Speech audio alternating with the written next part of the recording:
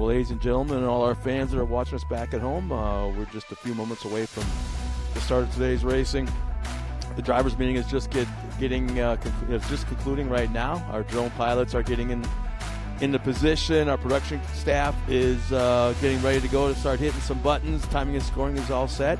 Waiting for our racers now to head down towards staging. And we're just a few minutes away from our first race here this morning. Once again, welcome everybody to the finals here at Mid-America Outdoors in Jay, Oklahoma. We'll be back with you in just a couple of minutes.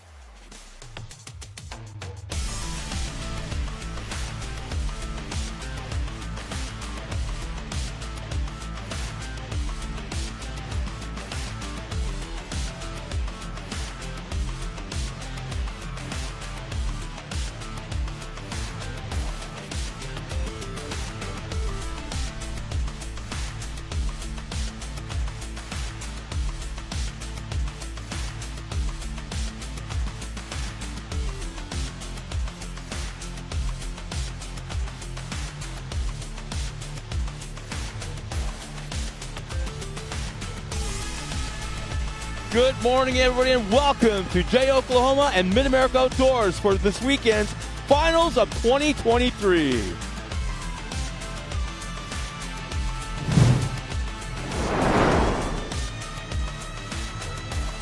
Once again, welcome, everybody. My name is Scott Rain. Joined next to me is Matt. Talk about yesterday's racing real quick. We had a couple races last night, but yet we're gearing towards a big day today. Well, we got our blood going for sure with the races yesterday. We got to see a Vet 40 Plus Turbo race that was a great race to the end. There was quite a few exciting things that happened yesterday in the track. The track was primo, but we saw some cars bicycle. We saw Kennedy Singleton have some issues. There was just a bunch of different little things that happened yesterday that was just very, very, very exciting. They could change the way things work out today. And today we're crowning champions in every single race. Well, you know what? Let's go to our third member of our broadcast team here. We got Pam Hall down trackside with some information about today's racing. Thanks, guys. Welcome to round 7 of the Side-by-Side Championship Series, our amazing day of racing. We have a lot of tight points battles out here. The track is pristine right now, but we're getting ready to start our amateur turbo class. This is one to watch as well because there's a battle going on for second and third. So it's going to be a great day out here. Super excited. You guys stay tuned in. Matt, Scott, back to you. Well, thanks a lot, Pam. And, you know, she kind of touched on something that we really have to watch. That's Charlie Stewart. That's right. He made a last-minute appearance here this weekend. He's leading in points. But the race, he's got an advantage that I don't think is going to be able to be touched by anybody else. But the race is now for second and third. Mentality is just things will fall in place and just do my thing and see what happens. Everyone in the class behind me just coming after me. And really just the goal is kind of chill out of the race, just finish, and hopefully win the championship. Yeah, all about business, Charlie Stewart, man. He didn't have much to say, but it was pretty powerful. Yeah, I mean, he's ready, he's focused, and he's ready to take this, hopefully take this championship home today with him. So that was incredible. We'll see right here the amateur turbo current overall standings. There you see Charlie Stewart leading the charge with 189 points, but Hank Hall right there in second with 156, and Hank Hall tied with Rich Raby at 156. So battle right there. Justice Smider in that 4th spot with 152. Ariel Bawarski, 148. So that's your top 5 right there, ready to go. Randy Boyder, Parker Frank, Sean Murphy, Brittany Dunn-Crisco, Jace Chilson, Kevin Hall, and Jeff Gorsuch, all right there in order. So there's a battle at the front, Scott. Look at those points. I mean, they're really close. You know, we got to call out also, kind of give kudos to Pam because she's doing double duty right now. She's one of our broadcast members here for this race, and that's her son, Hank. That's right now running for second in points. Yep. We got a quick special here with Hall and Raby. So we're tied for second with Rich Raby, with Charlie Stewart in first place. Last round we had some good battles coming through some turns. I got around him for second place, but he's a good driver. A lot can take place.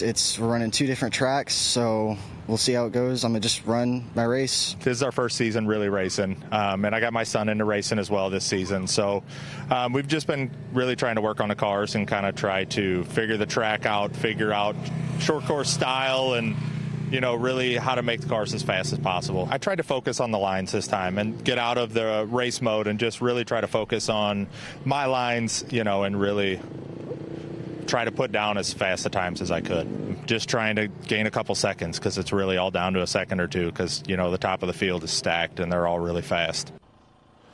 Well, that was a great interview. We're excited to see that racing coming up. But as always, the way we get started out here, we're going to start it a little bit different this week, but we're going to do something really cool with Joey and my buddy and how we start the day with the pledge and the national anthem. All right, guys, today we have a very special treat for you. We did a little something behind the scenes, just working with some of the kids in the park to show the American pride here in the park, and we hope you enjoy it. Check this out. I pledge allegiance to the flag of the United States of America and to the republic for which it stands, one nation, under God, indivisible, with liberty and justice for all. All right, good Saturday morning out here from Mid-America Outdoors. We are excited for the last day of racing here in the park for 2023. If you'll all take a moment, remove cover, and bow your heads with me here in this place and at home, we're going to say another prayer for safety for our final race of the season. Lord, we want to start off by just saying thank you for this season, for 2023, and for this place at Mid-America Outdoors and MAO Side-by-Side Racing, and each person and each marketing partner and sponsor and each racer and fan for this season that supported this dream and allowed all these people to come to this place and unite for this great sport of off-road racing. Lord, we just want to also thank you for all the protection you've provided all season and all the blessings that allows each person to enjoy this together. And we just ask you to extend that got one more day for us here in this park and in this place in this moment. Just ride with these drivers and keep them safe as they go to do battle on this track and lay it all on the line. Lord, each person in this place, let them know your presence and let them know that you are over all things and that you are in control always, and give peace and comfort and understanding in everybody's situations going on in their personal lives. Heal sickness, heal mental health, and Lord, be with this planet and be with this country in this time of uncertainty and of war. Lord, we thank you and we praise you for everything that you do and everything that you give us. We know it all comes from you. In Jesus' name, amen. Guys, we're excited, but before we get going, we're going to have one more national anthem. If you'll please rise and stand to your feet.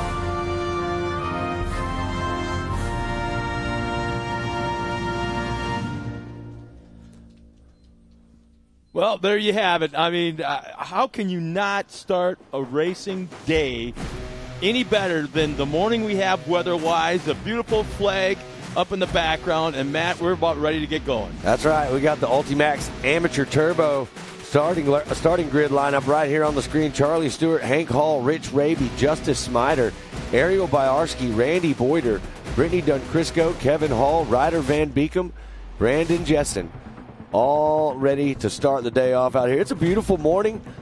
The gate is full, and, man, this is going to be a great race. And, you know, we're going to bring something up real fast. Brandon Jessen's name was on there. Brandon Jessen is not going to be in this race. He is not going to be out here, but he's definitely someone that we can support.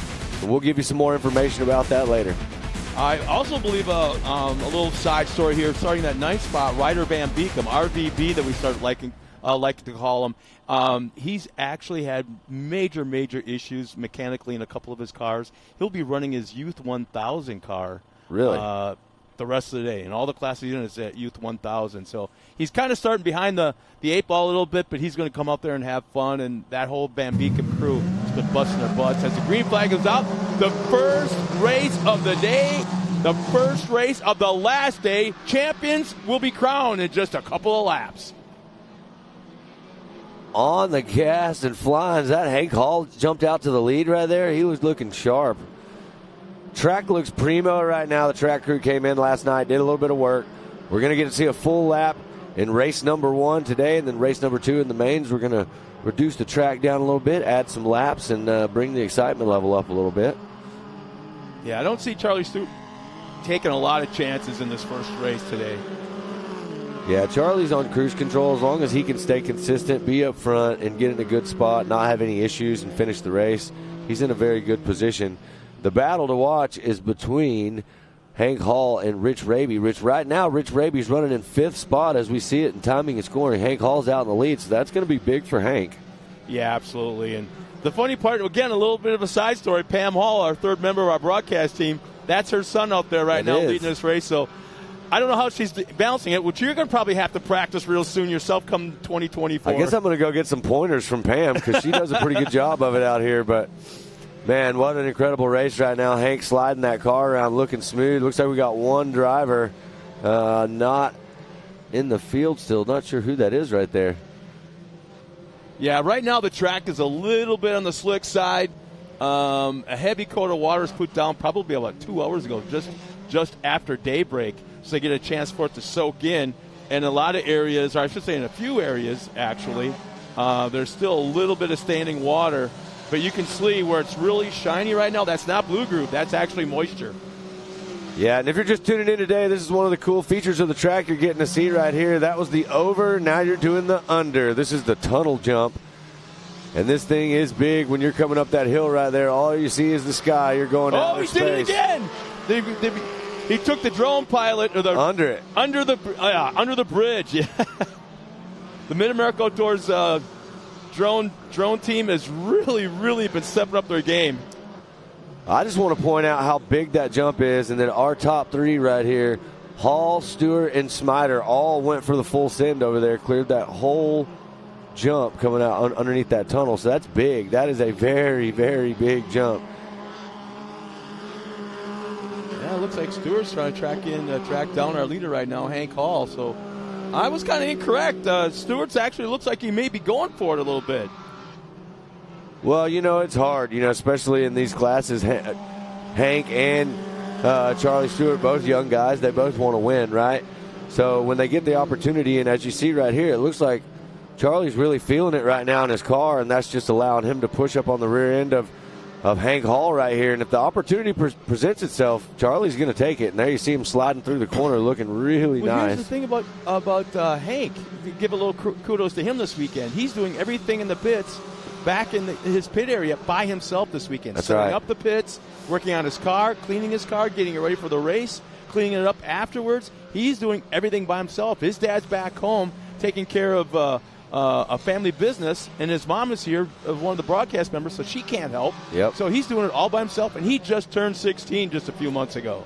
Well, I hope that his dad's getting to watch right now, because Hank is putting on a show right now. He is holding on to that lead spot right now. He's got Charlie Stewart ready to go.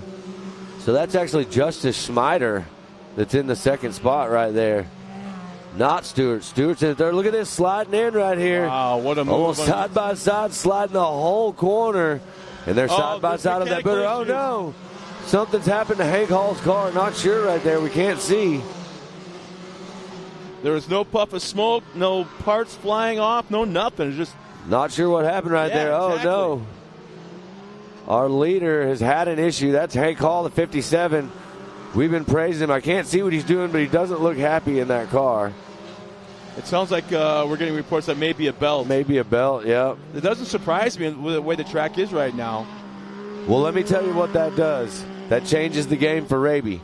If Hank's not in, Raby's still in. They still have one more race, but this is going to be big for coming back in the mains this afternoon and where they're going to start. Yeah, it's combined points over two races. And this is definitely going to change things. So Smider, looks like it'd be Smider, Stewart, and Raby, 1, 2, and 3 on the track right now. And you're right, Scott, the track does look a little bit slick right now. That's why they're sliding all the way down that hill. But you think that contributed to the belt issue with Hank? Because on and off the throttle, trying to keep it sideways without over-rotating, you're playing with that throttle on and off. You think that may have added to the belt issue? Definitely could have, for sure. So as of right now, it looks like Smider, Stewart, Raby. There's Byarski, Boyder, Hall, Van Beekum, Brittany Dunn-Crisco. That is the way the field stands as we're watching it. Justice Smider turning in some heaters of lap times here.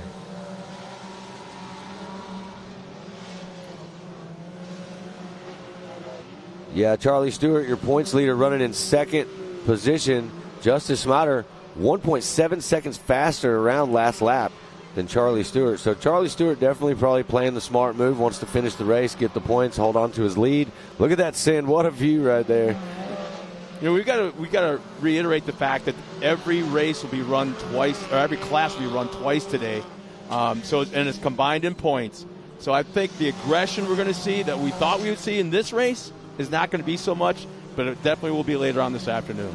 Yeah, and the cool thing is we're going to run two separate tracks, basically. Yeah, yep. So we've got one track that you're seeing right now if you're watching, and that's the full track.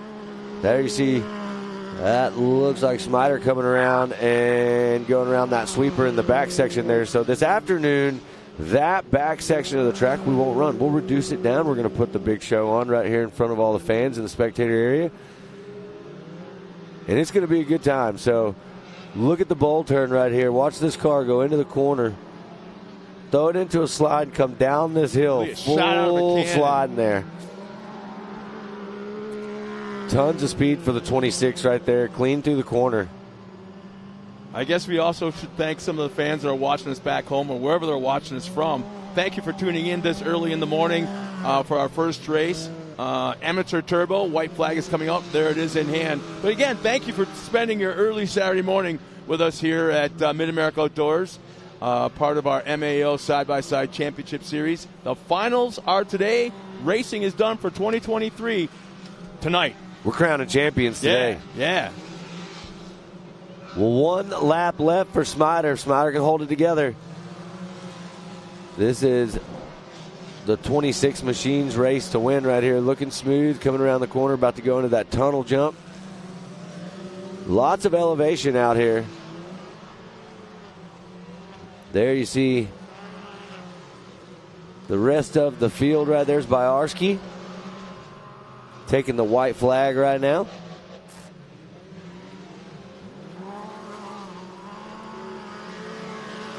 Boy, the track is so slick in certain areas. You can just see how these guys are tiptoeing around these corners specifically. This is definitely a racetrack where it's tire choice. Absolutely. You got to figure out the right tire, the right grooving, and you're either going to be way off base or dead spot on. Well, everybody right now looks like it's got it dialed right there. The 26 of Smider making his way around. Whoa. Comes around this time. Will take the checkered flag. Nice, clean race. Worked his way up. And has held on to the lead. Drove a great, clean race all the way through here. All these drivers in this amateur turbo. Yeah, our top five with just a few turns remaining. Obviously, Schmider running up front. And Charlie Stewart. Hanging in there. He's running a very clean race. Very kind of stealth-like. We didn't really pay much attention to him because we expected all this action with all the other cars. And he's just doing business. One goal. Yeah. One goal. Round 7 championship weekend. You got to play it smart. You got to come into it with a plan. And that was a good one right there. There's the checkered flag. Justice Smider taking the win.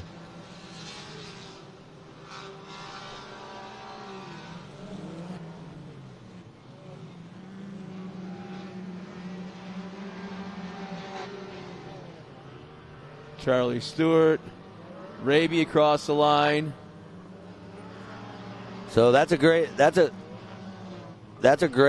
jump right there for Raby getting that win, especially with him and Hank Hall being tied. But big shout out to Justice Smider. This is the first win since round 1, right? Yeah.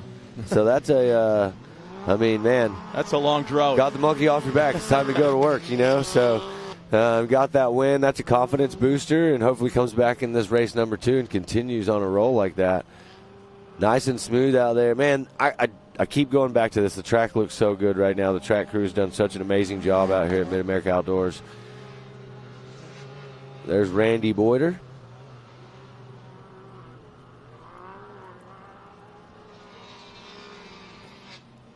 Looks like Kevin Hall coming across. What's interesting is a lot of these race teams, the drivers. Oh, okay. Let's go to our unofficial results for the amateur turbo race. What a beautiful shot, aerial shot of the entire facility here. There's our amateur turbo unofficial results by Handy. Let's see, Justice Schmider will take the win. Charlie Stewart really helps the cause for his championship chase, finishing second. Rich Raby helps him as well in the points, finishing third. Ariel Boryarski fourth. Randy Boyder in that fifth spot. Kevin Hall, Ryder Van Beekum, Hank Hall, and the rest of the field. Sounds like Pam Hall's got our winner down track side. Pam? Thanks, guys. I'm down here with Justice Schmider. You just now came out here. You were battling it out for that number 1 spot. You are out here right now, first in position for Moto 1, first time since round 1. How are you feeling right now? Yeah, I'm feeling great. This season's been crazy. I haven't been out front in a while, but I'm back now. Well, you came into the final round 4th in points, but with Hall having a little bit of an issue, broke a belt, that changes it up because you guys were only 4 points away from each other, you, Rich Raby, and Hank Hall. Yeah, we'll see what happens here coming into this next race today, you know. Yeah, anything can happen, but good job out there this weekend, and we'll see you later on this afternoon. Yeah, thank you. Back to you guys. Man, what a great interview right there. That is a close points race right there, and you know what? It's like he said, I'm back. I'm ready. So here's some highlights there. You see Hank Hall got out front, was leading the charge, looking nice and smooth, but he had a battle on his hands coming. Justice Snyder eventually making his way through the field and getting to that lead spot. What a jump right there that you're seeing. We're going to step away real fast for a commercial. We come back, we got lots more racing action from Mid-America Outdoors. AMSOIL runs on freedom and has since 1972. We punish our products firsthand in our world-class laboratories and beyond, because some things can't be learned from a test tube. Run with us.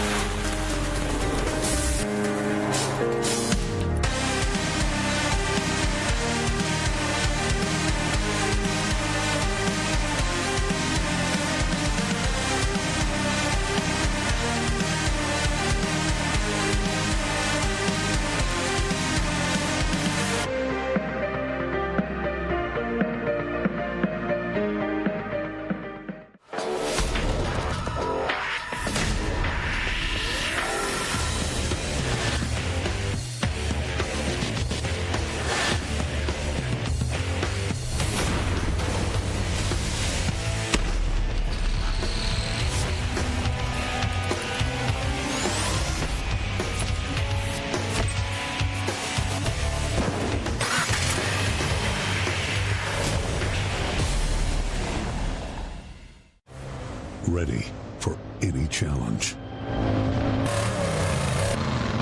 Maxxis tires can handle even the most punishing off-road conditions.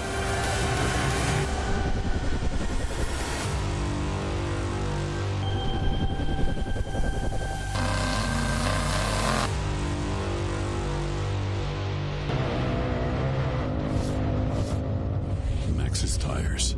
Tread victoriously. Speed Sport has been America's motorsports authority since 1934. Get news, results, and commentary from the most connected experts in the business, covering all forms of motorsports from flat track to NASCAR and everything in between. Bookmark speedsport.com on your mobile device now, or follow Speed Sport on social, and be sure to subscribe to the Speed Sport Daily. Speed Sport is your one-stop shop for all things racing on 2 wheels and 4.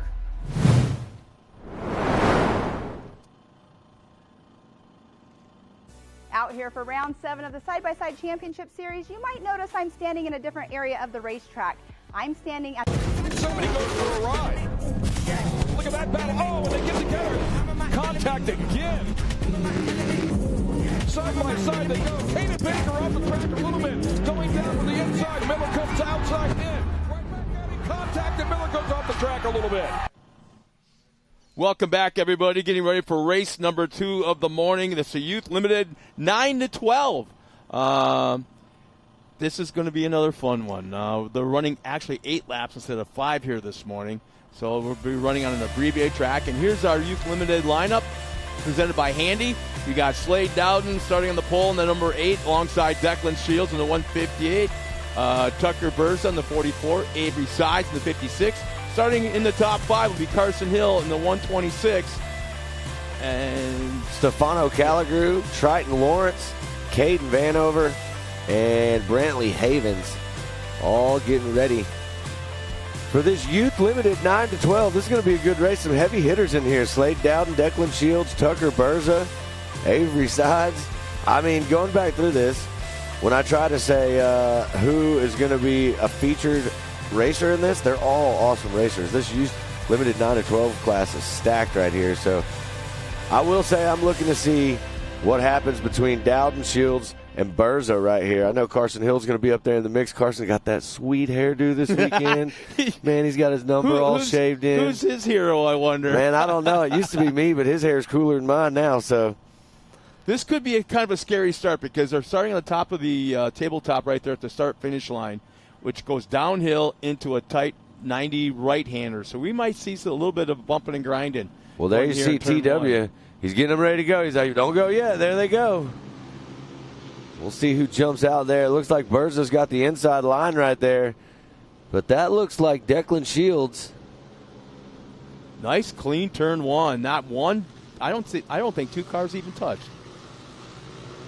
Looks like Dowden and Berza side by side. Berza sliding up into that second position from what I can see there. Again, they're running on that abbreviated track. They're not running the whole course like the rest of the cars do. They're running on probably, say the track is cut in half almost. Yeah, and this is totally different. What we've normally ran for these kids, this is going to be a little bit different setup than what they've gotten in the past. So this is super cool, giving them something new, something fun. And right now, watching this, the way this is going down on here, it looks like Declan Shields is out there on the gas. But Berza in second, Dowden in third. So we'll see if there's a battle on hand right there. I got to hang out last night with the Dowden family and the Berza family, great group. And they are out here supporting these kids and helping them to have an absolute blast and see where this off-road racing future takes them. So big shout out to the families behind all these kids out here racing. You know what's really neat is I'm listening to you talk and what you do during the evening in the pit area, and I'm hearing that you spend a lot of time with the kids' teams, the kids' drivers. I got to get the inside scoop, man. I told them last night I was going to be leaning on them heavy, but, this is – it's incredible when you come to the pits and you look at some of these machines that these kids race right here. I mean, there's as much, work that goes into these machines as a big pro turbo car. Absolutely. And, they're not cheap, so these guys and these families and moms and dads and grannies and grandpas, everybody that's out here supporting these kids racing. I mean, whoa, we got one going over. Who is that? I can't see who that is. Is that Berza? I believe that might be Berza. I think so. It was a second place. Yeah, it was the second car in line. Caution flag is going to come out right there. Hopefully they can get that car flipped over. But I do believe that was... I'm sorry. No, I do believe that was Berza. That's unfortunate. We were just talking about them. And there you see the 110 machine of Triton Lawrence. Here's the Amsoil instant replay of what happened. So it looks like Berza comes in, hugs it close, clips the tire. Clips the tire with that front right there, and that sent the car over. So hopefully nothing's broke and they can get it flipped over and he'll be back on track. Not good. Not good for Berza. There's Shields out in front leading the way. Again, this is an 8-lap race. A little less than 6 laps remaining. We also should touch on the fact that with these cars only running half the lap of the normal cars going out there, the lap times are going to be shorter, so don't get, if you're following us on timing and scoring, don't be confused by that. Yep. And thinking these kids got like nitrous or something in those motors and they're just ripping around this racetrack. Well, they are doing one thing for sure, Scott. They are ripping around the racetrack right now. There you see the group heading in. It looks like you got Shields, Dowden, and Hill. Carson Hill up into the third spot. That was a nice corner by Carson Hill. Oh, Carson's trying to make a move clean right here.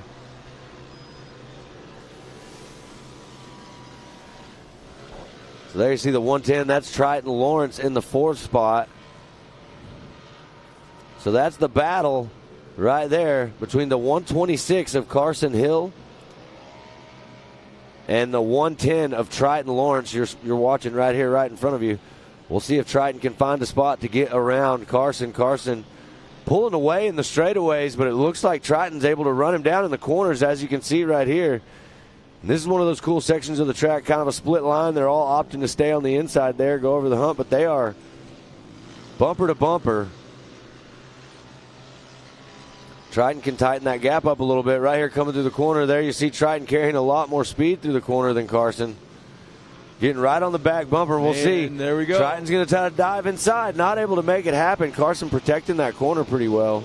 See, with limited horsepower like this, the kids are learning you can't, like we talk about all the time, that you don't drag race from point A to point B, from turn 1 to turn 2.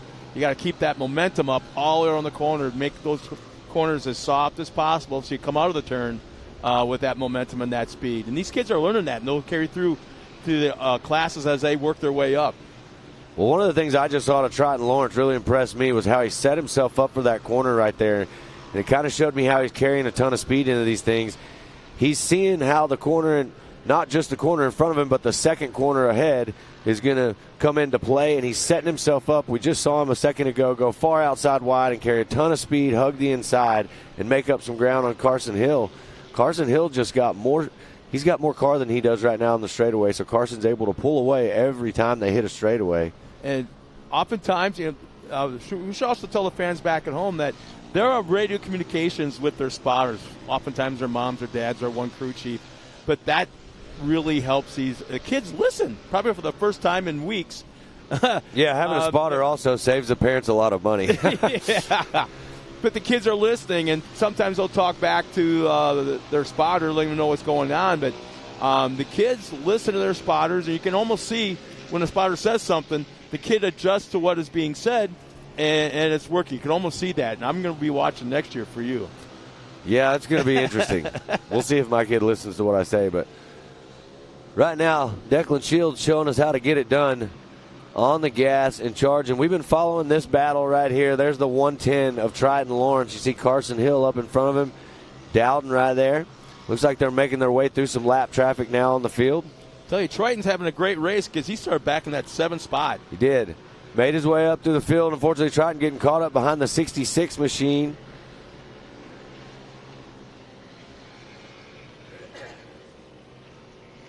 There you see Slade Dowden, the number 8, second place on course right now. Looking smooth. Great looking progressive power sports car there. And the 158, Declan Shields, way out all alone in the lead there. Declan has pretty much charged to the front. Looks like we have 2 cars together in the back section. So we still got a battle on our hands. Triton Lawrence doing everything he can to find some speed to catch up to Carson Hill, but Carson Hill's got that haircut working for him right now. And he's protecting that spot. He's driving a great race. All these kids out here in this youth limited 9 to 12 class putting on a show for everybody at home. A little less than 3 laps remaining. This isn't an 8-lap race. He extended it by 3. It was scheduled to be 5. But with the track conditions that they were, let's get these kids some track time. That's right, and reducing it down, them running this track size compared to the full track. You give them some more time on the track to make it even out. But right now they're having fun, so still no change. Declan Shields, Slade Dowden, and Carson Hill, 1, 2, and 3. There you got Triton Lawrence in 4th. Calligrew in 5th. Sides in 6th. Berza in the 7th position. There's Vanover and Havens. It looks like Berza, there you see Berza right there. The 44 car is back in action and on the move. And there you see the 56 of Sides. So it looks like Berza's made the move. He's all the way jumped up into 6th spot after going for a little roly-poly back there.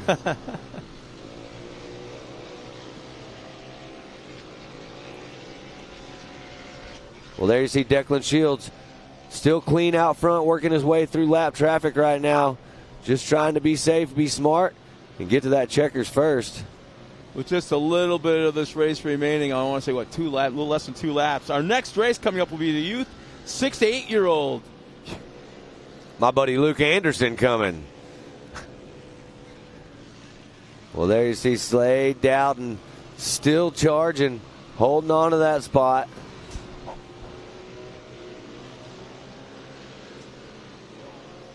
So Berza's made his way around Sides. He's climbing up in the field. He's in 6th spot right now. Not much time left, but we'll see what he can do. He's put he had an impressive drive going. Unfortunately for him, took a little spill, but this is where you like to see what people are made of. I can honestly say that some of the best races I've ever seen has been when the top guys have had an incident happen at the beginning of the race and worked their way all the way through the field to get back up to the front. Never give Hopefully up. There's enough time here for Tucker to get all the way back up into that group at the front. But there you see Carson Hill. Looks like Carson Hill's actually made some ground up on Dowden. He's catching up to him. Showing a pretty good little bit of speed right there in that last lap. I'd like to see Berza work his way up as well. He's got, 3 more cars in front of him before he can get up onto the podium. And there's Declan Shields. Well, it sounds like this may be the checkered flag right here when they come around. So Declan Shields taking the checkered flag right there. Dowden come across. What a race right there. Declan Shields checked out in front, did not look back, and was gone. Yeah, we've seen him do that quite a bit this summer. He's been having a pretty good season. And there's the battle. Slade Dowden holding on to that second spot. Carson Hill crossing in the 3rd position. So great race for Carson. Not a bad run by Lawrence as well. As he's, like I said earlier, he started in that 7th spot and worked his way through the field, did a really good job. Man, I'm going to tell you something. This particular weekend round 7 is going to stand out to me for a while. I saw these kids have so much fun out here this weekend doing all the stuff.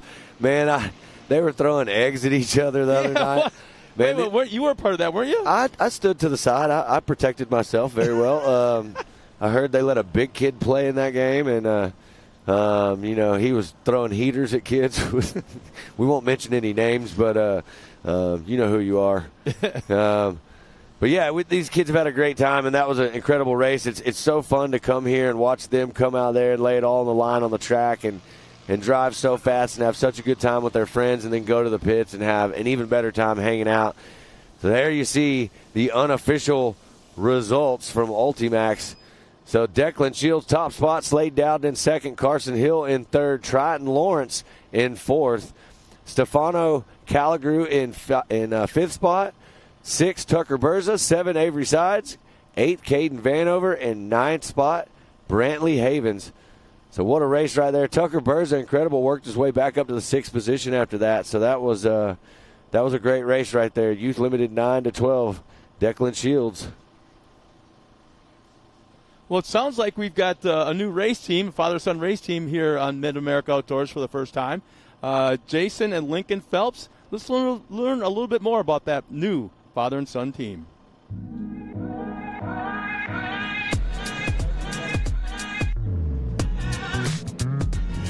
You're racing, right? You're going mock Jesus. And then you get mud on your shield. What do? You can't see. There you go. How fast did you go?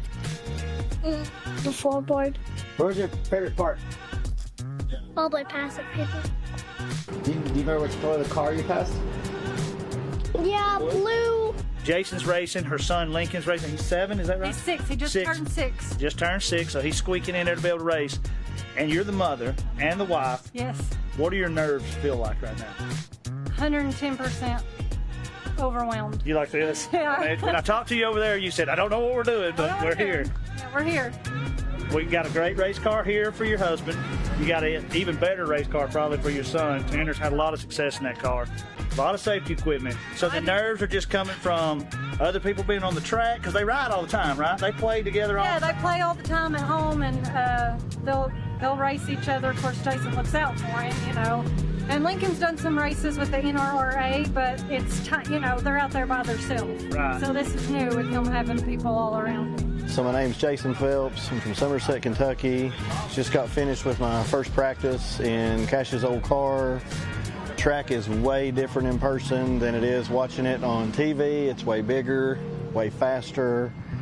We got to hit the big step-up jump today for the first time. I just about end-over-ended it, so that was super fun. John was in my ear trying to tell me what to do. I couldn't hear him at all on the radio. I heard nothing he said the whole time, but I could hear him talking the whole time. Heard him say brakes like once or twice, but that was about all I could make out of it. So it was a lot of fun. It was a little bit scary, but I really enjoyed it. The nicest park I've ever been to, nicest amenities I've ever been to. People that work here, literally everything. It's top shelf. I mean, it couldn't be nicer, really.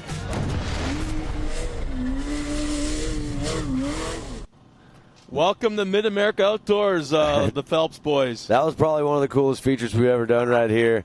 It's so awesome to have Jason and Lincoln, coming out here for the first time. They came out last race and hung out with Joey and I, and we got to show them around the park. And, Jason actually got my RV spot for this weekend. I moved my RV so they'd have a spot out here. And, man, we're glad to have them, and they're having so much fun. And I'm telling you right now, if they're getting coached up by Cash LaCroix, they got some good coaching going on over there. So, and he's got some good cars. We're about to see Lincoln right here. He's on that back row, and this is exactly what we want to see, right? We want to see these families coming out here. We want to see them coming together.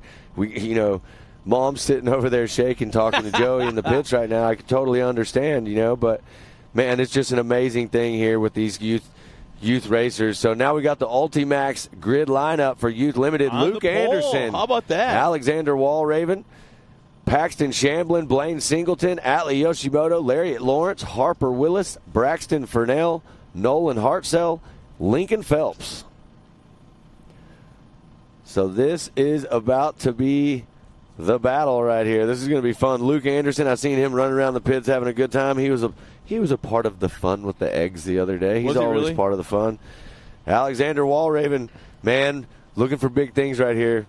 The Walraven's been out here. They've showed us what they're made of, and this is going to be their first chance of the weekend to get back out there and do some battle. Paxton Shamblin.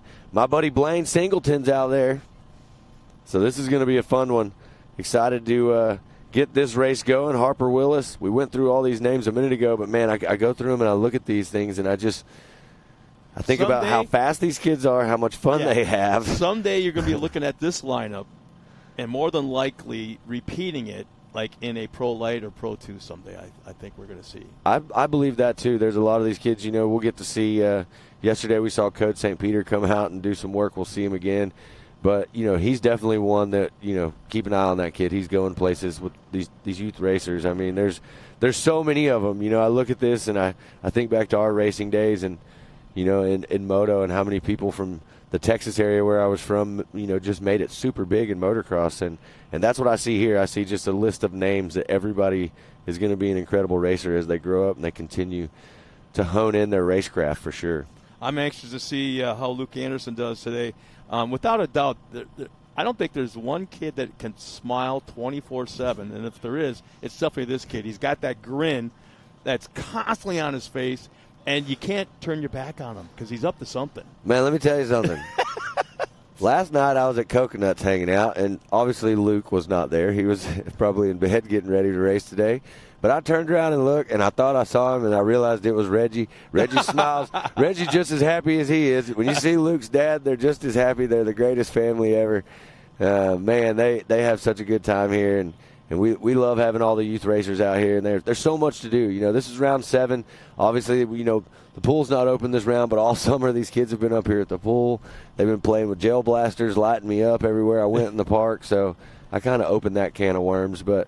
You know what's been really nice this particular weekend is we only had, 4 races last night. Mm-hmm. A lot of the race teams got here on Thursday afternoon, and there was just something that was relaxing about coming in the morning or coming in early, and everyone that was here was smiling, relaxed, kicked back, not a whole lot of tension. There's our new one. Yep, that's our buddy Lincoln Phelps right there. Yep, he'll be easy. Got that car looking sharp. I do believe that's one of Tanner Thompson's old cars right there. So they got some great equipment. TW getting them lined up. He was telling me, TW, not to interrupt you, but TW was telling me the other day that one of his funnest moments is when the race is already going, and he's geared towards these kids, is when they come around that corner where he's standing. Every once in a while, one will give him the thumbs up, or he'll wave. They'll wave at him as they go by, and he just gets the biggest kick out of that. I like to wave at TW when I come by too. I'm just not sure if he ever sees it. Yeah. He doesn't wave back. Yeah, he sees it then. Normally, if he waves back at me, it's with a black flag. It's time for you to get off the track, sir. Well, there you see him lining up right there. Luke Anderson on that front row. There you see the 118, a Walraven. 144, that's Lariat Lawrence. Looks like the 98 machine, Blaine Singleton, up on that front row, and they're getting ready to go. TW is going to give them that thumbs up, make sure everybody's ready. And he's got that green flag in his hand. Let's see how fast he can run. Yeah, wave the flag and run. Luke Anderson gets a good jump, moves into the second spot right there. We'll see who this is as they come around, and we can see some numbers. So that is the 118. Oh, nice little move by Alexander Walraven out in the lead. Did Luke just make the pass to the inside? It looks like he has. I think Luke did. Luke's moved into that top spot right there. Not sure what happened right there. It looks like Luke made the move, and he took a completely different line, probably 2 cars wide away from the rest of the field through turn number 1, and looks like he took it to his advantage. I don't know if it was him or maybe his dad, Reggie, who's spotting for him, saw something there ahead of time and told him to go for it. Well, man, I'm going to tell you this right now. Luke's on the gas. He's trying to hold on to the front. He's going to have to drive a race right here because, as you see right there, second place, that looks like Walraven is all over the back end of Luke Anderson, so hopefully he can maintain that top spot right here. Yeah, Luke's got a really neat-looking little car, too. That Baco Racing team. Yeah. Another one in good company. We'll get to see Kanan Baker coming up later on today. Man, this kid's absolutely on fire. But there you see, that's that 2 lines we were talking about. So you saw a couple of the drivers go to the inside. When you go to the inside of that line, there is a little bit of a roller to the inside, or you can take that outside line, carry a ton of speed. And there you saw both of them. We have seen some races this year where we've had drivers go to the inside and that outside line be faster. There you see it. That is Larry Lawrence at 144 making some moves. Whoa, getting squirrely. Saving it, though. Wow, look at the lead right now. Yeah, that was some great driving to keep everything under control right there. But I want to say, is Walraven having a few problems because I want to say lost 2, maybe 3 spots on this last lap, just taking different lines than everybody else, and people are getting around on the inside and the outside through some of these turns. Yeah, not exactly sure what's going on right there, but there is still some moving being done in the back of the pack right here. So we're watching the 86 machine. 86 machine going out wide, so that's going to allow, there you see Walraven getting back in the mix with the 37 of Paxton Shamblin. Walraven's trying to make that ground back up. Not exactly sure what happened right there, but so you've got Anderson, and I believe that's Willis running in the second spot.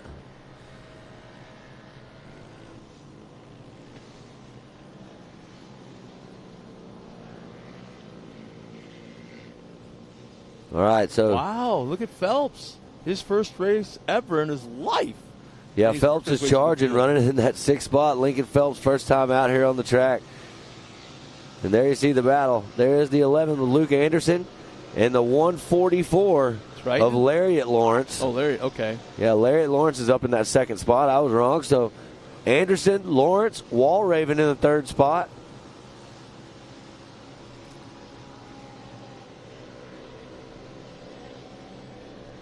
This is your youth limited 6 to 8 year olds. Man, so cool. Lincoln out here having a good time. First time on the track. And looks like having a blast running that 6th spot. He's got Blaine Singleton right in front of him, then Harper Willis. As we continue to watch this battle out front, because I'm telling you, Lariat Lawrence is on the move right now. Luke Anderson has driven a great race this whole race. Had to be a little bit defensive and protect that top spot, and that's what he's doing right now. So yeah, running in second right now, Lariat Lawrence has got a 3-second faster lap time than our leader, Luke Anderson.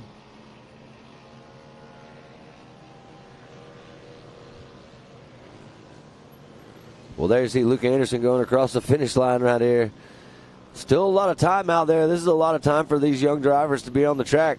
And they're enjoying every minute of it. There you see Lariat Lawrence going to try to go out wide. Maybe set him up for an inside dive right here. Not going to happen, but you got to watch out. Because there comes Harper Willis. Yeah, Harper over-rotated a little bit. Lost about 2-3. Paxton Chamblin, I'm sorry. Is that? Whoa, look at right here. I think we're about to see a battle on our hands. Lariat Lawrence is driving a great race, but at this current moment, Luke Anderson's doing just a little bit better and holding on to that top spot. What a great race for the number 11 Team Baco machine right there. Luke Anderson. Yeah, there's that smile. I can see it right here as there he is. Nothing but good times. And right now, Luke's having the best of time, leading the way. And Youth Limited 6-8.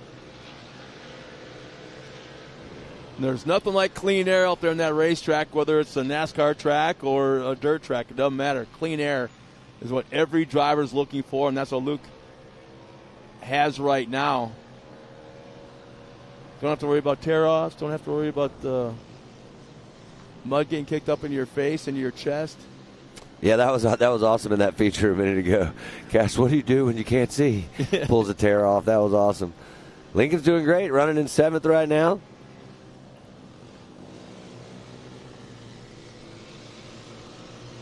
Man, getting crazy in the corner right there. Almost 3 wide. And that's doing nothing but helping Luke Anderson right now running up front. Looks like he's extended that lead to about 2 seconds, maybe a little bit more. Well, if we're seeing this correct, Scott, too, it looks like Shamblin has moved up into the second spot behind Luke. Second, there you go. Because we're on board right there with the 144 of Lariat Lawrence running in the 3rd spot now.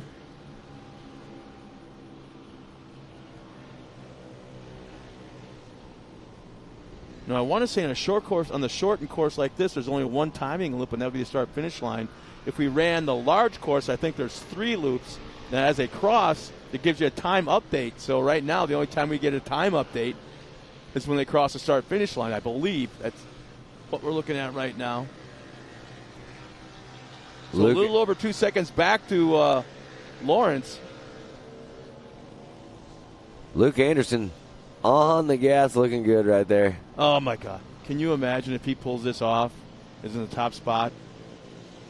He's going to be uncontrollable tonight. Oh, man.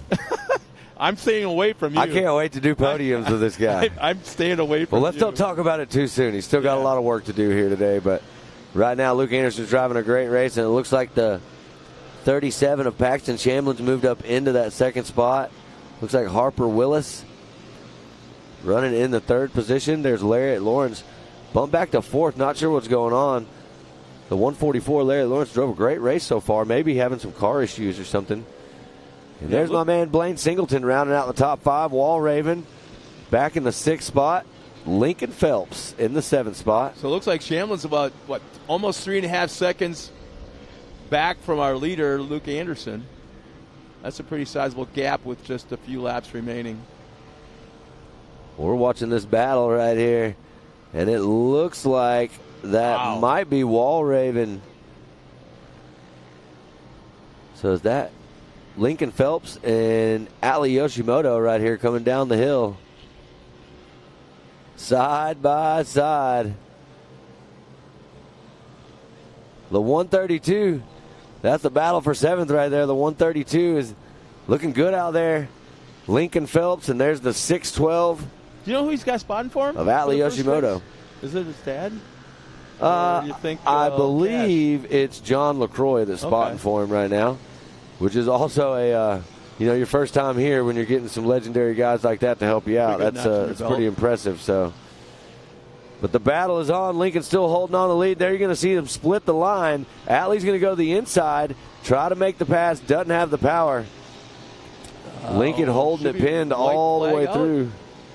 I want to say the white flag was waving. A little bit of time left right here. We'll see if Lincoln can hold off the charge from Atlee Yoshimoto. Right now he's done a great job. Corners look nice. First time out here at the track, and he looks pretty comfortable on it.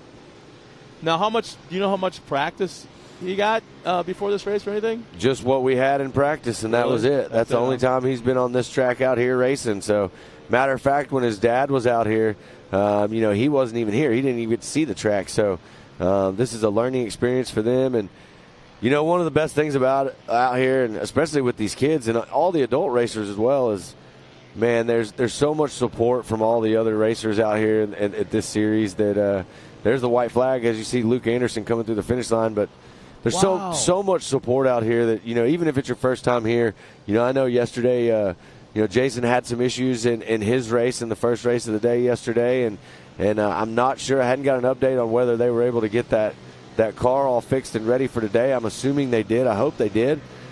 But man, what a family of racing we have out here at Mid-America Outdoors, absolutely. for sure. The So environment's unbelievable. But we got something going on here because Shamblin just made up almost 2.5 seconds on the last lap and a half, and he's right there with Anderson right now. Well, the whole thing is, and we're seeing it right there, is that Anderson is getting caught up by lap traffic. He's got to get around this car and clear his path. Now, this is where the spotters come in, helping their driver. What's the... Whoa, there he goes. There he goes. The side 37. by side.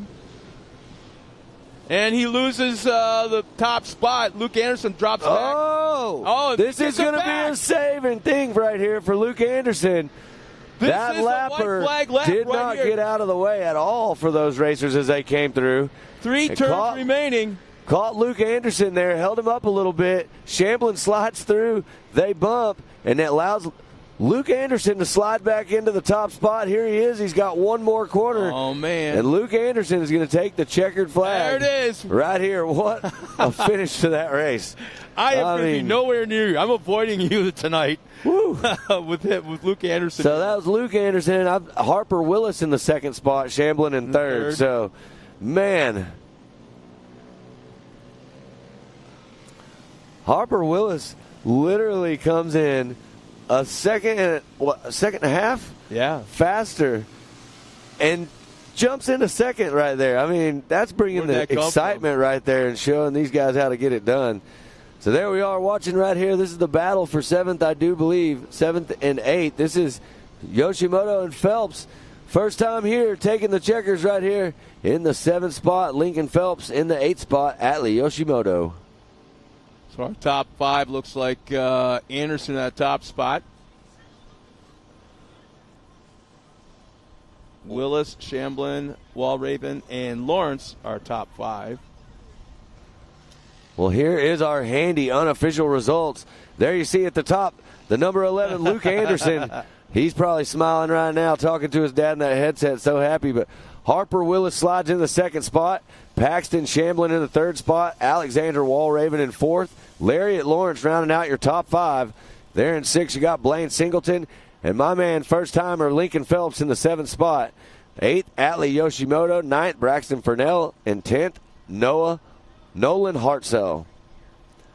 So what a race right here in Youth Limited. That was a lot of fun to watch. And it sounds like we are ready to step away for a brief moment. When we come back, we got a lot more action for you right here at Mid-America Outdoors. Round 7, champions will be crowned today.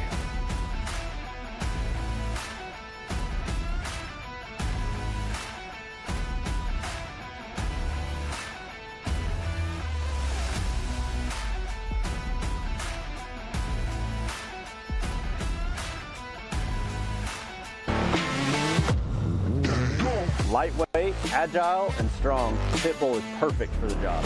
The Pit Bull is the first and only lift that can be used in the pits and in your garage. Elevate your racing with a Handy.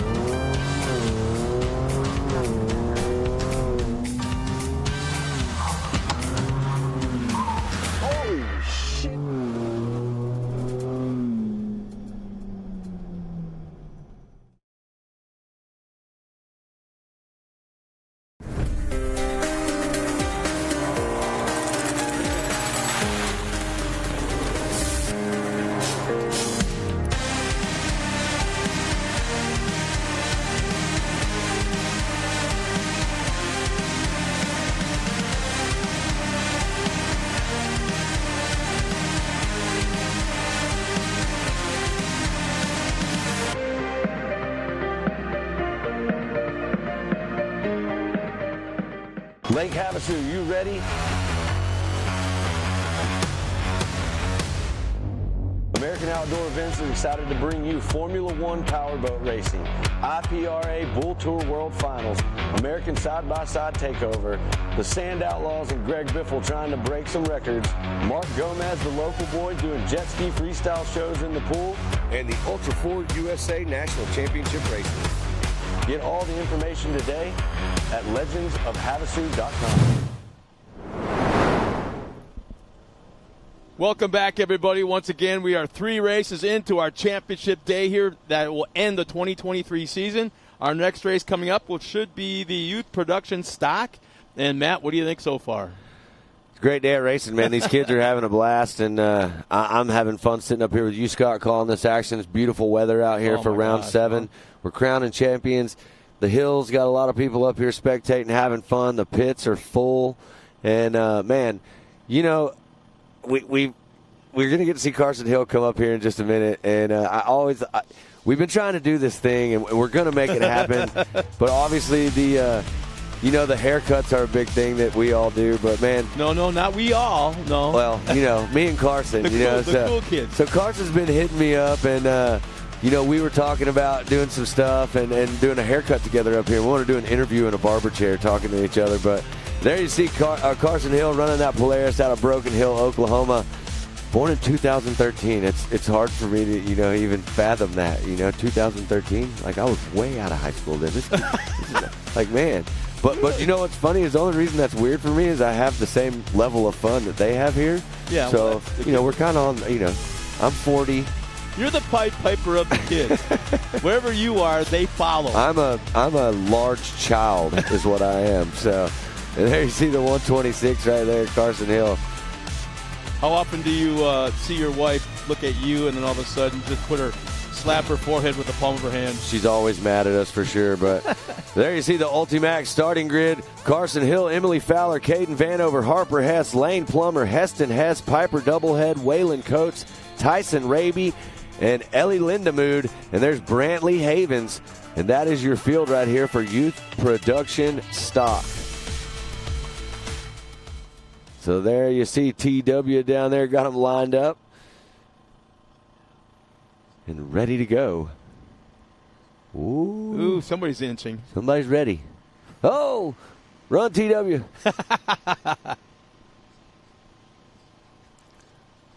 Well, there you see Carson Hill is in that third spot right now diving. It looks like Vanover jumping out into the lead right here in that yellow car.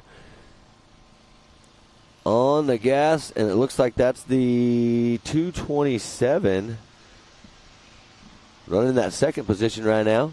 Carson Hill in the third spot. These things are ripping right now. Yeah, so this is, if you're watching from home. Whoa, our leader goes up and over. I just missed what started it. I don't know if he hooked a rut possibly or what, but up and over, I want to say a flip and a half, maybe 2. But our early leader up and off the track. Now we'll see if that brings out a full course yellow or it will be just a yellow zone. Probably a local caution on that one, I would assume. As long as everything's good with that driver, and it looks like car's back on all fours. Hopefully everything's good to go and they can get it out of that deep stuff on the side right there and get that car back out there on the raceway. Looks like we have an Amsoil instant replay right here of what happened there. You see Vanover going around the corner, hooking it in, kind of rocking back and forth, and then had the right going idea, for a little tumble. Saved it. Yeah. But then over-rotated with the save. But that was, I call it a soft rollover because it looked like it wasn't coming out of a corner. So the speeds are on the slow side. There really shouldn't be. I'd like to think there was no damage so we can get them back underway, hopefully. Yeah, and you got to realize these are youth production stock cars, right? So I don't know how many people out there have ever been in a 170 and driven around, but when you start to get these ruts and these things in the track coming around these corners, it's easy for these little cars to come in because of the lack of suspension travel that they have, and you'll see them roll over like that and rock up on 2 wheels and go back to the other side just like we saw. And there you see, back on track, the yellow car ready to go. Vanover. Did they get It looked like they even got Vanover going on the lead lap. Quite possibly. Nice. I think maybe one lap down. Yeah, Vanover's going to be one lap down right here. But got by? Okay. Good to see Vanover back out there and on the race course. Hill leading the charge, Fowler in second. And then you got the two Hess drivers running in third and fourth. And there's Havens rounding out your top five. Carson Hill looking patriotic. Yeah, I was just about to say the same thing. Nice looking car. And, there's a lot of kids have their cars wrapped of some form of red, white, and blue. That's very neat to see. Yeah, let's go back to the start of the ceremonies yesterday. We had this idea, and Joey took it and ran with it and made an actual incredible piece of ours to start out with today with the Pledge of Allegiance and all these kids. It's awesome, and man, they have a ton of pride for sure.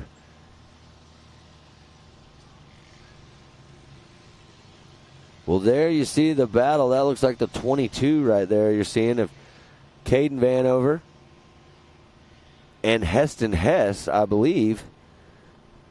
So Caden Vanover is going to be somewhere right in the mix of Heston and Harper Hess right there, separating the two.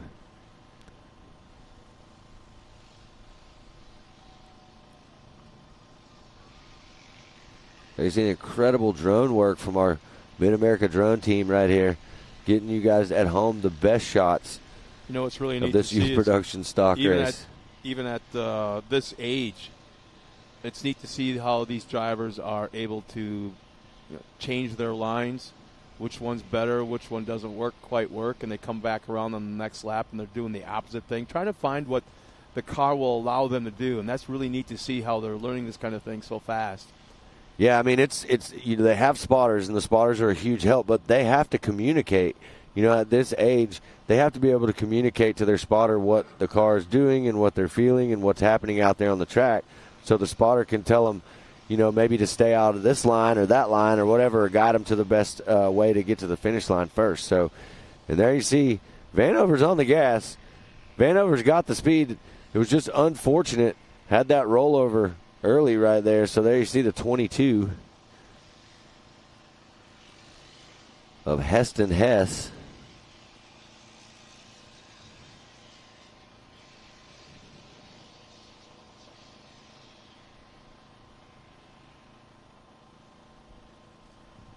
Lots of action still to come. We're having a lot of fun right now with our youth production stock race, but coming up next, if you're at home watching, we've got Expert NA.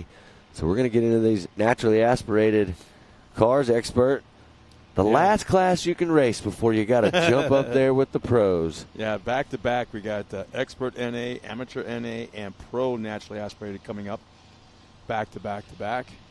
That'll be fun. Yeah, that'll be a great lineup of racing. We'll get to have our friends Pam Hall and Ken Stout step in and call some of that action.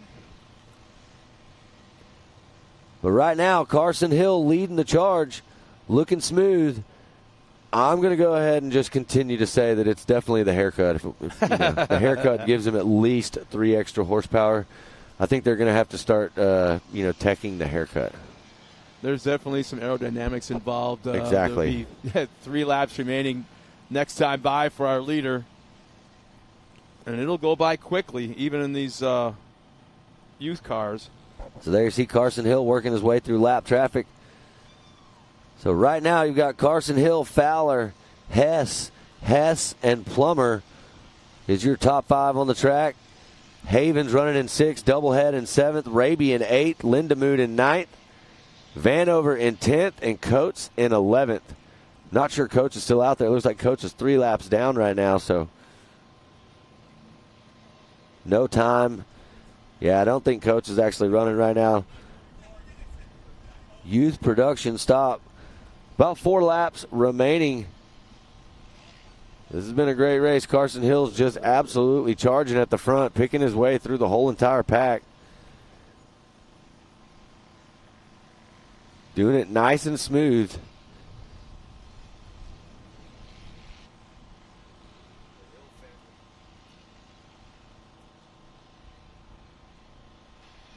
the Hill family, another one of those families out there that you got to give a big shout-out to.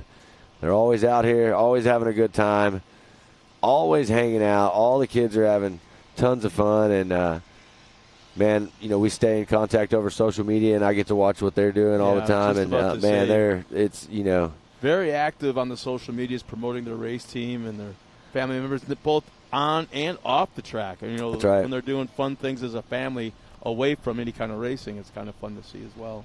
Let me tell you something that I heard. Let me tell you about these kids, okay? I heard that there was quite a few kids, singletons, and I can't remember who else went. Someone else went. Trying to remember who it was. They went and ran a cross-country meet this morning for track before Wait, what? Yeah. This morning? Today? Yes. Shut up. I promise. That's exactly what they did. And now they're back out here racing. Last night I saw them when they were getting ready to go. I said, y'all are wild. You're going to be worn out. But they make it happen.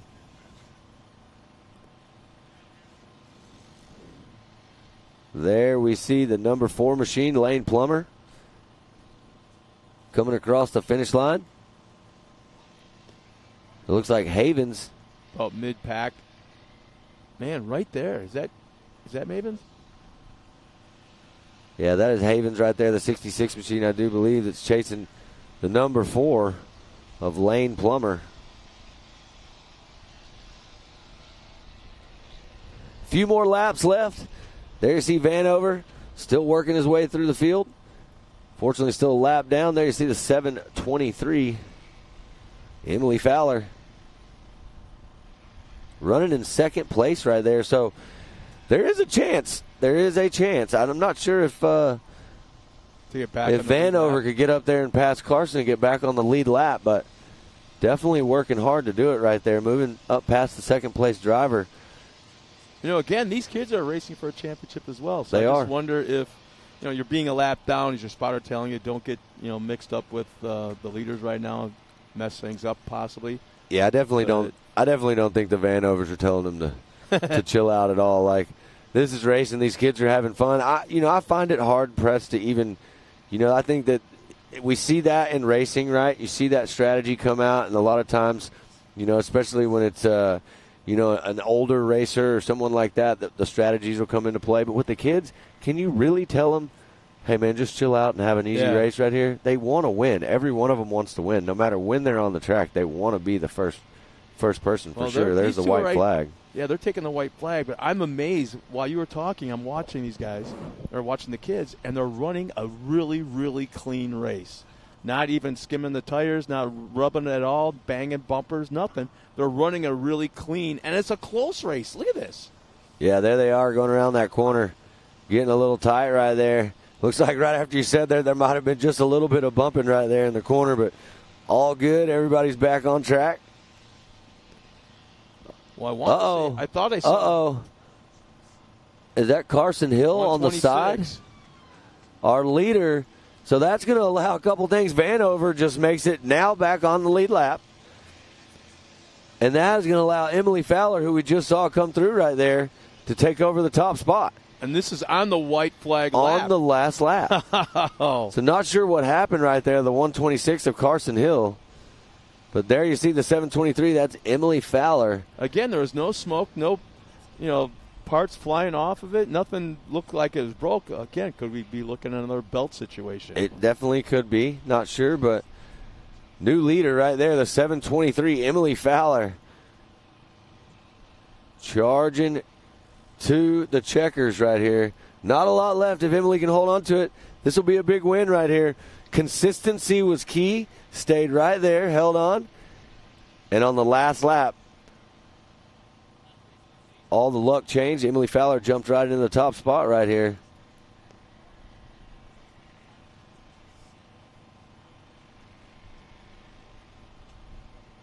So few more corners. And that'll allow Vanover, like I said, to get back on the lead lap, not be a lap down right here. But here comes the checkered flag for the 723, Emily Fowler. I can hear the fan zone going crazy down there right now. That's so cool. Right in front, there they are. Everybody's cheering on that 723 machine. Moves up into the top spot, takes the win right there.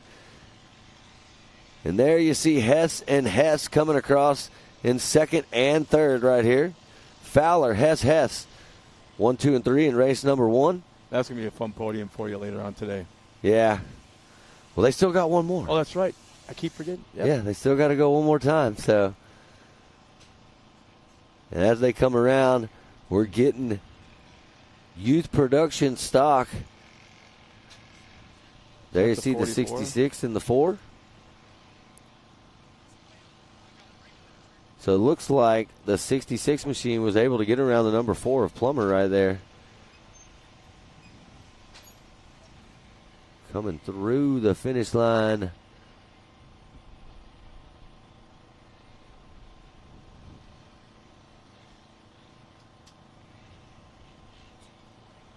We still got some battles back here. Vanover's not done. Yeah, we got to remind everybody, this is just round 1, I guess you could call it, or race number 1. Race number 1 of the race. Yeah. For every class here today. So there's the 66 machine going through the 4, and there is Vanover. So I want to bring this up, man. That was an incredible drive for Vanover. Absolutely zero quit. Ends up in the 6th position on the track. Going from a lap down to 6th spot on the track. So that was pretty impressive. Stayed in it, stayed with it, and worked out well there. You see the 126 getting pulled off the track there. Not sure what happened. I'm inclined to believe that you may be right. It may be a belt issue that they've had right there. But we are getting ready now for some fun. Some expert NA action. This is going to be fun. The Seyfert brothers are out here. Keegan Cummings, Schroeder, Lackey, Isabella, Caden Isabella. You got Bree Seek in the mix, but there is our unofficial results for youth production stock. There you see Emily Fowler sliding into that top spot. Harper Hess in second, Heston Hess in third. Brantley Havens in fourth, Lane Plummer in fifth, Caden Vanover in sixth, Carson Hill seventh, Piper Doublehead eighth, Tyson Raby in ninth, Ellie Lindemood in 10th, and there's Waylon Coates in the 11th spot. So that is your unofficial results presented by Handy and Youth Production Stock. We're going to step away real fast, and we'll be right back with Expert NA and our friends Ken and Pam in the booth. AMSOIL runs on freedom and has since 1972. The rest of the market has been trying to follow our lead ever since. But a head start is a head start. Run with us.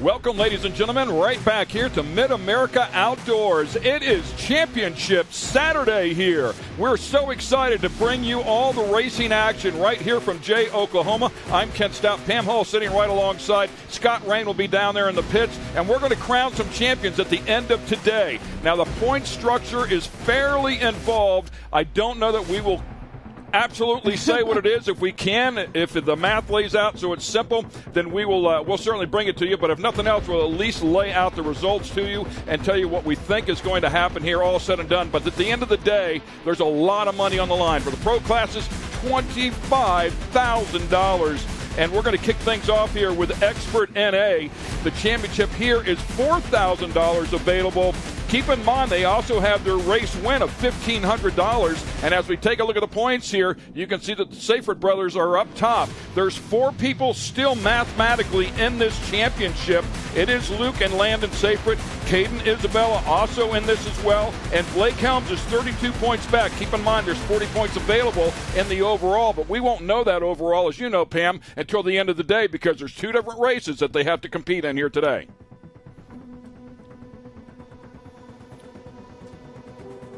So we take a look at some of the other players here in the Expert NA category. Of course, naturally aspirated is what NA stands for. There's an Expert Turbo category as well, but we're honing in on here on the Expert NAs, and always a very, very tough category. Yes, definitely. We did have a very large class out here for our Expert NA class, but we do have a lot of them that, they weren't in the points running, so they didn't show up to the last race this season here. But we have a lot of classes that have a lot of close-in points chasing right now. Well, the classes that we'll be covering today, every single one is still up for grabs, including that Pro Turbo category where they're separated by a mere 1 point.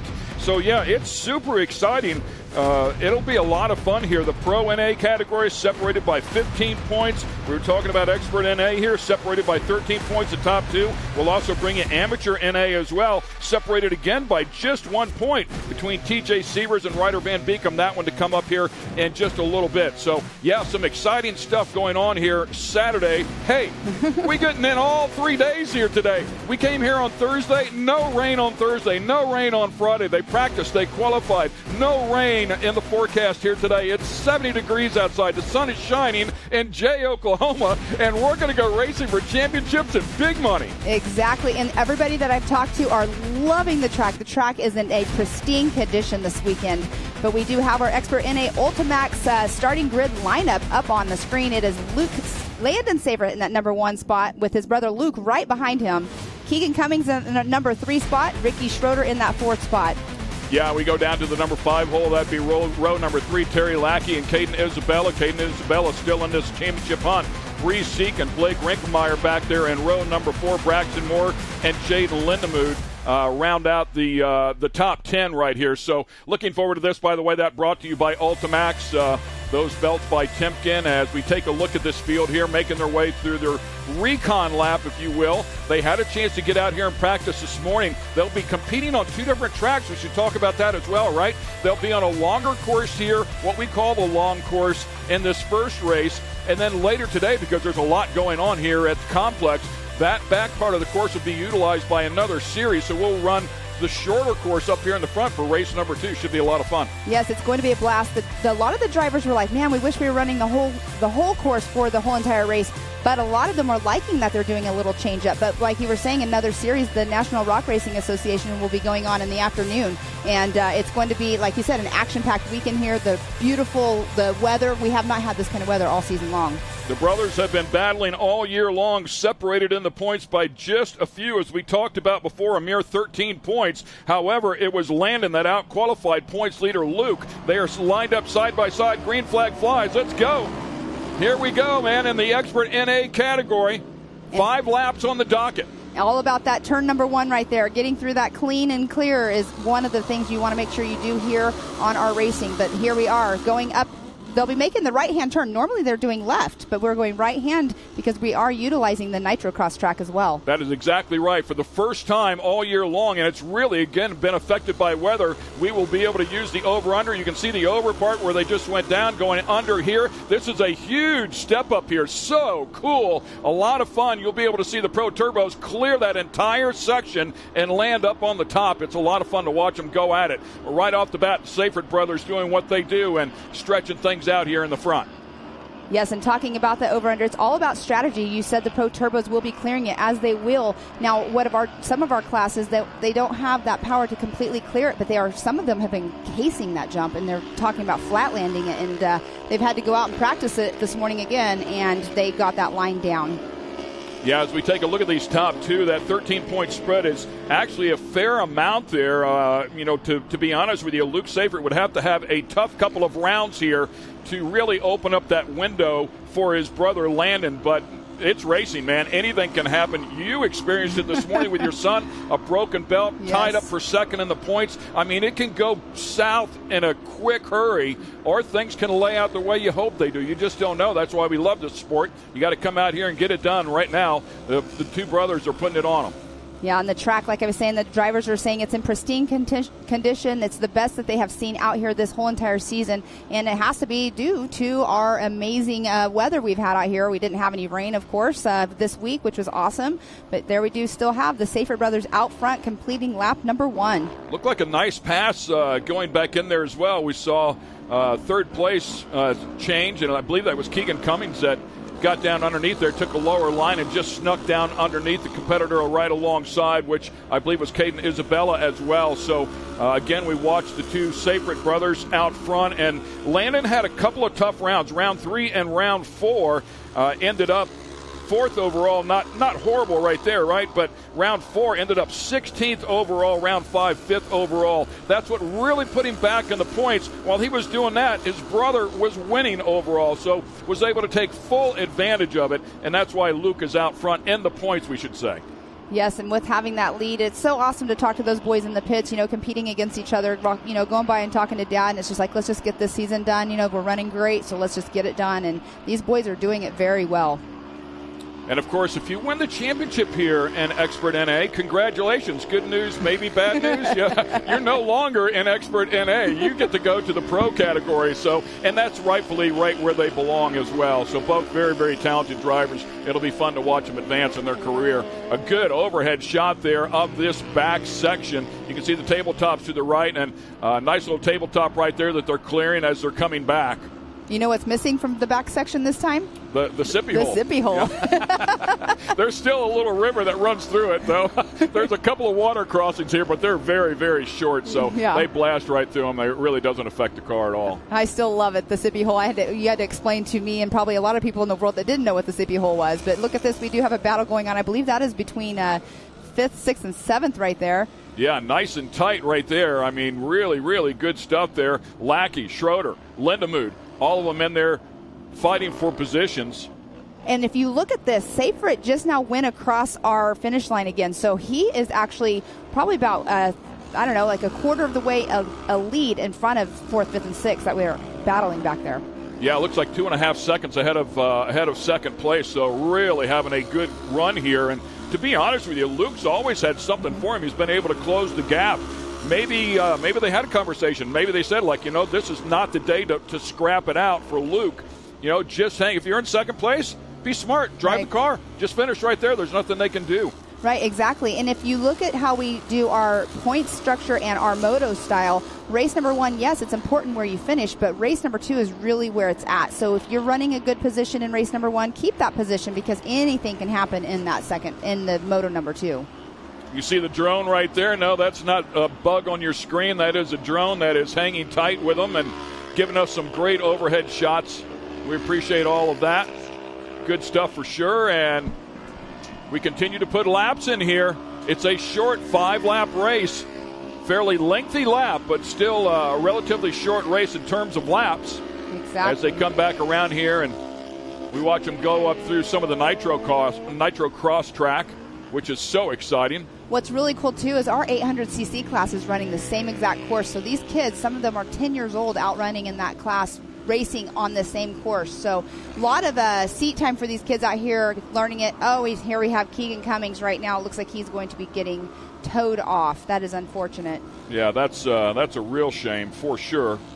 Yeah, because he's running 4th place right now, too. Landon Safford, we've been talking about him the entire race because he qualified on the pole. He is leading this race. A little bit of information on him out of Midlothian, Texas, as you can see there. Of course, both brothers in the Polaris RS1s. And they are identical twins as well. It's hard to tell them apart whenever you go over to their pits and talk to them. You have to make sure which one you have. But Landon Safford also has the fastest lap time right now. So Luke Safford running in that 2nd position, our points leader, but Landon Safford has the fastest lap of a 1:51.649. Again, this great drone shot shows you as they drive away from us here in the booth, and good look at this rhythm section, if you'd like to call it that. Definitely some different jumps involved here. A couple of good-sized tabletops. Cars look like they're working really nice. You can see when it sits down, it just kind of squats. No vicious rebound there. So the damper program on point here for these two.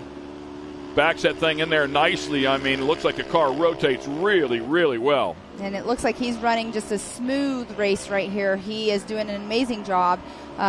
Smooth is fast, right? So you want to keep it smooth, keeps you fast, gets your lap times up there faster and faster. Now, if we talk about this Talladega turn right here, the higher line is actually a faster line than the lower line, because on the lower line it is a little bit of a flat spot, if you will, up into the horseshoe area.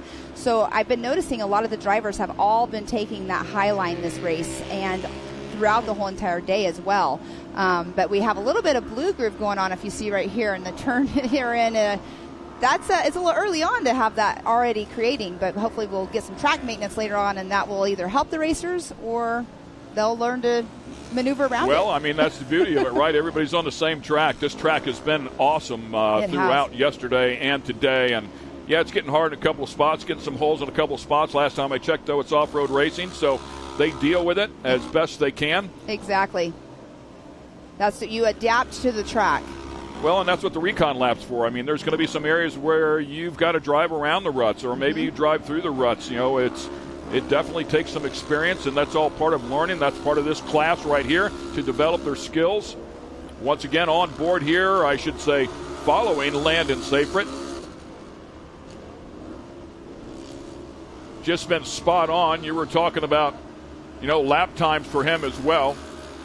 Yes, and Landon Safford still with that fastest lap with a 1:51.195. Luke, our points leader, at a 1:52.817. So he's definitely taking it easy, just running, like we were saying, a smooth race. I mean, he's got the points in the bag right now. All he has to do is just complete his race as good, and he's got it. Well, and what bit your son this morning was a belt failure. Yes. And the key ingredient to belt failures is extreme heat. So why push that car? If nobody's pushing him for second place, why push that car? Get out of the throttle, let it breathe going down the hills, keep some temperature out of that belt area, that clutch area, and make sure that car survives. That's what his day is all about, right. Surviving. Exactly. You are 100% correct on that, and you know that they probably had that discussion as well in the pits. Like we're saying, though, so many close points chases, but when you have it already in the bag, just keep it there.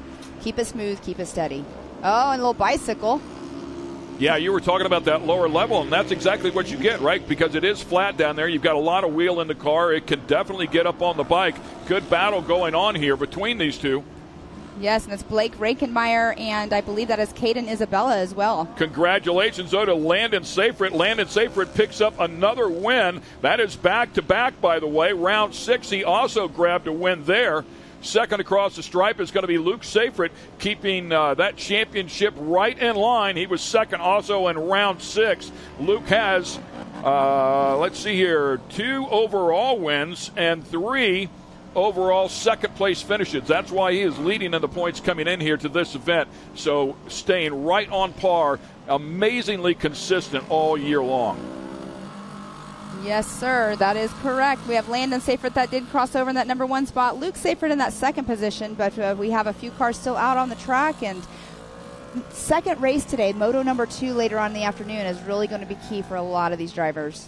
So Caden Isabella rolls across the stripe in third place. He was 31 points back coming in here. Really needed one of those breakout rounds here in this first race to try and put those Seyfert brothers back a little bit and close that gap. Did not happen here. So round 2 will be very critical. But again, as you talked about, round 2 is so critical. I mean, they could go out here in the first lap and find themselves in a lot of trouble, and somebody like Isabella step up there and win the overall. So with a third place finish, it is not out of the question by any means as we take a look at the unofficial results here in Expert NA. Yes, and brought to you by Handy. We have Landon Seyfert in that number 1 spot, as we've been saying. Luke Seyfert in second, Keegan Cummings in third, Rick Schroeder in fourth, Terry Lackey in fifth position. And our Scott Rain is down there with our winner and Landon Seyfert. Scott, what do you got there, buddy? Well, thanks a lot, Ken. Landon, one step closer to that championship, man. You've had one heck of a season. Yeah, unfortunately, still in second place. Trying to do my best to try to capitalize and try to get first, but just trying to do my best. I don't know if I can wrap up first place if my brother does bad or not, so it just depends. All season long, you're battling with your brother. What's that been like? It's been rough because he's been beating me, I've been beating him, so it's kind of, you don't know who's going to win, so it's like, I don't know. Well, nice job, man. One round remaining for that championship. We'll be watching for you. Hey, thank you. Yeah, they've had an incredible season, so congratulations to him and, of course, his brother. We look forward to round number 2 a little bit later on here and watch them settle this thing and find out just exactly where this goes. Sitting on the starting line is going to be our next race. It's going to be Amateur NA, amateur naturally aspirated, and we'll take a look at the points here. Again, still in play, TJ Sievers and Ryder Van Beekom separated by just 1 point. Ryder Van Beekom had a disastrous weekend a couple of rounds ago where it really bit him hard, and he ended up 12th overall, so just had one of those tough weekends, and that's what closed this gap back up. See, by the way, that is Ryder Van Beekom that we saw in there, that red, white, and blue car that you saw on the starting line. As we take a look at our starting lineup here, TJ Sievers on the pole, qualifying number 1 day ago, and Ryder Van Beekom right there behind him. Josie Watkins, Dakota Medlin. As we take a look at this 13-car field brought to you by Ultimax Performance Belts. Yeah, it's going to be an awesome race. Talking with Josie the other day, she's hoping, that she can bump herself up a little bit higher into the championship here, but she's sitting in that third position. But we will be going here green in just a moment. And like you were saying, Ryder Van Beekom in that American flag-wrapped RS1 is definitely recognizable. And there we do have TW giving them all the thumbs up, wanting to make sure they are ready, getting ready to wave the green flag. All right, here we go. Amateur NA, you mentioned Josie Watkins. Only 11 points back. It is not out of the question by any stretch of the imagination here. Exactly. It's anybody's ball game, as I say, even though we're not playing any ball games right now. But I believe that is her that got out front, and she got the whole shot in front of everybody. Look at her go. Come on, girl, let's go. Yes. Competition coming already, though. That is TJ Sievers. I believe that is the 101. Yes, he is pushing her, and she knows that he's right behind her. But she not only is racing in this class, she races in 3 classes out here. So she gets a lot of seat time. Yeah, really important. She takes that turn really wide, but kind of keeps the momentum up on that car. And consequently, TJ Sievers not able to get the spot just yet. TJ now driving up on the left-hand side. That is Ryder Van Beekom right behind him, in a big moment there for Colin Greenfield, I believe that was, in 4th place going over that jump. That thing was really out of shape. Yeah, that's scary whenever you're going off of a jump and you end up landing sideways. That's when, driving skill definitely comes into play of how do you correct it when you get on the ground.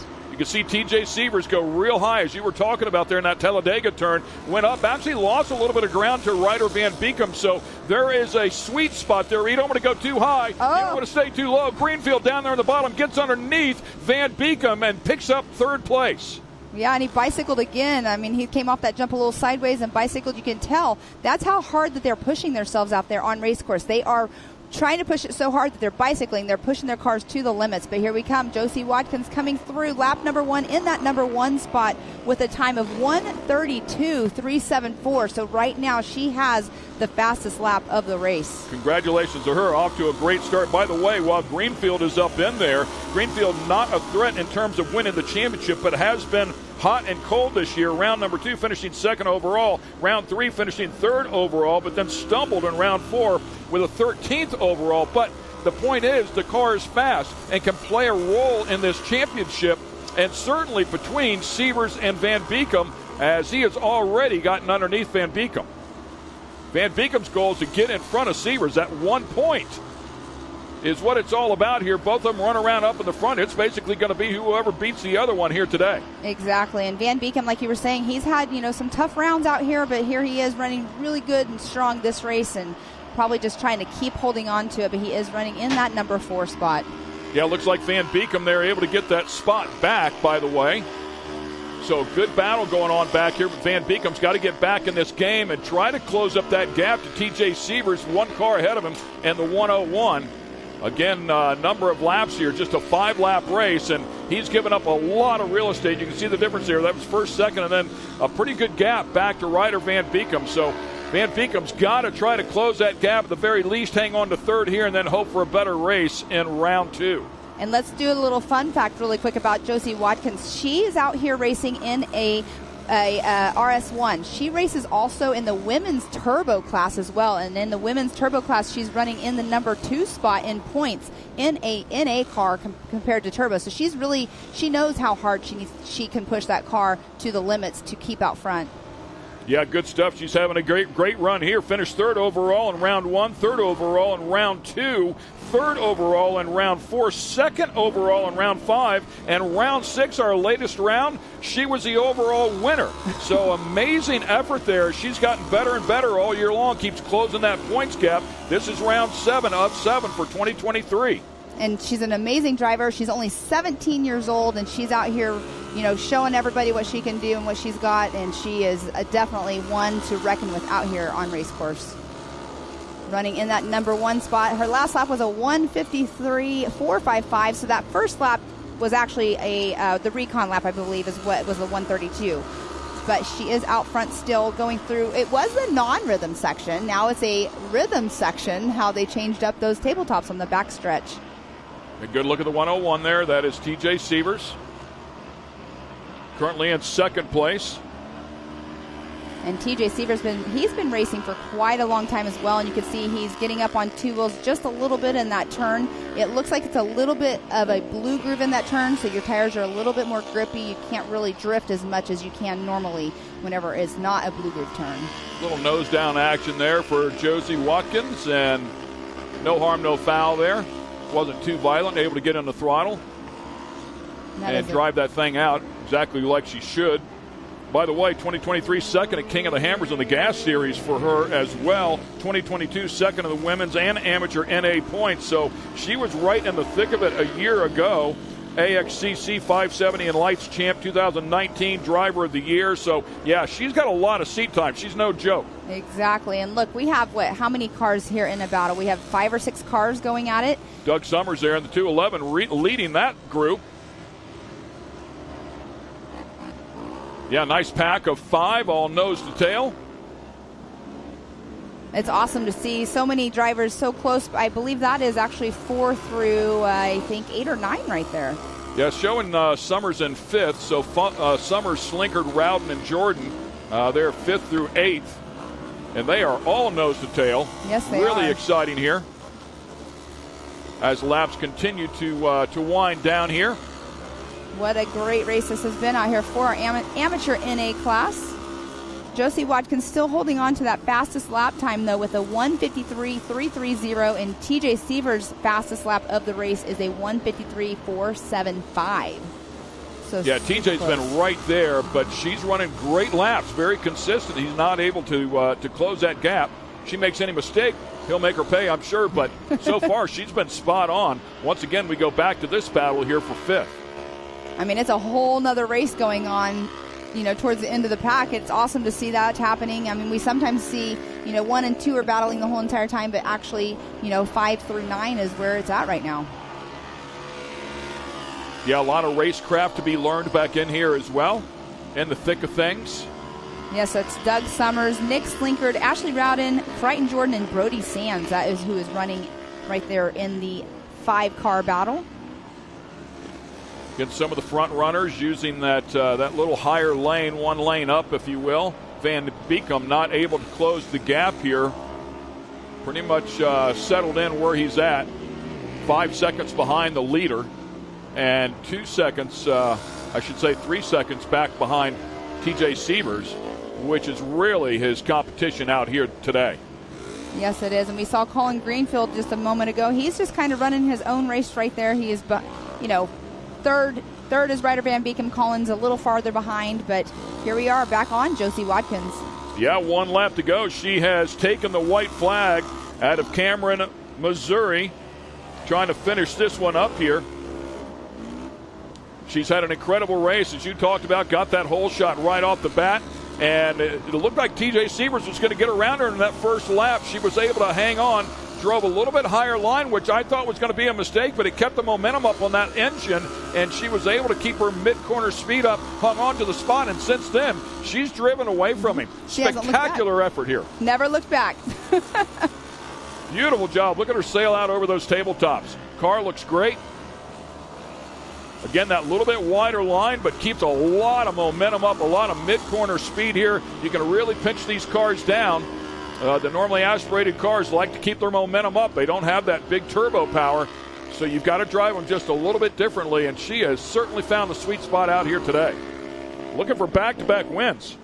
Yes, she is. And TJ Sievers is a little bit farther behind, but he has, a 2-point lead over Ryder Van Beekum. But where he's sitting right now, he's doing a great job on point-wise for the championship. Winding up our final lap here in amateur NA. And Josie Watkins just had a 1:52 lap time. I believe her last lap was a 1:52.328. Yeah, we're here, and there was a big wreck out here a little bit deeper in the pack. You can see one car facing the wrong direction, a right front folded under. Was that Greenfield? I think it was. We'll keep an eye on our leaders here to finish this one up. By the way, amateur category pays $1,500 to win the championship here. All right, Josie Watkins just took the checkered flag with TJ Sievers in that second position. Ryder Van Beekum just came through in third. And I believe that was Colin Greenfield. We'll see here in just a moment if that was him that had his car not facing the correct direction because of an accident. Yeah, tough break. He was having a really good race. There was a threat up there inside of the top three early on in this race, and Ryder Van Beekum was able to get back around him. And Colin Greenfield, he was sitting number 5 in the points. Summers and Slinker, Jordan, Rowden, all crossing the stripe now as well. Let's go back and take a look at Greenfield. Oh, man, just landed hard down on the nose. It grabbed the front tires. It looked like it yanked the steering wheel right out of his hand, which is something that can happen when you have the entire weight of the car on that front end. And it yanked that thing to the left, and it sent him for a big ride. Wow, I did not realize how much of a tumble he just took. I don't know how many rolls, but hopefully all will be good. We'll get an update to make sure Colin Greenfield is okay. And there we do have the forks taking him off the track, so that's a good sign he's already out of the car then. Oh, and you can see him over to the left. That's a lot of damage, though. Yeah, I mean, we want to make sure he's safe. That's first and foremost, but a lot of damage to that car, a lot of work to do to come back here in a relatively short amount of time. I mean, they only have a couple of hours to work with. Exactly. So unfortunate. So we'll get our final results up here to you, but Josie Watkins not going away without a fight. Comes in here third in the points, as we talked about before, coming in here 11 points back. And she is looking to close the gap here and see if she can't make a run at this championship. Super cool. TJ Sievers doing exactly what he needs to do. That's stay in front of Ryder Van Beekum. She'll be able to close up some points on him as it sits right here, even if it was to finish this way in round number 2, but not enough to win that championship. However, as we keep documenting, if TJ Sievers has a big issue, and let's say Sievers and Van Beekum get together and crash, and they go out, and she keeps running a race like that, doors open. Exactly. That's what it is about all this racing. I mean, you never know. But back here in our last 3 spots, we do have Heath Henderson, Colin Greenfield that we saw took that gnarly tumble, and then Rowdy Speaks. So hopefully we'll get an update on Colin Greenfield here in just a moment. But it sounds like we have Scott Rain down there with our race winner of Josie Watkins. Scott, take it away. Well, thanks a lot, Pam. And Josie, 11 points back, currently third in points, but you're entering I guess, territory that not too many women have ever been in, back-to-back wins, and you're still in this championship hunt. Yeah, I mean, this is kind of what I needed to wrap up my championship. I mean, I pray to God I get this championship. I've been wanting it all season long. We'll talk about this race in particular. You were just like, your tail was on fire. It's ironic that you're wearing a cat skin fire suit, but talk about that race a little bit, because you were just screaming around this racetrack. Yesterday I had some bad luck in my women's turbo race. I broke a steering shaft in half, so my dad and Jody Hickman stayed up all night long trying to get my car ready, and I just felt, I kind of was in my head this morning, but once I got on the line, I got everything put together, and I felt like I was on fire this race. Well, we're keeping an eye on you. One round racing remaining. The championship's still in hold, so best of luck coming up this afternoon. Thank you. Great stuff. Congratulations, Josie. That's a well-earned win right there, so it'll be very exciting. Hey, look what's sitting on the starting line. That is Pro NA. They're ready to throw down when we come back to Mid-America Outdoors. Lake Havasu, you ready? American Outdoor Events is excited to bring you Formula One powerboat racing, IPRA Bull Tour World Finals, American Side-by-Side Takeover, the Sand Outlaws and Greg Biffle trying to break some records, Mark Gomez, the local boy, doing jet ski freestyle shows in the pool, and the Ultra 4 USA National Championship Racing. Get all the information today at legendsofhavasu.com. A quick little 30-second break for those of you that got up and walked out of the room. You better walk right back in, because we're ready to go racing here with the Pro NA category. Welcome back to Mid-America Outdoors Championship Saturday. Here it is, the big money on the line, $25,000 up for grabs here for the championship winner of this category. Also, $5,000 to win one of these races. It is a big deal for sure.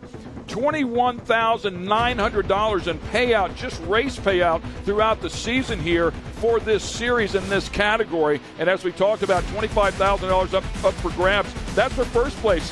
I wouldn't throw anything at second or third. How about $10,000 and $7,000? Those are a couple of pretty good paydays. Exactly. And here we have Owen Van Epperen in that number one spot. Chase Carr is only 15 points behind him, though, so Owen Van Epperen would have to have some major issues to not win this race today or the championship. Yeah, and mathematically, the top six still in this. Now, granted, Kyler Holcomb, 39 points back, mathematically still in it. Probably not going to happen, but Kanan Baker has really been the one that's made the charge back up into this category to get into the hunt. Still a long shot here at 24 points back, but he's been a machine from the mid part of this season on in both this and Pro Turbo as well. So we'll keep our eyes on Kanan Baker, who grabbed a win in round 5, finished second overall in round 6. Of course, we have to talk about our points leader, Owen Van Epperen. And Owen Van Epperen came out here. He stumbled in round 3. They blew up an engine, and they had to put a backup motor in, and he finished 13th overall. But that's the only time that they stumbled. As we take a look at him, of course, that's the son of Rodney Van Epperen,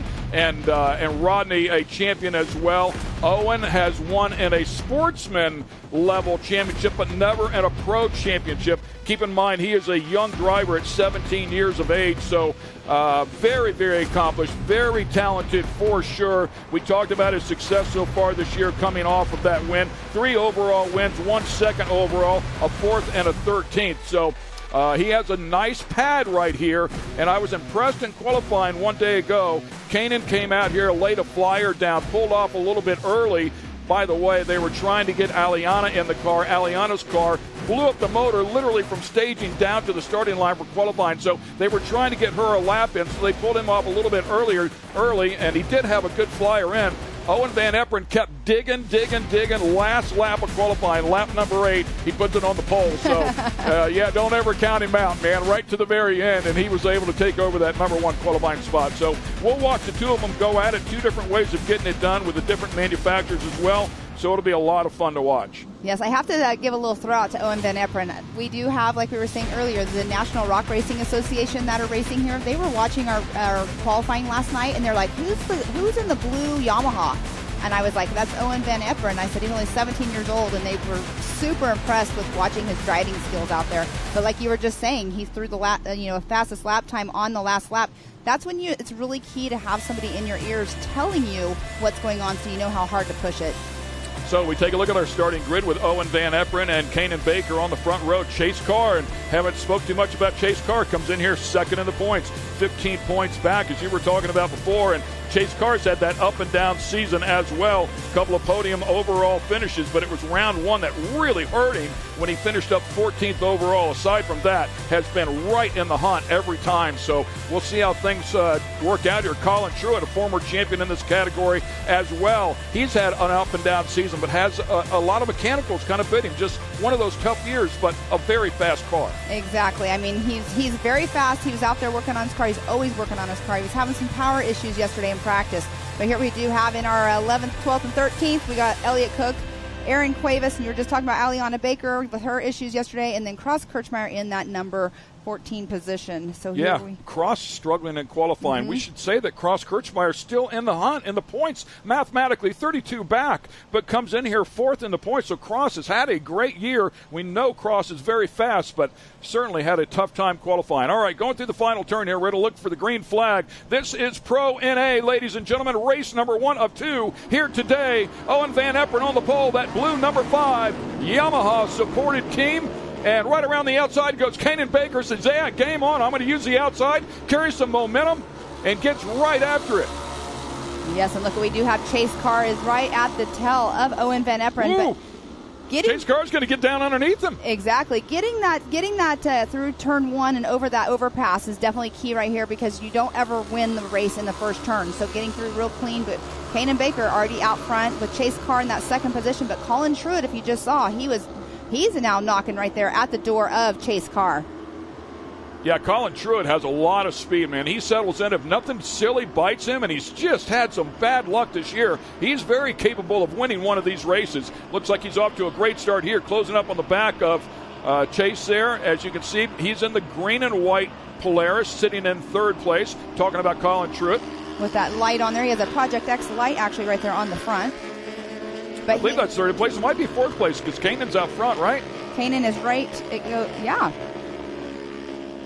Yeah. I think the gap is getting closed just a little bit, time possibly. and scoring is showing Owen Van Eperen out front, but that is not the case. He got the whole shot more than likely, and so when they get around, yes. But that is Kanan Baker out front. They did take the middle line, it looks like, and Colin Truitt took a little bit of a higher line. Chase Carr right on the tail, though, of Kanan Baker. 3 Polaris is up front here. I thought there was going to be a pass right there. Chase Carr is trying. He was hoping there was going to be a pass there, too. He was working on it for sure. One of them backwards. That one, there was a bicycle, too, by, I think that was Carson Vale. By the way, it looked like that car might have lost front-wheel drive. It just spun right around. But back up to the front. Look at Chase Carr down low. Kanan opens up the door. Chase Carr says, thank you very much. Going to take advantage of it. And I believe that was Colin Truitt made a mistake back there in that turn number 3. I'm sorry, the final turn. That opened up the door for Owen Van Eperen, who took advantage of that. Good battle here for the lead, though. Chase Carr out front. And you know that Kanan Baker's going to try his best to get back around Chase Carr, but it's going to be a great battle all the way to the checkers. That water crossing right there, I said it wouldn't affect these cars. If you get out too wide, it will absolutely affect your car if you miss it. And it can happen on that opening lap when all the chaos is going on. All 4 of these right here hit it kind of on the bottom. It's not as big. By the way, not able to clear that step up was Colin Truitt. And if you hit the face of that jump, you could see that vicious rebound that it gave that car, bounced all 4 tires back up in the air. Here comes Kanan once again. And what does that do? That makes you lose momentum whenever you're not, over down. Look at Kanan stuff it right in underneath him. And then Chase Carr goes outside in, says, I'm going to take it right back. So driving the fast line, neither one of them even flinched. Great racing here at the front in the Pro NA category. Owen Van Eperen doing exactly what he needs to do. Stay out of the fight here. That third position is perfect. Let these guys go at it. Kanan was not a threat to him. So Chase Carr is the first one back, but not enough points to only be one spot ahead to affect him either. Be smart here. Don't get in the dogfight. Exactly. Let them do their job and let them make their mistake if they're going to make a mistake with each other, and then that will give him the door to open up to get in that number one spot. But like you were just saying, he doesn't need to right now with the way the points are setting. Oh, another beautiful move out of Kanan. Oh, a little contact. And Chase hangs on to it. Again, just doing a great job. The task is simple for those two guys. Go out here and win. They don't have to worry about anything. Just race as hard as you can, go out front and win. And that's exactly what they're doing, is racing hard. But we did see Colin take this a little bit wider on the last turn like we were showing, and Owen got back up front. But Chase Carr, look at his lap time at a 1:49.747, I believe is what that was. He has the fastest lap time out here so far today. Well, I would point out Owen Van Eperen at a 1:49.2. So he's right there as well. Now, keep in mind, these two have been racing. That's going to slow your lap time down a little bit. Owen Van Eperen back there with nice, clean air, just driving a good line. Here comes Colin Truitt right on the back bumper of Owen Van Eperen here. So a good battle going on for third now. And again, Owen Van Eperen just needs to be smart. Not sure if he's just kind of, backing off a little bit from the guys that are battling it out, because you don't want to be too close, because what if they get together and you're right on them? You're exactly right. You have nowhere to go. That's exactly right. Now leave yourself a little bit of breathing room, and again, it might cost him a spot. Here comes Kanan looking for the lead once again. Stuffs it down into it, and contact. That was the same corner that he made the pass in last time, and I think Chase Carr wanted to do the same thing, go outside in, right back on him, but this time tried it a little bit too soon, a little bit of contact, left front, right rear action. Chase Carr falls back to fourth just that quickly. Sometimes that inside-outside line, when you're trying to do it, does not quite work. But look at the battle between 1 and 4. They are like perfectly spaced apart. They're almost doing like synchronized turns as well. It is super cool. And again, Van Eperen, you know what? They just give him a spot. He's like, okay, and that's what you do. Play it cool. If they give you one, take it. If they don't, you're fine either way it goes. And a lot of times they'll get the racing so hard in front of you, they'll give you a spot. But if you look at Chase Carr, he's back there behind them, trying to find his line. And he's great battle up here. All four of these drivers, for sure. Chase Carr still looking for his first, I shouldn't say that, didn't win the overall in round number 4. Go back and take a look at this, man. Both cars, both drivers airing it out. Here's a look at the pass. Kanan down there in the bottom. Stuffed it right down underneath him. And, of course, Chase Carr wanted to come right back across the back bumper of that car as quickly as possible, and just happened a little bit too quick. Kanan wasn't able to make that pass as quickly as he was in the previous lap. That's why Chase Carr had a little bit of contact with him. No harm, no foul, by the way. And let's talk about that corner. You could tell it looks like it might be a little bit of blue groove. And what does blue groove do? It grips your tires more. So Kanan wasn't actually sliding. It kind of gripped a little bit, and then that's when they made the contact. Yeah, certainly not an intentional hit there to cause the other driver some harm. I can't imagine anything will come out of race control for that. So good battle there. Owen Van Eperen again, the Yamaha back number 5. And quite a gap, but here we have the number 43 that is not on course right now. That is unfortunate. A 6-lap race here. I would expect him to come back to a mandatory caution and regroup everybody. We'll see if, in fact, that is the case. But the top 4 have put on a show here, and there it is. There it is. And that is actually... That might be a local caution here for... Tyler Rimreed is who that is. Like Tyler Rimreed, went for a ride down in there. Tyler Rimreed's really stepping up.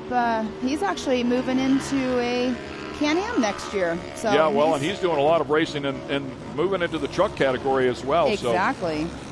So our drone once again giving us a good shot, and there goes Colin Truitt completely around a 360 there. Looped it coming out of that left-hander. It gets really light right there. It's easy to do, and it bit Colin Truitt. I don't think he lost a position there, but certainly lost a lot of real estate. But if they're coming back to a mandatory caution here, it won't affect him at all. Did not see the yellow flag. I did not see a mandatory caution, which is the first time in a number of rounds that we've not seen a mandatory caution. So why? I have no idea. Way above my pay grade. But look at this. Kanan's got the lead right now, but that battle for second position, Owen Van Eperen and Chase Carr. Chase Carr getting around Owen in that horseshoe turn. So now we do have a change-up. Chase Carr now in that number 2 spot. That was a very clean pass with he went on the inside of Owen Van Eperen. Kanan Baker finding his legs now, stretching this thing out just a little bit.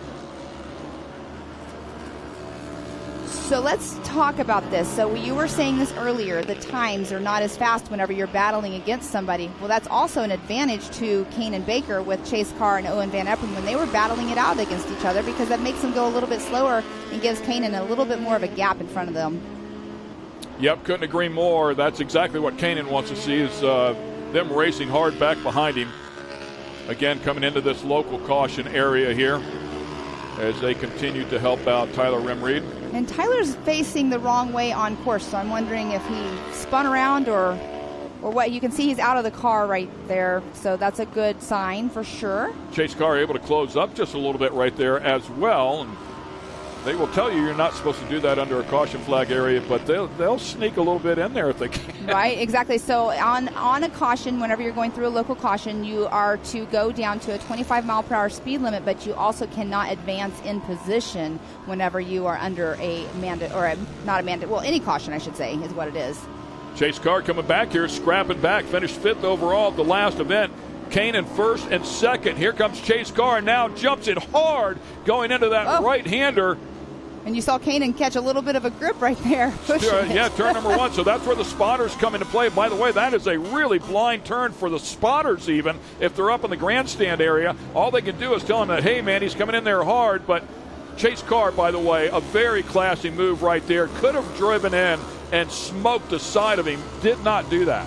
That's a very classy driver right there. He is, 15 years old too, I believe? I know Kanan Baker's 15 years old. He is 15 years old, that is correct. And Owen Van Eppen being 17. I mean, this is a very young-aged class out here for our Pro NA class.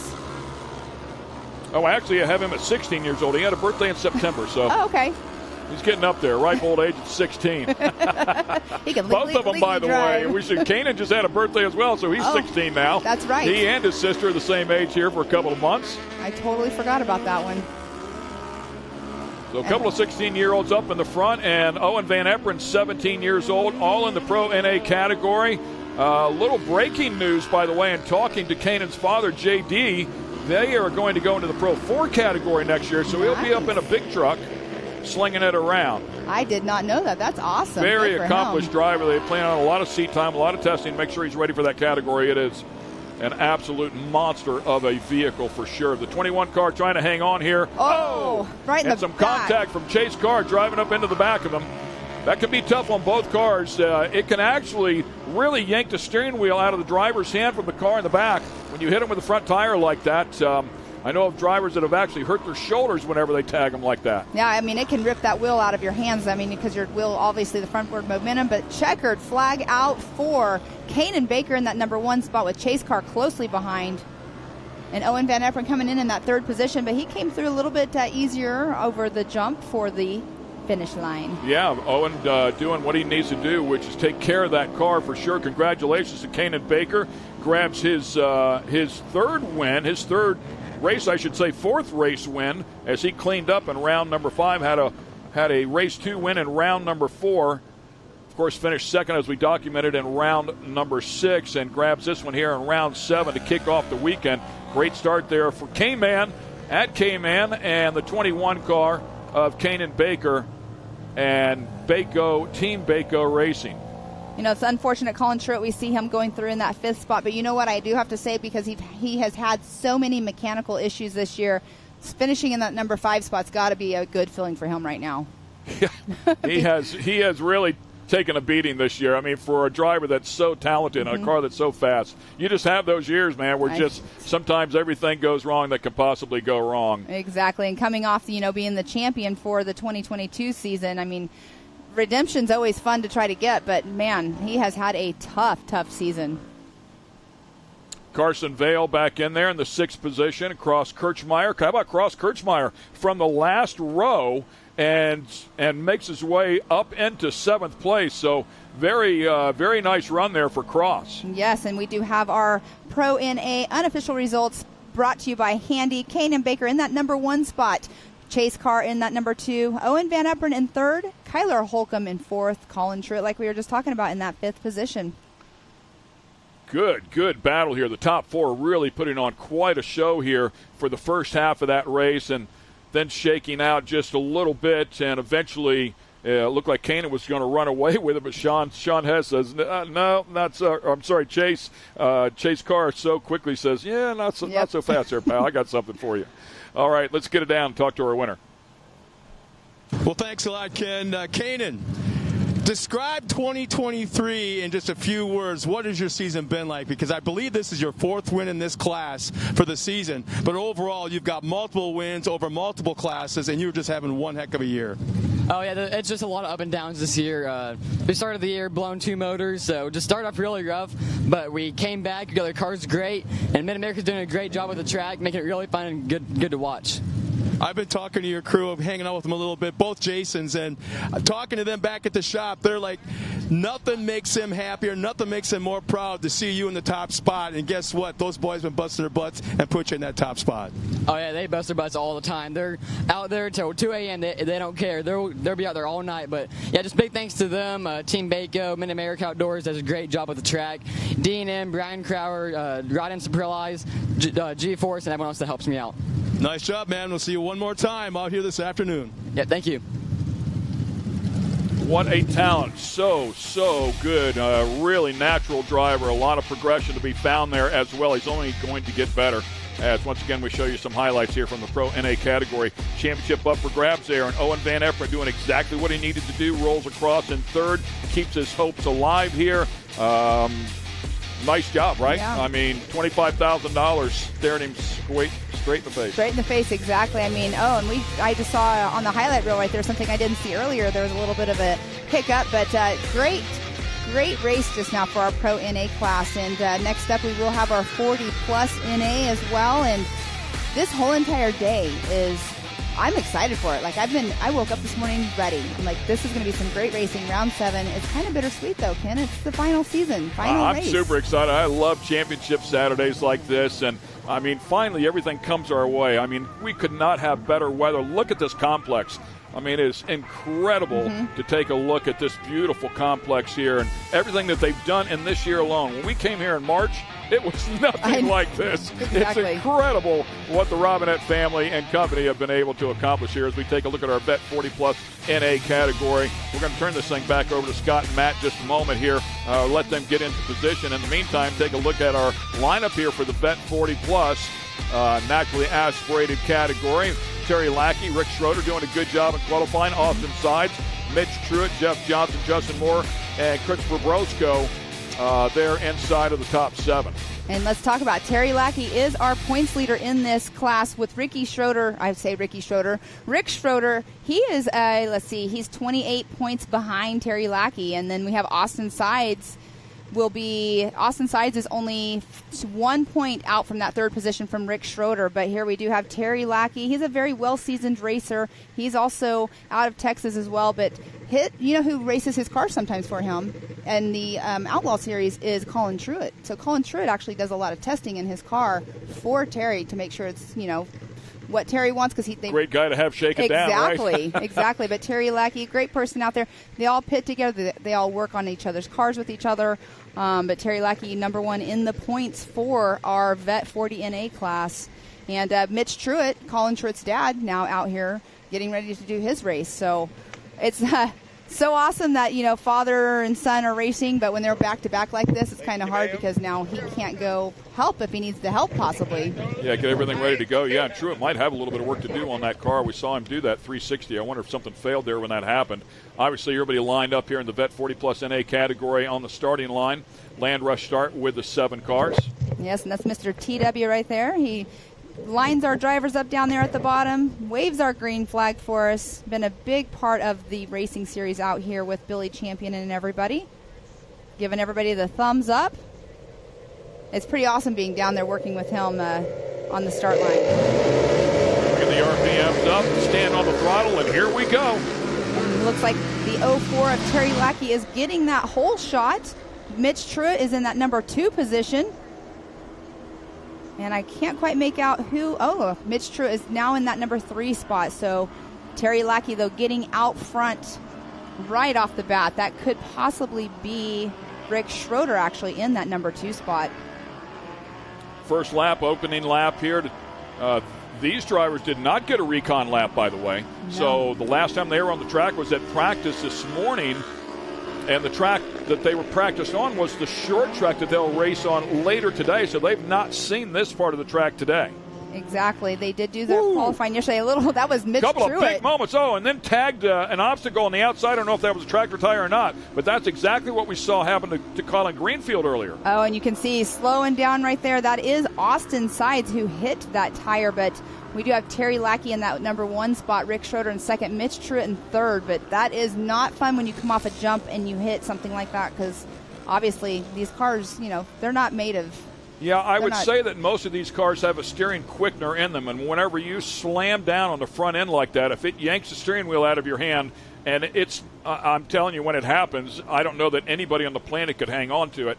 It's so violent, and it just launches a car left or right, and that's what turns you over immediately. Exactly, and it looked like the front of that car on the driver's side had an issue going on with their front right tire, so we'll have to see whenever he comes around to this turn or if he might actually pull off. But Terry Lackey coming through in that number 1 spot with a lap time of 1:31.048. Rick Schroeder very close behind him though with a 1:31.571, and Mitch Truitt running in that third position of 1:32.641. So they're 1, 2, and 3. Mitch is a little farther back from the battle up front, but once they start battling, that's whenever Mitch can actually possibly close that gap. Part of the step up right there. Nicely done. And like you were talking about in our last round, or our last race, he did the same thing that Colin did. He kind of cased the jump, and it made all 4 tires come back up off the ground.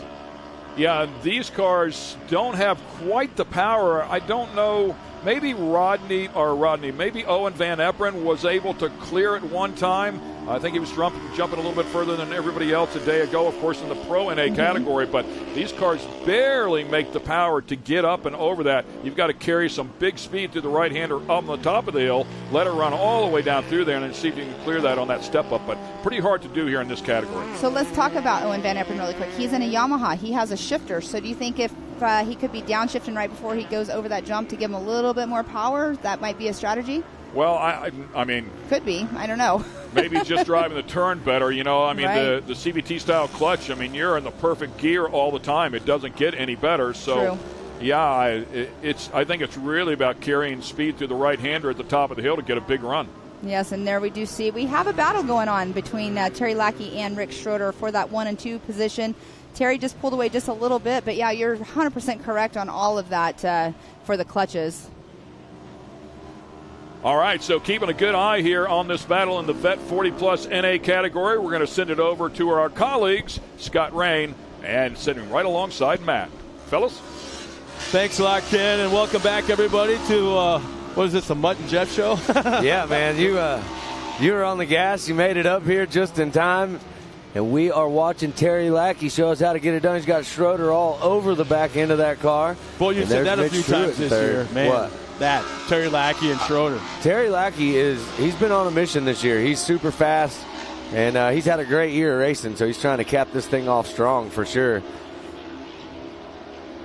So once again, the weather is fantastic. I had a chance to do some winning interviews in the pro classes just a moment ago down the trackside, and in the shade, everything about today has been perfect. Everything. The racing, the weather, hanging out with you. Everything is just dead spot on, and the racing on the track right now. You can see Terry Lackey, a little profile, along with Rick Schroeder, a little picture of both those drivers. Well, Rick Schroeder is literally giving Terry Lackey everything he can handle right now. If Terry Lackey makes any mistake, Rick's right there to capitalize on it. So we'll see if Terry Lackey can hold on to this as they make their way around the track. Heading into some of those big, bold Talladega turns right there. Those things are sweet, looking to carry a ton of speed. You can see the line starting to cut in. See some blue grooves starting to show up out here on the track. And I was amazed, down where I was at just the last hour or so.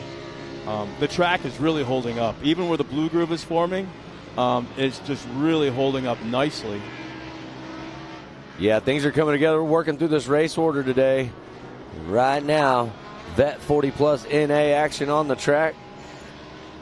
Terry Lackey showing us how to get that 0-4 machine around the track the fastest. He's doing a great job right now, driving a great race.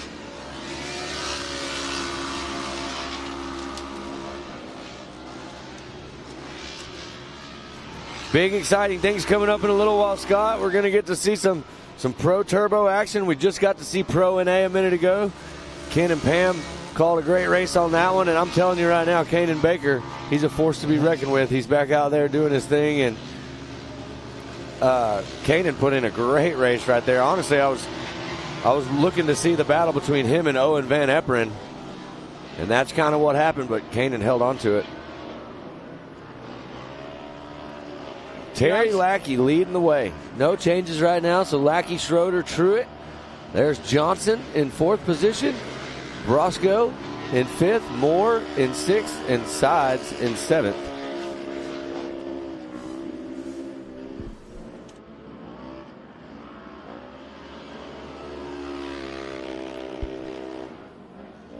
Well, there you see it. He's trying to make a charge. Schroeder is not done yet. Taking some different lines, trying to find some more speed, carry some more momentum through these corners.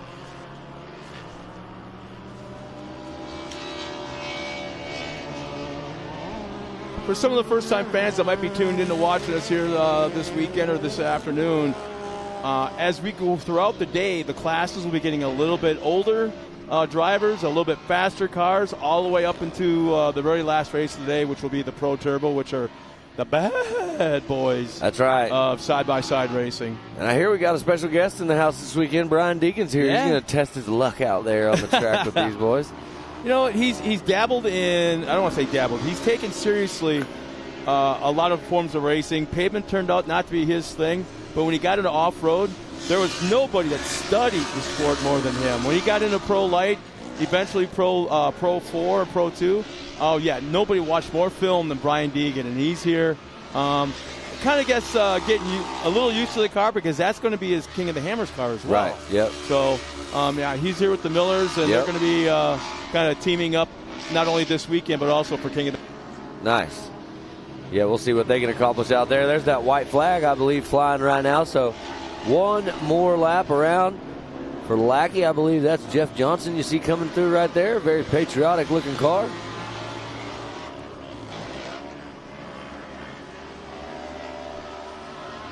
Vet 40-plus NA action.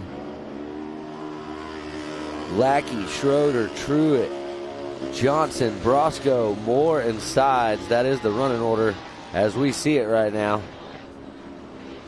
There's still a battle going on. Not a lot left here. We'll see if Schroeder can make a move. They are really close now. Yeah, on the white flag lap, it's going to get super intense. Yeah, I mean, if Lackey makes a mistake of any kind, Schroeder is right there to capitalize on it. He's looking for a line, I believe. Looking at the lap times, Schroeder was faster last lap around the track than Lackey, so Schroeder's got the speed. He just needs to find a spot to stick the wheel in there and make the pass. Man, I don't know if he's going to have enough time. Yeah, getting a little wild there. Oh, man, see, that is exactly what happens when you push it really hard right there, and that's what Schroeder just did, was pushing super hard, had a line he thought was going to work, and got in there. Terry closed the door. And you had to go for it. I mean, this time of the season, last day of racing, you just have to take those chances as the checkered flag comes out. And once again, Mr. Lackey will take another win. Schroeder will save it and come back in second. That should bring Truitt around to the top there it three. Is. So Lackey, Schroeder, and Truitt, 1, 2, and 3.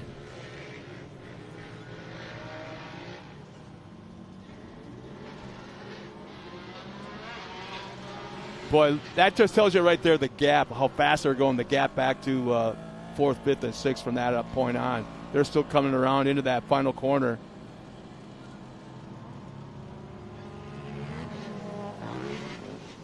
Beautiful shot right there, the finish line jump. Big shout out to all of our track staff out here working today, our flaggers and safety crew and all of our recovery team. There you see Jeff Johnson coming through. Man, we talked about it earlier. It's absolutely awesome to come out here to this park and see how patriotic all these kids and all these racers are. See Old Glory flying on top of the hill up there. Man, it's just it's awesome to be here, man. We're very blessed. I'm pinching myself. I'm an Okie now. Yeah, that's right. Well, Well, let's start this out with the handy unofficial results right here for Vet 40 Plus NA. Top spot, Terry Lackey. Second position, Rick Schroeder in that third spot. Austin Sides, Mitch Truitt in fourth. Jeff Johnson in fifth. Justin Moore in sixth. And Austin Sides rounding out the field right now in Vet 40 Plus NA, race number 1. Yeah, we keep saying race number 1 as we are approaching, I guess, the midway point of the racing today. Couple more races, and I think we'll be jumping into race number 2 then for all the classes the rest of the day. That's right. And then we'll know exactly who the champions are. And we can't predict. We can predict, but we don't know who the champions are in any class. No classes, because they're still playing that numbers game. Somebody drops out. Somebody does this. Somebody does that. Something happens, and the points are up for grabs. Well, I'm just telling you, there's a lot of math going on right now in the pits for sure. Well, we're going to take a quick break, and we'll be back with some more racing action here at Mid-America Outdoors, round number 7, Championship Day.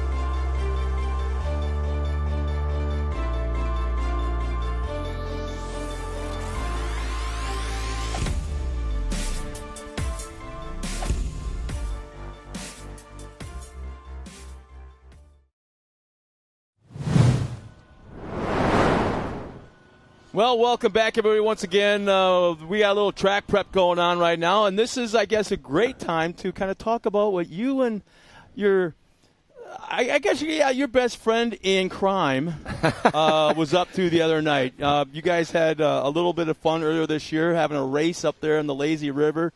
There may have been and maybe not have been some cheating going on. Oh, for sure cheating on Joey's part. But you guys did something that was sketchy. Yeah, we took it to the next level. Yeah, and I want to know that I don't think that Gayla or Jason knew about this ahead of time. Yeah. And if they did, you probably would have had Gayla circling overhead calling on you guys. But you know what? You guys had a lot of fun for the final race for you two here in 2023. This took place just the other night.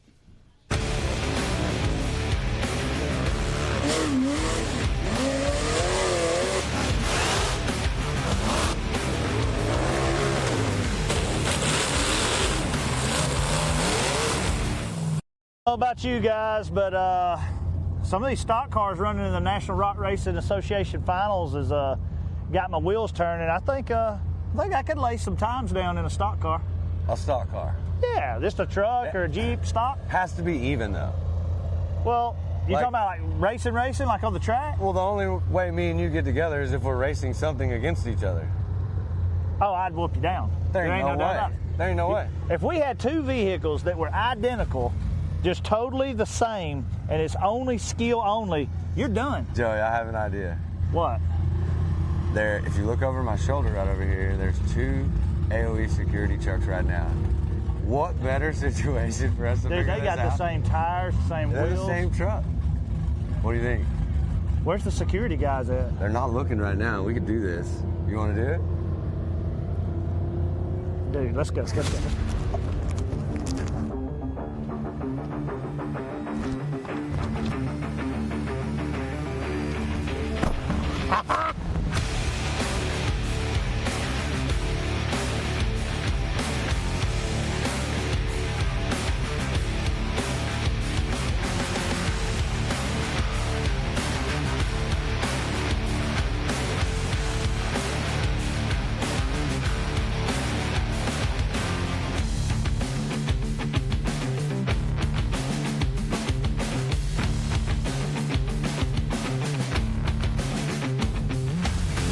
Guys, we had the race, and we said whoever lost has to run behind the water truck by man. No. That ain't how.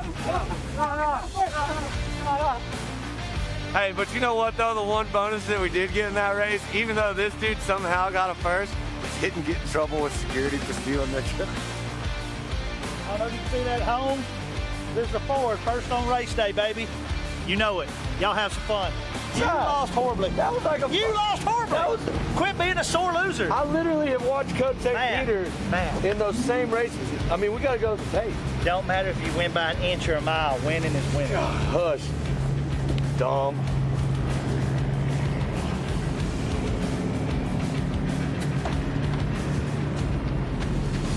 Get in.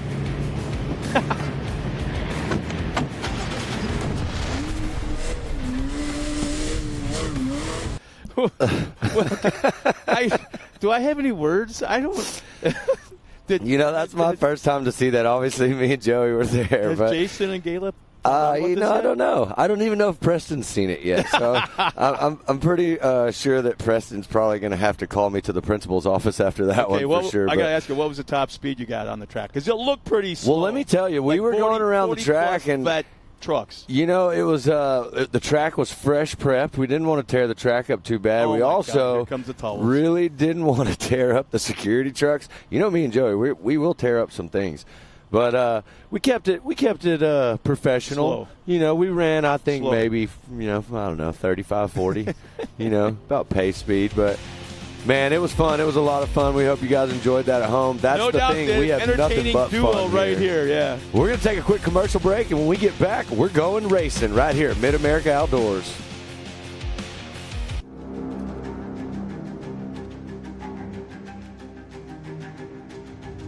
Connect with the Wild is about off-roading with your buddies. Connect with the Wild is about going to Moab and conquering new challenges that you didn't think were possible. Ultimately, Connect with the Wild is about enjoying the outdoors in your vehicle as best you can. We're treating it like we know it's something special that everyone will remember.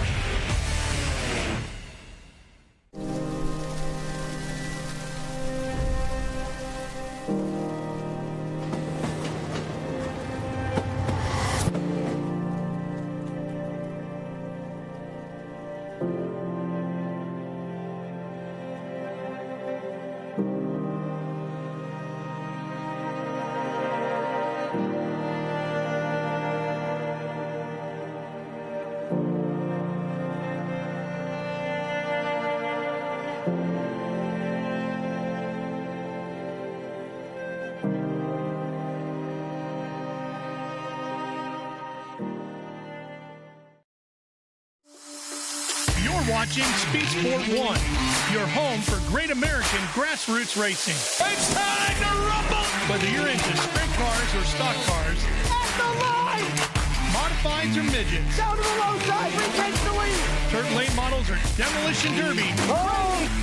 Speed Sport 1 has the grassroots action you love. Are you kidding me? Speed Sport 1, the Motorsports Network.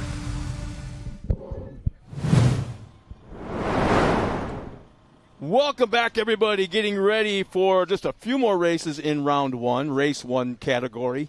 You can see we got some. There's Code St. Peter in staging at the line, getting ready to come out as we have got the under 800cc class coming up in just a moment. And you got a lot of favorites. You got your posse in this group.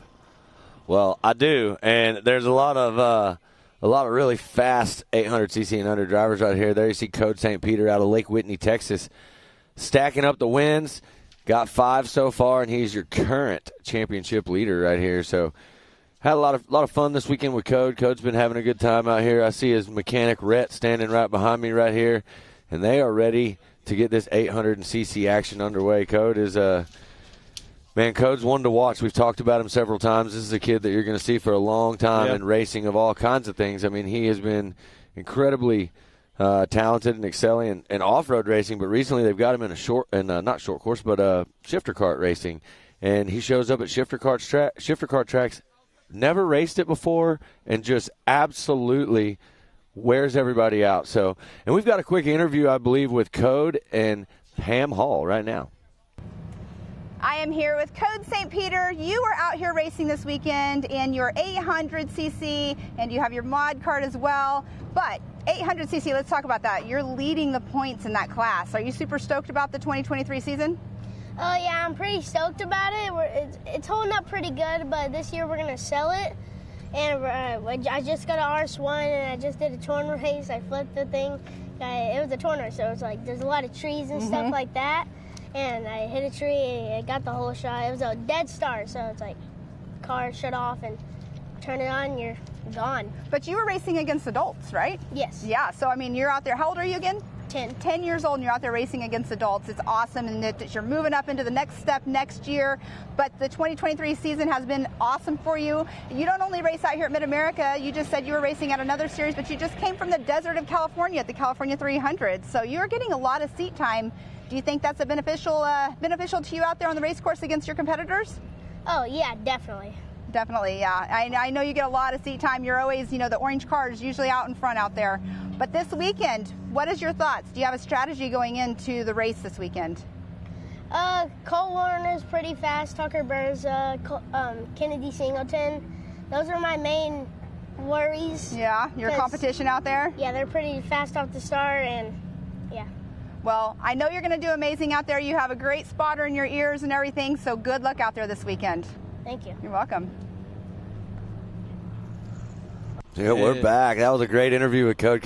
You know what? I'm going to give him some props because in the years that we've been doing this racing stuff, Code he's obviously getting older, but, man, he's getting so good at these interviews. And there you see the handy grid lineup for the 800cc and under. There you see Code St. Peter, Kennedy Singleton, another one of my favorites out here, Allison Furnell, Briley Lutz, Michael Green, Case Beeman, Sam Hubler, Kennedy Hartzell, Kaylee Hill, Tucker Berza,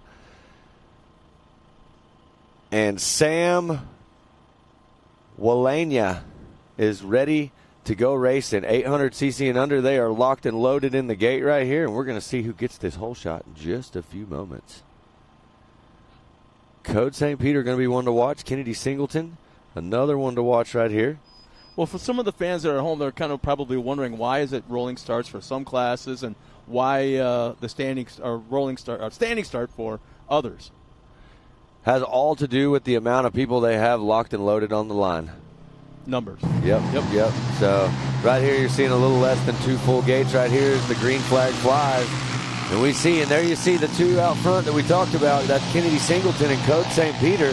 It looks like Kennedy Singleton getting the whole shot and charging down the hill right now.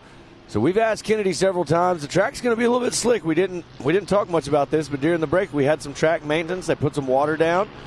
And so there you see it right there. It's going to be a little bit slick for these drivers, but while we're watching this, it looks like, wow, what a jump. Look at the gap Code already. St. Peter maybe having some issues. I'm not really sure. It Goes looks way like wide. Fernell is about to try to make a move on Code on the inside right here.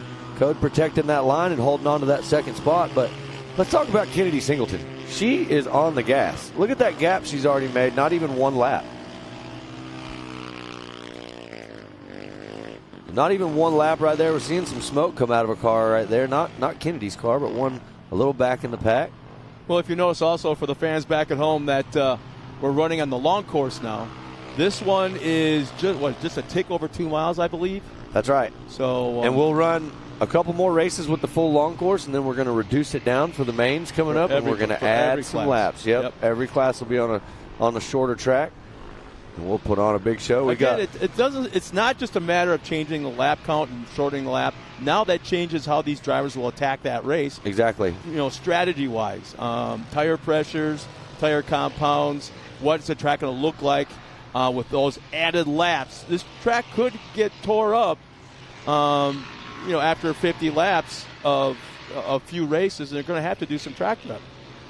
Well, we've asked Kennedy Singleton several times this year, what is it going to take for you to beat Code St. Peter? And I'm telling you, I'm not sure what John Singleton and the Singleton bunch have done, but they figured it out right now, and Kennedy is out in front and charging. The big question is going to be, can she keep it together and hold on and take this win over Code? That would be a huge confidence booster for Kennedy for sure. When was the last time we didn't see that orange car up front? It doesn't happen often. And it's still up front. There's still another race to come up later on. It's almost gotten to a point where he either wins or breaks. There's no in between. Well, we know, they in a bunch of the races he's fought some belt issues. They're working on getting that figured out. And that's the thing, I've talked to Code and to the team several times, and I think a lot of their strategy was to push but not push too hard and make sure they got through the whole weekend with the car. That's Code's one of those kids. He wants to get out there and he wants to hold his foot to the floor and he wants to win. He wants to go as fast as he can. And I think this weekend they're trying to kind of rein him in. He's in a good place to win some championships out here. And so how do you? And I guess I'm going to come to a dad that you are. How do you take a kid that wants to go flat to the floor with the throttle and try to explain to him sometimes slower is faster? Yeah, you have someone who is just absolutely incredible that can communicate with your driver and a spotter, and that's Rhett Byrne. They have a great relationship, him and Code. And Tom's, I'm sure, on the headset around here somewhere. Normally we can, there he is, head about 2 feet above everybody else in the crowd. But, yeah, Tom's out here and Rhett, and they're coaching him on right now, and I'm sure they're giving him some words of encouragement to try to get up there and contend with Kennedy Singleton. But right now, what a drive from Kennedy Singleton. Absolutely flawless to this point right here. So you've got Kennedy Singleton, Code St. Peter, and look, there's Tucker Berza moved up into the third spot right now on the track. Great drive for Tucker. Hubler in fourth, Fernell in fifth. There's Case Beeman in sixth. Green in 7th, Hartzell in 8th, Willania in 9th, Lutz in 10th, and Hill in 11th. I got to be honest with you, I'm kind of surprised that there is such a gap between some of these cars out there on the track, because this is usually a real tight race. Yeah, it's normally at least the first 3-4 that we can name off. Yep, absolutely. And there you are. The Mid-America drone team flying right alongside Kennedy Singleton. There you see Code St. Peter making his way back up around the corner under the tunnel here.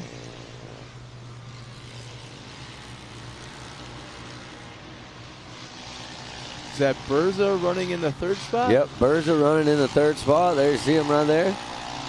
So great drive for Berza. Yeah, he started back in the 10th position. So nice drive. Made some moves. Him, man. Well, it looks like Kennedy Singleton going full send right there, landing a little heavy on the front end. Last lap around, Kennedy Singleton a 2:16.3, Code a 2:16.4. So it's close. It's one thing we don't talk about. You see some of these cars land really nose hard. Yep. Think about the driver in that car at that angle. Now think about you sitting at home in your lounge chair and someone comes up behind you and pushes it forward. That's what it's like, and you're basically standing up on your feet inside that car at such an angle. That can kind of be pretty damn intimidating. Yeah, and it's, when you hit hard like that, it also, you want to be as smooth as you can on all these jumps, so that way you can carry as much speed and momentum as you possibly can around the track. So, doing little things like that, being smooth on the landings, those things make a big difference right here. And there you see Code St. Peter. He's getting really close. He's charging for sure, so we'll see if he's got what it takes to run down Kennedy Singleton. A lot of Singleton. speed right there, though, coming out of the corner. Got that soft stuff on the outside there. Crystal Rowden checks in, goes, go Kennedy. How about that? Yeah, Kennedy is putting together an impressive drive right now, going to the outside, going to carry all the speed through that blue groove section. Looks like Code's going to follow that line. The Singleton bunch. Another family that's really there's a bunch of them. Active on the social medias. They are. They're great. They're sponsored by Team 360 right there, Mid-America Outdoors ambassadors.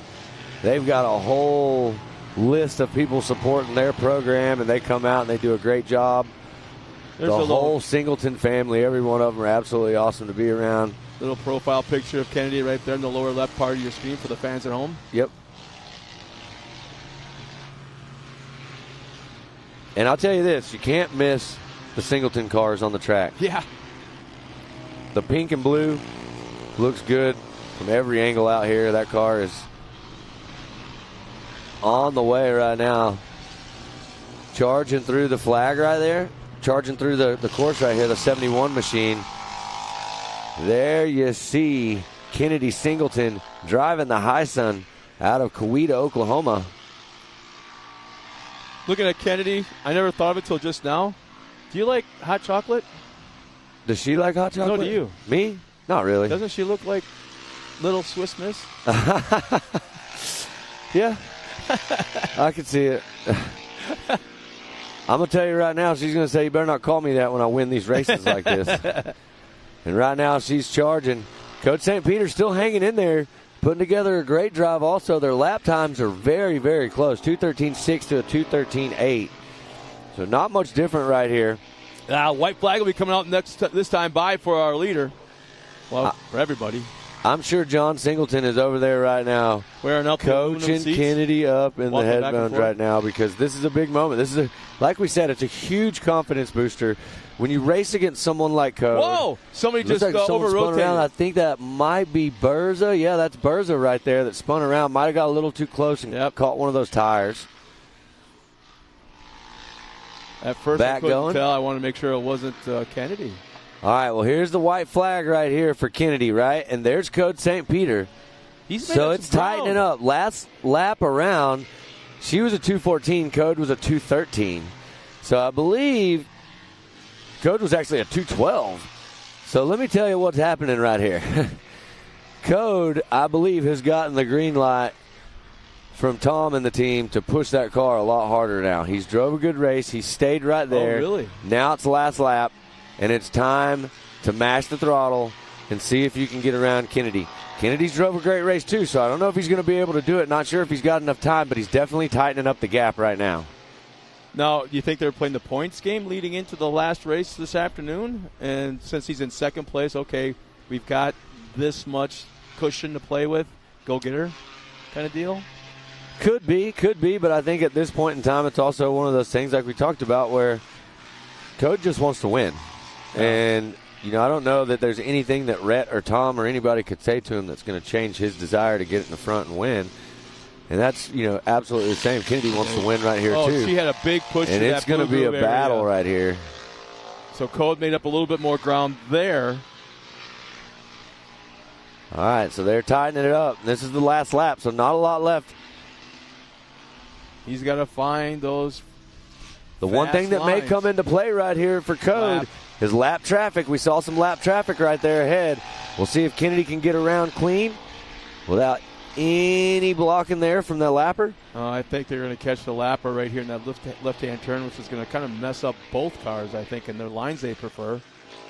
Oh, no, how about that for Kennedy dives underneath. Looks like.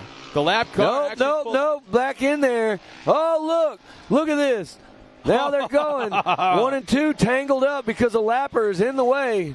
Now the lapper's blocking Code St. Peter. That's it right there. That'll seal the deal. I can see Dad and the team back here a little frustrated about that. Now, how much of that was a driver versus how much of that was spotter? That's a little bit of both right there, but there's a checkered flag. Yeah, that was a little uncalled for as far as lap traffic. I thought initially the lapper was pulling off to the side and letting them go. And I thought they were clean and clear too, but it didn't happen that way. And unfortunate for Code St. Peter, but hey, here's the Amsoil instant replay of what happened right there. They try to make this pass. They think they're clear. And Code still goes inside, gets tangled up with Kennedy right there. Luckily, it didn't knock either one of them out. They were able to hold on to their 1 and 2 positions and finish that race. So that was an incredible race, 800cc and under right there. Code was making some moves there in that last lap. Oh, then we missed this. We just had a car roll over coming down the hill. Into the pond. So that just happened? Oh, it is. Yeah, we got safety crew headed that direction. But what caused it? I mean, we didn't that's really a strange see. Spot. Didn't really see that. There you see the crew getting down there real fast, getting in the water to make sure that driver is okay. I'm sure we've seen this happen a few times. There you see a couple other drivers getting a little sideways as they come up to the checkered flag right here. But you'd think, that pond has been there all summer, but it's like far enough off the racing action. As we're getting reports now that the driver's fine, not a problem. And here's our Amsoil instant replay of that particular incident. Now watch the middle left side of the screen. Over-rotated, coming down the hill and just shot. Here's what I think happened. I think when that driver came off the face of that jump, that car got a little sideways in the air. And when they landed, it kind of started swapping. Then it eventually just rolled over on its side. And that berm is there, honestly, on the side of the track to kind of protect those drivers from getting into that water. And it looks like just drove kind of right up on it and rolled in the water. But everybody's good. Yeah, the car's not. Driver's okay. Yeah, tires are down where they belong. But here's our handy unofficial results of the 800cc and under. Kennedy Singleton will take the win over Code St. Peter, finishing in second. Tucker Berza third. Rounding out the podium, Sam Hubler, Kennedy Hartzell in that fifth spot, rounding the top five. Case Beeman, sixth. Allison Furnell, seventh. Eighth is Michael Green. Briley Lutz in that ninth spot. 10th will be Sam Walania. And Kaylee Hill will be in that 11th spot to round out the entire field. So it sounds like Pam has our winner already down there at the side of the hill. Pam. Thanks, Scott. Down here with Kennedy Singleton. This is your first 800cc win. You got to be feeling pretty good right now. Yes, I am. So you just led the race from the green flag all the way to the checkers, got that whole shot. What was your strategy out there just now to keep that lead the whole entire race? I was listening to my dad. He's a really good spotter. He told me where it was probably going to be wet, where the dry spots were, and where it was going to be like a good route through. Well, that was an amazing job out there for you just now. Who all got you up here today? My dad, Mom, Team 360 for the amazing cars, Mid-America Outdoors,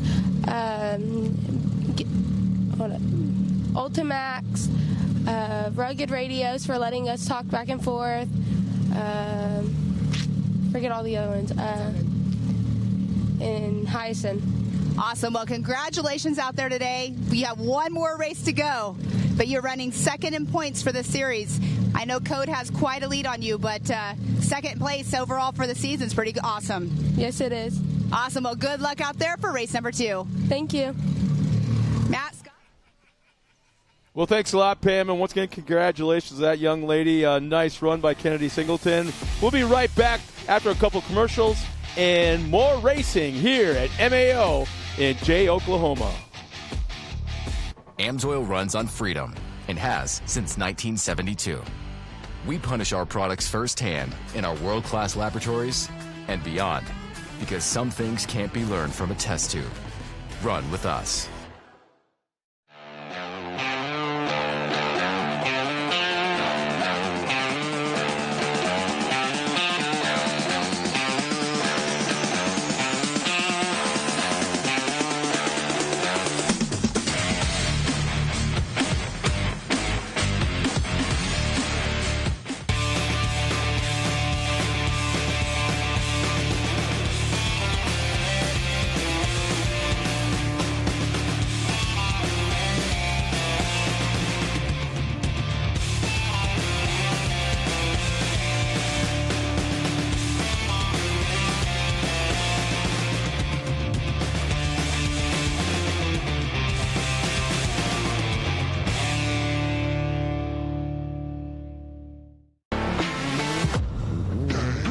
Lightweight, agile, and strong, the Pitbull is perfect for the job. The Pitbull is the first and only lift that can be used in the pits and in your garage. Elevate your racing with a Handy.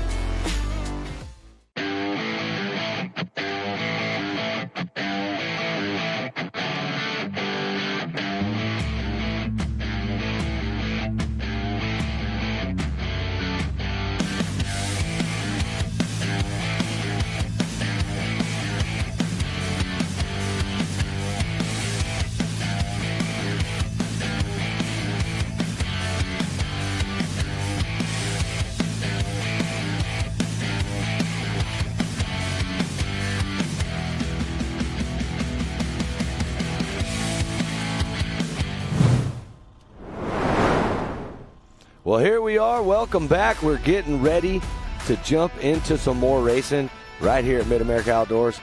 And there you see them lined up and ready. This is a big one, Scott. Expert Turbo. Man, there's a lot of championships on the line today, and this is a stacked field right there. You can see everybody getting ready to do this. If you're sitting at home and you've been watching, this is going to be a different type of start. But real quick, before we do that, here's the overall standings. There you see Austin Dinger with the lead, 187 points. Mickey Schroeder in second. Austin Braden in third. There you see Donovan Willis in the fourth spot.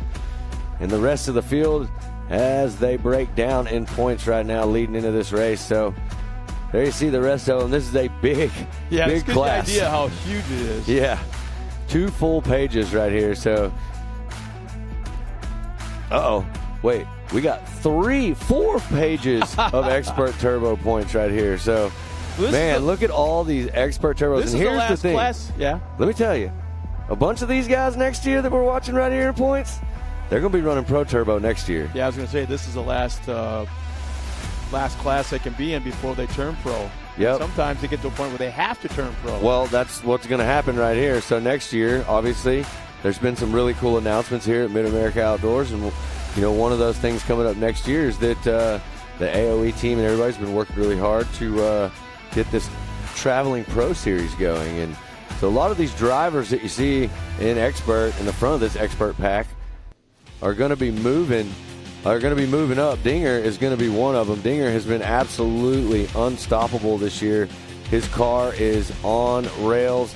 He's got it dialed. He's out of Fort Worth, Texas, driving that Can-Am. He's got 4 wins. He's your current championship leader. I thought he had more than that. That's how dominant he's been. I thought he had more. Man, he is just on the gas, and you'll get to see it here soon. But there's our starting grid. So we'll have Grant Stephen, Austin Dinger, Mickey Schroeder, Austin Braden, John Calagrew, Mason Prater, Eli Fowler, Jordan Kolicha, Bree Seek, Donovan Willis, Chris Adelot, Lee Knowles, Chris Smith, Dominic DeAngelis, Chase Kemp, Perry Mahaney, Randy Clifton, Jake Frederick, and Jason Ritchie. So 19 drivers right now. Yeah, that's why you're seeing a rolling start. And I'm going to keep my eye on a driver that has kind of dabbled in running in this series. I think his first time in this class was the last round of racing, and that is Mason Prater, who started dead last in the pack, worked his way up, I believe, into the top 3, if I remember right, and then something really stupid broke on the car and took him out of the event. So we're going to see what this kid can do. He's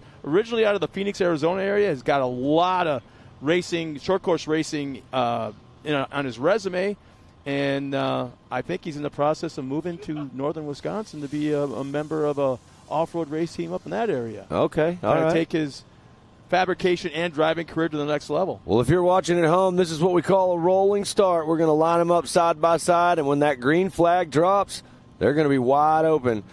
And we're going to see what it is. There's the green flag. Austin Dinger gets a good jump right here. Grant Stevens on the inside there. So let's see how this is going to play out. Austin Dinger has been on rails this season, and we'll see if he can continue on his quest for a championship right here. Look at this field. I have a feeling, Scott, we're going to get to see some really good racing right here.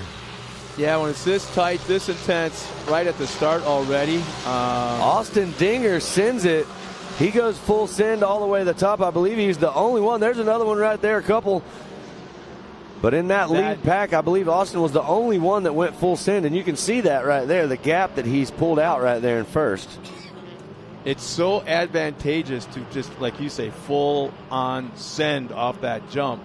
And if you don't, I think it's more dangerous if you don't try it as compared to trying it. So, but the problem is it's so intimidating because it's blind, completely blind. The whole time you're in the air, you can't see anything.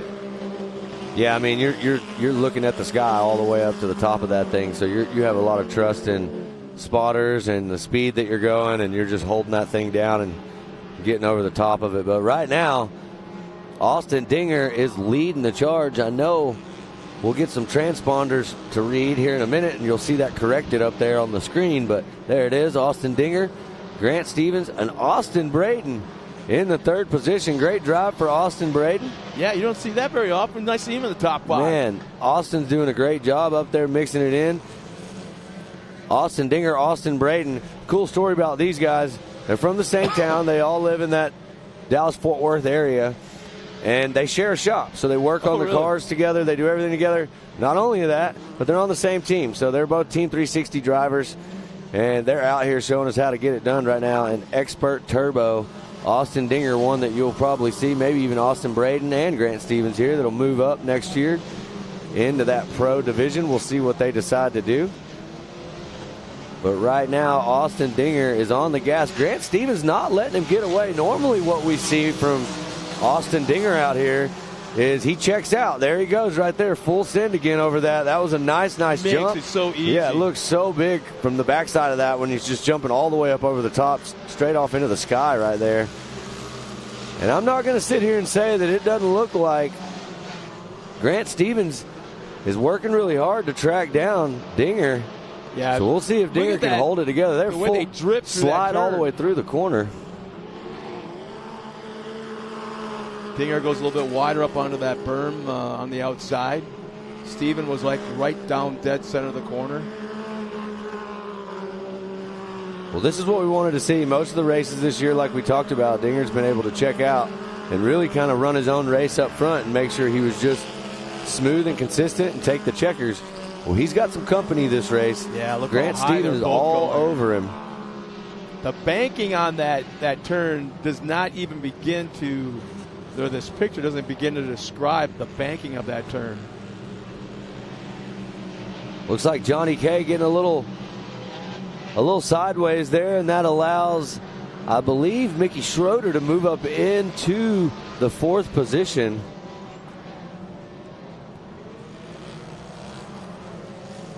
Oh, we got someone off the side of the track. Who is that? The 52? Couldn't see right there. Struggling to get back on the track. The car's still moving, but kind of disappeared out of picture there for a second. Well, what's going to happen right here? We've got so many drivers in this race right here. I truthfully believe we're going to get to a point in this race, Scott, where you're going to have to see if Dinger can work through some lap traffic. Yeah, I can't quite see the screen. Is it 5 laps or 3 laps? I'm not sure, but 3 laps remaining. Just a little under 3 laps. Yeah. It looks to me like Dinger has finally found that rhythm, and he's starting to pull away just a little bit from Steven. Now look right here. This is that turn. Tightening it up. Way back in the back section. This is another one of those situations where we're talking about speed in different sections of the track. It looks like Dinger's got a lot of top-end speed over Steven, but when Steven gets in the corners, he tightens up the gap a little bit, so he might be a little bit better handling car, and that's one of the things we talk about out here. If you want to make a car faster, it's not always about going out here and just putting the most power to it you can. It's about having the right suspension set up, the good tire set up, everything that you've talked about, Scott, to make sure that you can get around this track the fastest. We'll have to take a check this up because there'll be 2 laps remaining when they cross the start-finish line this time around. But that left-hander way in the back section, it just seems like Dinger's going right down the middle of it, and it's still wet. Has that shiny sheen to it of not a blue groove, but of a wet track. Meanwhile, Stevens goes way to the outside, completely avoids it to the point where he's kicking up dust, and I think that's where he's making up a little bit of ground. He's finding traction. Yo, man. Yeah, he's feeling it right now. He knows his spotter's telling him that Steven's right behind him, and he's trying his best to try and just hold on to this. But you guys at home, I want you to watch this right now. We can go back to Dinger on the camera. Is that Lee? No. As he comes around right here, I want y'all to watch this shot of how far this car flies when it comes up to the top of this thing right here. He is literally collecting frequent flyer miles right now going over the top of that thing. So Dinger is on the move. He's got a race to win. He has a mission this weekend, and he is doing his thing. Okay, we're coming up on that left-hand sweeper.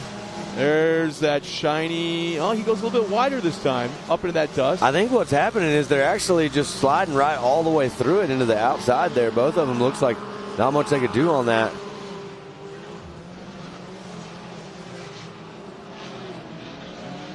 Wow, we got cars. We got a couple drivers coming off the side of the track right here. One off the side, not sure what happened right there.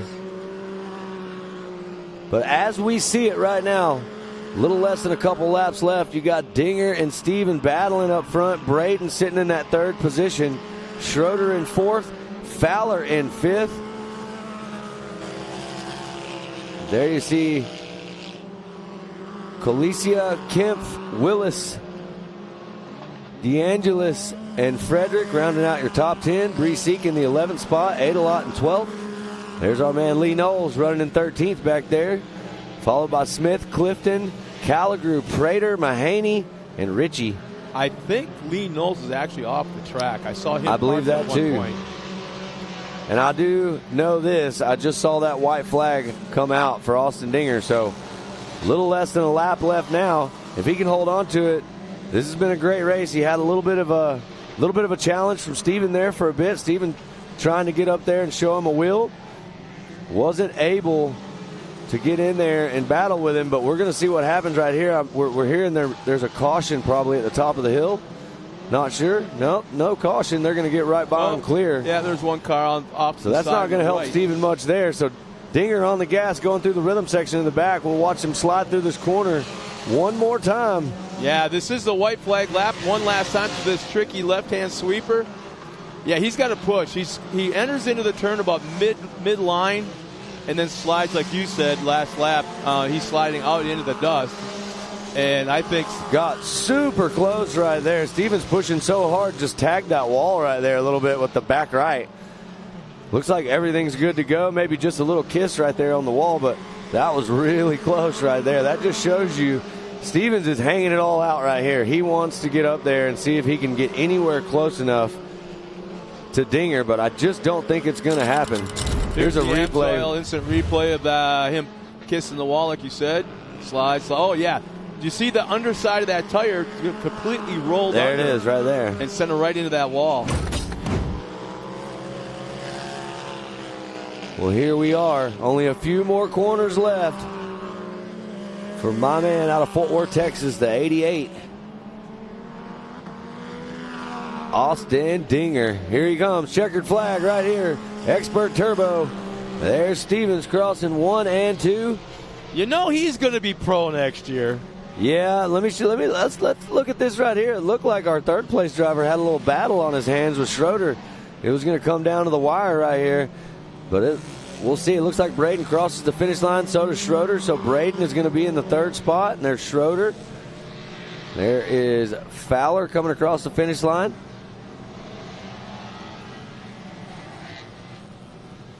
So what a race right here. Expert Turbo, big congratulations to those drivers.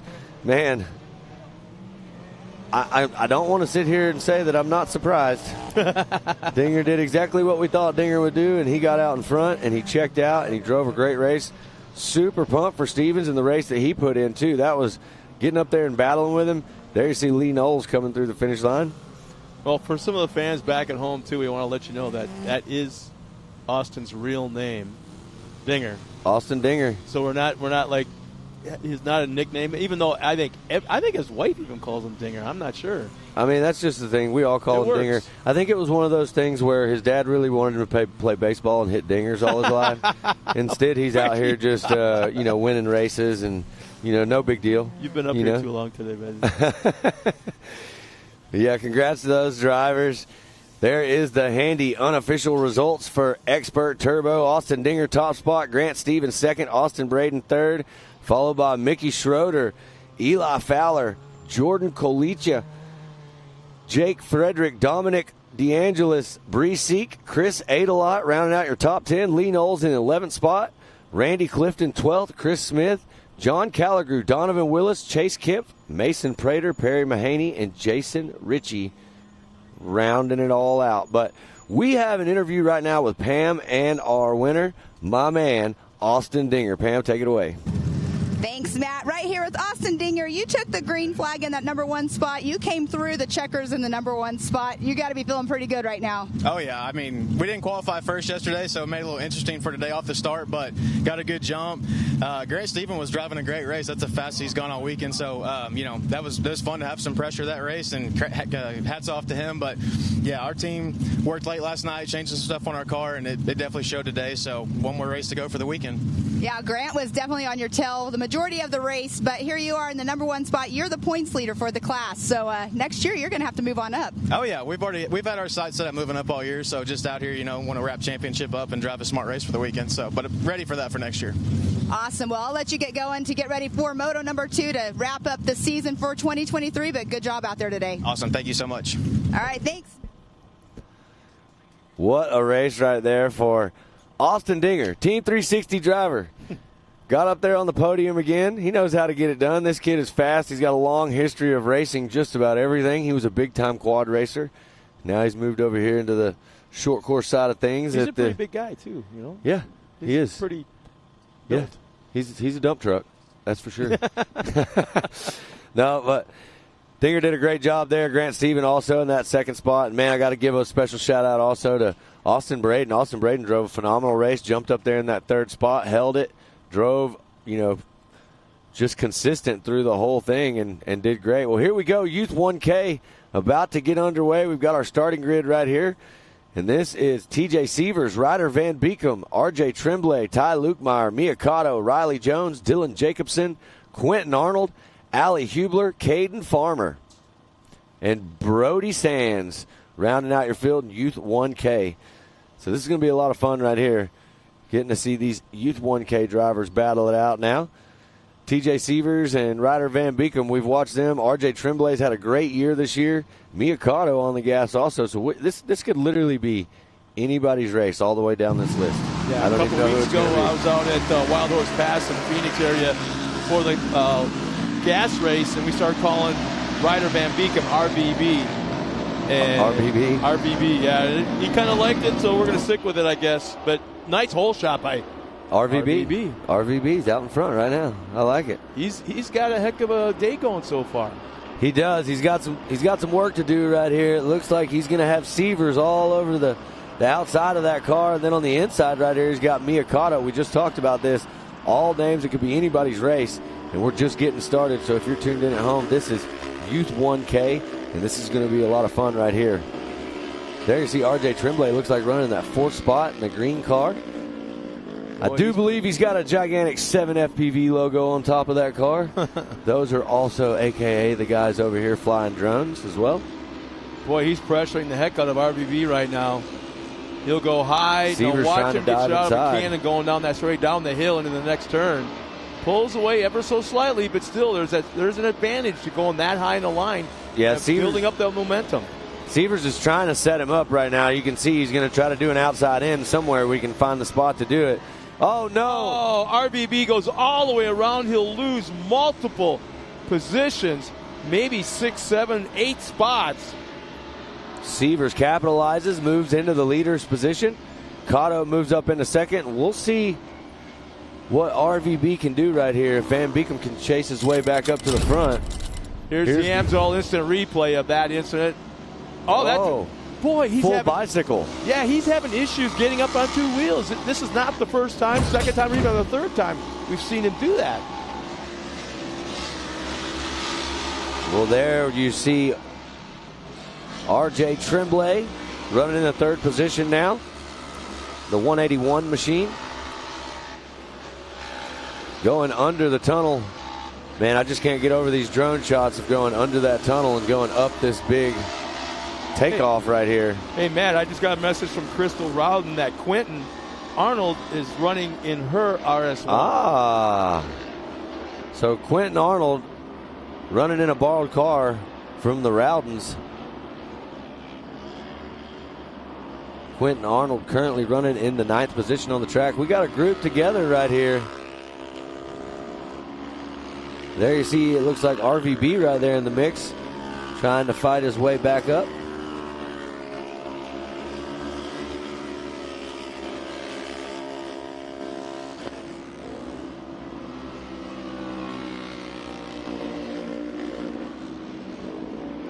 So that looks like a battle right there between Luke Meyer, Arnold, and Jacobson, I do believe is what we're watching right there. There in front, you see Van Beekum has cleared all of them. He's running in the 7th position. This is some nice tight racing. I saw a move. Can't tell who it was at the moment, but just went from way to the outside, way to the inside, and just now completes the pass to move up one more position. Yeah, there's some mid-pack dicing going on right now. The battles in the mid-pack are the most fun to watch at the moment, as you're seeing right here on the screen. Oh, we got a little wall tag. Ooh, I saw a puff of white smoke. Yeah, not sure that was going to be good on that one, but got together a little bit. Both cars, as you can see, coming together a little bit, but everybody looks to be okay at the moment. We'll figure out if something happened to the cars. They continue around the track. Definitely looks like, not even sure who that is right now. I can't see who that is. Definitely having some issues with the car. You see that driver pulling over to the side right there. Severs, Cotto, Tremblay on the gas out front. 1, 2, and 3.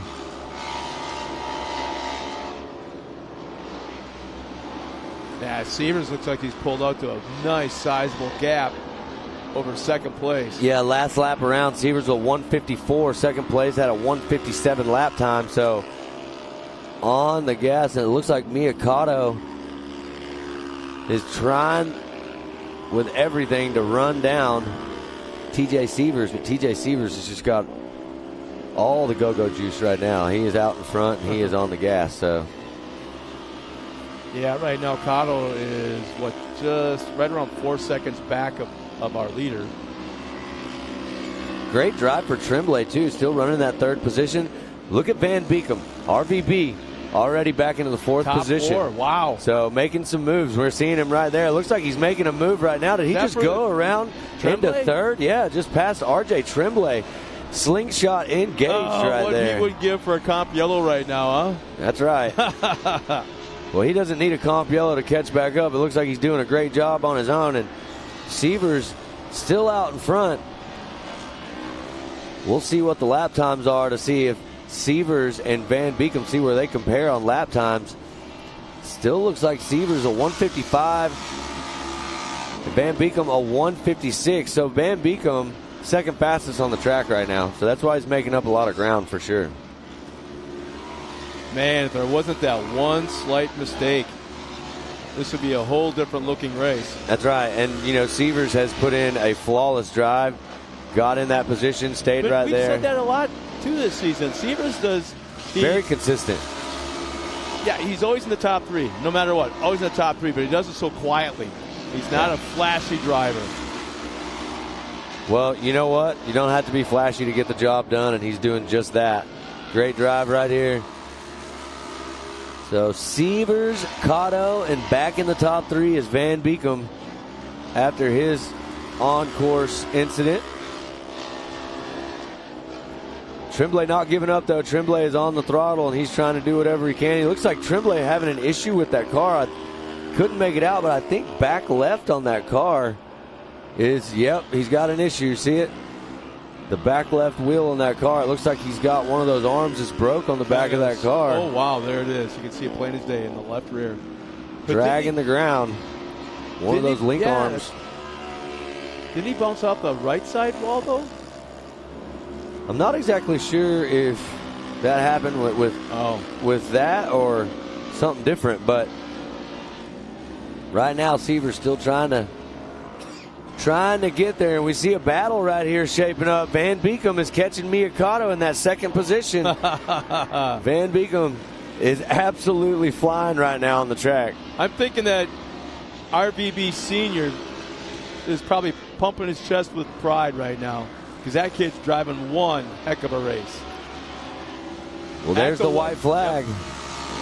So not a lot left. We'll see if Ryder Van Beekem can find. Oh, pushing it hard. This is what we've seen all day today. These drivers are going to push it until the brink. Ryder Van Beekem keeping it on all fours right there. There's a chance. I mean, there's a very strong chance.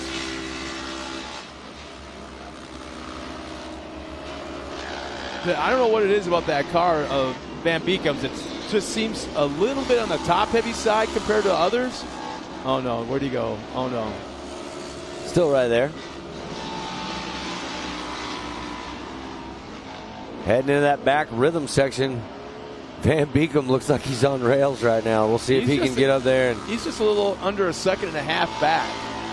Yeah, I mean, he's definitely close enough, and there's enough track left that if he can get up there, he can make this move around Miyakato. We'll see if Mia can protect the line and hold Van Beekem off. Right, he's going to try to go to the left of Mia right here. I'm not sure if he's going to have enough. Mia's going to be set up on the inside of this next corner. If he can pull up alongside of her on the outside, then he will be set up for the next turn. That's on exactly the inside. Right. But he's still he's got to get closer.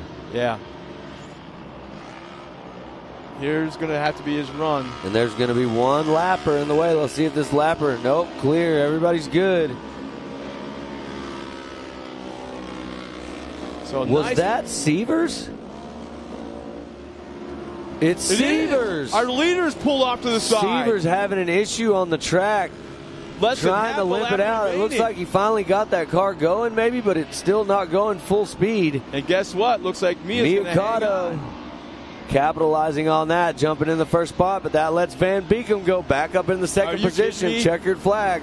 I think he gets the Past Most Cars award, I think, for the day so far. Yeah, what a drive right there for Van Beekem. I mean, having an issue, working his way through the field, getting back up in the second spot. Very unfortunate for TJ Severs. And it looks like Severs is going to go from first to fourth, I do believe. So that puts Miyakato, Van Beekem in second, Sands in third, Severs in fourth. And here's the battle right here. Who's it going to be? Tremblay holds on, gets that sixth position over Jacobson and Quentin Arnold in that borrowed car. That was a pretty good race. That was a heck of a race right there. We had a sweet battle for the top two, and then we had another guy come through the pack from the back. That's right. To finish on the second spot. That you can't ask for anything better than that. No, that was incredible right there. And here is your handy unofficial results for Youth 1K. Miyakato taking the top spot. Ryder Van Beekem in the second position. Brody Sands rounding out your top three. TJ Severs and RJ Tremblay rounding out the top five. Then you've got Allie Hubler, Quentin Arnold, Riley Jones, Dilla Jacobson, and Ty Lukemauer in the top 10 right there. And then you've got Caden Farmer rounding out the field in Youth 1K. So congratulations to Miyakato right there. Great drive from, as we now know him, RVB. Yep. And so that was an absolutely incredible race. Well, now you know what it is. You know what time it is, Scott. Yeah. It's time. Cruz, one of our film guys, was running around earlier, and he had all these questions. Who are you picking? Who are you picking? Oh, no. And so he's naming Kyle Chaney, Hunter Miller, Cody Miller. Yeah, he gave me choices. Yeah, who'd you pick? I had a little storyline behind the reasons why I picked, but Cody Miller. Man, I got to tell you something. I really, my heart tells me somebody else, but reality is telling me Cody Miller. My heart tells me that the person that's about to win this race is probably going to drive a white car with gold letters on the side of it. I wasn't given that option. Yeah, exactly. Well, I wasn't either, and I'm making my own option. I'm going with D, Kanan Baker.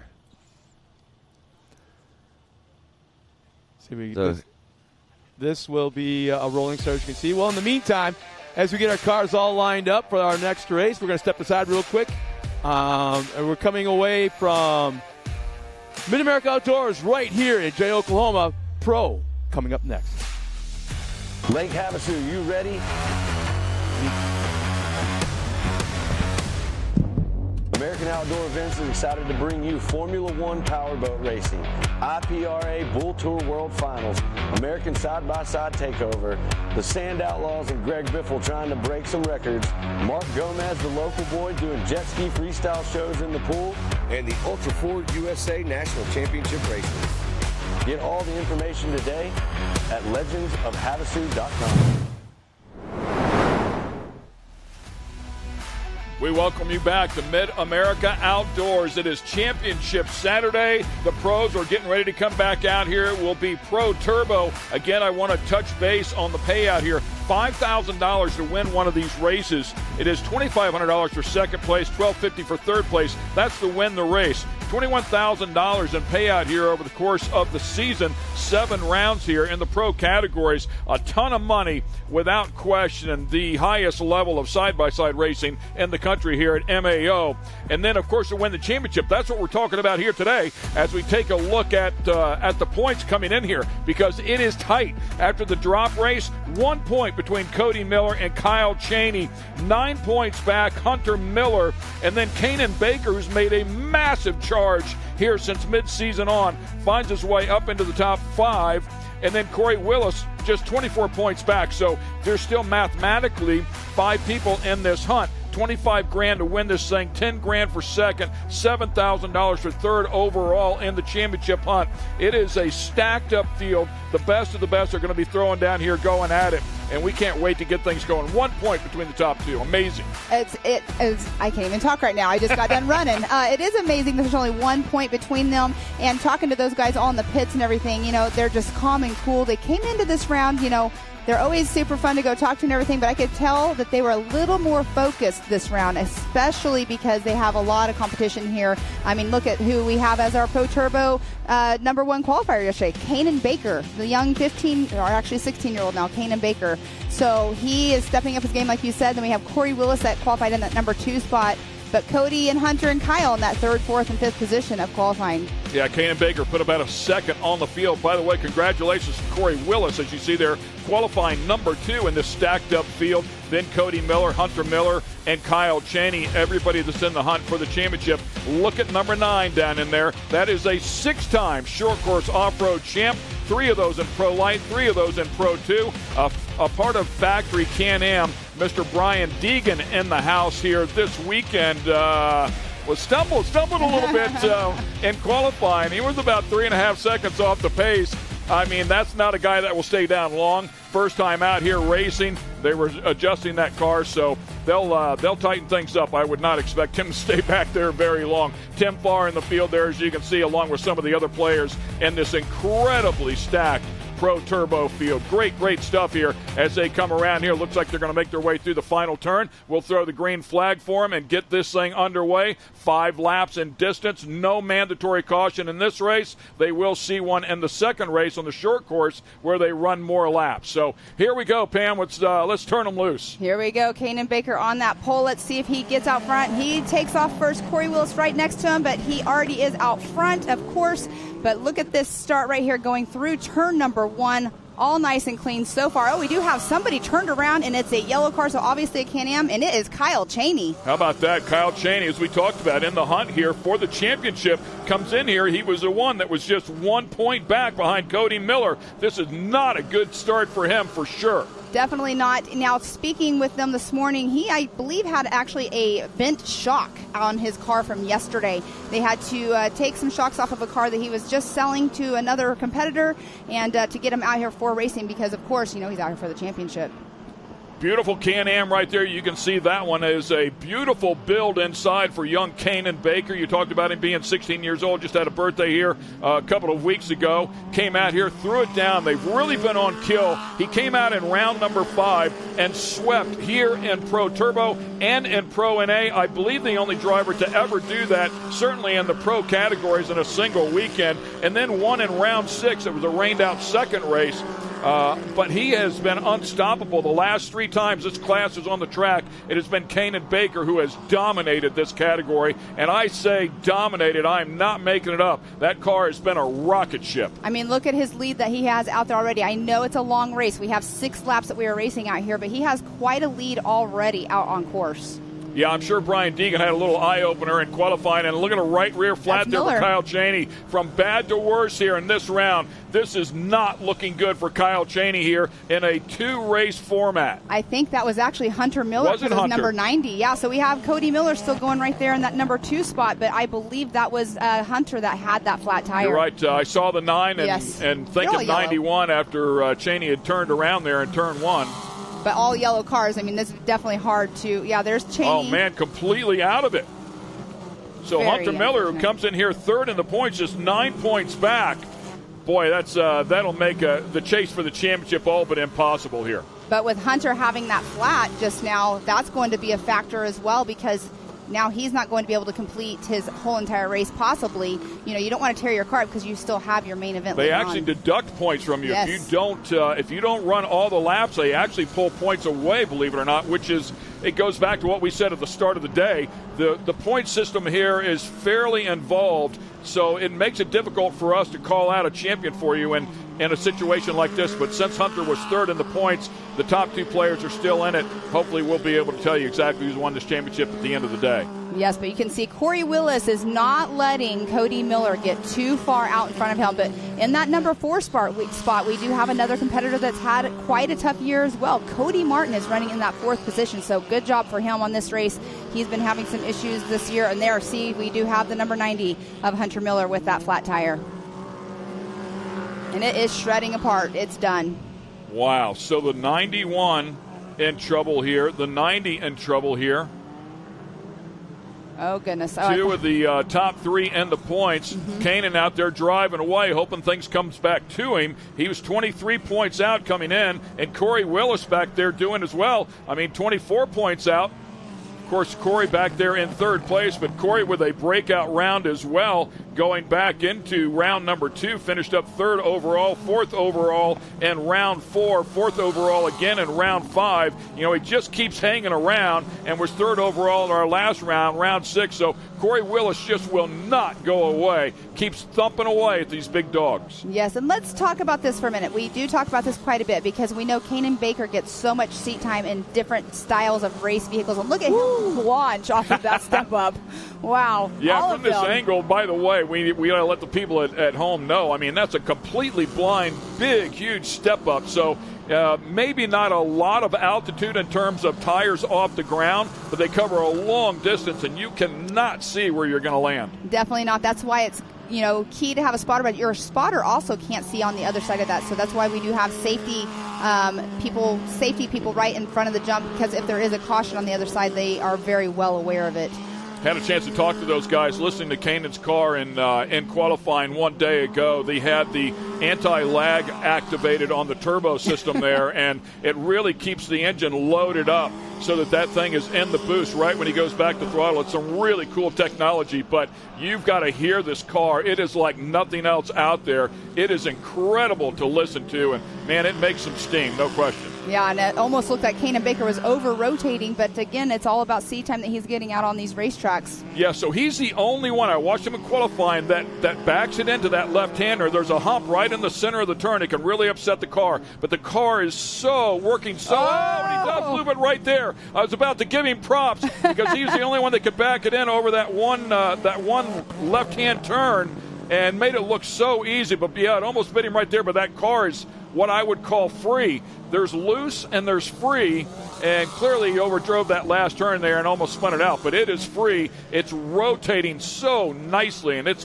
critical here with these all-wheel drive cars. Yes, and his build is obviously a little bit different. He's drifting these. I think, is he going to drifting school as well? Because, it looks just like a Pro 4. That's how you would drive a Pro 4, and by the way, and we mentioned it in the Pro NA category where he won there, he is going to Pro 4 for next year, so we look forward to watching him develop. He's got his hands full. Problems there for our leader off the pipe there just a little bit. Clearly some sort of mechanical. That'll open up the door for the number 22 to step in. Cody Miller, our points leader, taking the lead here. very unfortunate for Kanan Baker, trying to complete his streak he's been going. But he is now off of the track. So here we do have Cody Miller, our points leader, out front. So this is looking really good for Cody right now for the championship. So that Can-Am off the track there with a mechanical. What a shame for him. That will end his 3-race win streak.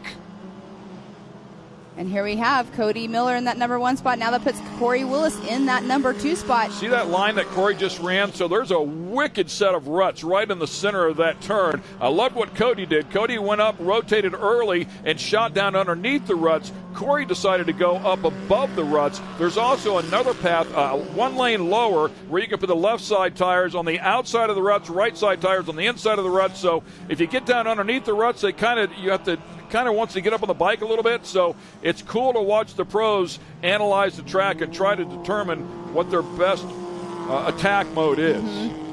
Definitely. And let's talk about this. So Corey Willis coming in that number 2 spot. But we've had a lot of drivers out here this weekend having issues in every single class. And let's talk about Zach Beavers. He's running in that number 7 spot. He had to go all the way back to Texas to get parts for his transmission last night because he ended up having issues in qualifying yesterday. Yeah, he broke an input shaft. Yes, exactly. So, that thing completely apart. Said he just put it together the day before because it had some broken bolts in the mounting areas. So yeah, he had a ton of work to do, and I went to bed about midnight last night, and the lights were still on over there. So goodness. they were getting after it. Well, let me tell you this, too. Zach Beavers is also the one who preps Hank's race car, and in between races with his issue earlier on, he ended up fixing Hank's car so Hank could get back out on the track later on. But look at this. There we do have, that is Cody Taylor, and he is running in that number 4 spot with Tim Farr in that 5th position right behind him. So Cody Taylor running a great race as well with the fastest lap time for himself is a 1:47.381. Cody Taylor, by the way, finishing 3rd overall, going back to round number 3, and Tim Farr 5th overall back in round number 3. Best effort for both of those drivers for the season. So we'll see if they can better that mark and keep chasing it. Yes, and let's see where we were talking about earlier, Deegan. We were talking about him running out here this weekend. He's our surprise racer. He's actually running back in that number 12 spot, but he was losing brakes yesterday in his when he was out practicing. So they were having a little bit of issues going on with the car, trying to get that all fixed up for him. But Cody Miller right there coming through. He'll be getting the white flag here in just a little bit, and there it is. Yeah, I love it. I mean, I want Deegan to have a good car and come out here and drive as hard as he can, but I love it because it brings so much integrity to the level of competition that's out here. Brian Deegan is as good as anybody, but you've got to have some seat time. You've got to come out here and race with these guys if you're going to compete with these guys. Brian Deegan would certainly do that if he had some seat time, but as you can see, even for somebody at Brian Deegan's level to come out here and just jump up into the front of this category, it's not going to happen. Yes. You've got to have a car that's ready to go, and you've got to have some seat time. Yeah, this is a challenging track for a lot of drivers that are not used to switching up tracks and everything. But, yeah, he got here a couple nights ago, and yesterday he literally just took the dirt bike around the track just to get a sneak peek at it because he hadn't even ever been on it. So his first time on track was when they went out for practice yesterday. He liked the track. He said it was a good track, but, the car, you got to push the car to the limits. Yeah, no doubt. And, of course, he's been extremely busy with both of his son doing an incredible job in Supercross with a huge win here just recently. And, of course, his daughter Haley as well. And I believe Haley racing today in NASCAR Truck Series. So Brian Deegan out here having a little bit of fun of his own while he's done an incredibly good job supporting his children as well, making their way up through the ranks. Keeping an eye on the number 22 here. Talk about incredible Cody Miller. 2023 Red Bull Ranch Scramble Champ, 30 King of Hammers, UTV Pro Stock, 2022 Texas Outlaw Series Reserve Champion, 2022 Champion Red Bull Race Crandon. So, this guy is so accomplished, much like his brother, much like Kyle Chaney, just pitches that thing sideways, floats it right up over that hump that we're talking about, lifts the inside rear tires, he gets it rotated to the right, grabs the checkered flag right here, and your points leader has taken a big chunk out of winning that $25,000 prize here at the end of the day in race number 1. Cody Miller getting it done. Wow. That was an awesome race. A lot of change-up right there with both, the 90 and the 91 going out, but we do have Mr. Corey Willis came in that number 2 spot. So great run by Corey Willis. He also will be racing again next weekend at our Legends of Havasu for Ultra 4 USA as well. Cody Martin, congratulations. You've had a tough year. You're in that number 3 spot right now. And Cody Taylor 4th. Tim Farr in that 5th position. Yeah, Tim Farr, nice job for him. Good finish here in this first race. As I look back through there, that matches his best finish for the season in any given race. So congrats to him and that John Caligaroo, Johnny K's team. One of our supporters, one of our sponsors out here. Johnny K's with a couple of dealerships there in the Ohio area. If you need any parts or equipment, bikes, side-by-sides, he has a little bit of everything over there. Make sure you check it out. Johnny K's, as once again we take a look at the blue groove there in that left-hander, man. It's pretty violent. Yeah, that is some major blue groove going on in all of these turns out here. Some major blue groove. So, like I said earlier, it's sometimes it's to an advantage. Some drivers like to have that grip and not have that whole entire sliding. So we'll bring you our results here in the Pro Turbo category with race number 1 in the books of 2. Of course, we will have them a little bit later on here this afternoon for that second race, and they will run the front course only. We will not be running that back section, so we'll give them a few more laps. It'll shake things up. There will be a mandatory caution inside of that one. That will really shake things up, so we'll see how things go. But Cody Miller certainly with a nice handle on this thing now, and Corey Willis, who knows, man, he might jump up there into the top 3 before things are all said and done, with Kyle Cheney and Hunter Miller having their fair share of issues here in race number 1. So once again, we'll get it back down to our colleague. Scott Rain is going to chase down our winner here as we take a look. Kanan Baker, who was leading this race early on, unfortunately breaking and falling out of that one there, down there with Brian Deegan. A tough race for him as well. But there's the championship players, Hunter Miller and Kyle Cheney, 14th and 15th. Kyle coming in here 1 point behind Cody Miller for the championship. Hunter 9 points behind his brother Cody for the championship. And boy, that makes for a really long day in terms of chasing that championship when you have a race one like that. Yes, especially because, like you said, you get 6 points is what Kyle Cheney is going to get docked off of his points now. Yeah, because that's exactly of not right. finishing. So let's get it over to our colleague, and Scott Rain, you've got the guy that's got a lock on this championship if he can finish up race number 2. You got it, Ken. And again, thank you for remembering my name after knowing each other for like 20-plus years. But, Ken, thanks so much, man. And I got to tell you, Cody, I was listening to Ken Stout rattle off your accomplishments for 2023 on your last lap coming to the checkered flag. All the wins, all the heat race wins, everything you've accomplished, going all the way out to the desert of King of the Hammers.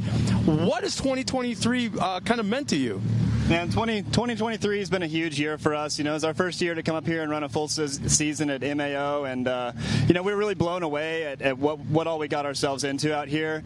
And certainly whenever you have Kyle Cheney, Corey Willis, Tim Farr, Hunter Miller, myself, we've got a stacked pro class out here. And then these young kids, Kanan, and all these guys are coming up so fast. Cash LaCroix, it's unbelievable. The level of competition is like it's never been before in UTV racing. And here we are at the best venue I've ever seen in my life. So it's just a heck of a year. Well, you got one race. The championship's in sight. There's a light at the end of that tunnel. How are you going into this last race later on this afternoon? Yeah, I came into this with a 1 point lead over Kyle Cheney and 6 over my brother. So it's been a tight race all year. I'm so stoked and just so thankful to have come off the track in first in this first moto. That's a big weight off of my shoulders. All I've got to do is head out there for this next one. Obviously I'm going to try and win every race I get into, but I can be a little bit conservative this next time. And, I overshot a couple of these big jumps making passes out here today and rattled myself several times. And I was just thankful I've got a robust piece of equipment right here with this Can-Am X3 and all the Elka shocks and Double E Racing suspension tuning and the Maxxis tires, Raceline wheels, Liquid Moly lubricants. This thing is really well put together, and we just got one more race to go in, and then $25,000 championship on the line. I was wondering who's going to mention that $25,000, but you know what? Best of luck. You got one race remaining. Couple hours, we'll see you out here one last time for 2023 at Mid-America Outdoors. All right, looking forward to it. Thank you very much. Yeah, that's super cool. We're going to take a quick break here. By the way, you just mentioned this to us. We have to say congratulations to Cody, right? Yeah, he just got married a few weeks ago, so he's a newlywed. Maybe that's a lucky charm right there. Exactly, and she's here, Mama too. needs a new pair of shoes. Bring some 25 grand home, right? Great stuff, man, for sure. All right, a lot more racing coming your way here today from Mid-America Outdoors. AMSOIL runs on freedom and has since 1972. We punish our products firsthand in our world-class laboratories and beyond, because some things can't be learned from a test tube. Run with us.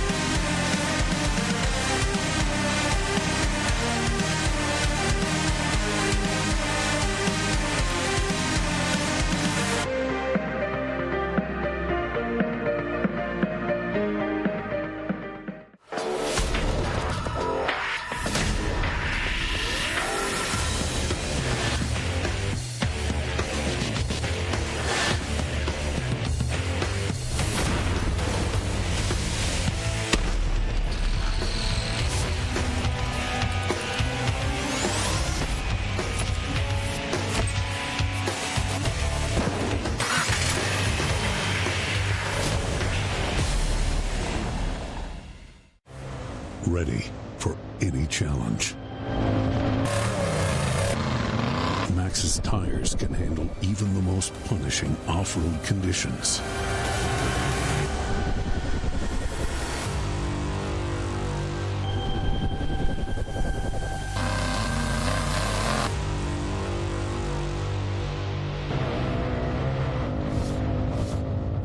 Maxxis tires. Tread victoriously. Speed Sport has been America's motorsports authority since 1934. Get news, results, and commentary from the most connected experts in the business, covering all forms of motorsports from flat track to NASCAR and everything in between. Bookmark speedsport.com on your mobile device now, or follow Speed Sport on social, and be sure to subscribe to the Speed Sport Daily. Speed Sport is your one-stop shop for all things racing on 2 wheels and 4. AMSOIL runs on freedom and has since 1972. The rest of the market has been trying to follow our lead ever since. But a head start is a head start. Run with us.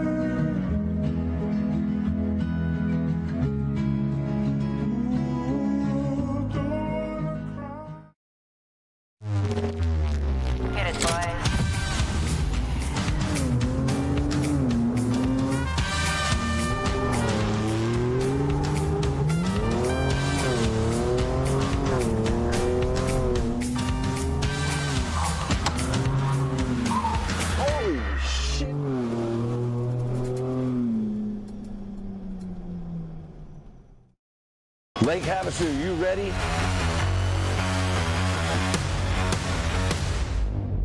American Outdoor Events is excited to bring you Formula One Powerboat Racing, IPRA Bull Tour World Finals, American Side-by-Side Takeover, the Sand Outlaws and Greg Biffle trying to break some records, Mark Gomez, the local boy, doing jet ski freestyle shows in the pool, and the Ultra 4 USA National Championship Racing. Get all the information today at legendsofhavasu.com.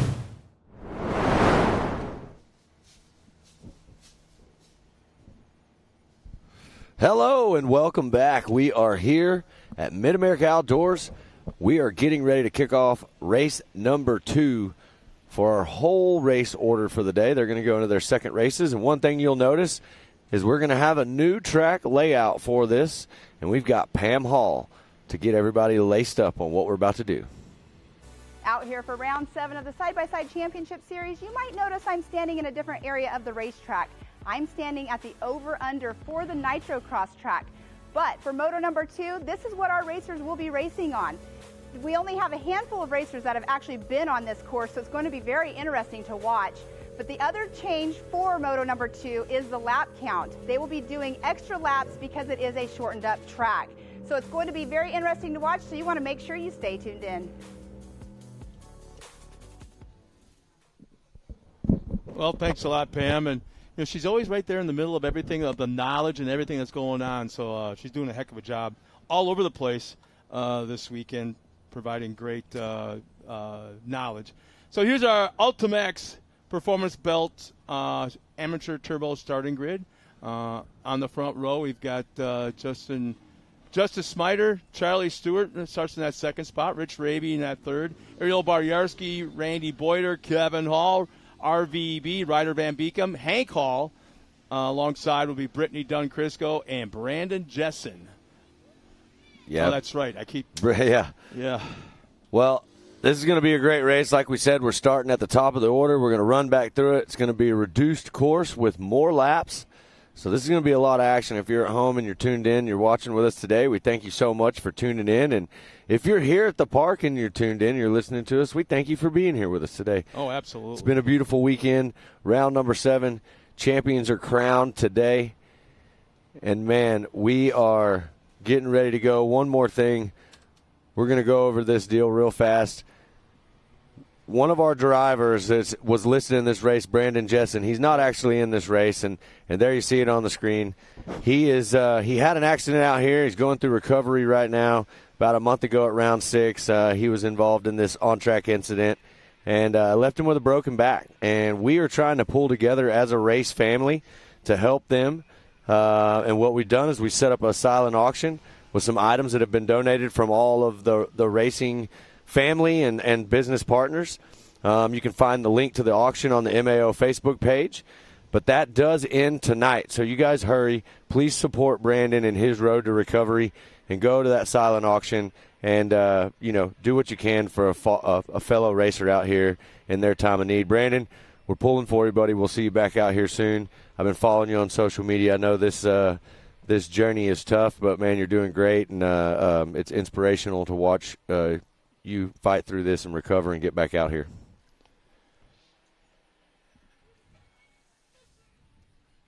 Well, there's Hank Hall that got the whole shot and led a lot of the race earlier this morning. Had mechanical issues, had to pull off. We should also note the fact that his dad's not here this weekend. He's back home in South Carolina, and doing some family business, so he couldn't be here. Hank is doing everything by himself. Clean, wrench, clean again, setups, everything. He's doing it by himself, and he's only 16 years old. He's doing a great job. job. Of a job. Yeah, for sure. For sure. Good to see Hank out here having a good time. It's this goes back into that thing we talk about a lot. It's a family affair, right? Pam Hall, Hank's mom, she's part of the broadcast team here. You've seen her on screen today. They have been a big part of the racing community for a long time and runs in the family. And they got them out here having a good time. And as we work our way down down the road right here, look at all these drivers ready to go, patiently waiting to do some battle out there on the track. There is Baryarski right there, the 735 in the Can-Am. ready to go, smiling. I can see the smile through the window net right there. Not now, focused. I've noticed right now they're doing a lot of track prep, too, putting down quite a bit of water, letting it soak in a little bit, because we're just pumping these races out this morning up until, a half hour ago. We finally finished race number 1. Yep. Now getting ready for, like you said, race number 2, starting all over again, and now it's, dare you say, it's checkers or wreckers. Yeah, this is where it counts, right? A lot of these drivers, we saw a lot of adversity through race number 1s. You saw some of these drivers have car issues, and there's a lot of battles. There's a lot of championships on the line in different classes. So we're going to see how this plays out in race number 2. This is where it matters the most. So we'll see who's going to make some changes and get a better position for themselves here, who can come out in the end with an overall and take home all the big points. And I kind of noticed something when I was down there doing the interviews for some of the winners in the pro classes, and I'm looking at tire choices, tire groovings, and the top guys in Pro Turbo, top guys in Pro NA are running what I call the Hoosier Humpers, with the Hoosier tires that look like a sprint car tire. But then they're also taking the groover, turning it upside down, so it's just 2 straight blades sticking down, not the cupping kind, but the 2 straight, and just siping it. Siping, putting lines in those knobs. And the fast guys are running those kind of tires right now. And I'm looking at, when we did the driver intro, there's a lot of guys out there in that line right now that have knobbies. So I'm like, okay, what's Cody Miller running? Right. What is Martin running? What is some of these other guys running? And that's kind of, I'm leaning towards that direction. Yeah, it's going to play a big part for sure, especially as they continue to do track maintenance today, and the track continues to deteriorate with all the racing going on. We're seeing lots of blue groove out there, but for the most part, this track has stayed and held up really good, and today's been a great day of racing. We've talked to several racers when we had breaks, and were able to go down there and ask them about the track and what they thought, and they thought it was absolutely phenomenal today. Today's been one of their best days of racing. So I think that has a lot to do with it, and I think everybody's just having a blast today, and that's the biggest part of this. There's not a lot of water on the track. Last round we were here, we had a lot of rain, and the conditions were very different. So I think it's been welcome this weekend to have this beautiful weather, a very well-maintained track for everybody, and the track crew got it very groomed and set up before the races start. And while we got just a moment, I don't see a whole lot going on down in staging. There's going to be a lot of people.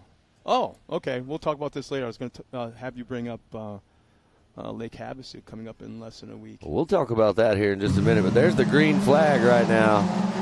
And they are on the way. There you see. Ooh, a couple. Looks like Ariel Bawarski got pinched just a little bit there on that. Justice Smider and Charlie Stewart. We've been talking about this. These are the ones. This was a big race yesterday. And here they are today. This is going to be a reduced course, a little bit different than what you've been used to seeing. Wow. So some of these drivers sliding around a little bit. Everybody clear. So it looks like Smider, Stewart, and Hank Hall. Hank Hall moving into that second spot. Yeah, looking good, Hank. Hank's on the gas trying to get up there and battle for the front. So, did somebody have an issue on top of the hill? Looks like everybody's clear. There's some sliding and swapping around. There you go, like getting in there. See that? Backing it in the corner right there. I'm not sure who that was, but that was an aggressive corner. So Hank obviously has a brand new belt, so he should be pretty much on fire right now. Feeling confident with his car prep. There you see Hank Hall trying to battle for the lead right there with Stewart. Stewart holding on. Hank Hall sliding that car around, trying to find all the traction. Now, with this being the final race of the 2023 season, everything we're going to be talking about as far as points, placement, and things along that line, trying to figure out where the championship standings are, it's completely unofficial. Anything out of our mouths is completely unofficial. Yeah, when we get to the awards banquet tonight, we'll know the official who won for sure. So that's going to be coming up later on tonight. Oh, we got somebody that looks like Raby. Oh, he's got front end damage. Look at the right front. Yeah, they got them towed in together right there.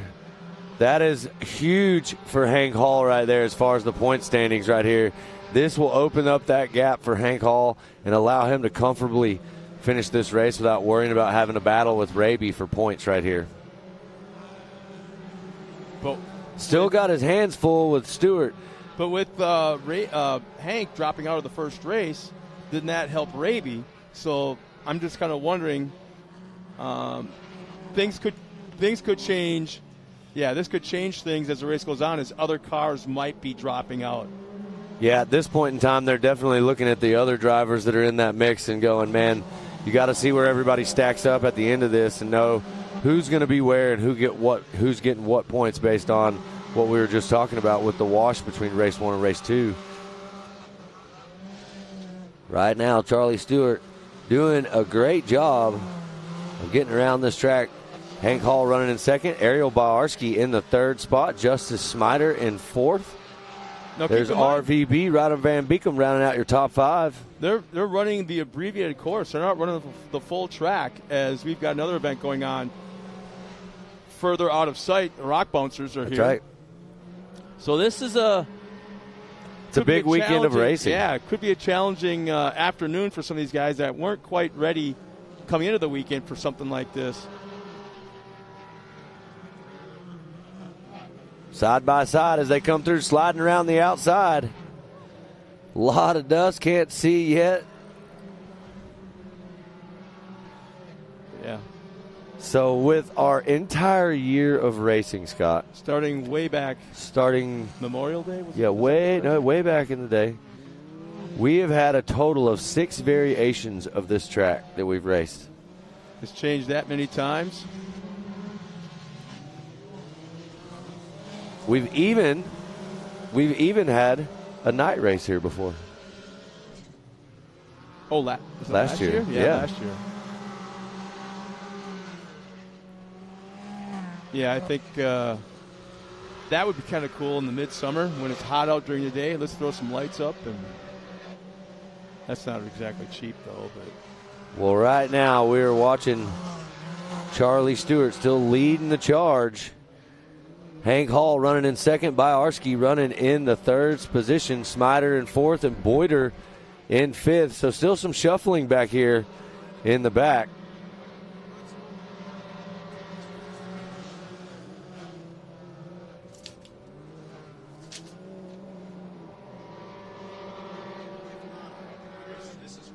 Amateur Turbo race number 2 action right now. Sliding through this course right here. Look at him side by side, up on 2 wheels just a little bit there. Saves it. That's Ariel Bawarski.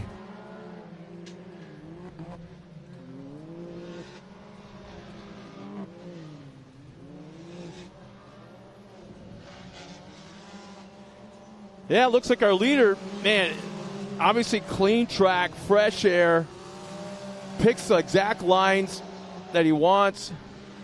But it's very, very tough right now because the track is so slick. But yet, even that being said, he's pulling away from Hank Hall up to a point of about probably, I want to say 3 seconds, maybe 3.5 seconds. Well, there you see Justice Smider, the 26 machine. And it looks like Ariel Bawarski is right behind Justice Smider giving chase. Very close lap times right there. So we'll see if any moves can be made as they make their way around the track. A little slick spot right there. As you see, they watered big. Not really causing anybody any problems. That'll be dried up and tacky real fast. The white flag should be coming out this time around for our leaders. Again, this is a shorter track, but more laps. That's right. So things will be probably speeding up quite a bit.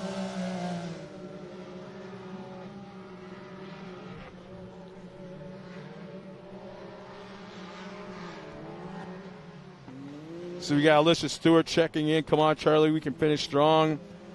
And Mother Earth goes, go, Raby, go. Hank Hall getting a little bit out of sorts over that jump right there, but reels it all back in.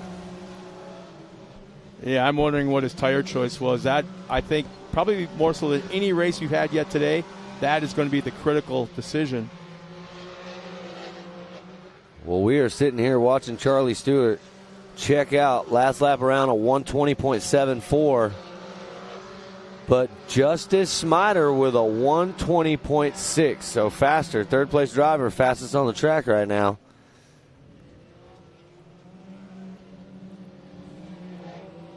We'll see if Justice Smider can make some moves and get up there and capitalize. 1 lap left, not a lot of time. Charlie Stewart looks to be cruising. Oh, Hank Hall, does he have a left rear flat tire? I want to say Hank Hall looks like he's got a left rear flat. Well, we're looking at it on the screen right here. We'll see when he comes around. I believe so. Well, there you see Charlie Stewart coming through. Looks like he might hang on for the position, but Hank Hall definitely has a left rear flat tire up across the line. Yep, sliding all the way to the top right there. You can see it. He is flat on that back left, but he saved it. Hank Hall coming across in second. There's Justice Smider in third. Ariel Bawarski in fourth. And the rest of the field is making their way around to the finish line right now.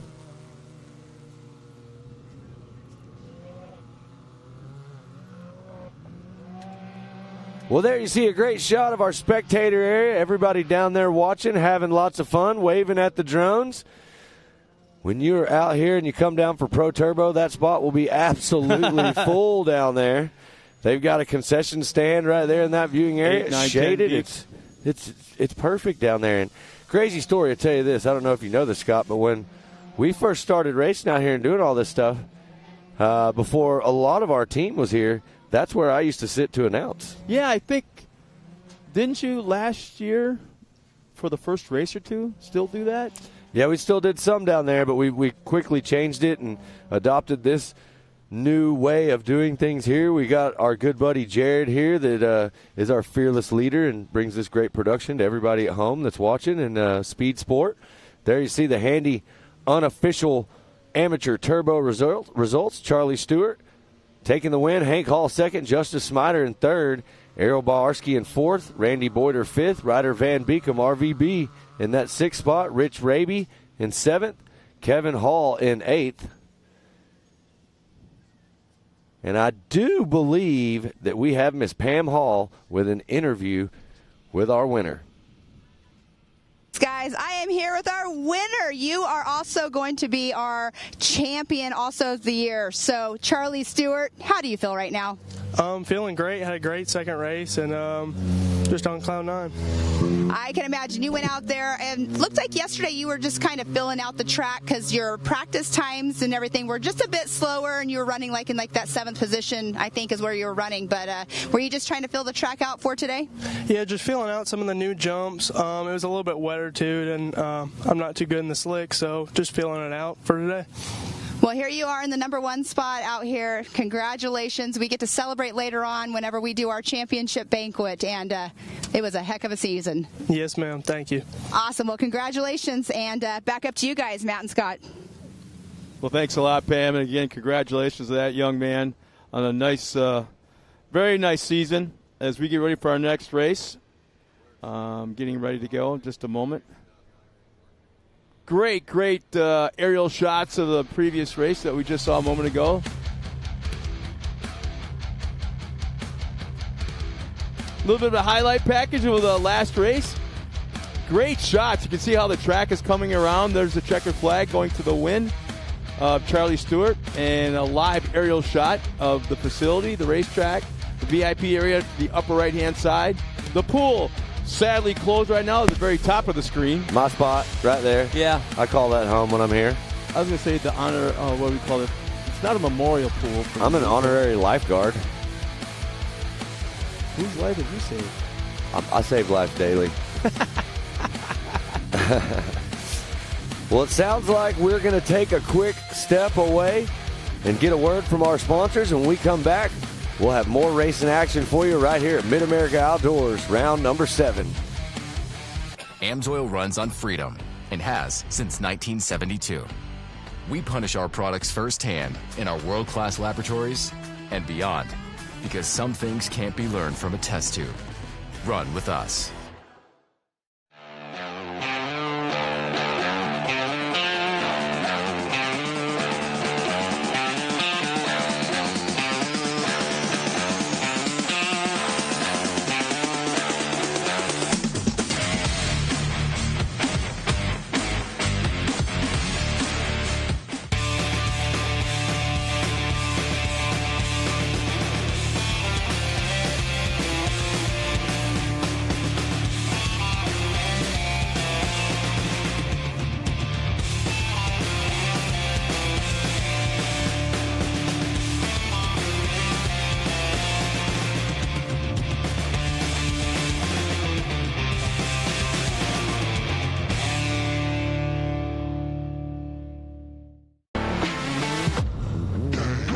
Lightweight, agile, and strong, the Pitbull is perfect for the job.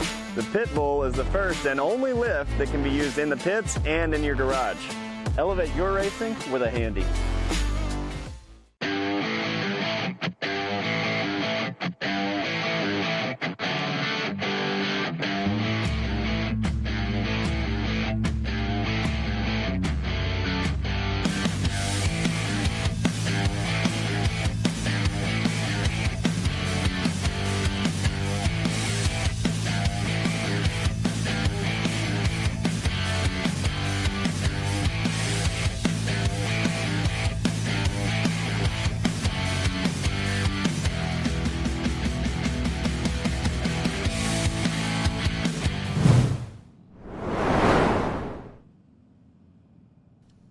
Welcome back, everybody, as we get ready for more racing action right here in Mid-America Outdoors in Jay, Oklahoma. And Matt, let's kind of do a quick recap of what we've seen so far in round one, or race number one, I guess. A lot of action. A lot of great racing, a lot of battles that are shaping up, that this race number two is going to be what decides who gets a championship out here. Yeah. I mean, honestly, I'm at the point in time now where, like, I don't even know how to do math well enough to figure out who's going to win some of this stuff. So I'm just literally sitting back and waiting for the officials to tell us who it's going to be.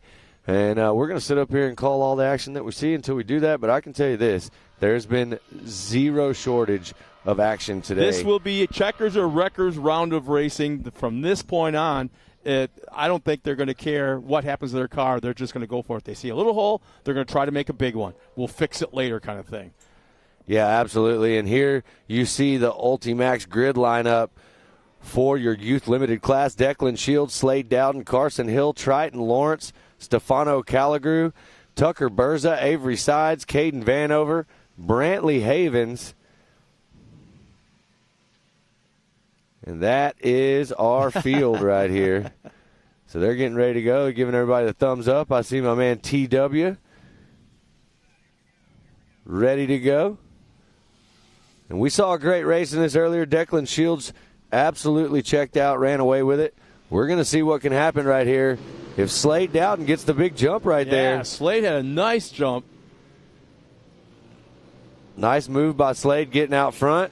Checked up just a little bit. That allowed him to get a little gap. Declan is now back in the pack a little bit. There's Berza in the mix also. Had a couple cars that looked like got messed up in the back, and they're all back underway, but looked like a little bit of a mess. Yeah, for sure. It looked like that was maybe looks like Carson Hill's up there in the mix too, right up front. I can't tell for sure, but we'll get some transponder readings as they come around. But all right, sounds like we may have, here it is, Amsoil instant replay of what happened right here at the start. So as you see him coming around, it looks like Slade Dowden checks up a little bit right there. And that forces a couple of them to check up as well, a little bumping. And in the back of the pack right there, you see one car sliding fully sideways, another one off track. So chain reaction. Lots of action right there. Right now, the battle is out front. Declan Shields trying to hold on. This is youth limited 9-12. Dowden's battling. Looks like they're side by side. Looks like Declan Shields. Nope, not going to be able to make it happen right there. Slade Dowden showing some strength and coming back on that inside and charging right here. Declan's got the inside line, was able to slingshot through that corner right there. And we've got our third place driver coming in the mix right here. That looks like the 110 jumping in there. I believe that's Triton Lawrence. But there you see Declan Shields on the gas. Triton Lawrence trying to go to the inside right here up the hill. Not going to have the juice to get around Slade Dowden. Slade holds on to that second spot, driving a great race.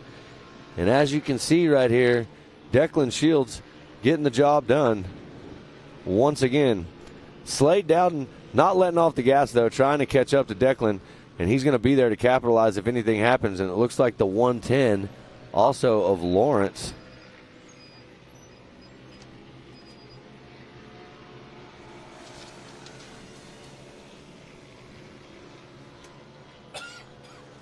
Triton Lawrence on the gas. So as we see it right now, Declan Shields Slade Dowden, Triton Lawrence, Calligrew, Berza, Hill, Sides, Vanover, and Havens is the way our running order sits in this youth 9 to 12 limited race. It's got slightly less than 4 laps remaining for their last race of 2023 here at MAO. Yeah, there you see Berza and Calligrew right there in the mix. And I believe that's Carson Hill right behind Berza, trying to get up there and show Berza putting a great drive in right here. And there you see coming down the hill, Slade Dowden on the gas, close enough to be right in the dust of Declan Shields. So we'll see if Slade can make some ground up right here. If he can get a little bit closer and anything were to happen, I mean, he's within striking range for sure.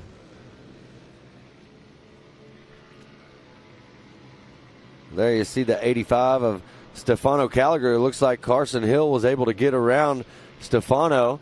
And now Carson's got his sight set on Tucker Berza. Tucker pulling away right there in the straightaway. Now, you saw some blue groove, let's see, with 3 laps remaining. You saw some blue groove on the uphill and downhill sections on the backside of this race course.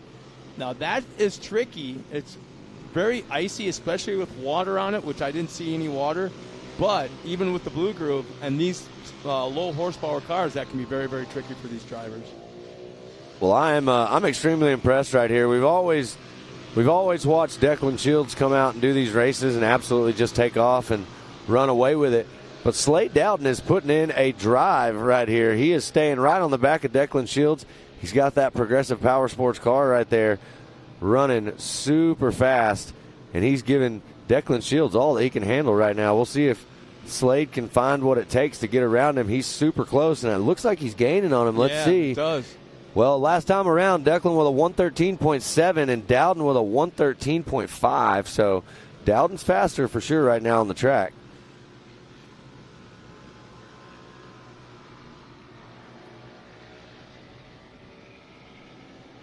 Well, there is the battle, Carson Hill and Tucker Berza. Carson's all over the back end of Berza. He's going to try to show him an inside wheel right here. Not going to happen. Closes the door on him right there. Berza's going to go that inside line and protect. And it's going to allow him to actually get around. Wow, yeah, that was a good line. It looks like he got around Triton Lawrence right there. Great move. That puts a car between himself and Carson Hill. Carson Hill's going to try to find that same momentum to slingshot around right here. Gets pushed out a little wide. And there you see the 110 of Triton Lawrence getting a little bit close to Berza right there, but all clean. Everybody made it through. So the white flag will be coming out this time around for our leaders when they hit the start-finish line. But let's see, is that... Same running order right there. So we've got Triton Lawrence bumping back. So now you've got Carson Hill that's moved around Triton Lawrence and back chasing Tucker Berza. So we'll see if Tucker can hold on to it right here. Slade Dowden still chasing Declan Shields. Declan Shields driving a great race so far. Yeah, there's pretty definitely much flawless. areas where Declan seems to be faster, pulls away, and then all of a sudden Dowden looks like he's, oh, wow, talk about making up some ground right there. At the white flag, is this going to be a pass? So close. Dowden trying to slide it on the inside right there. Wasn't able to make it happen, but now he knows. So we'll see how Shields reacts. Will Shields step on the gas and try to pull away? Or is Dowden going to be able to catch back up again and show Declan a wheel? The battle right here on your screen is between the 126 of Carson Hill, and that looks like the 44 of Tucker Berza right there in front. So we'll see what happens right here. Carson on the gas trying to find a line right now. Hasn't been able to do it, but he's drove a very consistent pace. Whoa, made up a lot of ground right there, a ton of ground. All over the back of Tucker Berza. I don't know if he's going to have enough time, but we'll see what he can do right here. The 126 of Hill and Berza on the gas, trying to close this thing out big. Berza's got the line right now on the inside. He's protecting it, and he's going to hopefully round out his racing time right here and finish.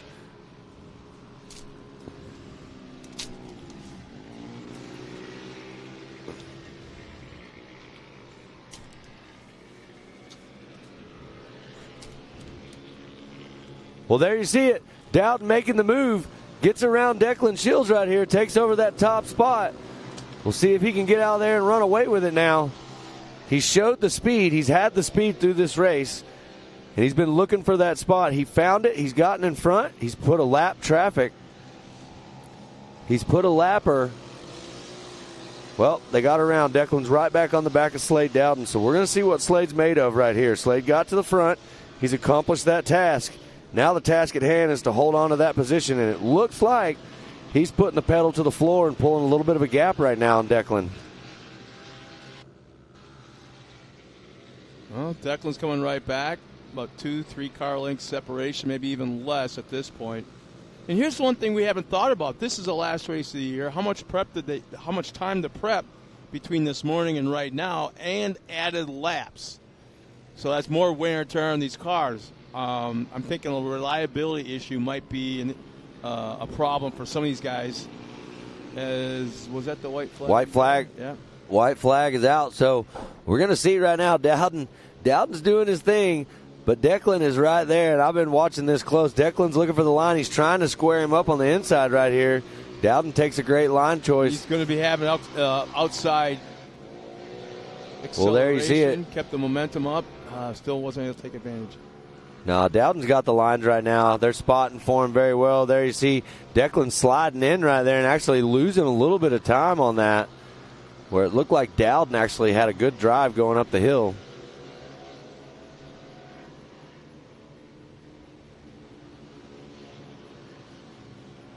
Slade with the smooth lines right there. So you got Slade, Dowden, Declan Shields, and Tucker Berza 1, 2, and 3 on the track. It's a little bit longer line, but Declan is not scrubbing off any speed. Well, they're coming up on a caution. They got to check up. I don't know where that is. That is not going to happen right there. You cannot pass during a caution, so that will have to change right there. This will go to... This is on the last lap. Yeah, but you can't advance a position in a caution. So no way. That one will go to Slade Dowden, I do believe, unofficially because of what happened on the track. We'll get an official word on that here soon. But still, great drive for Declan Shields, great drive for Slade Dowden, great drive for Tucker Berza. Tucker coming around right now to hit that third spot as he takes the checkered right here. Next race coming up with the youth 6 to 8-year-old. That'll be race 15 for the day. That many, huh? Wow. Scheduled for 28. Get to see my man Luke Anderson back out here. Let's see if that smile's still on his face, and he's carrying that momentum, and he's on the gas. So. Yeah, Reggie's already got multiple Facebook posts on the social medias and smiles and back in the pits. Yeah, just happened to catch one of them. So great race right there. That is your youth limited 9 to 12-year-olds. Declan Shields and Dowden battling it out right there. And we'll have to get the official results on that. Not really sure if that last-minute pass there is actually going to count since there was technically a caution. So it sounds like what we're hearing is there will be a penalty on that, and that should give Slade Dowden the win in race number 2. That's going to be a tough break, because if he had pulled off to the side as we check out the unofficial results presented by Handy, again, this is completely unofficial, as there's still decisions being made right now as to the actual finishing order. But right here, unofficially, it's Declan Shields, Slade Dowden, Tucker Berza, Stefano Calagru, Triton Lawrence, Avery Sides, Caden Vanover, Carson Hill, and Brantley Havens. Across the field, across the line. So it'll be interesting to find out what the call is going to be made by the officials, because if Declan was able to pull off to the side and flip him back, he'd finish in second. But well, what a highlight right here, Scott. Look at this. Right from the beginning, Slade Dowden gets out front.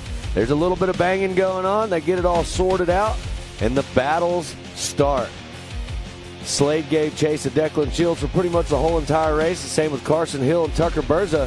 But in the end, Slade Dowden was able to make the move and get around and get up front. Not really sure where the results are going to play out on this thing in the end. They are looking at it right now, but Not sure. I do believe that was Slade Dowden's race right there, but a heck of a race right there for those youth limited 9 to 12-year-olds. And we're going to be back here in just a few minutes after we take a quick break and a word from our sponsors for more racing at MAO. At 360 Wraps, we've been working hard to transform the vehicle wrap industry. Wherever you are, we're standing by to show you the professionalism you deserve.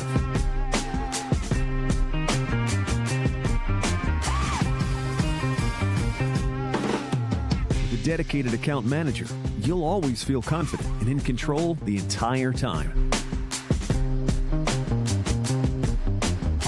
Providing nationwide service to the top brands in the industry, our team will confidently handle any project you give them.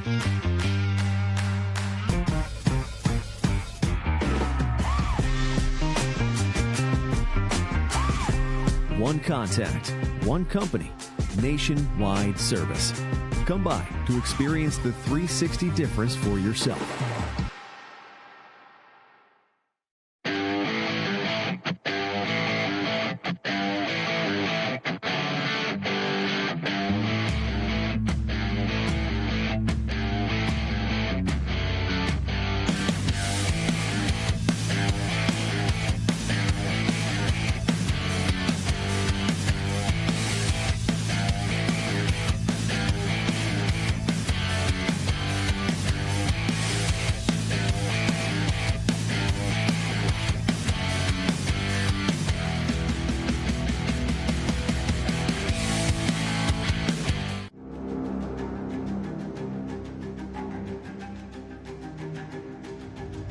Connect with the Wild is about off-roading with your buddies.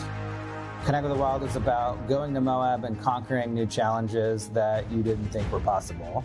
Ultimately, Connect with the Wild is about enjoying the outdoors in your vehicle as best you can. We're treating it like we know it's something special that everyone will remember.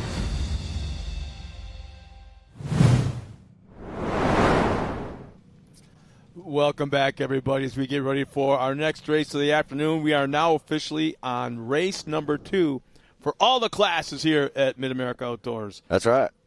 Youth limited 6 to 8. Oh, will you look at that guy in that number 11. Yeah, he's still very, very clean.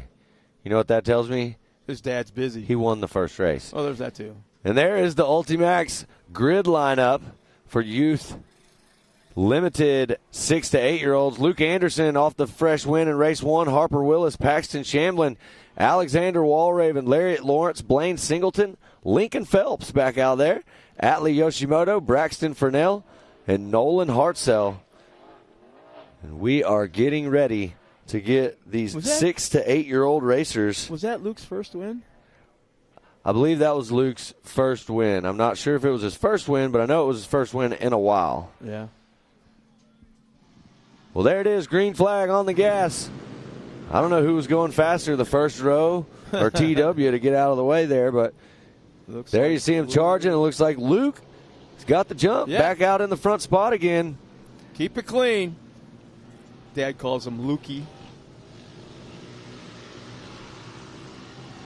Oh, Lukey out front right now and charging. Luke has got the mojo. He got that win in round 1. Now he's got 8 laps of battle about to go down right here with the rest of these 6 to 8-year-old limited drivers. Right now, Luke looking good. He's got that Team Baco car out in front.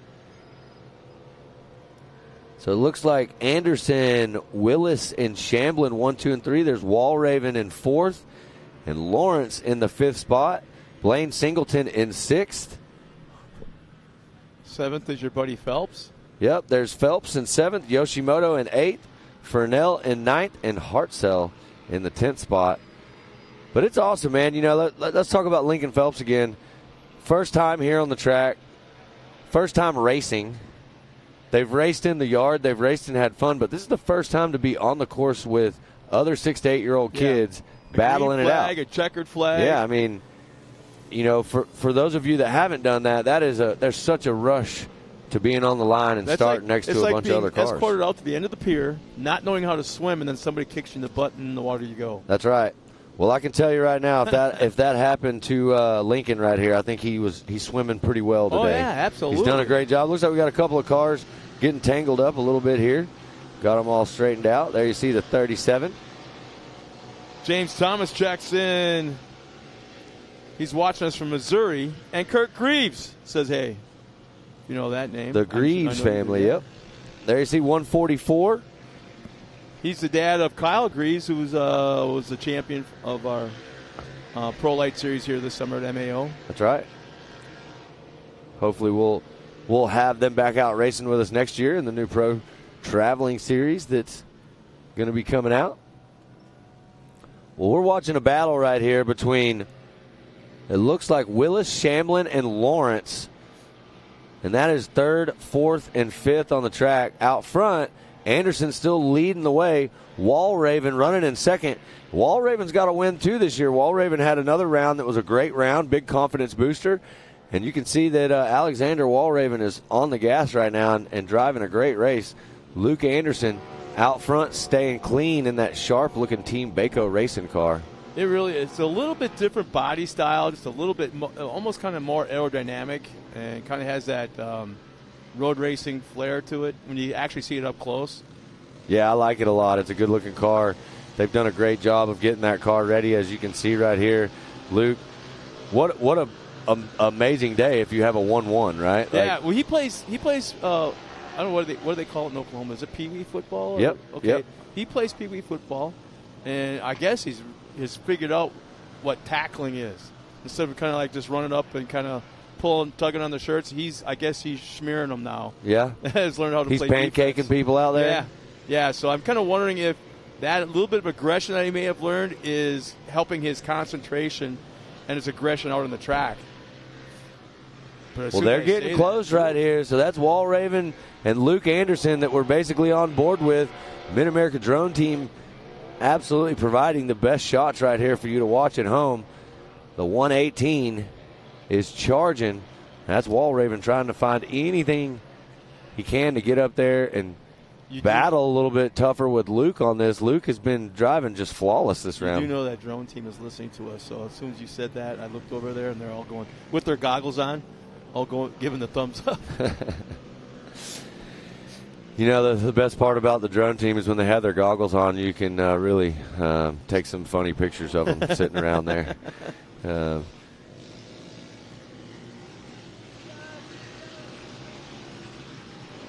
Well, I'm going to tell you while we're watching a little bit of battling right there, it looks like Triton Lawrence was able to make some moves and get around Walraven, I think, right there. But I want to bring up something else, Scott, that's really cool. And this little bit of information may have just made my day. Just because it couldn't be. Again, it's unofficial. Yeah, it's unofficial. This is awfully cool. But with the current situation and where Luke's running and how his day has been and other drivers in their positions, it could end up where Luke gets a 1-1 on today and wins the championship. Yeah, how about that? I mean, now you want to talk about a party tonight at the awards banquet? He was 29 points off, and look at this swing that's about to happen, and he could potentially win a championship today. So let's see if my man Lukey has got what it takes. We got less than 5 laps remaining, so right around the halfway point. So I'm going to definitely go out on a limb and say that this may be the longest that our youth has ever raced out here in a race, for sure. I'm trying to see where Reggie might be. I don't see him at all. I'm trying to where his dad. Trying to see where his mom is. I don't see her either. But I'll guarantee you somebody in that team, parental-wise, is wearing out grass because they're pacing back and forth. That's right. So no change right now. Luke Anderson still leading the way. Lariat Lawrence has moved into that second spot.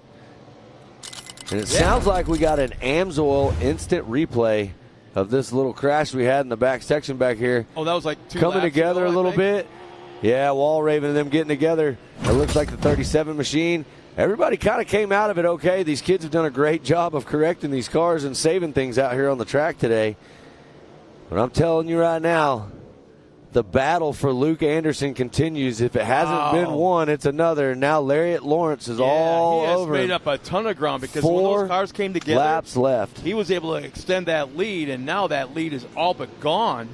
Well, let's look at that right there. We just watched that. Lariat got all over the rear bumper of Luke Anderson, and then Luke Anderson hit the turbo button and took off. But right here, he goes to the outside and opens that inside line. Not only opens it up, but completely lost the gap that he had is been cut in half at least. Yeah, and here he goes. It looks like the 144 of Lariat Lawrence just has a ton of speed in the corners right here. And he's tightening up the gap. Let's see what Luke's got. He's going to go to the inside right here. And Luke's got all the speed on the straightaway. So if Luke can just get away and get a couple of clean corners, I think Luke can make this happen. But he's got to be clean in the corner. He's got to be fast because that looks like where Lariat's making up all of his time right now. It's like Lawrence is, I don't want to say making smarter moves in the turns, but he's taking turns that are more advantageous than what Luke is doing right now. Luke is opening up the inside and taking lines that are giving Lawrence the opportunity to gain, like right there. Yeah, he's letting him get right back in there with him, but as soon as they hit the straightaways, you'll see that number 11 car. They got that Baco racing car flying right now, so when they hit the straightaways, they pull away. He's got to figure out this corner speed, because if he doesn't, there's 3 laps left. And I'm telling you, Lariat Lawrence is coming. He's going to try to make a move. Right now, Luke pulling away in the straightaway. Luke going to the outside again, and he's leaving that inside open. But it looks like this time around, Luke carries a lot more speed around the outside. Now, here comes lap traffic. We saw this happen earlier where Luke kind of got a little timid, followed behind a little too much. He needed to go on around. And as you see right there, Lariat is not waiting around. Lariat's making a move. So Lariat's going to try to dive underneath Luke right here. Luke checks up, protects his line, and now he's going to try to check out, put a little bit of gap in the straightaway. About a lap and a half remaining. The countdown begins. I got to admit, I mean, we're not supposed to show favoritism or man, that was not a good corner, Scott. I don't know if you saw that right there, but yeah, yep. Luke squared it off a little too much. And Lariat was able to carry more momentum through there.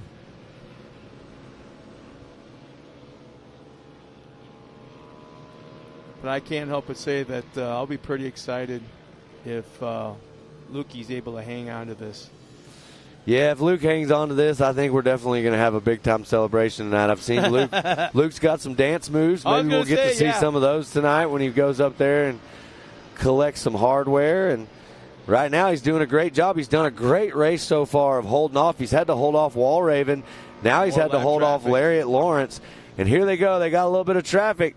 And it looks like Luke going to the inside, going to protect that inside line this time. 1 lap remaining. A white flag is coming out. White flag is out. Let's see if he's got what it takes. Come on, Luke. Man, we just got word from our producer that Luke's brother is actually a camera operator. So he's out here right now trying his best to keep a camera steady, keep it focused on what's going on. His brother's actually filming this right now. If you're watching at home, this is Luke.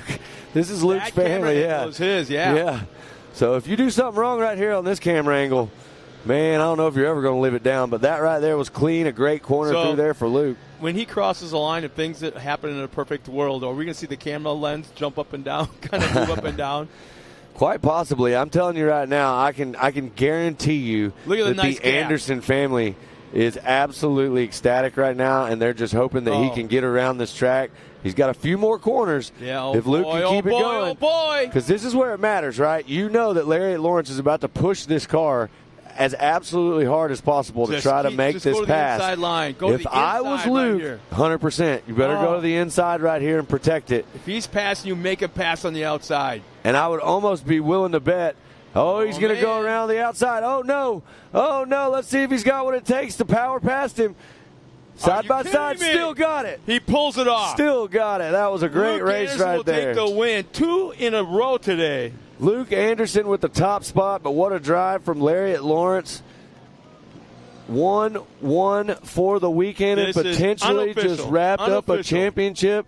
I'm looking over my shoulder right here, and I'm looking for – I see some Team Baco people down there. There I see him. He's right down there smiling ear to ear. I can see him all the way from here in the fan zone. Reggie Anderson is one happy guy right now, shaking hands, getting congratulations. Oh, yeah, I can see that smile. Hey, Reggie. He's talking to Luke right now on the radio, slid his headset back on. Reggie, If you can hear us down there, I hope you can. Congratulations, my friend. Yep, he's waving at us. That is cool as heck.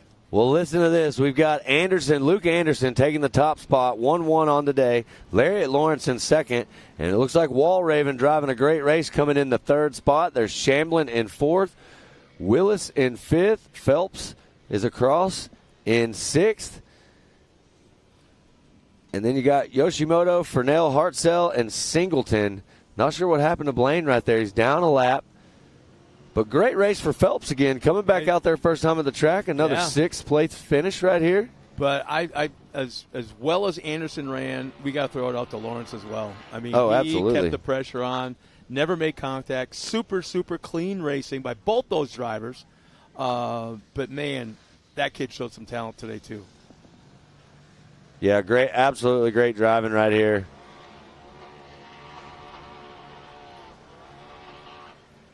And there's our handy results, the unofficial results. Luke Anderson will take the win. Lariat Lawrence, a very, very well-deserved second. Alexander Walraven, third. Paxton Shamblin, fourth. Fifth will go to Harper Willis. Lincoln Phelps, nice job. Congratulations, buddy, in your sixth-place finish. Atlee Yashimoto will take seventh. Eighth, Braxton Purnell. Nolan Hartzell, ninth. And 10th, Blaine Singleton. That'll take care of our Youth Limited. Coming up next will be the Youth Stock. And let's see, we got Ledbetter Racing's way to go, Luke Anderson. Well, that'll take care of another race under our belt here this afternoon. There's a beautiful aerial shot of Mid-America Outdoors here in Jay, Oklahoma. We'll be right back after this for more racing action. Lightweight, agile, and strong, the Pitbull is perfect for the job. The Pitbull is the first and only lift that can be used in the pits and in your garage. Elevate your racing with a handy.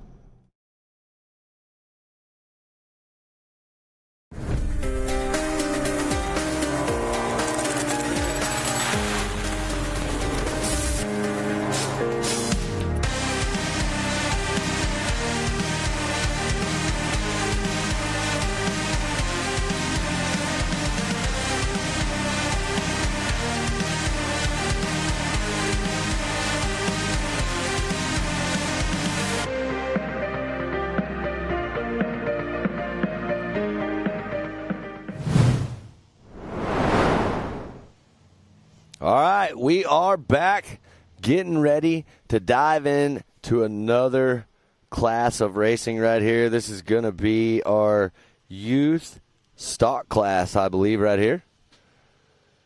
And we're getting them all lined up down there. TW and the crew, that amazing crew out here, Billy Champion, Aunt Jenny Champion, and Mike Buckafusco, the whole entire team up there.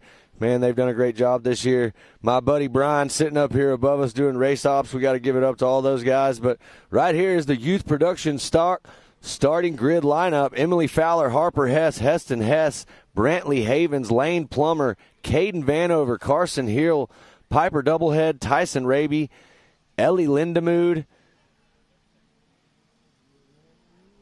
And that's it. They get me every time with that one. But there we see them lined up, youth production stock.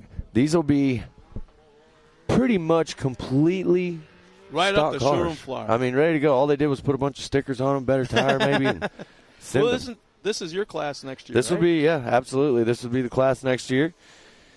And it's going to be. You getting excited about that yet? You know. Thinking about it, or you got too much going on to even think about next year yet? Well, as of right now, I believe we still probably have so much going on that I haven't put a lot of thought into it. Right now, my next plan of attack is we get done with the races here. I know we've talked about it quite a bit. You've seen the commercials for it, but we'll all be heading out to Lake Havasu. Next week, we have the Ultra 4 Championships. Mm-hmm. We've got Greg Biffle and the Sand Outlaws are going to be there trying to break some records. If you've been to some of our events this year, you might have already seen the legend himself from Havasu, Mark Gomez, doing the freestyle jet ski shows. We're going to have him back out there again. We got all kinds of action. We got some great artists playing. Brett Michaels will be playing. Flo Rida will be in the house out there. And, Let me ask you about this. I'll be honest with you. I'm 62 years old. I've never heard of Flo Rida. Is he a rapper? Is he? He's more of like a kind of a hip-hop pop guy, but, I mean, it kind of blows me away. Do you not watch football? Yeah. Well, he's played about 1 million halftime shows. Okay. Well, I didn't know if he was like from Jamaica or whatever it may have been. I didn't know. But well, here comes the green flag right here in youth production stock, and it looks like Emily Fowler, 723 jumping out. But there's Vanover. We saw this in the race earlier. Mm-hmm. Vanover had a little incident. Got the car flipped back over and made a charge. Ran through the field, got up there, did really well. So we're going to see right now if Vanover can keep the car on all fours. What can Vanover do in this race right here? I think it's going to be interesting. Already up at the front right there battling. Well, here's the thing about when you start talking about this class in particular, because they are the youngest drivers out there. That's right. And oftentimes this class or this car has never been raced before. These drivers have never raced anything before. So they know one thing, pedal to the metal. And there we got a couple of cars gotten together at the top of the hill. That'll happen right there. You get one right in the back, and we could also call that a pit maneuver. Yeah, they get a little sideways going into the corner. And now some of these kids haven't really figured out yet how to keep that momentum up. You know, brake early, get on the throttle early. Well, that one right there we're watching has. We've seen him out here in a lot of races today. That's the 126 of Carson Hill back out there, and he's made the move. And he's up in front. So you got Emily Fowler chasing him down in second, and then you've got Vanover running in third from what it looks like. And as they come around right here, there you see Hill, Fowler, Vanover, Hess.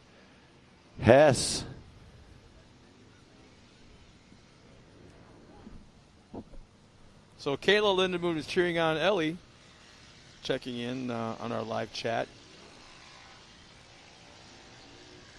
Carson Hill has got to be tired. This kid has raced so many races today. And now he's out there leading the charge again. Carson, no stranger to the front of the pack. The whole team out here working super hard, and Carson having a blast. Ready to get on the podium today and take home some hardware. Carson's flying. He's absolutely checked out right now in the lead. He's got a nice commanding gap, very comfortable lead. No, you're pretty tight with the Hills, and you know how active they are as a family, both on and off the track. And again, we talk about the social medias and helping their race team in any way possible. But I mean, the Hill family is one of many families involved in this sport that come here to Mid-America Outdoors. But they epitomize what the whole feel is, what the whole aura is about this place. Yeah, absolutely. I mean, you know, if you're at home watching, yes, we're having some great racing, and we always will and always do out here. But, you know, we're not just a racing facility out here. We're a family outdoor events facility out here. And you come out here and race and bring the family, and you can do a lot more than just that. But I can promise you this, no one ever leaves and has a bad time. So we just had a pass for position, kind of an interesting little maneuver. I think it was Fowler. Felt like getting pinched off a little bit, so they just absolutely hit the brakes, let Vanover by, and then Fowler took off again. Carson Hill leading the way still. There's the battle you see right there. That's Fowler and Vanover.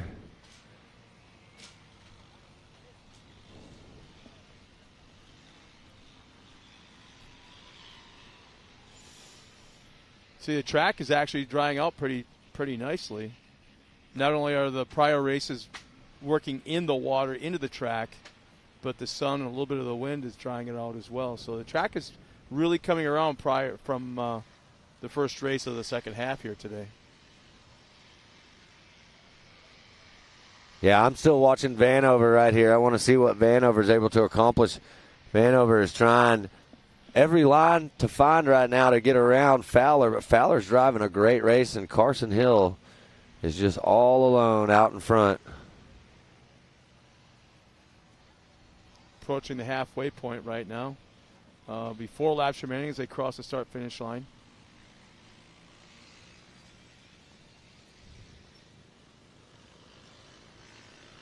Youth production stock action right now going on. Coming up after this, we're going to jump into some U250 modified, and then after that we go expert NA, amateur NA, pro NA. We're working our way right through the field today, Scott. But I'm excited. The pros are going to be coming up here in a little bit. We got to see Kanan Baker earlier driving an incredible pro NA race, and then we got to watch him go out and drive an incredible pro turbo race until something happened with the car. Were you ever able to figure it out? No? Never heard the final on that, on what it was, but hopefully we'll see Kanan back out there. I know everybody ran around all weekend trying to figure out who it was going to be that was going to win that one. You know, Kyle or Cody or Hunter. Two of them went out. You know, Hunter and Kyle both had issues out there, and Cody made it through. Got the win right there. It helped him out a lot. But all of these youth drivers right here, those are the racers that they look up to and they learn from, and you can see them out here. The interactions that they get with the pros has definitely made a lot of them faster. It's so cool to see the pros and everybody hanging out down here on the hill when other races are going on and giving tips to these kids and taking photos and signing Cody's stuff. Interview after Pro Turbo? He mentioned all those young kids, those drivers, and that he's now having to look over his shoulder kind of thing. They're up and coming. Yeah, you know, it definitely happens. You know, I mean, Cody and the Miller brothers and Kyle and all them are definitely still at the peak of their performance, you know, but some of the other ones definitely step up and get in there. But as we're watching this race right here, one of the things I want to point out is Vanover's made the move and is in second position now on the track around Fowler. So incredible drive right there for Vanover. First race didn't go so well. Second race going a lot better. So Kayla Lindemoe wants to know if she can rent one of the drone pilots so they can follow her car around. You know, I'm not sure. There used to be something like that they might do, and doesn't GoPro do that? Yeah, you can. Yeah, I mean, you can always just mount the GoPro on your car. Well, but yeah, you can definitely do that, and I know everybody out here wants to get lots of content. That's always the thing, right? Especially for these kids making memories. But right now, Carson Hill still leading the way, and there you've got Vanover running in second and Fowler in the third spot. There you see the battle right there between the 723 and the 22.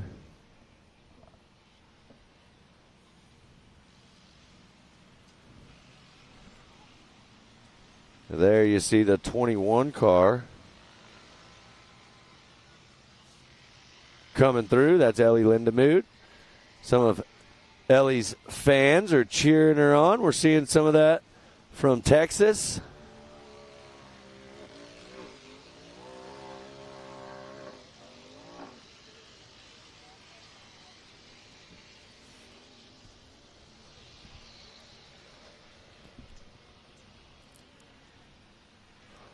Well, we're getting some word right now. Like we said, this is championship day, so everybody's doing their math, right? And everybody's got a pad and a piece of paper and a calculator, and they're counting on their fingers and toes. But the way this looks right now, Carson Hill's still in a pretty good position if it finishes out like this to win this championship by about 10 points. And we'll see what will happen. Emily Fowler's driven a great race, but Carson Hill's just had the better lines today. Fowler having a little issue going way wide right there, allowing that car to slide through on the inside. Holding her up a little bit. Vanover is checked out, safe in second position.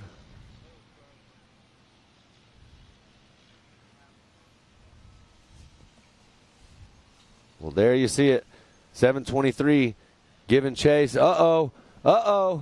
Carson Hill, the 126.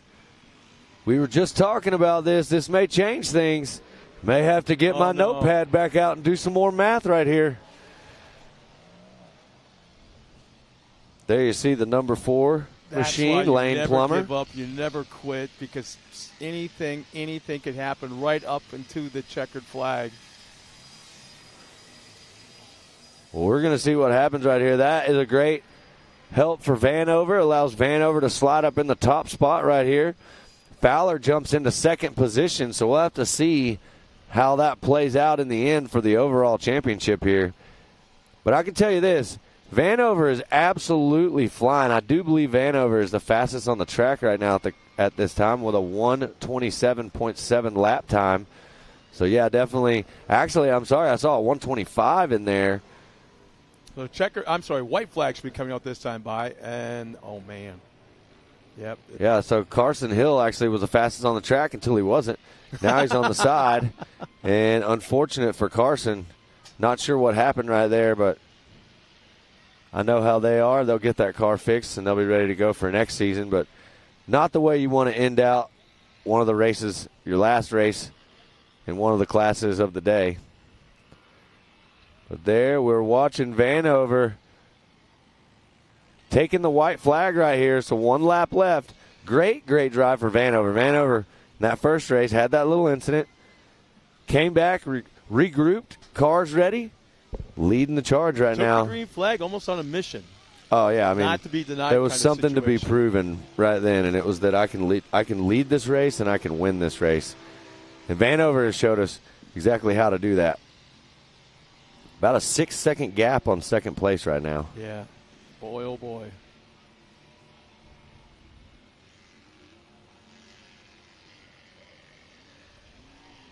And now we got a battle shaping up back here. Can't tell if that's a lapper or that's actually that's number 4. That's Lane Plummer. Back in that, sixth position right there for Plummer. So you got Vanover running top spot, Fowler in second, Hess in third, Hess in fourth, Havens in fifth. You got Plummer in sixth, Doublehead in seventh, Raby in eighth, Lindemood in ninth, and unfortunately my man Carson Hill. One more turn remaining for Vanover. Guess what? This race was a way better race for Vanover. Vanover's got to be pumped on this one. Had something to prove. Made it happen. Took the checkered flag and the win. There's a few fans down there, huh? I am hearing the fan section down here go absolutely crazy for Vanover right now. Oh, they're still getting it out there. So cheering them on right there. Big congratulations to Vanover on that one.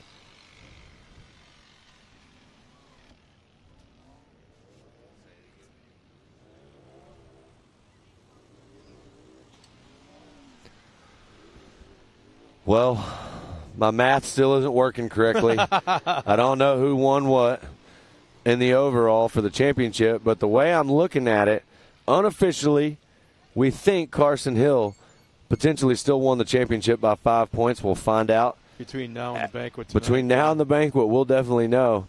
And I promise you, as soon as he knows or whoever knows they won the championship, everybody will know on social media. So there they come. I see the whole Vanover crew loading up down here. They got all their VS shirts on. They got to get everybody loaded up, and they got to go celebrate right now. That was a heck of a drive, a nice win.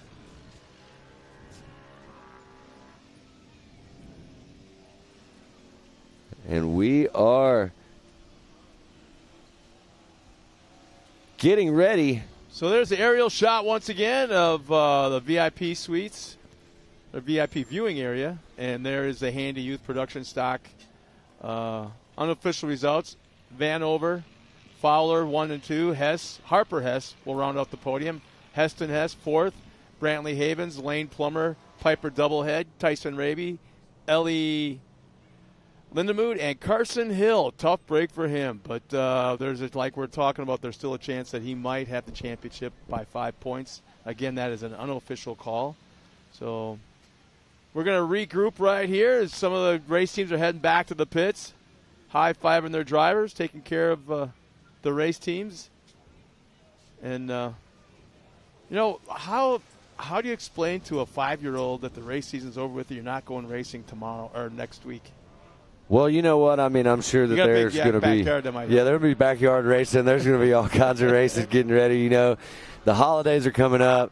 Most of these kids are back in school right now. We talked about it earlier. We get to see a lot of them play school sports or local sports in their community and do different things, and it's going to be pretty cool to see how they enjoy themselves in this off season. And get ready for 2024 race season coming up. So we're going to see a lot of changes next year. A lot of these kids that you're seeing racing right here are going to be in different classes next year. A lot of the people, a lot of the adults that are out here racing. New wraps. Yep. Everything's going to be new. You know what I mean?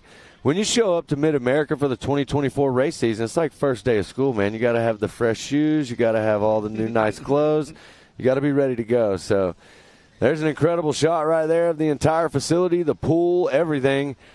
And now you see the Youth 250 modified grid lineup back out there again. My man Code St. Peter, Paxton Yoshimoto, Tanner Thompson, Avery Sides, Case Myers, Axel Gillespie, Harper Willis, Kennedy Singleton, and Declan Shields. That is a stacked field. It is a stacked field. I mean, the names are prominent in other classes as well. Well, it looks like we're going to take a quick tour there. You see the RC track, the pool, the VIP area. You see all the camping up there. You see our drag strip, and you see the pits right there. That is the facility here at Mid-America Outdoors that you can see. There's a lot more to it that you can't see. We still got the pit bike track and all the things up on top of the prairie. 1,600 acres? Yeah, there's a lot of land, a lot of room for activities here. So, and there's the green right now on the starting line. So this is U250 modified, and we'll see. Don't look. I'm going to guess, is it orange? Yeah. Oh, that's what I figured. Yeah. Code St. Peter getting the big jump right here. Wow, did he? And he is on the gas, so we'll see what he can do. U250 modified race number 2. Code's charging. We got... No, they're running a little bit different variation of the short course. Where the prior youth classes were kind of, I mean, they had a couple of hill climbs, but nothing like this. This is what we're going to see the pros and the amateurs race on the rest of the afternoon. It's a reduced track, but it'll be the full track. Yep. Yeah. Well, there you see Kennedy Singleton coming through your screen, working on Harper Willis, trying to get around Willis, but going to have a battle on her hands. Yoshimoto running in the third spot, Tanner Thompson in second. Up front, Code St. Peter.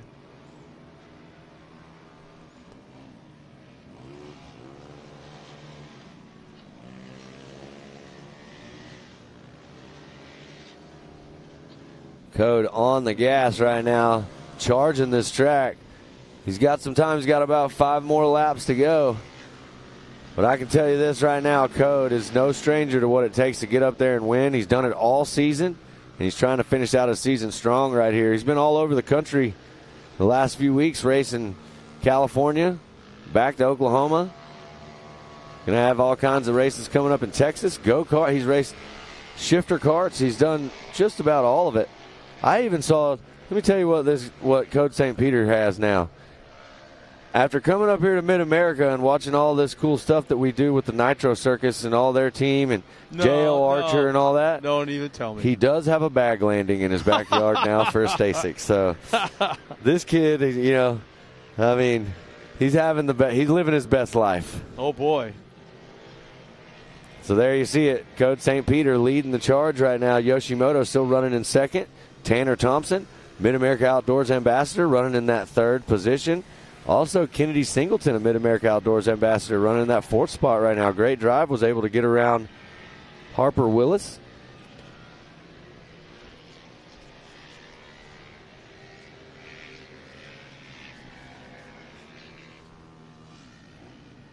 Well, the track is really hanging tight right now. The water that we were watching the first race or two of the second half, or in race number 2 this afternoon, had a little bit of standing water on it, kind of made it slick on the surface, but was moisture underneath. And now it looks like we just have the moisture to worry about or to think about.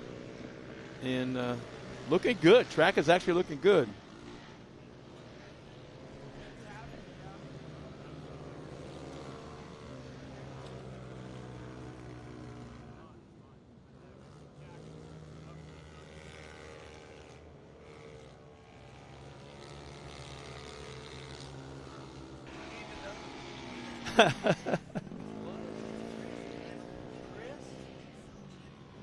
Still St. Peter running the front. Yashimoto running a great race, running in that second spot right now. Tanner Thompson in the top 3. Singleton. Yeah, great drive right here. Top 5 right now as it sits, man. Coach St. Peter's out there charging, running away with it. Yoshimoto in second, Thompson in third, Singleton in fourth, and there's Willis in the 5th spot. And you got Myers in 6th, Gillespie in 7th, Sides in 8th, and Shields. I don't believe Sides or Shields. Maybe even Gillespie actually made the call on this race. Gillespie is out there. Looks like a couple laps down. You wait, man. 20 years, you won't be able to see that screen. Me? I feel you. I got the first 4, 5 maybe, and I'm lost after that. Well, I definitely won't miss that orange car right there. You can see it from a mile away, and you can always see it pretty much by the front of the pack somewhere. Code putting in a consistent race right here, driving pretty flawless so far. There you see the 71 of Kennedy Singleton. So what is Team it about 360 that rig. team that kind of separates himself almost every single race? Whole shot, gap back to second. I mean, wins, multiple wins. And didn't you say you've been over to their place and seen the trophy room? Oh, yeah. The trophy room is it's impressive. I mean, I could move in and live there. But I can tell you this, if Code continues on this path, we've been talking about it a lot, he's definitely one to watch. He's got a big future in racing. I told his dad straight up, I was like, man, you're going to have to build a bigger trophy room if he keeps on this pattern. So, how many of those trophies are his dad's? Tom doesn't win very much at anything. I'm just kidding. Tom's a great racer. He's an off-road racer also, and incredible what we like to call a rad dad. He's just too far out of earshot to hear you say that. I'm sure someone's got a live feed on. I know he watches these things afterwards, so if you guys see me getting choked in the pits later by a big tall guy that looks like Jolly Green Giant, that's Tom St. Peter. Come save me. But right now, Tanner Thompson there, you just saw him on the screen, looking good, running in that 3rd position. Code St. Peter still holding on. There you see the 137 machine making its way around the track. Looks a little bit on the slower side. There might be issues going on there. I'm not exactly sure.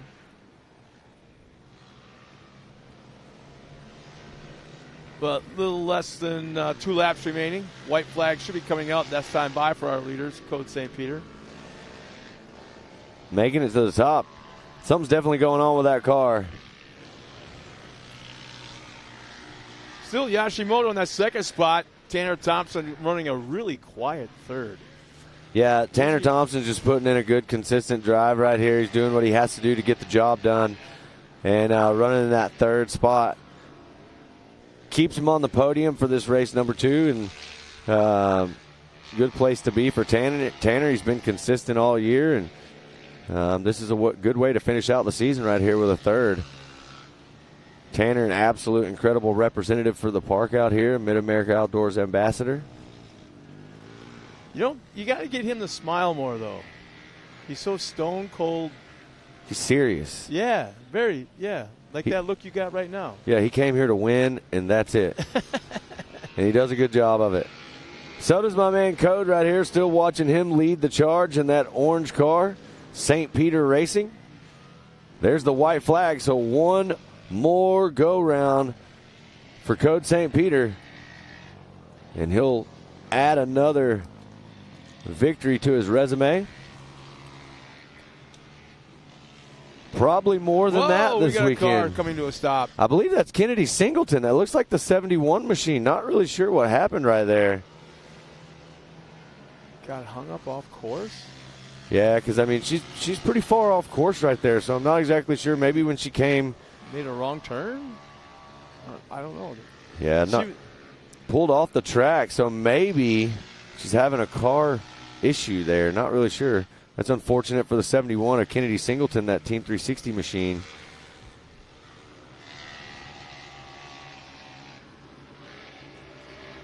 On the final lap, about a half a lap remaining right now for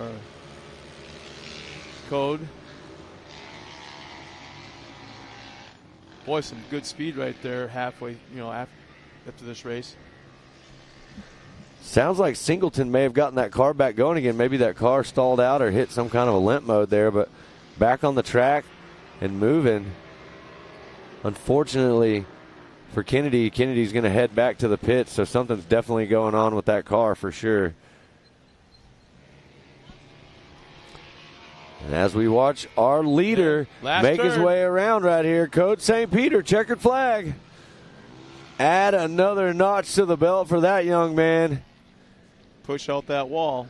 Man, he's make more room. Yep. Great drive right there for Coach St. Peter. It looks like Yoshimoto is going to come through in the second position. And I do see the green machine right there. Tanner Thompson charging. There it is, Mid-America Outdoors. Tanner Thompson, the third position.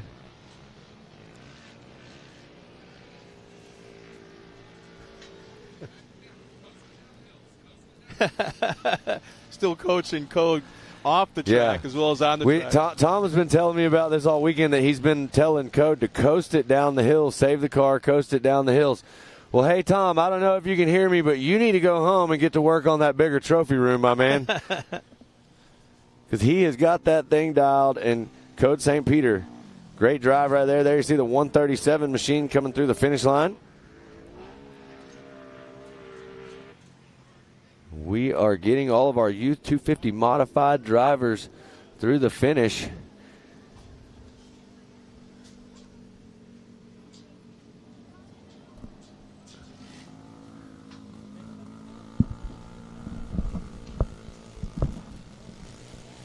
Well, there is the handy unofficial results. Code St. Peter top spot, Paxton Yoshimoto in second, Tanner Thompson third, Harper Willis fourth, Kennedy Singleton in fifth, Case Myers in sixth, Axel Gillespie in seventh, Avery Sides in eighth, and Declan Shields in the ninth spot for your Youth 250 modified race number 2. Big congrats to Code St. Peter. Paxton Yoshimoto and Tanner Thompson putting together a great drive right there. And staying in the top 3 right there. Code St. Peter just is the one to beat right now in a lot of these youth races. He's absolutely just an animal behind the wheel of this thing.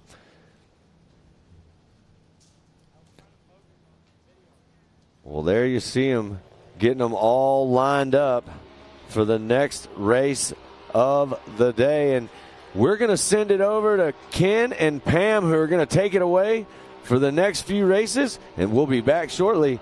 Ken and Pam, you got it. Thanks a lot, gentlemen. We appreciate that. Yeah, looking forward to this. We have Expert NA coming up, Amateur NA coming up, Pro NA coming up, and then, of course, we will end the day a little bit later on with Pro Turbo. We'll wrap everything up here on Championship Saturday. Round 7 of 7 here with the Mid-America Outdoor Side-by-Side Championship. Just looking down there at the cars as they start to roll off. Yeah, looking forward to this one here. We talked about it before, and coming into this particular event here with this category of Expert NA, it was Luke Safford and Landon, his twin brother. Landon had qualified on the pole, went out there and won that round. He's back 13 points, and to make up 13 points, Luke could have to have a tough round 2 here. Not to say that it couldn't happen. I mean, certainly 13 points is within reach if he was to stumble here, and we just saw that with 2 of our best. And Kyle Cheney, Hunter Miller in the Pro Turbo category, both of them having issues really on lap 1 or 2, and lap 1 for one, and I don't know, it might have been lap 1 for both of them, but whatever the case, I mean, they finished down the bottom of the pack, 13th, 14th position, so a tough out lap, or a tough out race, I should say, for those guys. So who knows what happens here, but the championship is up for grabs in this particular category. This is an expert category, which pays $1,500 to win the race, and that is an overall win, of course, and $4,000 for the championship as we take a look at our starting grid. Yes, and in that number 1 and 2 spot, the twins, Landon and Luke Safert. And then in that third position, Caden Isabella. So Landon and Luke, let's talk about them. Landon definitely wants to try to beat him. You're just saying anything can happen with Luke, but pretty much Luke has the championship right now. I don't want to jinx him, but in that 4th position, we do have Jaden Lindemood, Rick Schroeder in that 5th, Terry Lackey in that 6th position. And let's talk about Terry. Terry's out here racing not only in the Expert NA, but also in the Vet 40. He's leading the points in that one. Blake Rakenmeyer in that 7th position. Braxton Moore 8th, Keegan Cummings, and Bree Seek. Yeah, Caden Isabella also having a good run there. He did a great job. Finished up in 3rd, came in here at 3rd in the points, 31 back. A long shot at the championship, but hopefully can maintain that top 3 status. That means something. That's a very successful year for sure. Finished 3rd overall in round number 5, 3rd overall round number 6. Finished up 2nd overall round number 4. So he's had some good rounds from round 4 on. He's been right there solid. Just the Seyfert brothers have been very, very difficult to beat this year. Green flag flies. Here we go. Final race for Expert NA for the 2023 season. All right, let's see what happens here. The brothers out front. It looks like we do have the 28. I believe that one is Luke is already out front in front of his brother. Yeah, Luke getting off to a good start here. If he can get out and get some clean air and some contact in the back. Can't quite make out what trying that to get things sorted out there in the back as they go across the water line there. And what do we say? You can't win it in the first turn, but a little bit of contact just happened, as we all just saw. Everybody fighting for the same spot, so it goes sometimes. Could not quite make out who it was, though. But, yeah, the Seyfert brothers already out in that number 1 spot. And it looks like Lindemood is in that number 3 spot. Here, look at this. How about this? Landon taking a look down on the inside. Luke goes up high, opens up the door. Now Luke with a big run coming down the hill. Looks like he's going to get it back, so it paid off. Actually, look at that. That is actually, okay, their cars are exactly alike. Their numbers are 82 and 28. Actually, Landon got out in front of Luke just now. So Landon must have got by him a little bit earlier there in the first couple of turns because Luke had the early lead at the start of the race. Exactly. But that was a perfect example right there of how we talk about the lower and the higher line of which one's faster. You have more downward momentum if you take that higher line. Sounds kind of crazy because usually shortest distance, is the faster line, but not on that Talladega turn. Well, I think he also got a break there from the guy that he was racing because somebody else would have probably filled the line and took the big run away. That's typically how you would do that because the low line did get the spot. And you had mentioned that before. It could be a faster line. For qualifying, it's a faster line. But in a race line, if you open up the bottom, somebody can stuff it down in there and then drift up, slide up, and take that big run away. It's a good move for a pass. A little bit later on, looking at the 777 of Jaden Lindemood, who's also been number 379. So kind of have to keep an eye on the numbers here. They have changed a couple of times, but Lindemood there in 3rd place. All right, yeah, it looks like on our timing and scoring, for some reason it shows we have 2 different 777s with Jaden Lindemood and Blake Rakenmeyer, so I'm not sure if that's a mistake. Yeah, and like I say, I'd seen Jaden run a different number a little bit earlier in the year, so we'll go with timing and scoring here as long as we know who it is. That's fine. Exactly. But, yeah, the Seyfert brothers still out front. And you can see the track is getting blue-grooved in those corners. But we were talking about this when we were not actually on camera here, but we were talking about how, some kids like it. Like I was saying, Hank likes the blue groove. Some, it grips the tires a little bit more. So it's an advantage to the people that know how to drive into the blue groove. But there we do still have Landon Seyfert out in front. He actually has a faster lap time as well as at a 1:19.211, so he's running the fastest lap of the day so far for his class, not the day. Yeah, Landon with 3 overall wins, by the way, on the season. Really solid. The problem was round 4. They had a rain out. He finished 16th in the first heat, the only race that they had that weekend. So an overall of 16th was a devastating hit. Yeah, it's tough when you get one of those positions that you finish very, very far back in the pack, but it hurts the points just a little bit, but not with these guys here. But we do have Jaden Lindemood in that number 3 spot trying to catch up to the brothers, but there's quite a gap between them. And then look at the gap between Jaden Lindemood and the rest of the pack. It's very stretched out. Yeah, they've strung it out here, and we should remind the fans that we're just running the Nitro Cross portion of the track here. They're not running the back section where the tabletop is. We have another event going on here. The rock bouncers are out there doing their thing, so we're staying on the front side of the course and opened up a couple of these turns that typically Travis Pastrana and the gang use in the Nitro Circus battle, the Nitro Rallycross. Yeah, so the rock bouncers, this is their championship weekend as well with the National Rock Racing Association. So we have a couple different championships going on, and next thing we know, we're all going to be heading to Havasu for Legends of the Fall, or Legends of Havasu, I should say. So quickest lap of the race so far set by Luke Seifert. They're in second place at 119.1, but his brother Landon right there on him, 119.2, and has a sizable lead as they go up the step up here and begin yet another lap. And Landon putting it together here this weekend. He definitely is. It's funny because I can't remember if it was last round or 2 rounds ago, had a good conversation with the boys in the pits, and Landon was saying, I don't get the new tires. My brother runs the new tires. And now here we see, he's out front for Moto 1 and now. And he top qualified as well, or practiced yesterday. So something's going on. Maybe the dad decided to give him a brand new set of tires. Look at this. Here's the charge down there for that low line, trying to make it happen. Couldn't get it done. Closed up the gap and now pays the price for it. Yep. Saw Landon as well, and Landon really rotated the left-hander before you go up to Talladega Hill, which is a right-hander. But the left-hander opened up the entry beautifully, and late apex that turn was able to open his hands up, get back to straight, and stand on the throttle. It was really a beautiful turn. Yes, it was, and they're running down some great lap times right now as well. Very consistent, it seems like, with the number 1 and 2 in the 119s, and then we have the 120s, 122s. So Jaden Lindemood is running that third spot, but third fastest lap time as well at a 126.79. Keegan Cummings there in the green, number 21.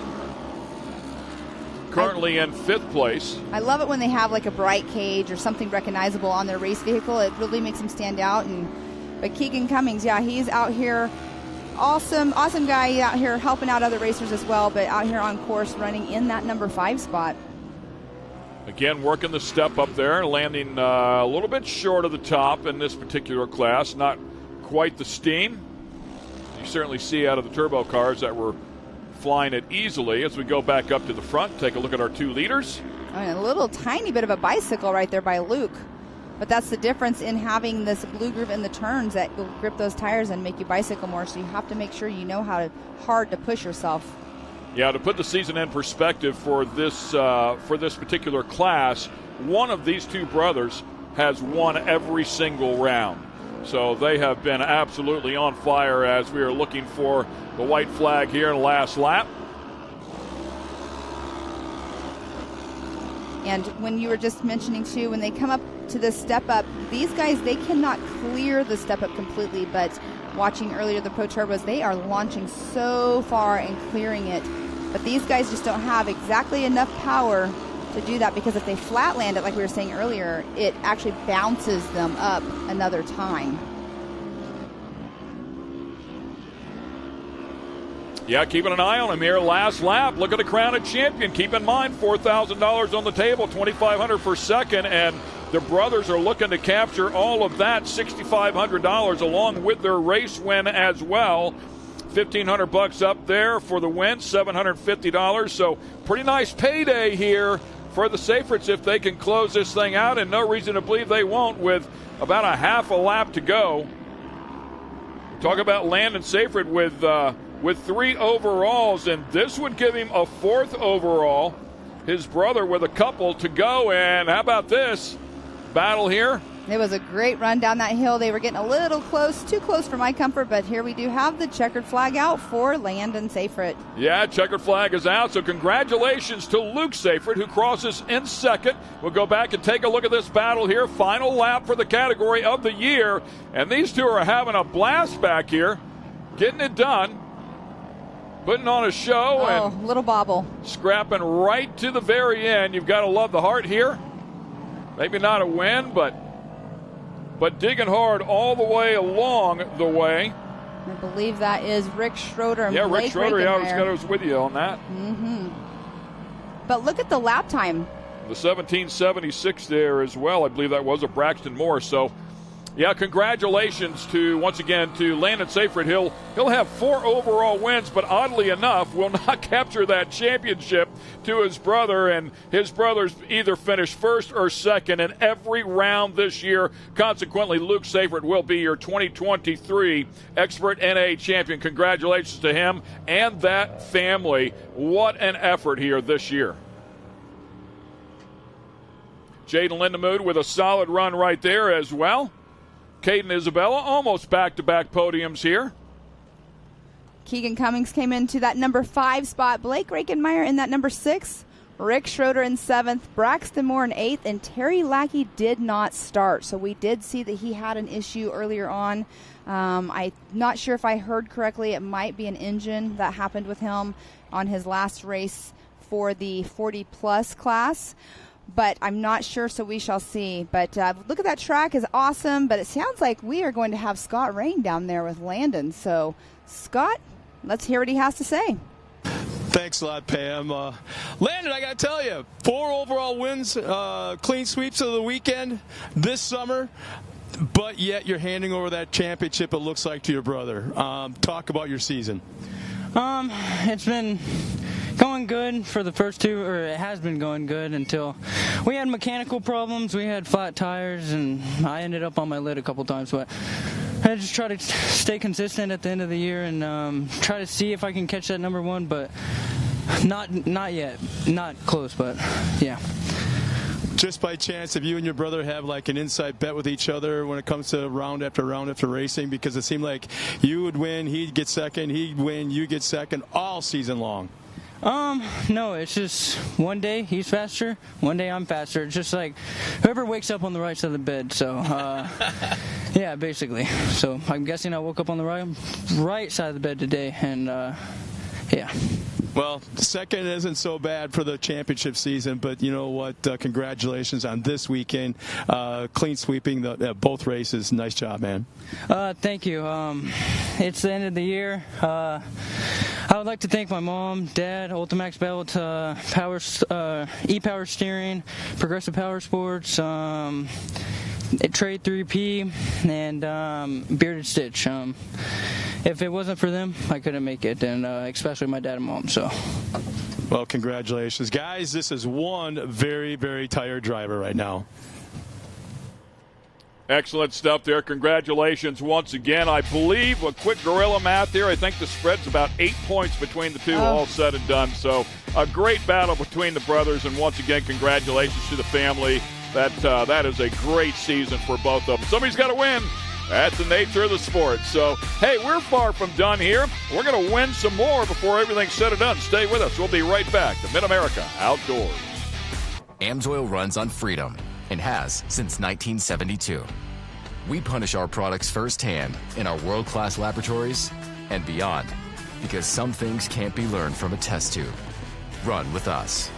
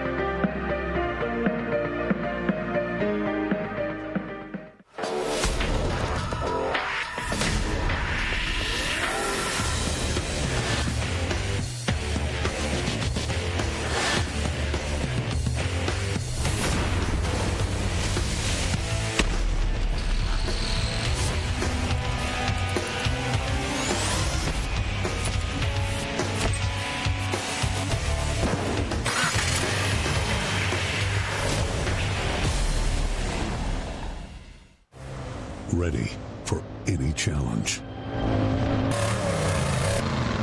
Maxxis tires can handle even the most punishing off-road conditions.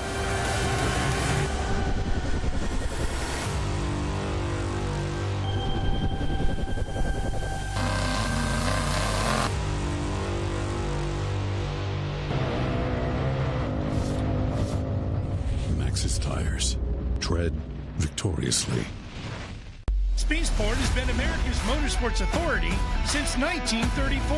Get news, results, and commentary from the most connected experts in the business, covering all forms of motorsports from flat track to NASCAR and everything in between. Bookmark Speedsport.com on your mobile device now, or follow Speedsport on social, and be sure to subscribe to the Speedsport Daily. Speedsport is your one-stop shop for all things racing on 2 wheels and 4. And once again, we welcome you back here to Mid-America Outdoors. Ken Stout with you, Pam Hall, Scott Rain down there pit side as well, covering some of the action. Up next will be the amateur NA category. And when they started the day off here, TJ Sievers came in here. I had said it was a 1-point spread. It was a 2-point spread over Ryder Van Beekom out of Queen Creek, Arizona. Of course, Ryder Van Beekom's father as well. Robert Van Beekom has been doing this for a long, long time. So we'll see how things shake out here. But it was Josie Watkins who came out in race number 1. She came in here 11 points back, and she won the first race. So she's off to a great start here, and we'll find out if she can upset the apple cart a little bit. She won it. TJ finished second. Ryder finished up in third. A little bit of information on her, as we talked about before, her coming out of Cameron, Missouri. 4 wins coming in here, and is that, not sure if that's correct or not for this particular year. Actually, she does have 3 wins coming in. I shouldn't say that. 2 wins coming in plus a win here today. So 3 wins on the season. She did finish second overall. She's been on the podium 5 times, in 6 rounds. She's been right there. And the one time she didn't, she was 6th. So she has been very, very solid. Consequently, still in the hunt for this championship. If anything happens to these top 2, she'd be right there to take it. Yes, she can. She's definitely no stranger to the podium for sure. But here we are getting the cars all lined up. You can see they are lining them up like that because they do a land rush start in this class. So the land rush start, those are the ones that make me nervous. I mean, it doesn't matter who or what race it is. I am always so nervous for the land rush starts. Yeah, she had a whole shot last race and took that lead early on. TJ Sievers brought a little bit of heat there in lap number 1, but after that she settled in, hit her marks, and drove away. She did a great job. So consequently, based on how they finished up there in that first race, you can see how they're going to start here in the second race. Final race once again for 2023 for the amateur NA category. Yes, and this is our grid lineup by Ultimax. We have Doug Summers, Nick Slinkard, Ashley Rowden, Brody Sands, Dakota Medlin, Travis Trower, Keith Henderson as well. And then we have in our last 3 spots, Crichton Jordan, Colin Greenfield, which we saw him took a tumble, so I'm not sure. Remember, I don't know if he'll make the call here or not. I do not see the green car back in there. He went for a really big ride, back tabletop there coming forward, and landed on the front end.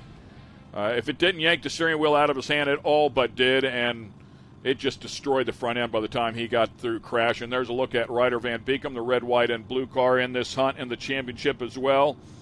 As we talk about TJ Sievers, he will be a white number 101. Josie Watkins, number 237. We'll keep our eyes on her, see if she can get another great start like she did a little bit earlier today. There's a look at Josie Watkins' car and the number 237. So a couple of the championship contenders sitting there side by side. Yeah, let's see what this all pans out to be. It's a great class to watch. We just had another car pull up to the line as well.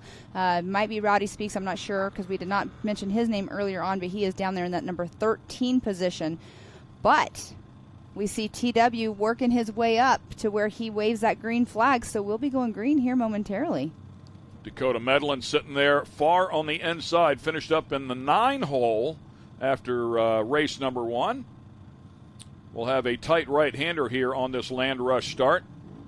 This is all about position. You have practiced this. The drivers know. And if you notice from the round we had earlier on this morning, that is the same position that Ryder Van Beekom was in earlier. So, of course, the top qualifiers they go by position to pick their gate, but then, it's free-for-all after that. So once they get up there, but the green flag is out.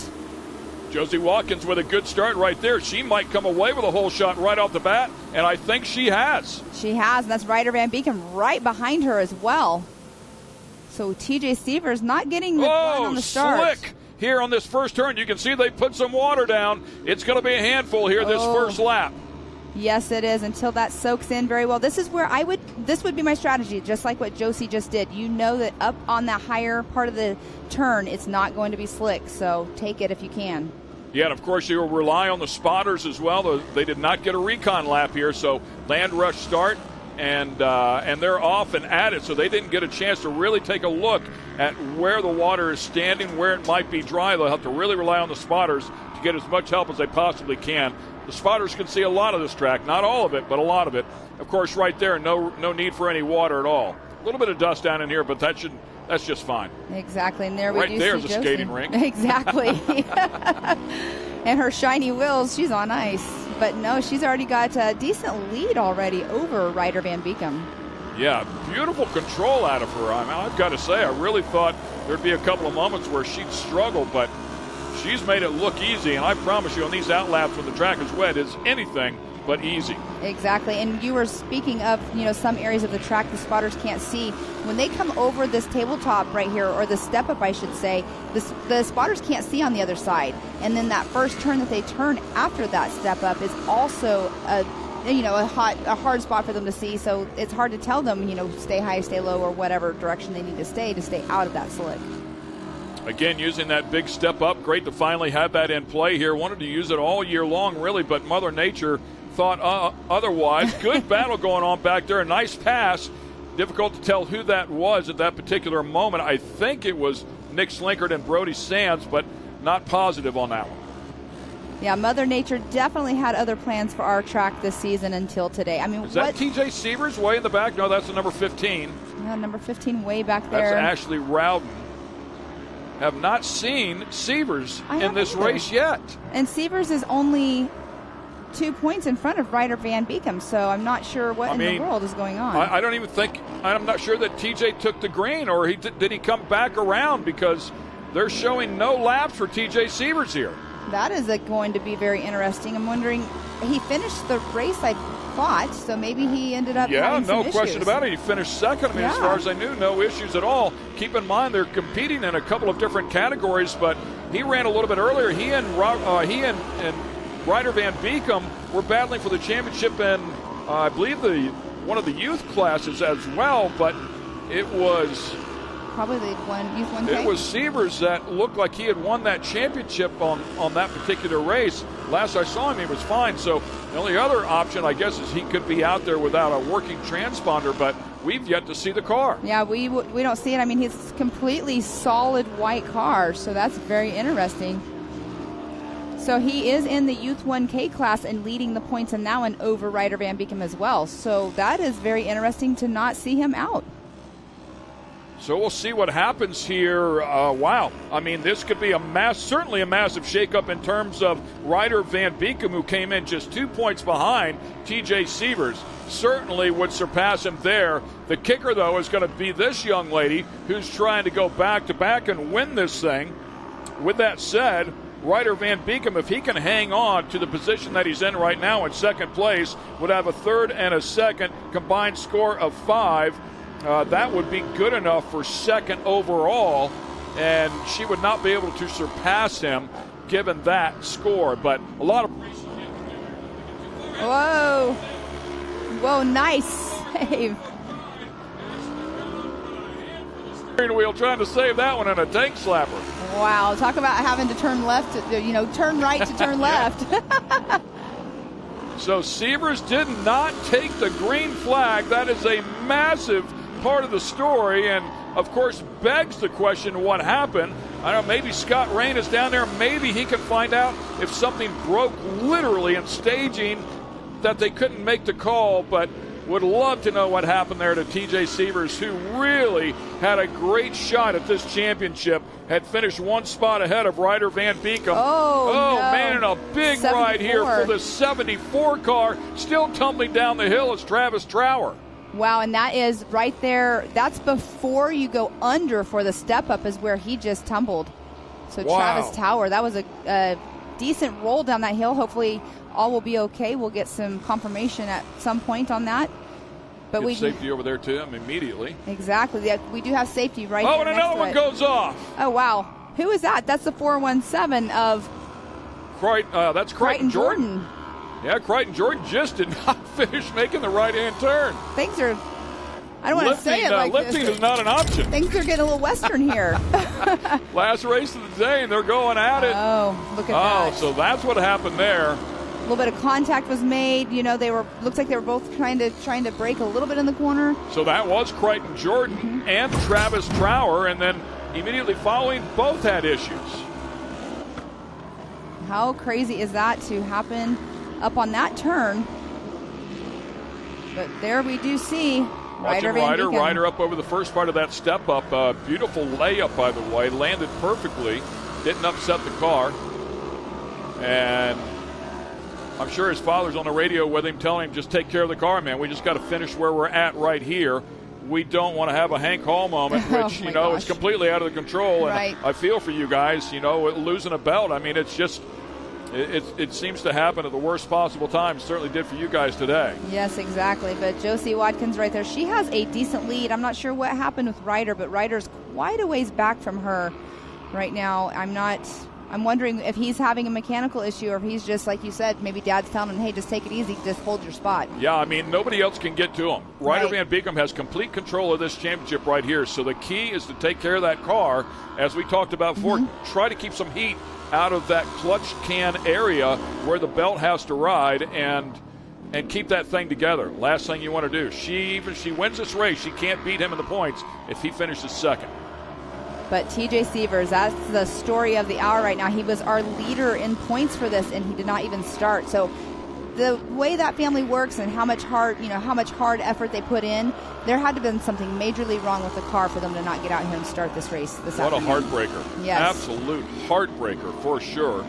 And it looks like we have one lap remaining, so I believe with the white flag have came out on that last lap. I'm not sure. I didn't see it, but we should be finishing this up. Josie's still ripping, and if I was Josie's spotter, I'd be telling her to back off a little bit, take care of the car as well. There's certainly no threat from Ryder at this point.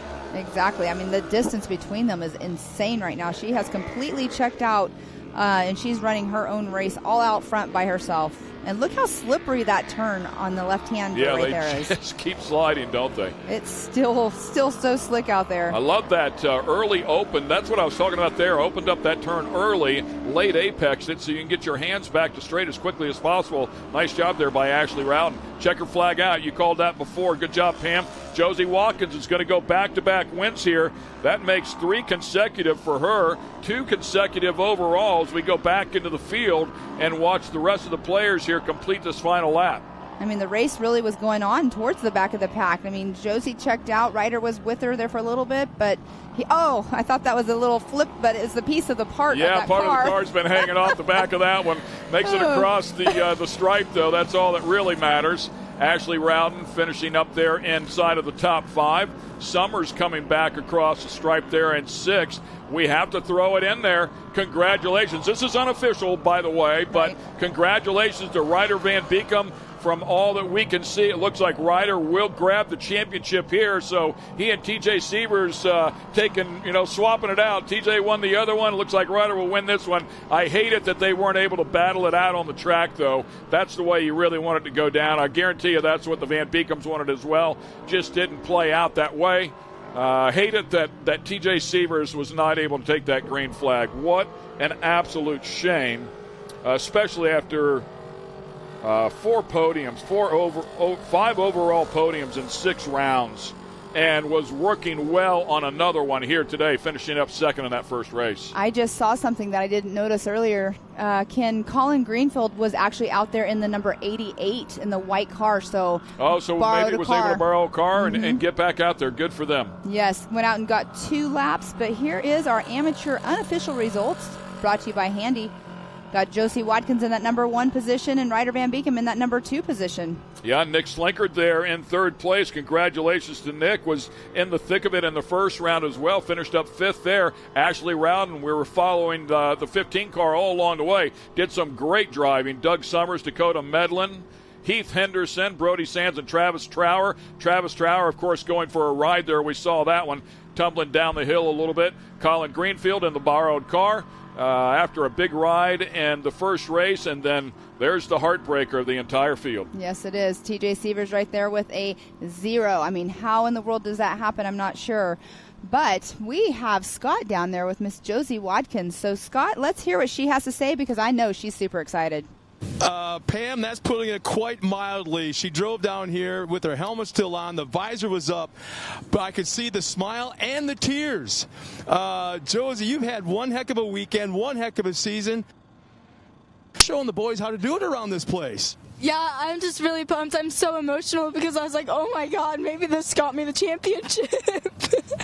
Well, I'm not sure what the points are because I'm not good at math, but I think it's going to be close between you and Ryder Van Beekum, of course. But talk about this race, absolutely dominating. I mean, I've been watching you come off this jump here right behind us in the starting line, and you are manhandling this car around those ruts, through the turns. You are so aggressive out there on that racetrack. Yeah, I mean, it really helps. Seat time's definitely key in this car. And then my coach, Travis has really been helping me this season. And then Jody's been helping me a lot with car setup. And I think we have everything finally dialed in and perfect and running good for me. Well, real quick, kind of give us a synopsis on your season. It's been one heck of a season. I had a really bad season from the start, and then I just came on the second half of the season, and I'm like, oh my God. Well, as a fan, as an announcer, as one of the broadcast crew, I can tell you right now that it's been a blast watching you. Congratulations on a great 2023, and it's time to have a little bit of fun. Thank you. So great stuff right there. And quickly again, just doing a little bit of guerrilla math here. Ryder Van Beekum I have with a total of 218 points.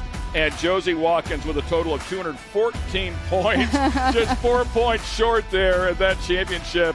So exciting to watch them throw down. Coming down right to the final round, and that's how it goes on Championship Saturday. But congratulations once again to Ryder Van Beekum out of Quinn Creek, Arizona, your amateur NA 2023 champ. We'll be right back. AMSOIL runs on freedom and has since 1972. We punish our products firsthand in our world-class laboratories and beyond, because some things can't be learned from a test tube. Run with us.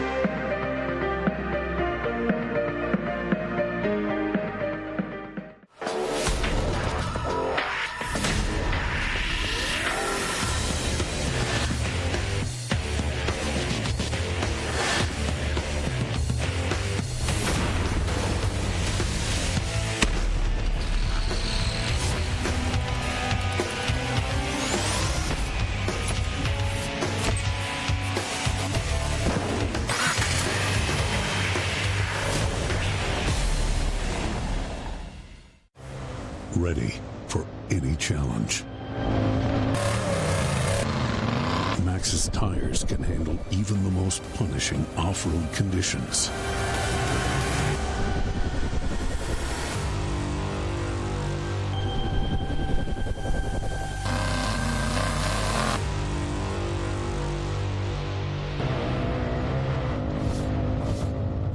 Maxxis tires. Tread victoriously. Speed Sport has been America's motorsports authority since 1934.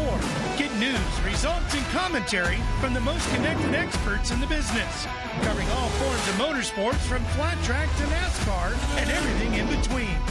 Bookmark speedsport.com on your mobile device now, or follow Speed Sport on social, and be sure to subscribe to the Speed Sport Daily. Speed Sport is your one-stop shop for all things racing on 2 wheels and 4.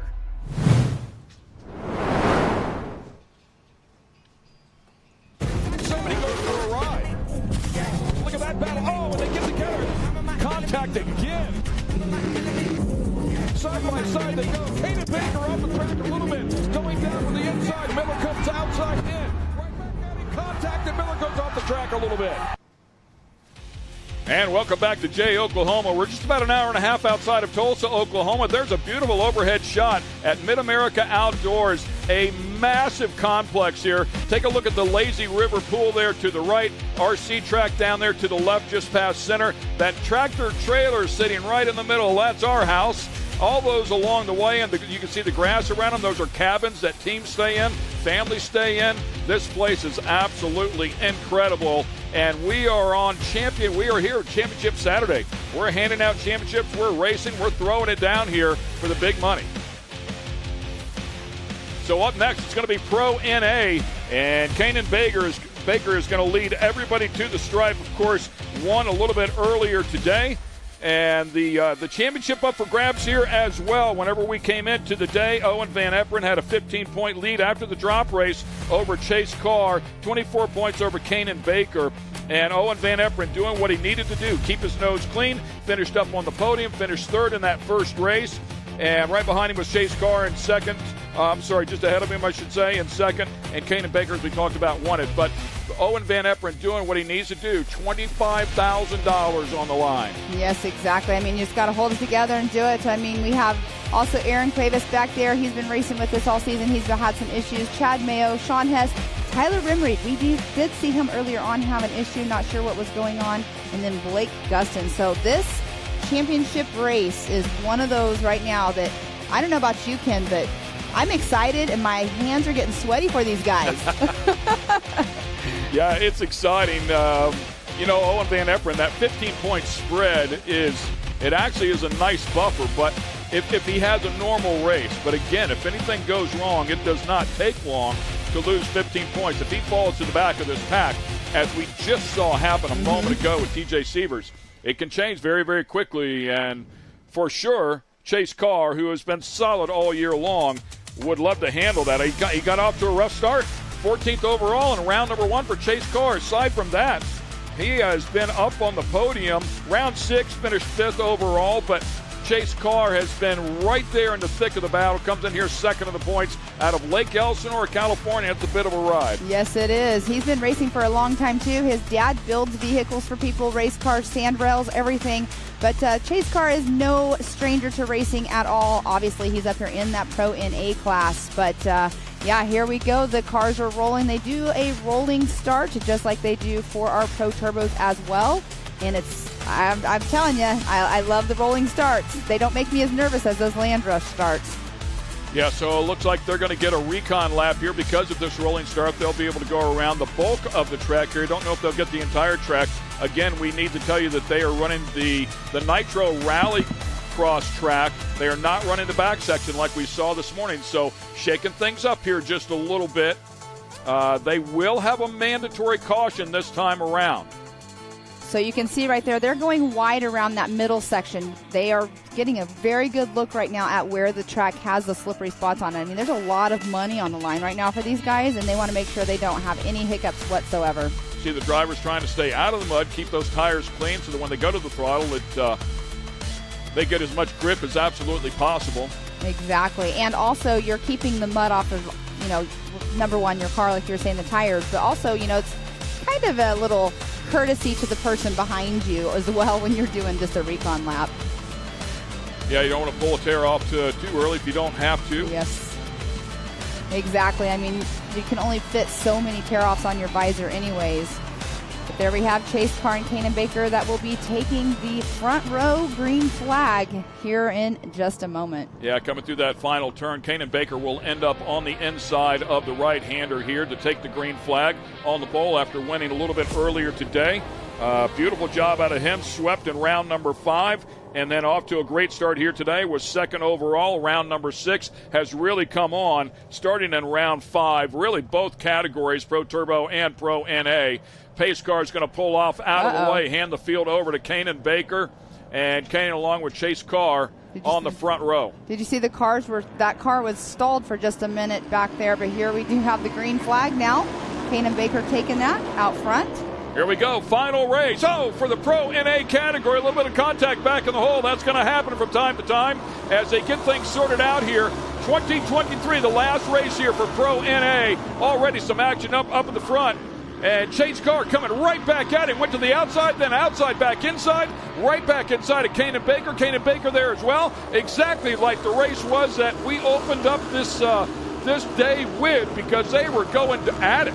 Yes, they were. And just now going in the under area, we did have Chase Carr out in front of Kanan Baker. Chase Carr, they can't get any lower than that. Dip the wheels off the side of the track, but trying to stay in the grip. Kanan goes up high, stands on the throttle. Chase Carr goes a little bit lower in the slick there and loses some ground. We'll see if he can close it back up. I think he lost some ground, too, when he tried to cut that corner just a little bit to stay out of the mud and the slippery area, too. It was funny that both of them did the same exact thing. But Kanan just took a little bit of a different line. But if you notice, that is Colin Truitt. That is actually in third position. He had a tough round, race number one was a little tough for him. He ended up, I think, in the 5th position, I believe.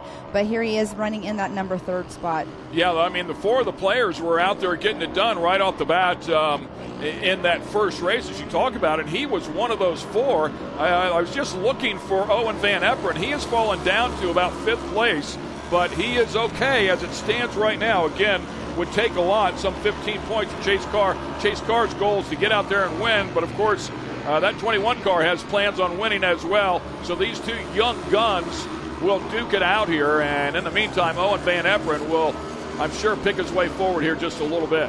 Yes, and just now they are not able to clear that, like we were talking about earlier, just because they are in the Pro NA class, not able to completely clear. But here they do. They do the same thing as the last lap, cutting down short just a little bit to stay out of the mud. Yep, I think you're right there. And we'll see how it continues on as this track starts to dry. You were talking about Colin Truitt there a little bit earlier, and you're right, Colin Truitt was in the battle with the top 4 in that first race and then spun all the way around in a circle. It almost made me wonder if he had a front diff issue or if he just hit a slick part of the track. And there's a couple of areas here where the cars get really light, and it is pretty easy to loop one around, even though they're all-wheel drive. But Colin Truitt did have a solid car and a good run finally, without anything crazy going on, and certainly showed he had speed once again. Exactly, and he's showing it right now again, as well as he is running in that number 3 spot. Here we have Kanan Baker. He has that turn 1 after they go over the start-finish line. That turn, he has it down perfectly. He is starting that turn like you do, like we're in the Pro Trucks, right? Yeah, for sure. Yeah, really getting that thing rotated and letting it drift in there. By the way, I want to give Cross Kirchmeier some love, too. Currently in 5th place. He finished up 7th in race 1, which might not sound like much, but as I recall, I think he started 13th. Yes. So he had a lot of work to do and scrap back up in there, and now already making it pay, being able to start off this race in 7th, bumps his way up a couple of spots into 5th. Owen Van Eperen was able to get back around him. Owen Van Eperen currently in 4th, the championship leader, as these two continue to put on a show. Yeah, I saw Cross whenever we were actually on our little bit of a break between the races earlier on, and I was like, how's it going? And he's like, it's going. I think he was getting into that race mode again because, go have some lunch, fill your belly, get out there and get your race going. But that is awesome that he is up there in that number 5 spot right now. But right now we are still on Kanan Baker and Chase Carr. There's the race for 1 and 2, pushing it. I'm sure there's some more action going on behind as well, but these two right here are battling it out. A pair of 16-year-olds, both with a lot of skill, both with really good cars. And look at that gap between 1 and 2 going back into the 3rd position, which is Colin Truitt. Wow, Chase Carr just dug a hole. There's a massive rut right in there in the middle of that right-hander. He planted the left rear in it. I'm telling you, it redirected the car. That's a moment where it could actually rip the tire off the wheel or at the very least cause a flat. We'll see if anything like that.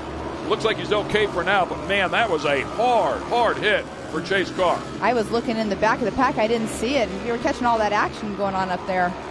But he looks like he's doing okay, so hopefully nothing happened to him. But these two boys are taking that line every single time. So I guess then, why change it up and get into the slick spot? But Kanan Baker definitely has that line down. And here we do have Chase Carr taking it a little bit to the left, going through the mud a little bit, but he catches right back up to Kanan when they get into the chicane area. Yeah, a couple different ways there. Kanan chopping off the entry to that turn, probably loses a little momentum, and Chase Carr gaining a little bit by opening up the entry to that turn. I don't know that it affected Chase Carr at all, so running through the wet there, if you will.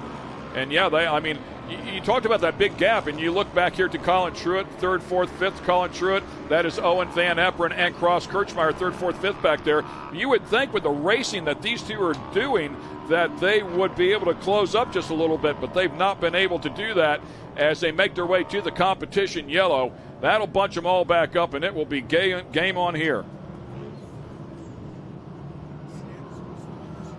That was a great race, though, going on between Colin Truitt, Owen Van Eperen, and Cross Kirchmeier. Hey, Kane and Ken Stout, Pam Hall up here in the booth. You got a copy? So, I need to keep my line. Hey, I think you're going to have to stay tighter instead of going around that outside because you can't drive around the outside here, but he closes it up on the inside. Okay, thank you. Wants to talk to you. Hey, Kane and Baker, Ken Stout, Pam Hall in the booth. You got a copy, bud? Yeah, I got a copy. Hey, man, great job out there. You and Chase Carr putting on a heck of a show. Great job. Talk to me about the track. It looks like it's got some slick spots. Oh, yeah, the track's great. The water a little bit. We put on slick tires. May have been a little bit of a mistake, but I'm having a lot of fun. Chase put on a good battle here. And I'm just going to try to take a win. Copy. Great job, man. Hang in there. I know the goal is to grab a win out here. Championship's going to be tough. Van Eperen's back there just hanging out, doing what he needs to do to be smart. But have fun here in the back half. You and Chase are doing an incredible job. Everybody's being treated to quite a race. Yeah, thank you, Ken. Awesome. I love it when you get to talk to the drivers during their mandatory caution. And Kanan Baker, we caught him right at the beginning. He was still talking to his spotter about some lines he needs to do, and laser focused. He is laser focused on his racing. Yeah, and I hate that you interrupt. I mean, that's such special time. It's critical time between the spotter and the driver. They were talking about which lines to use and what lines Chase was catching him in and what to do there. So that is critical time, critical strategy here during this competition yellow lap to get things sorted out and hopefully get an advantage or keep an advantage, if you will. So I'm glad they allowed us to jump in there, but I hate to ruin.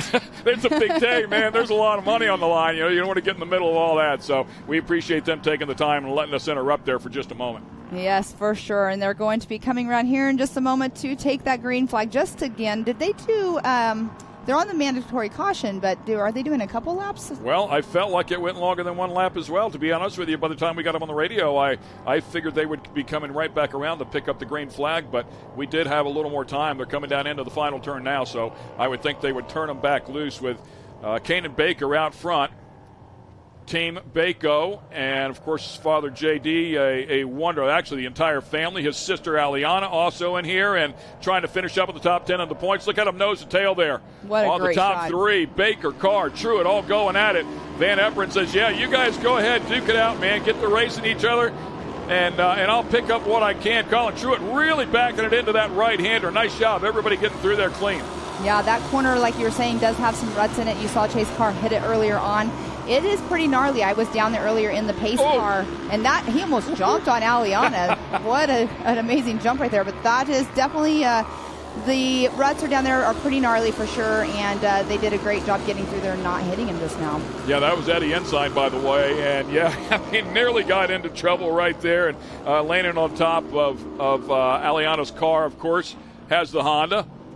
All right. And again, right down there in that gutter rat line, if you will, dipping the ditch hook in that thing. I mean, they dip the left side tires off and use it to help them rotate the car. But look at that. There's a line. Exactly. There's a line, but every single car was taking that right there. And the hot pink car. Oh, that was Aliana. Exactly. Hot pink car is Aliana. Look at her. She looks like she turned up the pedal just a little bit more, got around the number 75 there really fast, and that is Cross Kirchmeier. Yeah, great job for her. By the way, she blew up an engine yesterday, so they were swapping one out last night. Unfortunately, right before qualifying. Actually, that might have been Blake Guston because we do have two 75s in here because Cross was running in the number 5 spot, so I don't think that was actually Cross Kirchmeier. 3 75s in this class. And look at Kanan back that thing in there, man. Rotates it in there nicely. You can see that big hole. He had the car straightened out before he hit that hole. And now Chase Carr with mirrors full of one Mr. Colin Truitt. Colin Truitt, a former champion inside of this category. The number 17 car back in there, looking to get it done. Solid player for sure. Has done a lot of work to the car to try and get this thing back up to snuff, and it has really yielded some good results. And he's actually jumping that step up a little bit farther than he was in race number 1. Race number 1, he was hitting it, kind of casing it a little bit, and it was making him do an extra bounce once he landed, and that obviously makes you lose, traction and everything. So here he is now in that number 3 spot, though, running an amazing race. But let's talk about Carson Bell has made his way up into the number 5 spot. So he's back there in the mix. Owen Van Eperen is in that number 4 position, and he's, like you said earlier, he's just hanging out. Yeah, Owen Van Eperen is playing this one smart. He's just not getting in the thick of it. He's fine right there where he's at. They can't catch him. By the way, Colin Truitt, 10th season of side-by-side racing, 7th as a pro, 9 side-by-side championships, 4 national-level titles. So also a key member of Jody Hickman's team DFS and former NASCAR tech and built side-by-side engines. So Colin Truitt, a wealth of information and knowledge out there, and loves to throw it down. Up there running with the best of them right now. Getting a little bit dusty out there. We've not seen that all day long. They've been very methodical with the water to try and not overwater this track and make it a skating rink. Conversely, the backside of that is you could end up with a little bit of dust. So it is not an easy task to put the perfect amount of water down on one of these tracks. Keep it so that it's not slick and not dusty. Are 100% correct on that, but here we do have a car on its side. We didn't even see that one go over, but turn number 12 is right before they go up into the over-under horseshoe, so we'll have to get a number on that car. And now we see Kanan Baker coming back to the outside to open up this left-hander. That's what his spotter was talking about before. We mentioned it before the mandatory caution. That's the line that Chase Carr was running, and it was working for him. And clearly, spotter saw that, relayed that to Kanan. Kanan now opening up that left-hander. And sometimes it's like, is it beneficial to actually change up your line, though, in the middle of a race? But we'll see. He's still out there in that lead, but hopefully it doesn't mess it up. At this level, the capabilities of these drivers, I mean, honestly, they can run different lines every single lap, or they should be able to. Their bandwidth mentally is pretty big, and they take advantage of whatever is available in that particular instance. That is very true. So the white flag was just out, so they are on their last lap of the race for the 2023 season. Chase Carr coming after him right now. He's going to keep him honest, that's for sure. Any sort of mistake, and he'll make him pay. Gets outboard just a little bit, so he has some clear air.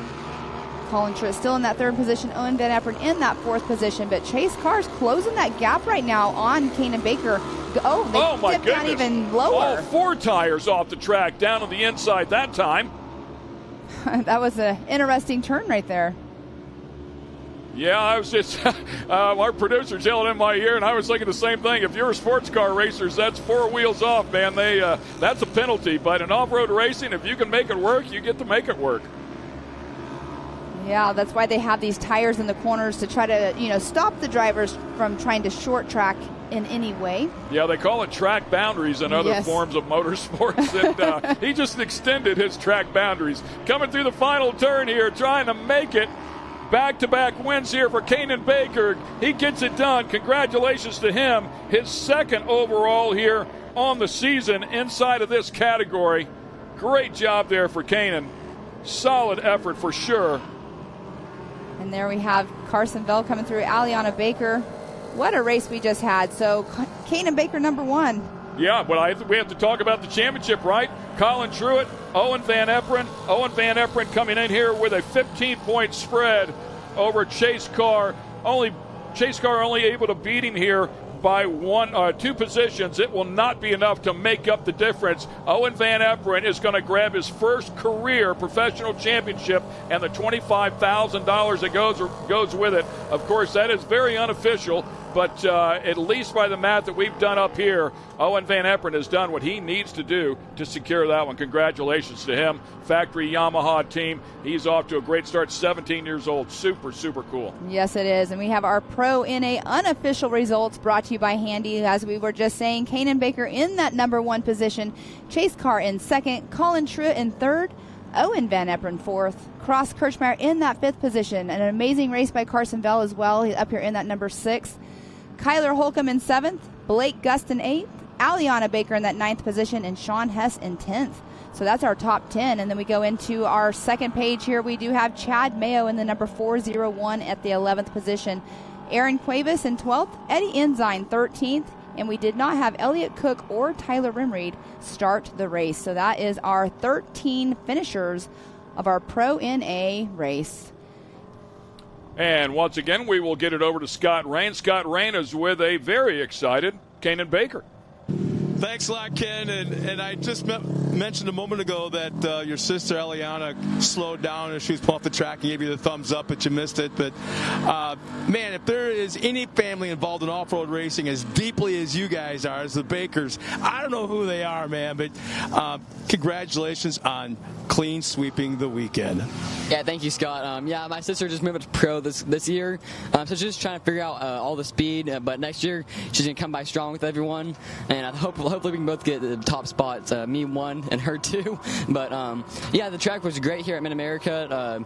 They watered it down a little bit, and it was a little slick, but it was really fun. They made a track change. We cut the track short, and it was really fun. Well, talk about the season a little bit. Both classes. I mean, what was your 2023 like? I mean, early was on the slow side, but boy, did you pick up mid-season.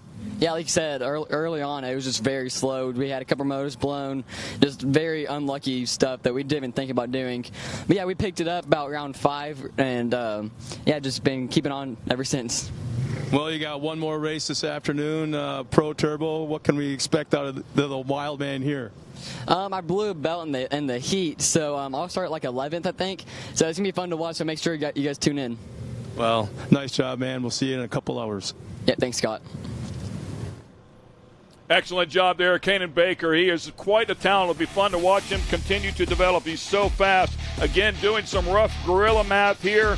By hand, it looks like Owen Van Eperen with a total of 218 points. Chase Carr, a total of 205. The spread, 13 points. Chase Carr able to close it up a couple there, but not quite enough to take that championship away. So, once again, we will throw it out there. Congratulations to Owen Van Eperen on a great season out here and a great rebound after blowing up an engine in round number 3. Dug right back in and did what he had to do to get that championship. $25,000 to the good. Stay with us. We'll be back with more racing action here at MAO.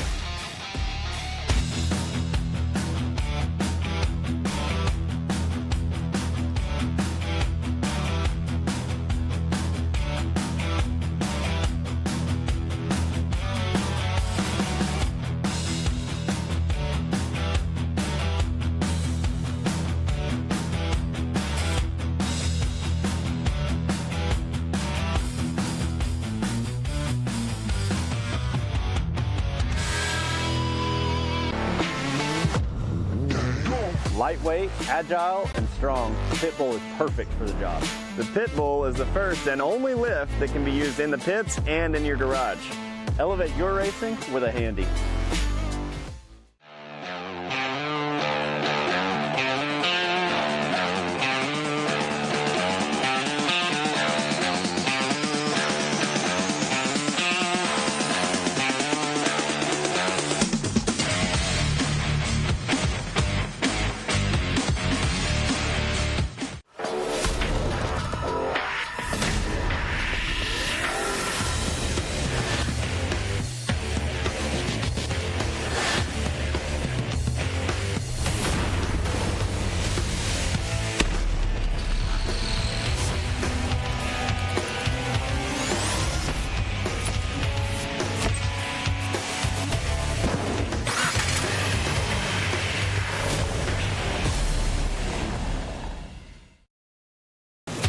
Watching Speed Sport 1, your home for great off-road racing from America and around the globe. Woo-hoo-hoo! From Ultra 4 to rally. These guys are fighting for the lead. It seems very aggressive. Short course to desert race. Great move there. He is so fast. Whether on 2 wheels or 4, Speed Sport 1 has the off-road action you crave. Look at that move. It jumps to the inside. Speed Sport 1, the Motorsports Network.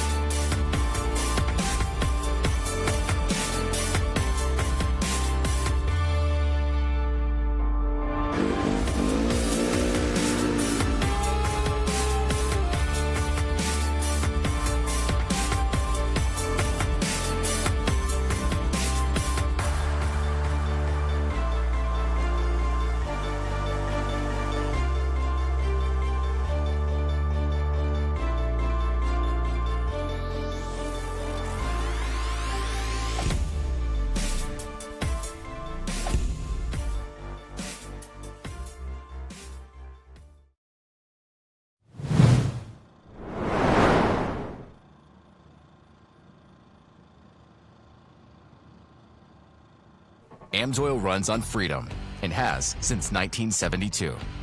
We punish our products firsthand in our world-class laboratories and beyond, because some things can't be learned from a test tube. Run with us.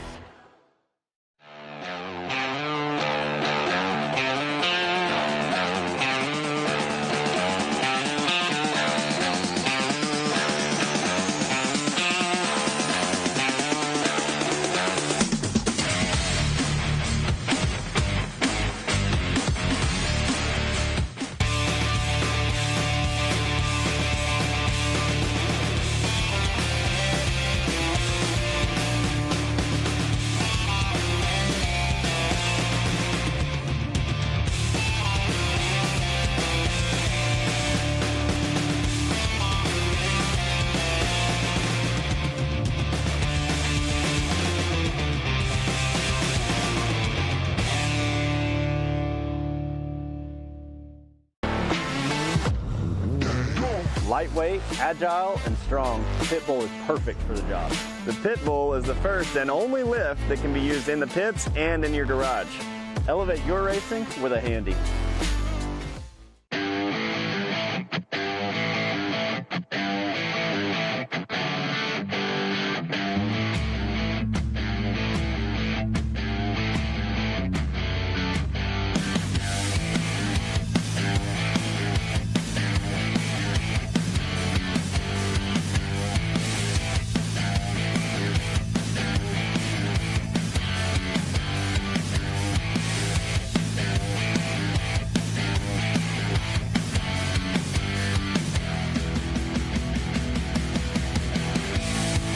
Lake Havasu, you ready? American Outdoor Events is excited to bring you Formula One powerboat racing, IPRA Bull Tour World Finals, American Side-by-Side Takeover, the Sand Outlaws and Greg Biffle trying to break some records, Mark Gomez, the local boy, doing jet ski freestyle shows in the pool, and the Ultra 4 USA National Championship Racing. Get all the information today at legendsofhavasu.com. Welcome back, everybody. We are ready to get going with some really quick classes. And as the day goes on, as we have just a few races remaining, they're going to get quicker and quicker and quicker until we end the day, end the season with Pro Turbo. Matt, what do you think so far? I can't say this enough. I've had a blast out here this last round and watching this racing and having some fun. Kanan Baker just put on a show right there. Had a great interview with him down there. And, it's always fun when we get to step out for a minute and sit down here and spectate with the fans and listen to what, their take on the weekend is. And I'm going to tell you right now, I don't think I found one single person in this park so far, no matter what's happened on the racetrack or anywhere else, that's not absolutely smiling from ear to ear and just having the best time ever. I didn't know if I should let the cat out of the bag, but I think it's fairly common knowledge to the racers that are involved. But talking to Kanan, we're looking at a Pro 4 driver next year. Exactly. He's in a Pro 4. Well, I'll tell you what else has to do with 4 is this Vet 40 Plus Turbo right here. And there you see Rusty Pipes giving us the number 1, the face of a warrior right there from Shreveport, Louisiana. Vet 40 Plus Turbo Expert driver. Hanging out with him the other night, I want to say it was Friday night. They invited me to come over for dinner. So there's 10, 12, 15 of us or whatever. And there he is on a cell phone buying cars for his car lot. Yeah, did you hear him yesterday? He actually put a little plug in. He was like, hey, if you mention this and you come buy a car from me, you're going to get $500 bucks off a car. It's like, shoot, man, I might need to go down to Louisiana and buy me a car. But, yeah, Rusty Pipes, great racer, great just all-around ambassador for everything off-road and for the park. You couldn't ask for a better friend. Absolutely. Lee Knowles is one lucky individual to have that man as a best friend. Yep. And vice versa. There you see the Ultimax grid lineup for Vet 40 Plus Turbo. Rusty Pipes, Kevin Hall, Mike Buckafusco, Perry Mahaney, Lee Knowles, Pablo Jimenez, Sean Murphy, Jeff Johnson, Randy Clifton, Chris Fowler, Mike Pritchard, and Jason Phelps. There he is again. Hopefully we see Jason Phelps out here. I know he was working on getting that car back going yesterday. That's Lincoln Phelps' dad, newcomers out here. Jason me and Joey and John LaCroix and all of us, I'm going to tell you this. Yesterday I was sitting there, and I after practice I saw a video that popped up on MAO Racing Official. If you're not following the social media pages, by the way, Mid-America Outdoors and MAO Racing Official, you're missing out. Go follow them on Instagram and keep up what we're doing. But I saw a video that came out on social media, and I saw Jason jump the big step up, right? And he caught the knuckle just a little bit, and he's driving, Cash's old car. And when I first saw it, I went over to Cash's pits, and I was like, Cash, I thought you had a broken arm. You're out there in your car. And I said, you're not even clearing the step up. And then we figured out it was Jason. So then me and Joey sat down. We had a little talk with him, and we pushed him a little harder and said, you just got to go a little bit faster, and you'll get over it. And we coached him through it. That's what you're calling it pushing. Well, this is what happened. He goes over the top side of that thing going so fast, he didn't have any brakes on the other side and wrecks. So he worked super hard last night. We were talking. I hope they were able to get that car going. I'm not sure. I'm not sure if I see it up there on the line, so I'm not sure. I know he's focused on Lincoln. Lincoln's had a great time out here racing these youth classes. I do see it. There it is. It looks like they got it going. He's on the back row. But this is going to be Vet 40-plus turbo action right here. And a lot of times this race, in particular, this class, is some of the best action that we have all day long. These Vet 40-plus really put on one heck of a show. As the green flag comes out, we're underway up into the turn one. We'll see who gets the hole shot on this as they come down the hill. Boy, big separation that from looks these like cars already. Is that the Cybertizing car? Pablo Jimenez getting the hole shot right there. Rusty Pipes in second. Rusty trying to make a quick move. Pablo goes high, squares it up, comes down the hill. Good start for Pablo Jimenez right here. Rusty Pipes is laying chase, trying to run him down. Looks like Murphy's running in third. Mike Buckafusco in fourth, and lots of moves being made behind him right here. Look at the blue groove, Scott. Man, this track almost looks. It almost looks like it's not dirt. Well, it isn't when you think about it. It's not now. It's a rubber surface. That's right. Yeah. Which is very, very, very slick, rubber on rubber. But there's still a lot of the track that is. Well, there you see it right there. Pablo Jimenez, 73, getting a little sideways coming through there. They laid down a little bit of water also, but I don't know if that was the reason why. It looks like he got right in that blue groove and just we got slid. We got one on its side right here. Here comes track crew. Oh, man. Is that... That's Randy Clifton right there. It's flipped over. The 53. There's Gus and the EMS crews. They look like everything's good. They're going to try to Hercules that car back over on all four. I'm going to tell you right now, I think Gus could do it by himself. I saw Cowboy Cerrone flip a Class 11 all by himself at a race one time, not too long ago. Right now, we're watching Pablo Jimenez. He needs a good run in the worst way, man. This will be a big confidence booster for Pablo right here. So you've got Pablo Jimenez, Rusty Pipes, Hall, Murphy, and, Clifton was rounding out your top five. Not sure if he's still going to be there. Looks like Mike Buckafusco will probably move up. So will the field.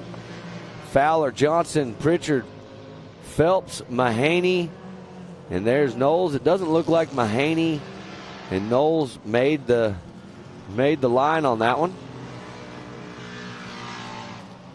And there you see as they come around and going through that local caution, Pablo Jimenez slowing down, getting through it clear. Rusty Pipes trying to do everything he can. Pablo getting a little sideways, losing some time right there. We've seen that happen a couple of times to Pablo Jimenez in the Cybertizing car.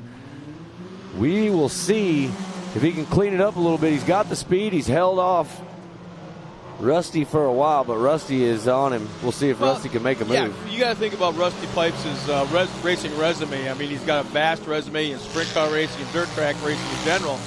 So he knows how to handle a car sideways, all through the corner, where to pitch it, where not to pitch it. So I'm thinking that Rusty, he's right now looking for that dry spot on the track. Or actually, not even the dry. Between the wet and the dry, there's that dark brown. I think that's what he's looking for right now. Still a little bit of time. We got, 4 laps remaining, I think? Well, yeah, Pablo Jimenez right now still holding on, but Rusty's all over him. We'll see if Rusty can do anything. Kevin Hall sneaking up there. A lot of times what you see is when you get a battle at 1 and 2, you'll allow third to sneak up in the mix right there, and that's what we're seeing Kevin Hall. He's hoping he can get up there and dice it out with him. It looks like he might have slowed down a little bit right here. Not sure. But back up front, man, Pablo Jimenez has got his work cut out for him, Scott. He's going to have to drive a great race right here. They're heading into that caution, so they got to slow down. Every time they hit that caution, and they're close, it's allowing Rusty to bunch right back up on him. So we just heard that Mike Buckafusco may be making his way back to the pits. Not sure what's going on with him. Side by side, here they come. Rusty's going to try to go up the step up side by side. Let's see who's going to jump it. Both of them. But it looks like Rusty goes over a little bit cleaner. That's going to allow him to take over that top spot. Pablo Jimenez coming up just a tad short and catching the knuckle at the top. Rusty Pipes going smooth right over the top. And there he goes smooth again, is right? key. That dark brown area, not where it's wet. Pablo keeps going where it's shiny, especially in that spot right there. And you saw Rusty go around the outside of that corner where it was dry again. Well, great race. 3 laps left. Vet 40 plus turbo. Rusty Pipes out in front where he's comfortable right now. We'll see if he can take this one all the way to the house and get that checkered. Pablo Jimenez going to have his work cut out for him now. He's going to try to run down Rusty Pipes, but if he can't do it, he better watch out because Kevin Hall is coming in that third position. Then you've got Murphy in fourth, Fowler in fifth. The leaders went by the start-finish line, signaling 2 laps remaining. So as of right now, just a little bit less than 2 laps for Rusty Pipes and the rest of the gang.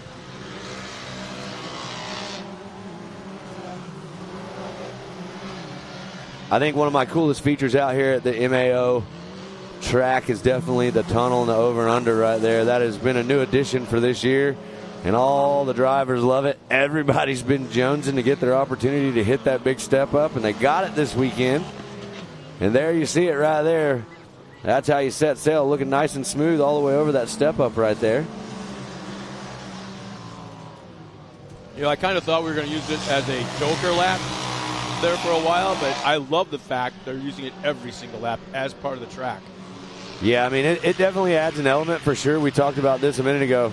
If you can get all the way over it, you're going to go really fast. There you see Jason Phelps right there. He got that car going back together. He's battling right there in 8th place. And the Jason funny part Phelps. is, if you remember your first or second race of whatever it was, say your dirt bike, you felt like you were flying. Oh, yeah. In all reality, you're probably going 25 miles an hour. You Maybe know, 20. The best story I ever had, there's a white flag coming out for Rusty Pipes. He come around, but the first time I came out and raced short course, me and Alex Laughlin did it. Alex is a NHRA drag car driver, drives a top fuel car, and Alex and I go out and race, and you know, just our luck, we got tangled up with somebody in about the second corner, and we totaled our new car.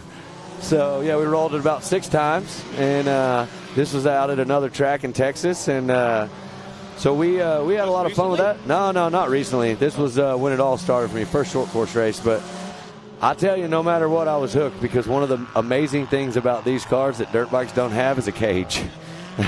And you hear the saying, with age comes a cage. Well, Vet 40 Plus, this is it right here. Rusty Pipes, the 47, out of Louisiana, getting the job done. Pablo Jimenez still holding on, about 3 seconds back, but still in second place. Rusty Pipes turn a 1:23.4 lap time. Pablo Jimenez a 1:24.4, so a little bit different there in times. And there you see, not sure who that is right there off track.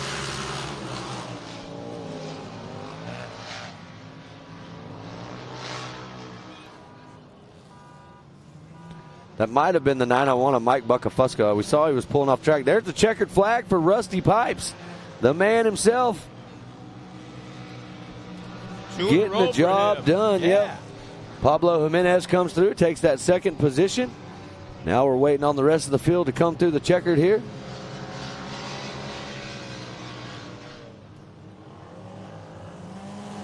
And there we go back to the battle right there. That is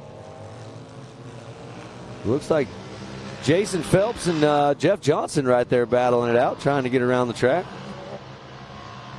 And there you see Fowler taking the 3rd position on the track. And Hall coming through. Oh, look. Look at this. They get a little tangled up right there. Jason Phelps is going wide open, trying to still get the position. The race is not over. As they got tangled up, it looks like Jeff Johnson is able to get in there. We'll have to try to see if maybe we can see what happened right there here in a minute. But Jeff Johnson and Jason Phelps battling all the way to the end right there. So heck of a race for Vet 40 Plus Turbo. Rusty Pipes, Pablo Jimenez, and Fowler 1, 2, and 3 on the track. And we'll get the unofficial results coming up on the screen here in just a moment.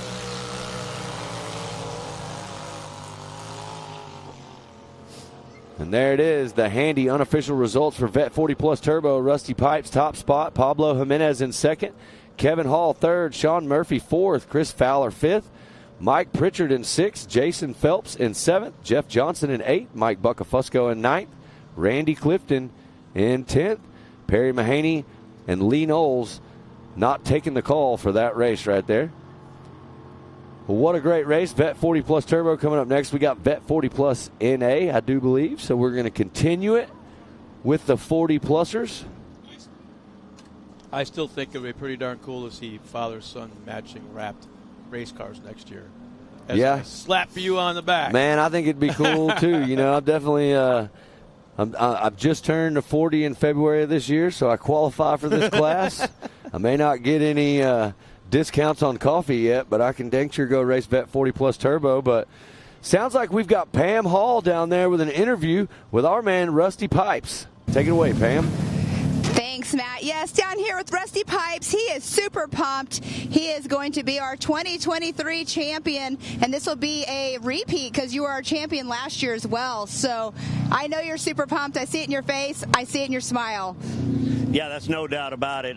This has been a trying year. I'm running 2 classes, expert class and this over 40 vet turbo, and I'd win one class and then go out and win and crash in the other one, or I loaned my car out and then it got totaled. And anyway, it was just S3 Motorsports has put this thing back together beautifully. It handles so great. Well, an amazing job by you out here, and I know you always like to thank who you helps you out getting you here. So let us all know. Well, let's first off say Jesus Christ, because without him, I'd have no joy and I would have no peace, and he obviously gives me favor. So if you want it, come aboard. I've got S3 Power Sports, Pipes Auto Sales, Raceline Wheels, Rugged Radios. A lot of list of all my friends and family members, my wife Lee Knowles, man, my buddy, he pulled me out of the drink over there one time. Anyway, that's about it. This is MAO for sure. I think you're forgetting one. I'm sorry? Rusty Pipes Autos.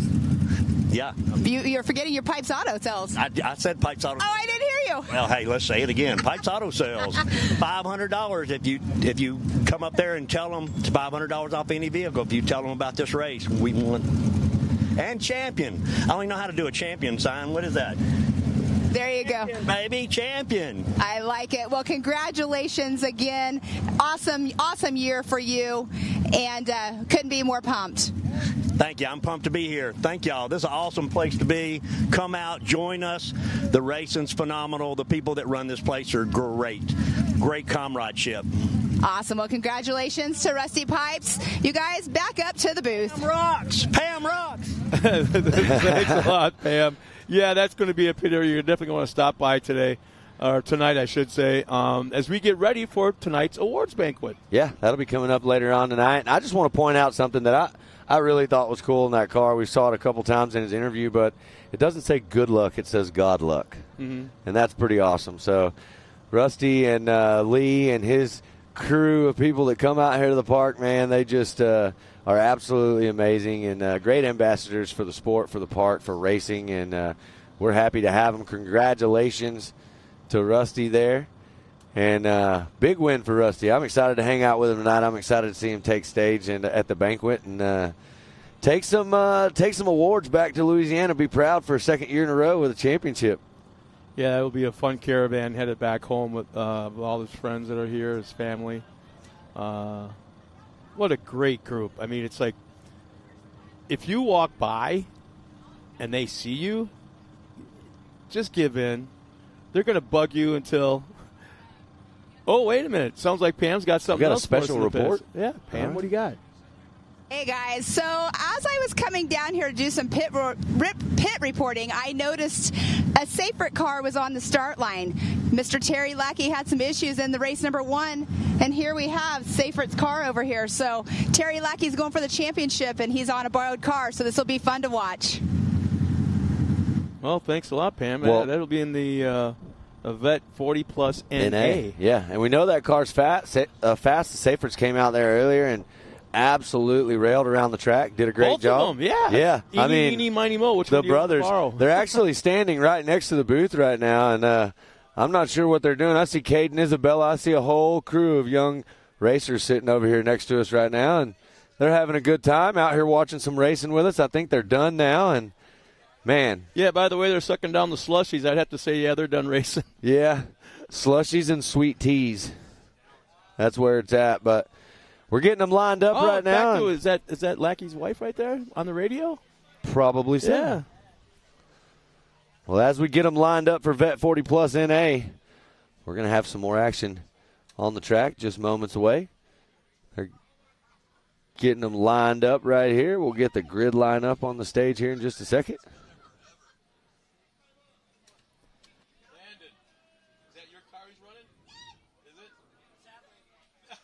Well, we got to remember as we go through this day, everything is about the championship today. So this one's down to the wire, last race of the season. So we've showed you guys points as we go through these races and talked about points and how close it is out here, and we're going to continue to do that. Just found out that Lackey's actually in Landon's car. Landon's car, okay. Yeah, and he goes, sadly. Well, I hope the Seyferts know that Terry Lackey's fast, but, I mean, there's no guarantees on what's going to be, might get back some plastic. Yeah. He's going for a win every time he's out there. You stole it. I mean, rented it. Rent it like you stole it. Well, here we go right now. We've got him lined up and ready. It looks like TW is making his way over there to his safe space to throw that green flag and get this Vet 40 Plus NA out of the way. I think he's getting tired. The couple times I've been down there, he's moving kind of slower and a little bit slower. Those guys work, man. This is a lot of work all day to put on these races and do all this stuff. And there you see the Vet 40 Plus NA Ultimax grid lineup. Terry Lackey, Rick Schroeder, Mitch Truitt, Christopher Brosco, Jeff Johnson, Justin Moore, and Austin Sides. And that is the Vet 40 Plus grid lineup. It looks like we got them all locked and loaded, Scott. We're just waiting on that green flag to drop. You know, there's so much going on. I mean, we say here at the Mid-America Outdoors right now at this moment, if you hear ambient noise in the background, the other motors that can do some short course, we got the Rock Bouncers, their nationals going on right now, their season finale. As the green flag comes up, going to turn number 1. Well, there they go. It looks like Terry Lackey in the Seyfert car is tucked into that second spot. And that looks like Mitch Truitt gets the whole shot out in front right now. Mitch's going to drift way out wide right here. Let's see if he can keep it. He does. Terry Lackey going to go. Oh, they're running each other all the way out in the soft stuff there. Well, this is the high-speed straightaway right here going to this massive blue group area. Both turns are just blue groove from side to side. Yeah, absolutely. And I'm telling you right now, Mitch Truitt, Colin Truitt, the Truitt family, they're a heck of a racing team out here. And Mitch is right now out in front and leading the charge. And he's going to have his work cut out for him with Terry Lackey back there. But on the flip side, Terry's going to have some work to do because Mitch is one heck of a driver and he can wheel that car around. Keep in mind, he's only driven it probably down to staging. Not even ripped up and down the street in the campground or whatever. Yeah. No, he's only driven it down to staging, and that is it. But that goes back to what we're talking about. Everybody working together, camaraderie with all these race teams. You got a car that's not working, guess what? You can come drive this one.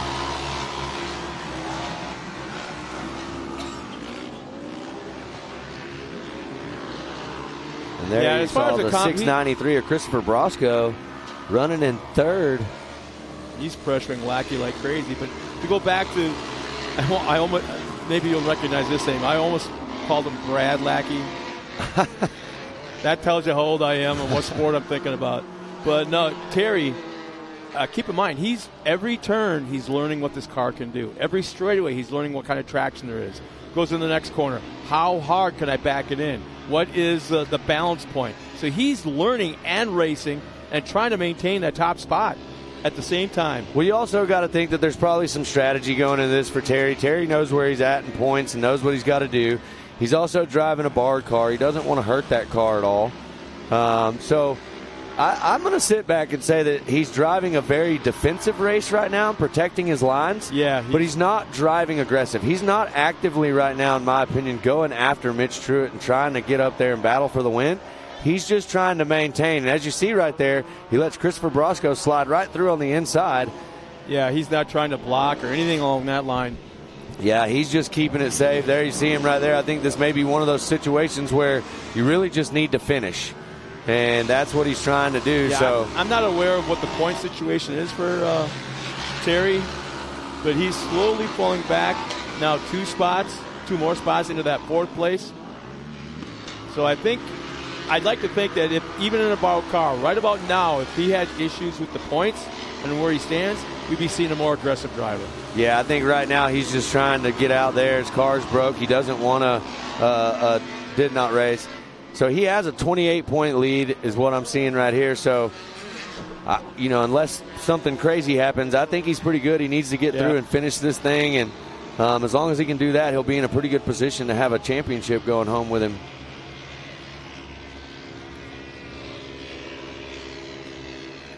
Yeah, and his overall for today, I believe he's probably going to end up in the 2nd overall, depending on what happens.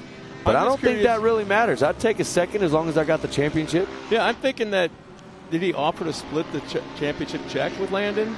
Well, I mean, those 2 young kids right there, if I was them, I'd definitely be negotiating better. Well, there you see it right there. Terry Lackey wheeling his way in 4th place, trying to get through this thing. Couple laps left in Vet 40 Plus NA.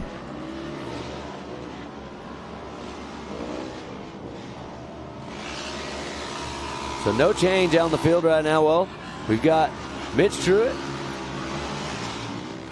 Rick Schroeder, Chris Brosco, Terry Lackey, Sides, Johnson, and more rounding out your field right now. So about a lap and a half, maybe a lap and 3/4 left, as Lackey is still in that 2nd spot. Lackey's in 4th now. 4th. Yeah, Lackey slid back to 4th position. So you got Truitt, Schroeder, Brosco running 1, 2, 3. Lackey's in that 4th spot. There we go. And I do believe the way I see it right here, Lackey's about to give up another position to the 112, and that's going to be Sides. So I have to imagine that what we have come to a conclusion of is probably true, and that he's just taking it easy and trying to finish this race without doing any harm to that car. Because you notice, I mean, look at what we're seeing here. He's almost, not quite, but almost pulling off to the side. Yeah. It's like, okay, he has an issue with somebody, but I'm not going to argue with you. Yeah. Kind of thing. He's not blocking. He's letting everybody go like as they come around.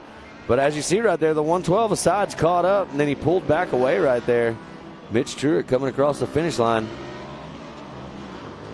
Great race for Mitch, making it look easy. He's real smooth out there right now in this car.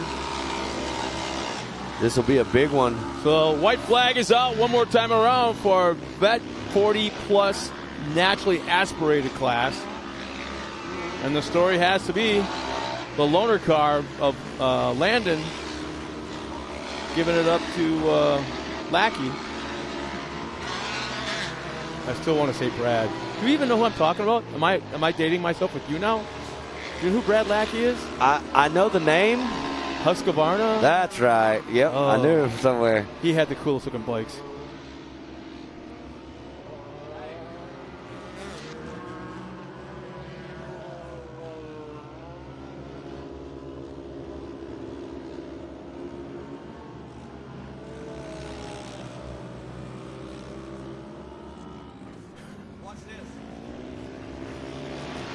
So I just got word. I was talking to the Safrits over here, and they're into the agreement. They are under the understanding that Terry's going to put half of the championship money up for borrowing the car to win this. So These guys are great negotiators, man. I'm all about looking it. at his wife, I'm waiting to hear her hear that. I haven't yet. Well, but there's still a white flag is out. Our leader's coming back around. So that was Mitch Truitt. One more lap around right here. So that was your leader.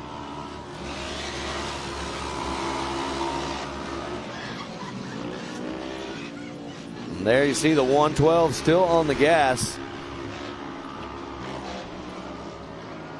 Well, look at what we got right here. It looks like Schroeder has caught up to Mitch Truitt.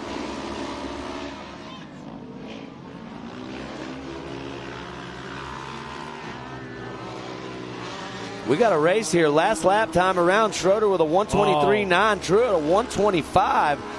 So Schroeder, the fastest one on the track right now. 2 turns in a row, he's opened the door to the inside. Mitch is trying to protect right now. There he goes. He's got a lot more speed coming around the outside. See if he can pass him going down the hill. He's going to have the inside line coming up the hill right here. Mitch closes the door. Oh! Clips the tire. And that is not how you want it to happen. Right in the race line, too. Got that tire hooked on that big tractor tire in the corner right there, and it just flipped that car right over. That's exactly what that was a charge from Schroeder. That was a charge. Schroeder was definitely going to make a move, so unfortunately for Schroeder, not going to happen the second race. And there's the checkered for Mitch Truitt. And look at the gap now back to second. There's nobody even near.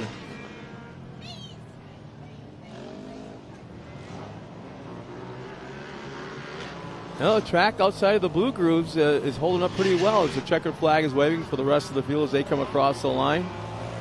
Getting ready next would be the 800. Under. There's our Amsoil instant replay. Watch this. Comes around the corner, tries to hang the inside line. Front left, clips it. And there you go.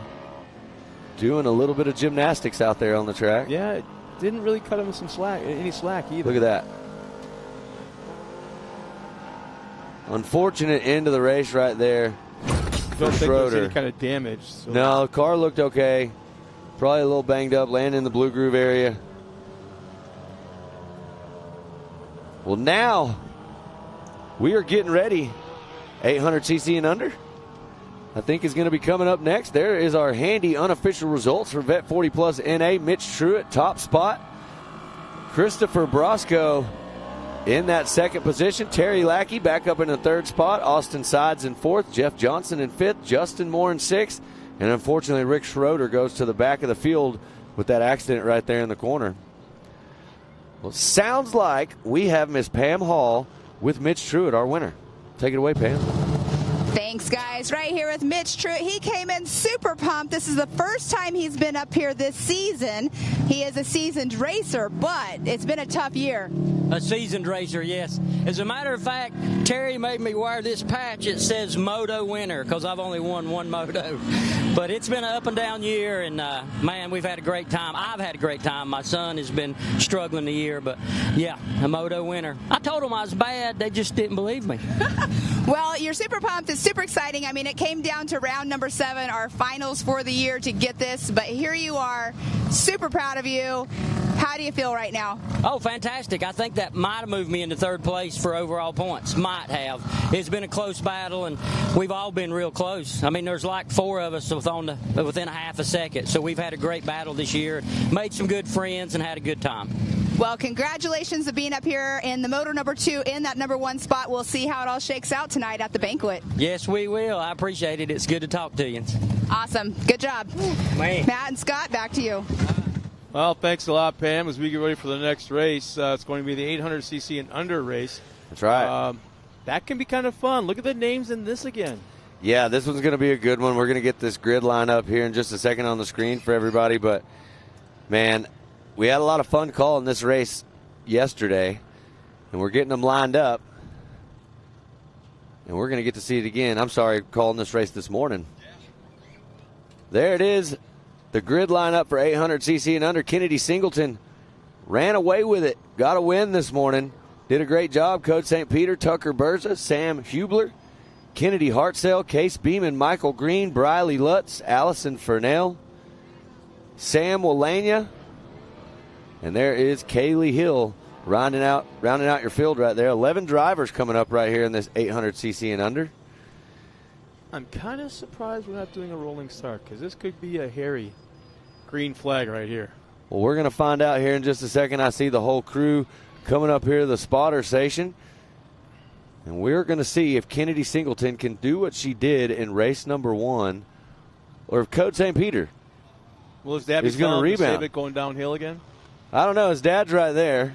So we're looking at his dad. And I'm going to watch him during this thing and see what kind of hand gestures? Yeah. You know, he's a very calm and collected guy, but I want to go out with him in his trophy truck someday. Yeah, like I was supposed to get to go do a qualifying race with him, but unfortunately he hurt his hand. And now we're sitting here watching the green flag, 800cc and under, and it looks like Singleton back out in front with a hole shot, but they're coming around the outside. Whoa, we got one car St. off the Peter. track. We'll see if Code can make a move. The one thing I know about Code is I feel like if Code can get to the front, Code can maintain that front position. But Kennedy Singleton had tons of speed in this first race. Another car spinning out right there. And there you see a drag race down the hill. Berza's getting in the mix. Berza trying to show Code St. Peter a wheel. It's not very many times in the season we see Code running in the third spot right here. Not a familiar spot for him, but Tucker is on the gas looking for making a move right here on Kennedy Singleton. We'll see if he can do it. And you notice everybody, including the last race, is staying out of that shiny area of the racetrack. Oh, look at Code St. Peter going the inside, almost 3 wide over the finish line right here. There they go, bumping a little bit. Looks like Berza's going to get the worst end of that. Code trying to square up Kennedy Singleton, going on the inside line and making the move. Little bump right there, little bump, saved it.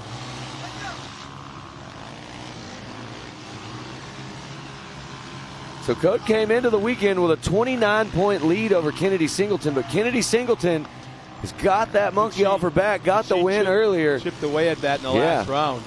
So we'll see. Code got back out in front now. We'll see if he can check out now and run away with this race. He's got a big lead. The championship, as it sits right now, would be Code's for sure.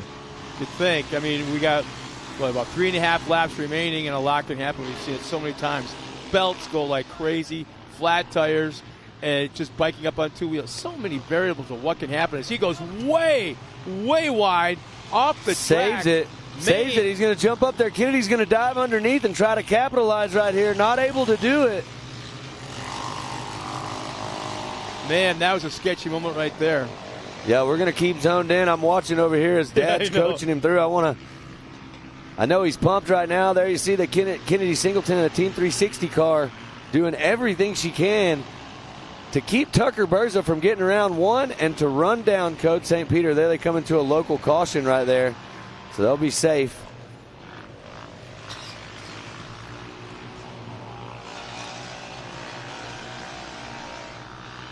Looks like the 26 machine right there off the side of the track.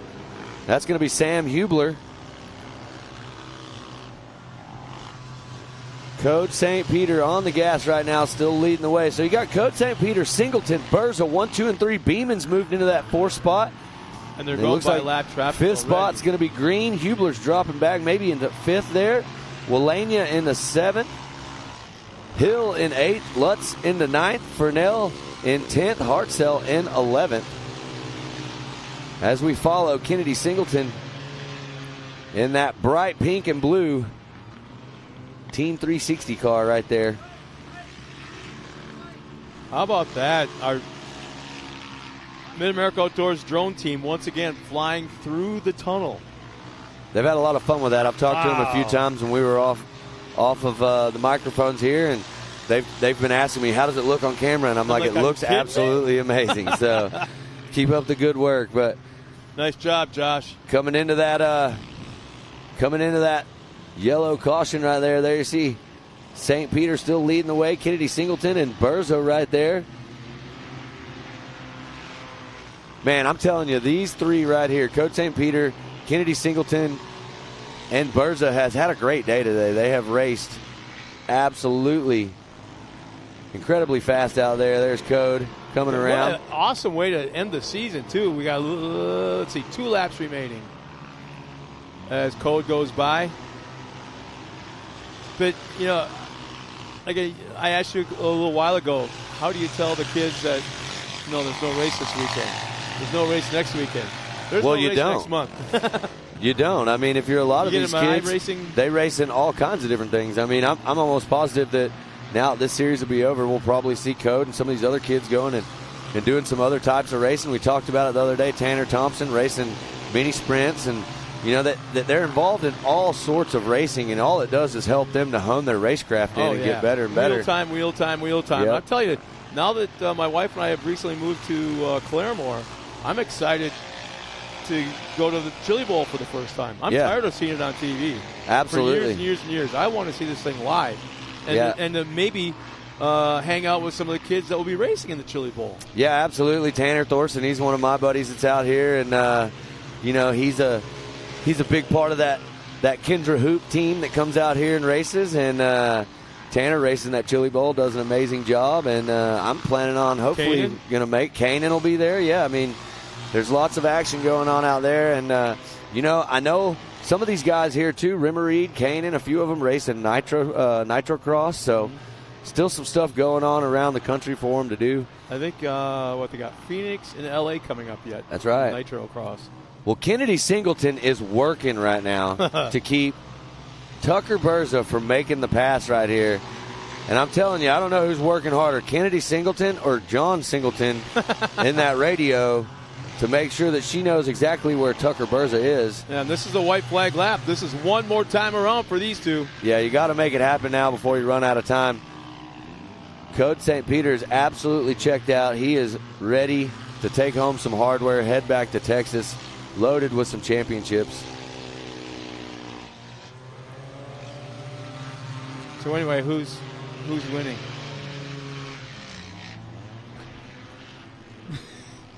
Calling me out on air. Right now, who's winning is Code St. Peter. Singleton's in second and Berza's in third. 800 cc and under right here. Looks like Code's got about a 5-second lead, 4.8 seconds right there. We got another driver in the track. Code coming around, getting clear. Hopefully this doesn't cause anybody to get slowed up right here, but it looks like everybody's good. There is the track team getting out there right now. So as they come around right here, this should be the white flag, I do believe.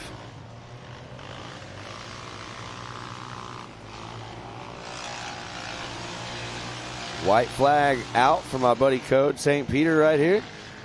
And there comes one of my favorite ladies in racing, Kennedy Singleton right there, still trying to hold off Tucker Berza. Tucker trying to go to the outside, going to square it up underneath. Man, here this may be the line. And there it is. Tucker Berza moves into that second position. That was a great move. He set that up before he even got to the corner. That was a planned move about half a lap before it got there.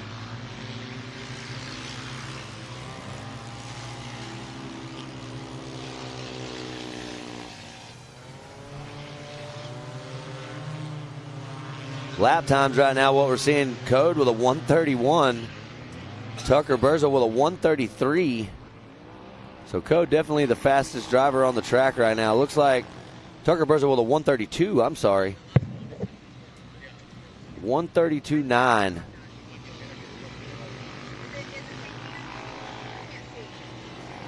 So less than a lap remaining.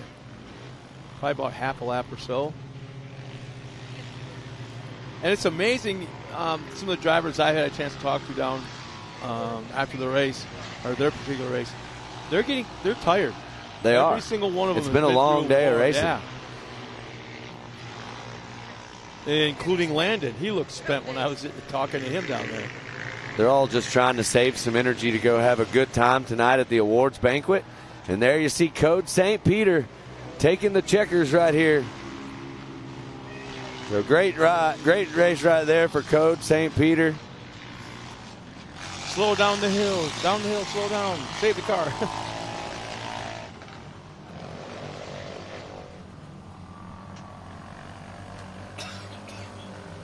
Well, as we get him around Code St. Peter, Tucker Berza and Kennedy Singleton, 1, 2, and 3 on the track. So that was a great race right there.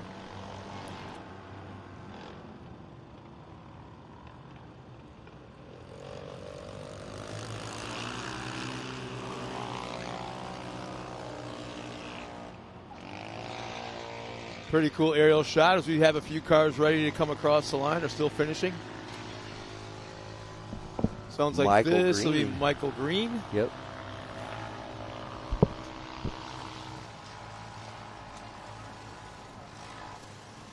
Absolutely incredible race right there. Code came out and did what we thought he was going to do. He was wanting that redemption after that first race. Kennedy jumped out there, ran away with it, and beat him. And looks like she might be the one to beat. I'm pretty sure that he did not listen to his dad and coast down hills today. He was definitely trying to get up front. He wanted that, and he made it happen. So is there any talk of Code stepping up into another class next year? Yeah, there's definitely some talk. If you watch social media a little bit, you might have seen some things happening. I'm not gonna step out of line and say anything that I shouldn't say. I don't want to spill the beans. Well, but if it's on the social media, the world knows about it. that's what I said. I got this message one day from Tom and said, "Don't tell anybody." And then 10 minutes later, it was on Instagram. But great race right there. I'm watching the Singletons and the rest of their team. They're up here. Everybody's celebrating. Great season right there. And we're watching the rest of our competitors make their way around the track to finish up. That looks like the 122 right there.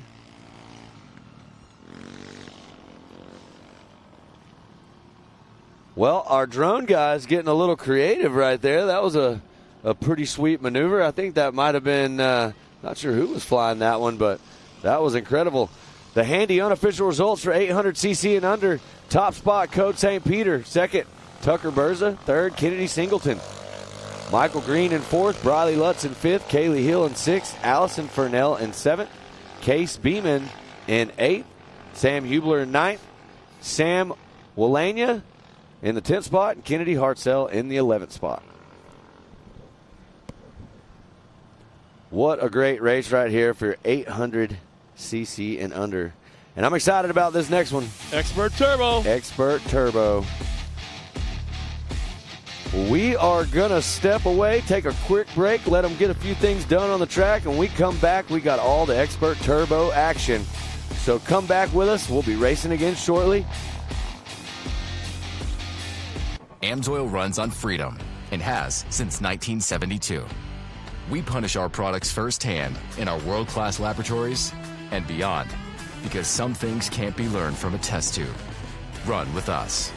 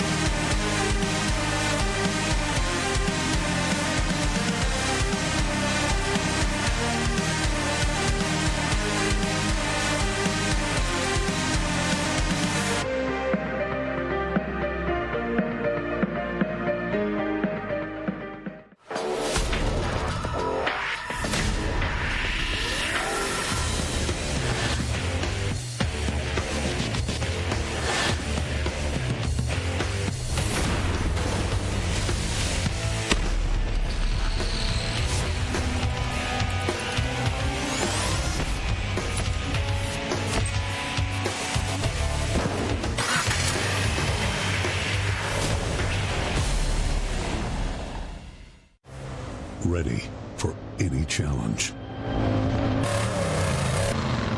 Maxxis tires can handle even the most punishing off-road conditions.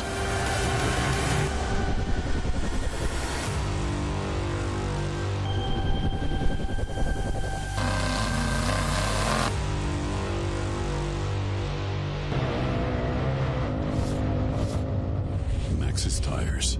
Tread victoriously. Speed Sport has been America's motorsports authority since 1934. Get news, results, and commentary from the most connected experts in the business, covering all forms of motorsports from flat track to NASCAR and everything in between. Bookmark speedsport.com on your mobile device now, or follow Speed Sport on social, and be sure to subscribe to the Speed Sport Daily. Speed Sport is your one-stop shop for all things racing on two wheels and four. AMSOIL runs on freedom and has since 1972. The rest of the market has been trying to follow our lead ever since. But a head start is a head start. Run with us.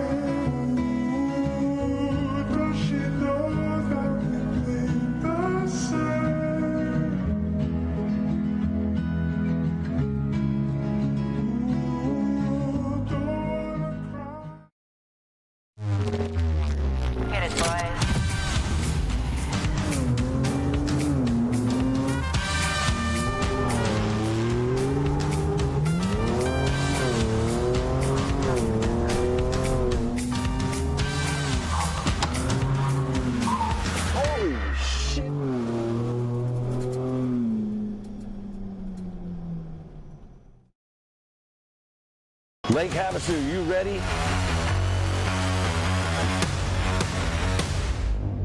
American Outdoor Events is excited to bring you Formula One powerboat racing, IPRA Bull Tour World Finals, American Side-by-Side Takeover, the Sand Outlaws and Greg Biffle trying to break some records, Mark Gomez, the local boy, doing jet ski freestyle shows in the pool, and the Ultra 4 USA National Championship Racing. Get all the information today at legendsofhavasu.com. Disappear altogether.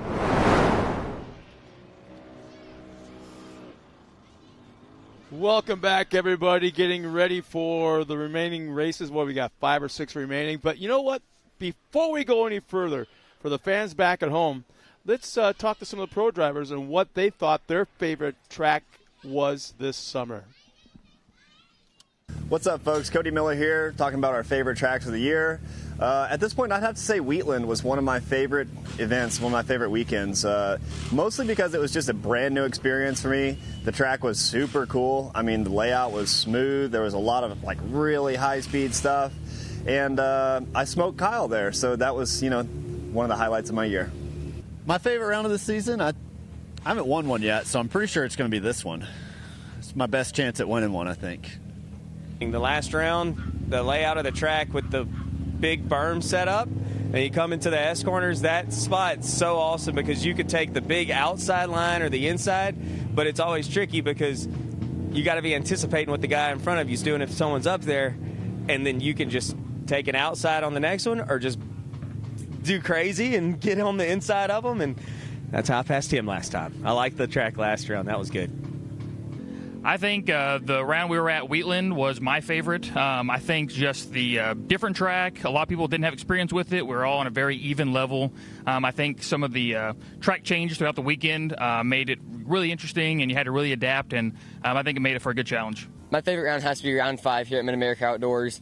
I swept both pro classes. I won, and my team just had a great weekend. It was really fun, and can't wait to hopefully do it again this weekend. The track was really cool. I swept both rounds. I really like the back section and the rhythm section. That's where I made just about all my passes, and they took it out this weekend, but it's going to be more fun in the S-turn, so I'll take my chances in that. Round 6 was my favorite track layout, design, condition, I guess. It rained a bunch. Super muddy at first, but the track is always, by the time we actually get to race on it, conditions were perfect. Track had a ton of grip. and they changed the layout a little bit for all the champ stuff. It kind of opened it up. They fixed a couple of the jumps. Overall, round 6 was my favorite round for sure.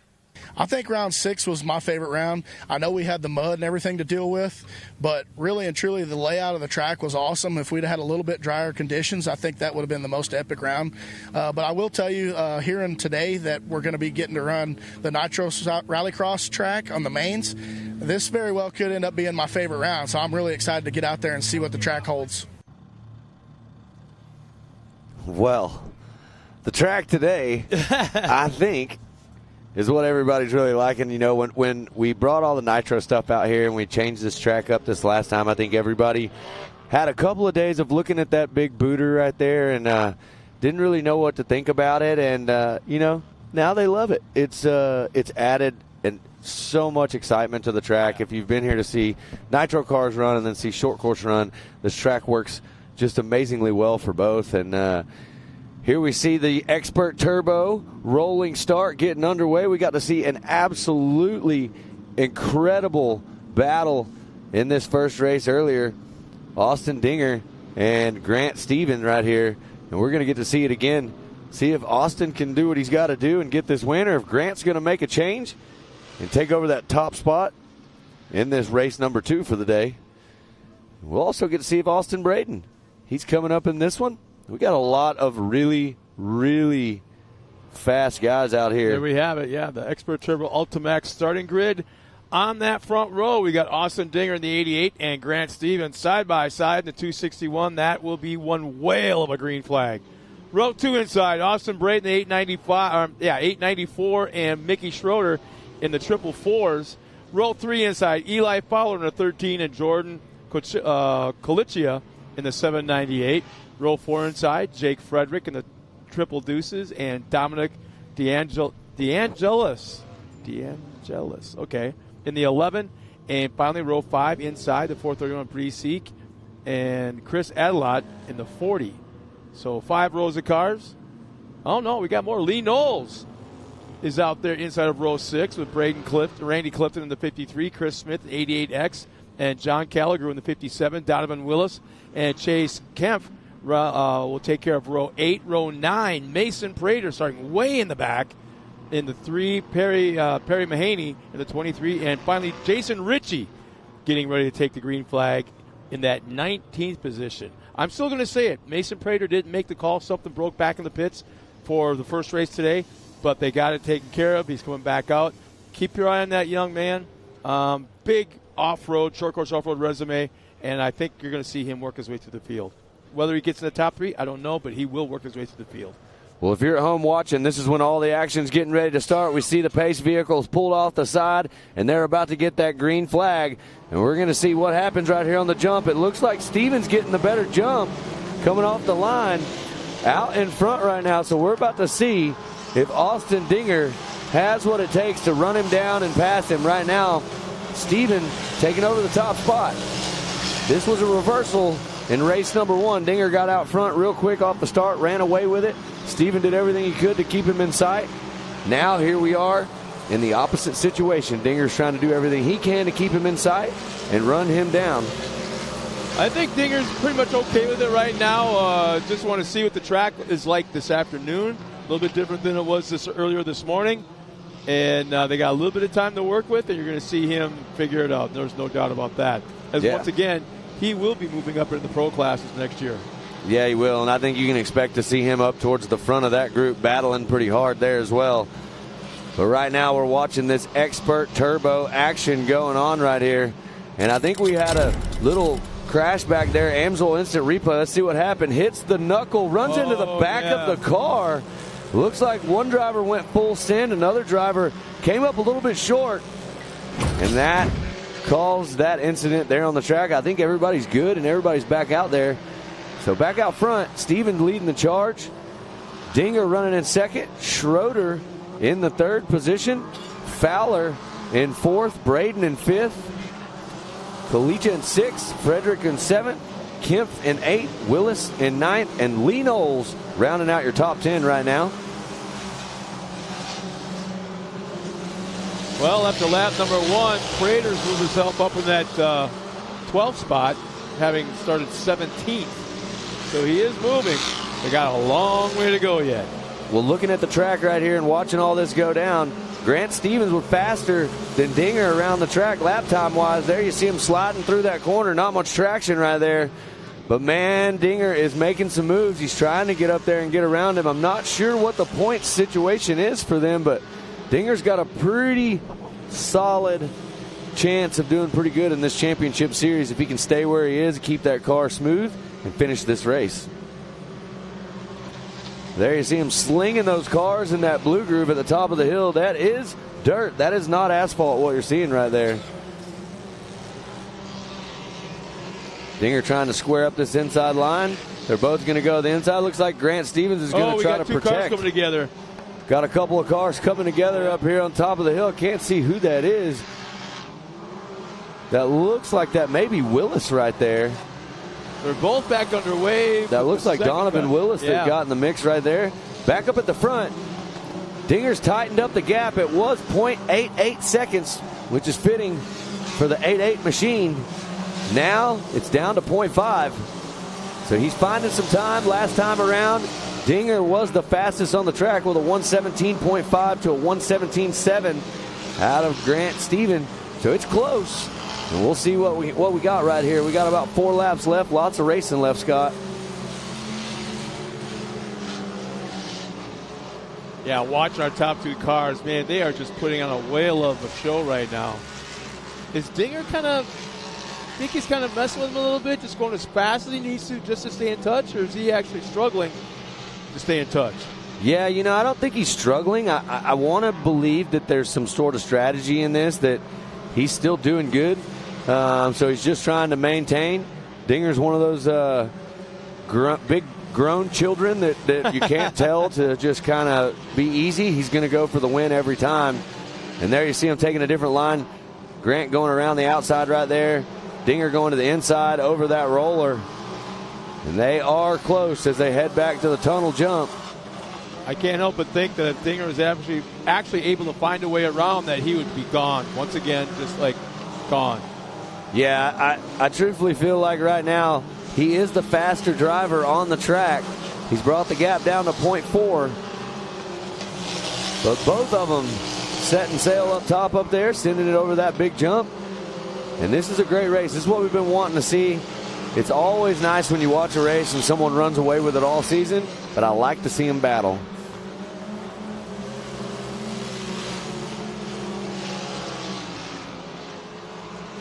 Looks like Dinger losing a little bit of ground right there. I love in that rough how he stuff. pitches that sideways into those turns, especially where the blue groove is. Yep. Where he's able to make that slide. He's all the setting way that around. car up perfect every time coming in the corner. You'll see him as he's coming through the straightaway, coming up to it. He kind of sets it into the corner, and then once he sets it in the corner, he lays on that throttle, powers all the way through it. There you see him trying a little bit of different line right here. What's hurting Grant Stevens trying to protect that inside line right here, and he's getting way out to the outside and having to square off and go back in, which has cost him a little bit of time right here with Dinger. Yeah, Dinger's actually, when he goes into those turns that pitches it sideways and backs it in, he's steering with the throttle, not so much with the steering wheel. Absolutely. And there you see it. So is Grant. Grant's doing a great job also holding on.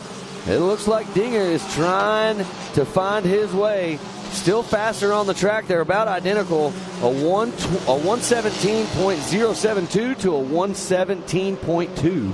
Wow.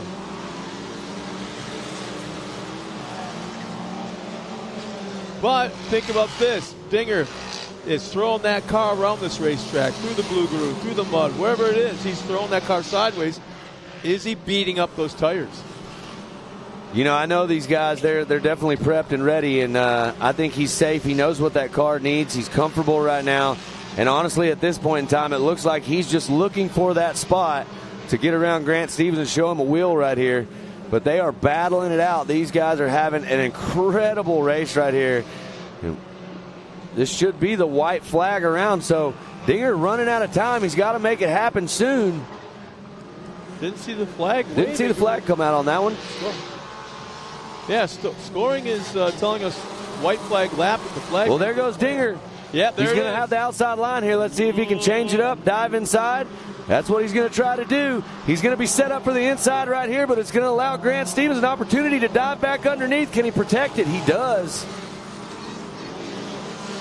So now Dinger has moved into that top spot on the field. Let's see if he can run away with it or if Grant Stevens is going to have a rebuttal right here.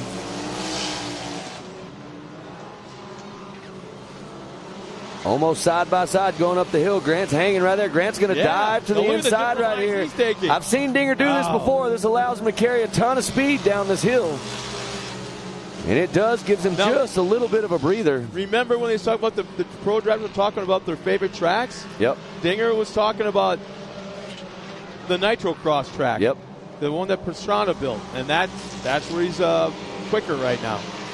Well, we're watching this one close right here. A lot of things can happen. We've seen a lot of racers start pushing super hard in this last lap. And I believe checkered flag is actually going to be coming out right here. Is this it for Austin Dinger? It sure is. Austin Dinger makes the move on the last lap. Jumps into the top spot. Grant Stevens, great drive for Grant right there. In that second position, led the whole race the whole time. He's got a ton of speed. Dinger just had the better lines that time. Yeah, the faster you get now, the track conditions the way they are, like we'd seen in the 800, I believe it was, 800cc class, planning your pass about a half a lap before you get there because there's no drag racing going on. You can't out horsepower anybody on this track as it sits right now. That's right. It is beat up. Well, I can definitely tell you this, sitting here looking at it, Dinger stays on the top spot, Steven in second again. Schroeder moves up into the third position, and Braden gets fourth this time. And there's Frederick, I think, rounding out your top five, and we'll get the rest of our expert turbo racers clear on the field, and we'll get some results. 116 to 117, it looks like, as far as lap times go. 116 to 117. What a race. Expert Turbo, I'm going to go out on a limb and say that I think this race in Expert Turbo is almost as exciting for me as watching Pro Turbo. What do you think? Yeah, I mean, I could say that. You know why? There's more side-by-side action. There's more. Because I'm going to put this out there right now. I probably shouldn't, but, there's the handy unofficial results for Expert Turbo. You're seeing them on your screen right there. In the 11th spot, Donovan Willis. 12th, Chris Edelot. Yep. Well, this is what I was going to tell you. All right.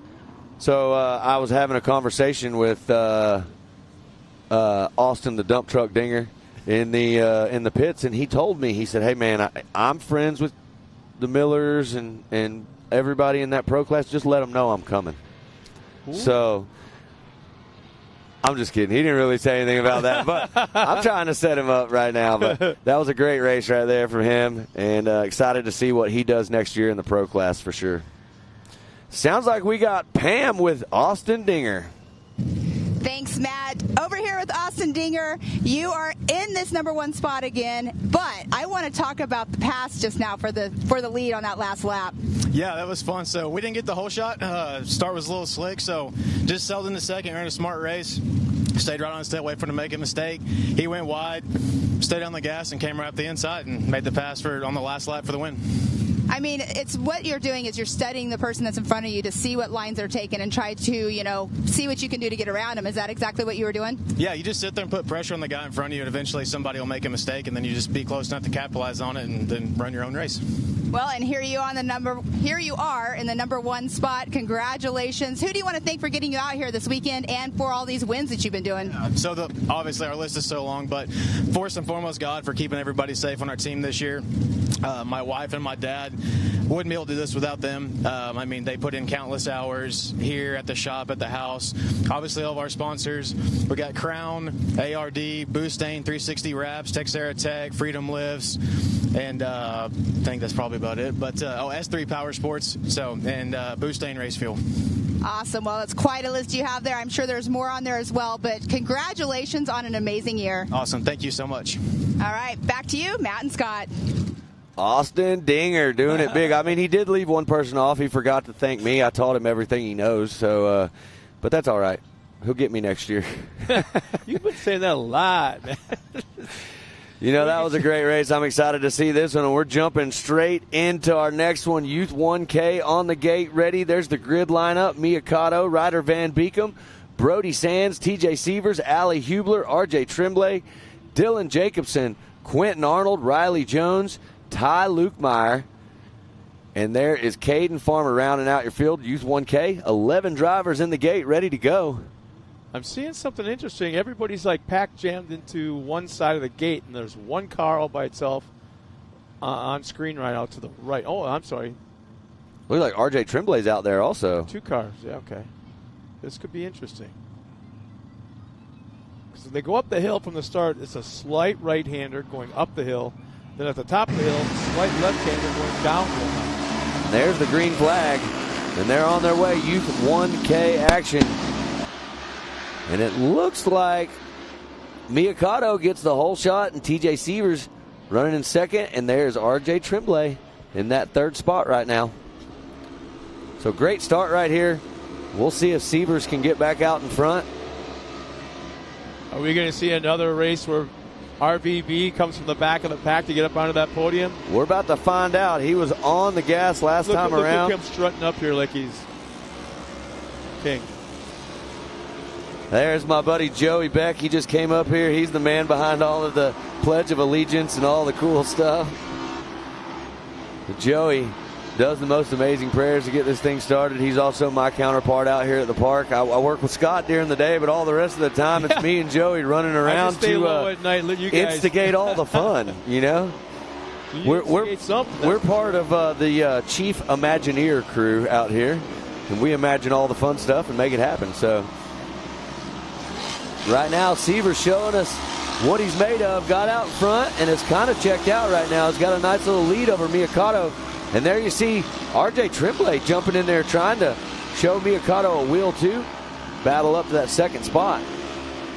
So as it looks right now, Sievers, Cotto, Tremblay, Hubler, Sands, Jones, Jacobson, Lukemeyer, Arnold, Van Beekum.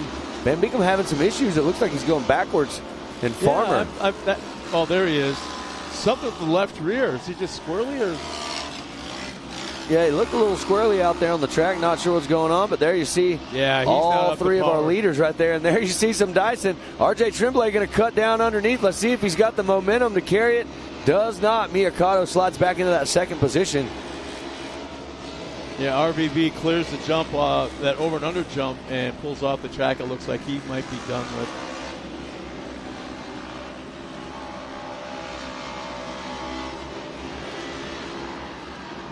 Well, here we go. Got a few. It's a 181. RJ Tremblay just clips the wall a little bit there, out of view. Look at how they're sliding through that blue groove. Yeah, wow. This track. I mean, I don't know, Scott, that I've seen very many races that we've had here all year where there's been this much blue groove on the track. Yeah, they're the drivers. I mean, you don't go to the Baja 1000 in Mexico and groom the Baja 1000. You just don't. Yeah. I guess that's the way we're looking at this track here today. You know, it's an off-road track. You don't groom it. Well, it looks like Miyakato has secured that 2nd spot pretty good right there. There's a gap now between 1st, 2nd, and 3rd. Got Hubler still running in 4th and Jones in 5th. Great drive right now from Sievers. Out in front, looking smooth. Yeah, where was this this morning? Wow.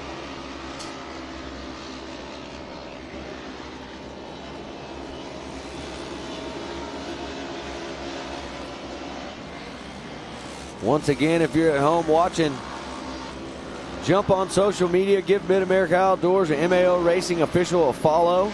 Keep up with all the action that we have going on out here. If you've never been out to Mid-America Outdoors, well, guess what? 2024 is your year. Come hang out with us, do some racing, do some outdoor events. We have all the fun up here at the park. We are personally inviting you to come join us. As we watch Sievers still charging, looking really smooth. Got Old Glory flying on top. That's how fast he's going. Completely different car. Yeah. Than what we saw earlier today. Completely different. They went back, made some adjustments. Now he's looking real smooth and running away with it. A 123.7 around the track last time. Miyakato actually a 123.3, so faster. Yeah, Mia's getting on fire, man. And then we've got Tremblay in that third spot.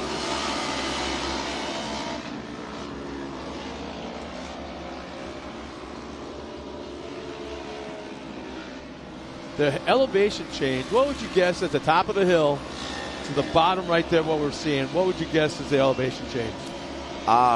Man, I have no idea. We had this 250 feet? Probably so. Easy. I know that if you're standing at the top and you want to walk down one of those hills, it's a lot harder than it looks. So it's more like when Nitro Circus is here and you slide down one of their ramps. Yeah, there you go. So lots of elevation out here. It's one of the coolest things about this park. If you're at home watching and you're looking at this going, man, that's super cool how they built that track down in that valley. Well, this actually used to be a lake. This was Jason Robinette's private lake behind his house for his family. Decided to knock the dam out and turn it into a racetrack. And here we are today. Wasn't the story that some friends of his, hey, that would be like a cool racetrack wanted to come do it. Can we go use it? Yep. And I guess they had a blast, and Jason kind of put his finger to his side of his head and went, I think we got something here. Yeah, for sure. And I'm telling you right now, they've been on to something for a while, and this thing's just getting better and better. If you follow Mid-America Outdoors on any of the social media platforms or you keep up what we got going on, we've made a lot of announcements, a lot of big things coming up. We'll be going out to Havasu next week for Legends of Havasu. You can find all the information you need, tickets, everything at legendsofhavasu.com. Right now, we are watching Youth 1K action. So this is the finals here this week. Championship round today. Next week will be the championship round for Ultra 4. As we wrap up an incredible season of racing. Sievers, Cotto, Tremblay, 1, 2, and 3 on the track. Everybody in the back still bunched up pretty good back there, Scott. They're still battling it out. They're going to race all the way to the checkers, that's for sure. Tremblay, can't miss him out there in that bright green car, running the 7FPV logo on top. So white flag is out, white flag is out. One more lap left for Sievers. Let's see if he can make it happen and wrap up this win. Sievers, Cotto, and Tremblay. Nice, man. I love the look of that with that right front picking up in the air. That rear suspension squatting hard, laying down, getting that traction coming out of the corners, forward bite. Mia Cotto is making up a lot of ground right here. Looking at these lap times, it's about 1.2 behind, but last lap around, Sievers a 124, Mia Cotto a 123, RJ Tremblay also a 123. But right now she's 1.2 seconds behind. Just a few turns remaining. We'll see. It's going to take something. In those turns. It's going to take something special happening for her and something not so special happening for Sievers to make a change right here as they're coming into the last few corners of the track right here. Sievers still looking real smooth. RJ Tremblay got some action right now with Sands coming up on the back end of his car, trying to get in the mix up there in fourth position. Yeah, it looks like right now Sievers has got this thing just wrapped up. One more turn. Got that inside line, outside line. He'll take the inside, aimed at the finish line. There's the checker flag, and there's your winner.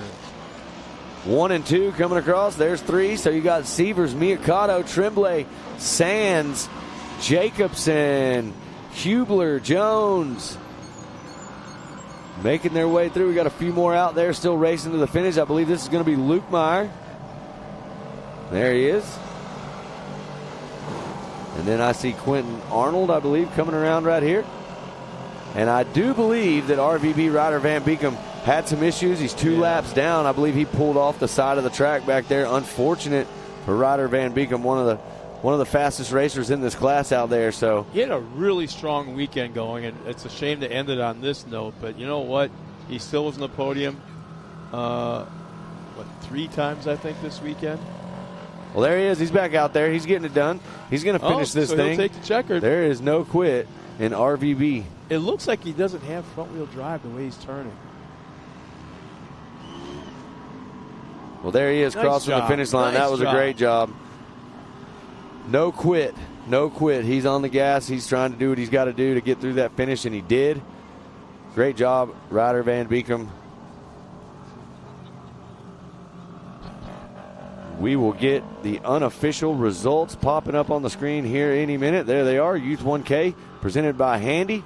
TJ Seavers top spot, Mia Cotto in second, RJ Tremblay in third, Brody Sands, Dylan Jacobson, Allie Hubler, Riley Jones, Ty Lukemeyer, Quentin Arnold, and Ryder Van Beekum rounding out your results right here. And it sounds like we got Pam Hall with an interview with our winner.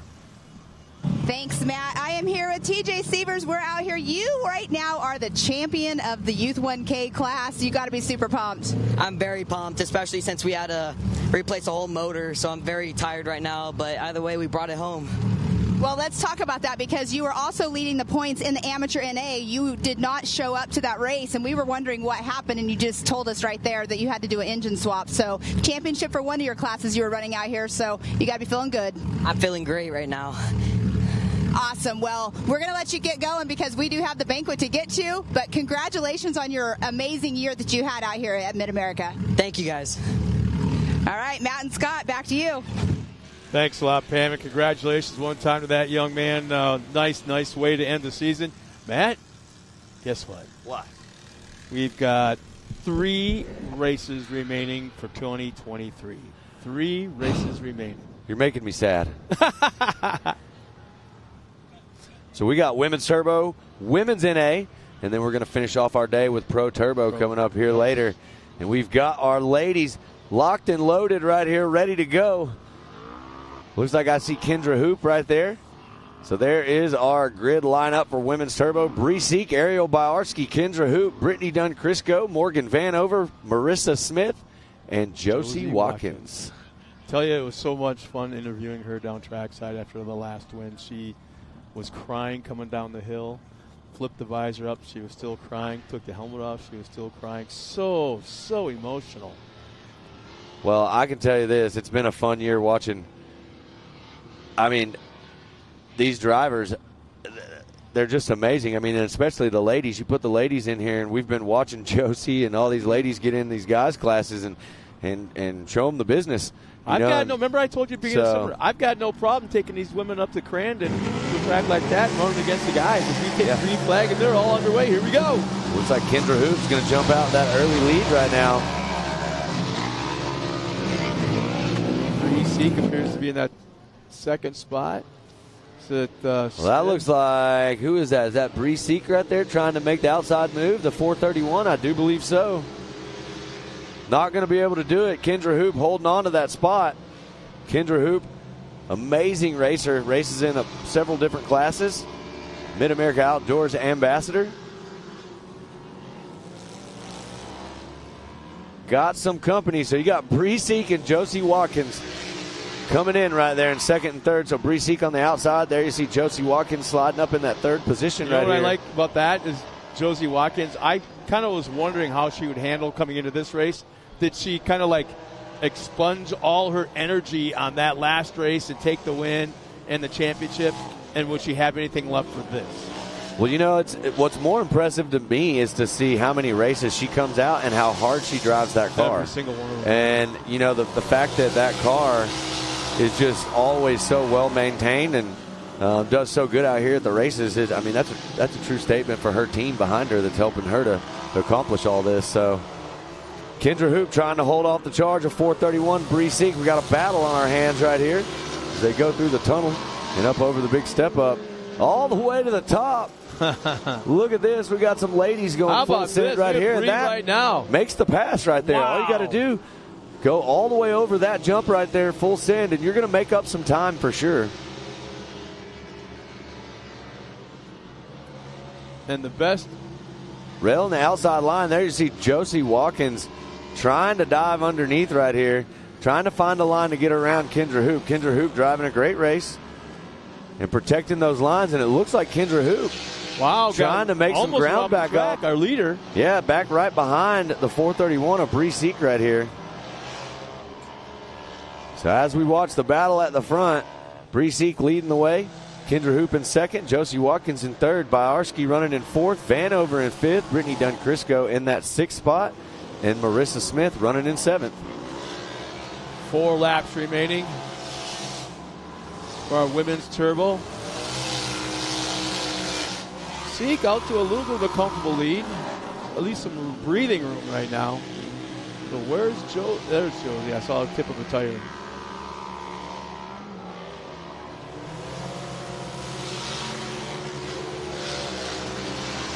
About a half a lap ago, I saw, just out of the corner of my eye, Josie go way off the track in one of the turns, way out in that dusty area. I'm surprised that she's already picked up that much room on Kendra. Well, Bree Seek is absolutely checked out front, about a 1 second, maybe a little bit more gap over Kendra Hoop right now. And Kendra Hoop looks like she's about to lose that second spot to Josie Watkins. Josie Watkins going to have the inside line right here. Makes the pass on the outside. Let's see if Kendra goes underneath, gets back in there. Josie Watkins giving her the inside line. That was a gift right there. Inside, outside, inside, outside. The opportunity was there, but she just wasn't quite close enough. And we've got a brand new second place car in Josie Watkins. And now, with a little bit more than 3 laps to go, can Josie reel in our leader? I think it's going to be interesting to see for sure, because let's look at the lap times around as they came around last when we see this here in just a second. I want to see what is going on there with Josie Watkins a 120 and Bree Seek with a 119. So here's the deal. I think Josie's time's a little bit slower because she had to get around Kendra Hoop. Now she's got around Kendra Hoop. The gap's building right there, and she's going after the 431. When they come off this tabletop, the over and under tabletop jump, and make that hard right-hander to go up this hill right here next to us, there is some big ruts forming on the backside in the landing area of this over and under jump. Kendra.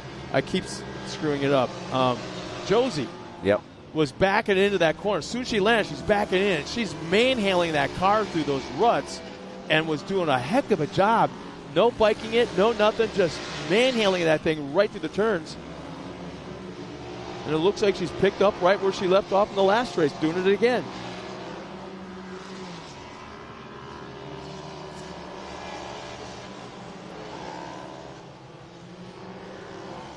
Well, the 431 has looked smooth all the way around the track, getting the job done in women's turbo.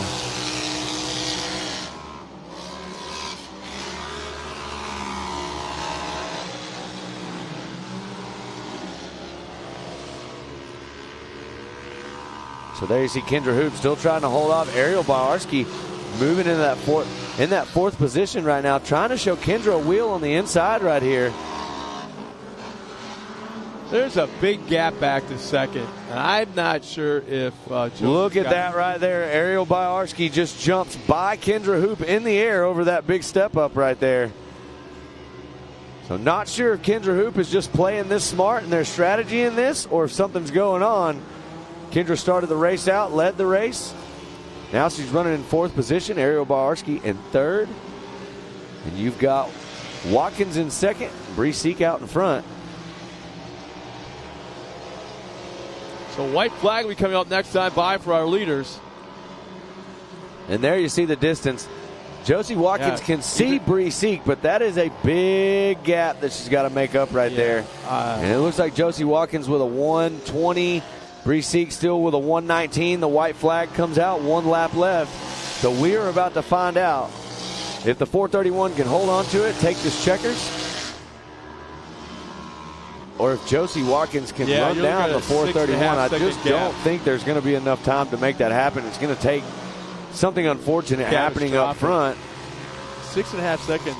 That's a big gap. That's a lot in 6 laps. Yeah, that's a lot. So one. What a drive right here for Bree Seek, just coming out swinging. Is that what's happening up there? I can't see what happened. Somebody was slowing on the landing area of that uphill double. And I do believe that no. Really? Josie Watkins may have just moved into the top spot. That may have been Bree Seek right there. Up front. Seek is gone. Yeah, I believe Bree Seek may have had some car trouble that we saw go right out of our.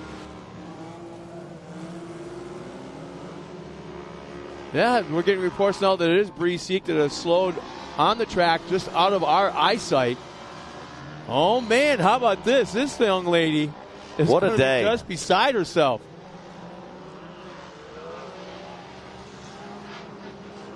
Well, it looks like this will be the checkered flag right here. And that'll be Josie Watkins taking the checkered. That'll let Ariel Bawarski move into second place. Kendra Hoop in the third position. And it looks like, unfortunately, there's the 431 car. Bree Seek on the side of the track. Not sure what happened back there. Very unfortunate situation. But when you're running those lap times that fast and pushing that car that hard, you never know what can happen right there. But that's also a true testament as to why you absolutely never settle in and give up in a race, because anything can happen. And we've seen a lot of it happen today on the last lap. Yeah, they want to say this is a third incident on the white flag lap. Something has happened to our leader as the rest of the field comes around.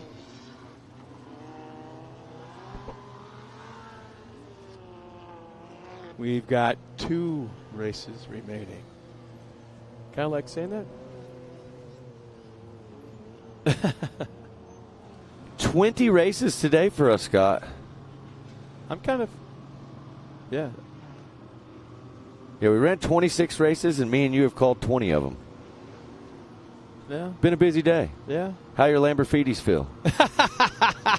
I never, what the hell, where'd you get that from? See, I don't have a race car here, so I have to run fast. There's our unofficial women's turbo. Unofficial results by Handy. Josie Watkins. Another win for that young lady. Second, Ariel Bawarski. Kendra Hoop will finish third, rounding out the podium. Brittany Dunn-Crisco, Marissa Smith, Morgan Vanover, and Bree Seek. Tough break for her. Let's go down now trackside to Pam Hall and our winner. Thanks, guys. I'm here with Josie Watkins. We're going to make this quick because she's supposed to be in lineup right now. But, Josie, on that last lap, you ended up in the number 1 spot for the women's turbo. You got to be feeling pretty good. Yeah, I feel really good because yesterday I was running down the leader, and I broke a steering shaft, and I just kind of got in my head about it, and I'm super pumped about coming out here and getting P1. Well, you have had a great season out here, great race weekend. You've been dominating out here, so congratulations. We're going to let you go get lined up so you can go beat these guys. Thank you. All right, Matt, Scott, back to you. Well, thanks a lot, Pam. Yeah. How many races? I've lost track. I think she's raced as many races as I've called today. Yeah, that's a strong possibility. No doubt about it. Yeah, I've lost complete track of how many races she's been in.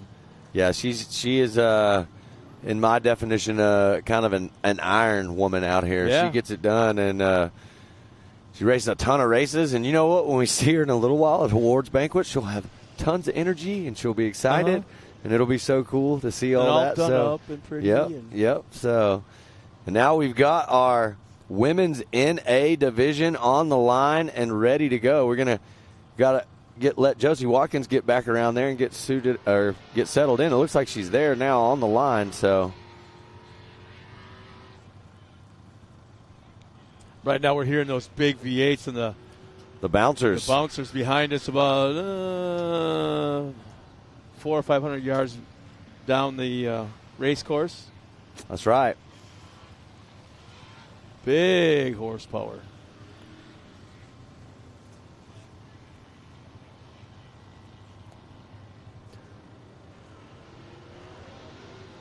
Well, looks like we are still waiting on Josie. Josie's not down there yet, but they had to bring some fuel down for her, as you see right here. So she's raced so many races. She's back-to-back right now. And there's the man right there. Look, that's Colin Truitt himself out there helping out. And they're going to fill this car up with fuel. Since she's just raced, they need to make sure doesn't run out there on the track. That's for sure. Inhale a couple of energy bars, maybe a Gatorade. This is like a desert race pit stop. This is exactly what it's like. Except tires getting some knuckles right there from the pit team.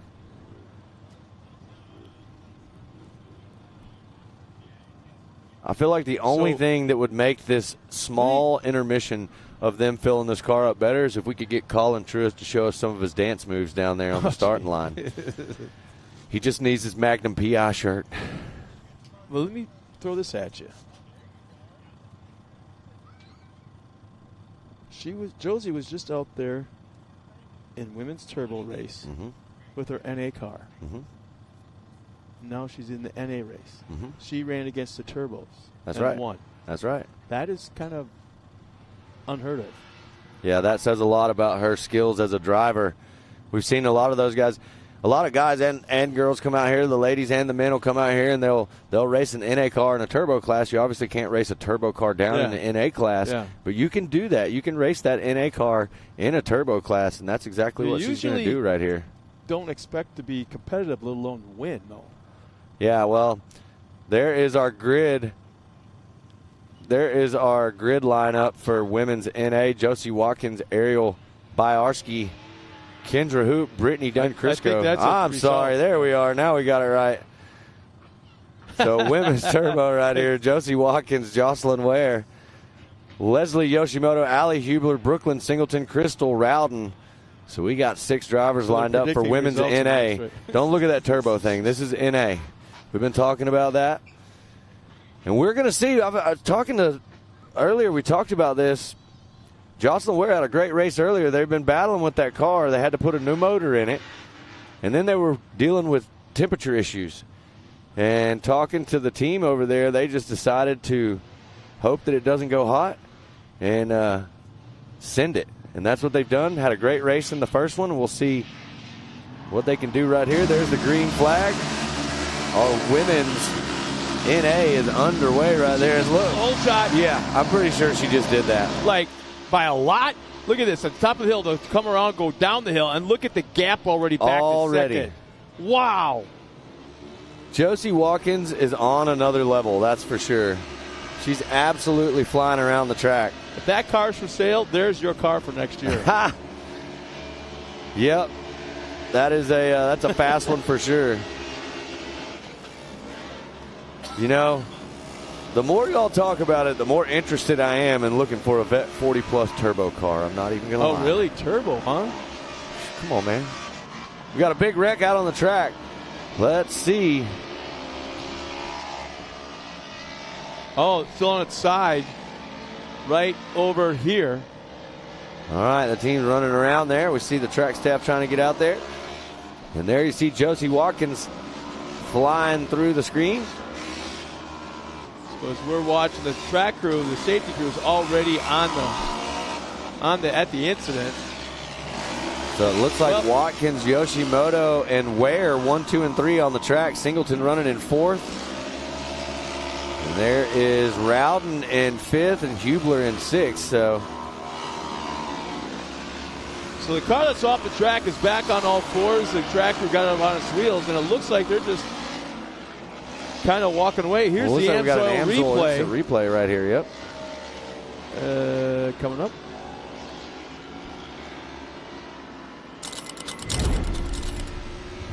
Well, here it is. We'll see exactly what happens right there. You see it. Hits the rut, goes in, turns clips into it. the wall. Yeah. And when he clips the wall right there, it looked like somehow the throttle may have moved that whole blue block. That whole barrier got moved. I think what it was, they hooked the rut, turned into it, pointed straight at that barrier, and they're still heavy on the throttle trying to save it. Yep. And up and over it goes off that barrier. So yeah, it actually moved the barrier, turned it completely sideways, and I think that's when the car rolled. But 237, Josie Watkins still looks absolutely fast and out front. Oh my gosh. Nope. She is, every time she's hit the track, she's Josie Watkins is on a mission to take no L's today. I don't care who you are, what class you're in, she is the driver of the weekend. She is for sure. If there was an MVP of some drivers out here for sure, I would have to say. I'd almost have to say maybe this season, has anybody won every single race they were in, this many races all season long? That's a good thing. I think I may look that up here in just a second. I would like to know that would be kind statistically how many total races she's won this year. I'm only guessing. Are you and Joey doing the awards banquet tonight? Okay. That would be a stat to do some homework on to bring up tonight, the awards banquet, no doubt. We're going to figure out that for sure as we watch Josie Watkins in that 237 machine. Got a few laps left, but Josie is gone right now. 121.1 on Josie's lap time. It's to the next fastest person on the track with a 124.5. Turn to your right. 7-second lead right now. First place, second place. Look at that gap. With 2 laps remaining. Can we start calling her AJ Watkins as an AJ Foyt? Out there looking like a pro for sure. The 237 is showing us how to get it done. That is Josie Johnson, like in Jimmy Johnson. Yeah, we're going to come up with all new nicknames. JJ? Yep. What a great race right here. Women's NA. If you're at home watching, we got a big show coming up for you next in Pro Turbo. We'll send it over to Ken and Pam for that one. I'll be going down track right now. Yeah, you're going trackside. I'm going to get ready for awards banquets coming up later. But, you know, right now we still got some action going on the track in this women's turbo race. We got to bring it up again. Josie Watkins leading the charge out front by a long shot. Not even sure what it is now. It looks like 11 seconds. She's leading the charge in an NA car in the turbo class. Man, oh man. You know, this may be a runaway. Oftentimes runaways are kind of like not on the most entertaining side, but the fact we're watching history. Yes. This has never, ever been done before, and by such a young lady out there. And having such an established resume, a huge trophy room. Well, let's check. My God. Look at this battle right here. That's the 441. Jocelyn Ware trying to find a line to get around Yoshimoto right here running in second place. And she's doing a great job. Yoshimoto trying to just... Ware's going to try to go to the inside right here. Let's see if that's going to make up some time. It makes up a little bit. The gap's still pretty close. Ware faster right now in lap times, a 124.3 to a 125 in Leslie Yoshimoto's lap time. So we'll see. A couple laps left right here, and we'll see if Jocelyn Ware can make the pass and get around Yoshimoto and take over that second position. Just trying to find where there's no blue groove, trying to find a little bit of traction. That's the struggle right now. You can just tell that they're on the throttle, the tires are spinning. There's no traction to be had out there except on portions of the track where it's like this for the fans watching at home. Got another battle right here, side by side. That's actually Josie Watkins making some moves, moving around lap traffic there. Looks like Crystal Rowden. And there we see the battle we've been watching to see if Jocelyn Ware can make the move and get around Yoshimoto and move into the second position. This is the best battle on the track right now, tightening it up quite a bit. Watkins has lapped 5th and 6th place. And there's the white flag. There's the white flag coming out. So not much time left. Let's see if the 441 of Jocelyn Ware can get around Yoshimoto. Yoshimoto has done an absolute incredible job right now of ripping around the track and holding on to that second spot. So we will see. There's the white flag waving. We'll find out here in just a moment. Oh no, Jocelyn Ware. Jocelyn Ware is spun out over there. Not sure what happened. Not sure if they're having car issues or something. We talked about this car earlier. They just put a new motor in it, and they were worried about the thermostat and the car overheating and everything. And I'm not sure if that's the situation that they're dealing with right now. But the 441 machine is on the side of the track. That's going to allow Singleton, Brooklyn Singleton, Team 360 driver, move up into that third spot right now. And we are watching Josie Watkins absolutely show everybody at the park how to be a true competitor, to race all day, to do countless numbers of laps. I have no idea how many laps she's ran today or how many laps that car's seen. But the checkered flag is coming out this time around for women's NA winner, the 237 of Josie Watkins. So what a big win right there, keeping it rolling. Josie's got to be riding just absolutely high in that car right now with all the wins she's got today. And there you see some battling right there. It looks like Rowden right there trying to make it to the finish, and they're going to go around the outside and make the pass right there. So that's Yoshimoto. And then there's Brooklyn Singleton coming across. So the way it looks from where we're sitting, Josie Watkins going to add to her list of wins for the day. And we'll get some unofficial results coming up here in just a moment.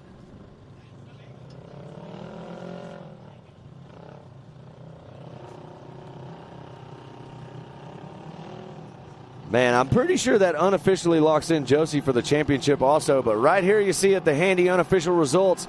Josie Watkins top spot, Leslie Yoshimoto in second, Brooklyn Singleton in third, Jocelyn Ware in fourth, Crystal Rowden in fifth, and Allie Hubler in the sixth spot in women's NA. Great drive for Josie Watkins. Brought out that NA car and got it done in turbo, did all the things she had to do right, and ran absolutely away with it. So we are getting ready now. We're moving into the last race of the day, the highlight race of the day. This is going to be Pro Turbo.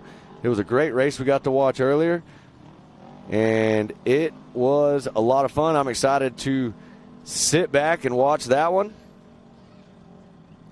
We're going to get Ken and Pam in here in the booth, and they are going to take over for this last race as we go and get ready for awards banquet coming up later on tonight for all these drivers. There you see a beautiful overhead shot from the drone crew of the entire facility here at Mid-America Outdoors. You can see the short course track, campgrounds, pool, everything up there. What a facility, and thank you guys so much for coming out and joining us. Guys, I got to make my way up and get ready for the awards banquet coming up here in just a little bit. Sounds like we're about to send it to a commercial. My name's Matt Edmondson. Thanks for letting me call your racing today. We got one more race to go. Lightweight, agile, and strong, the Pit Bull is perfect for the job. The Pit Bull is the first and only lift that can be used in the pits and in your garage. Elevate your racing with a handy.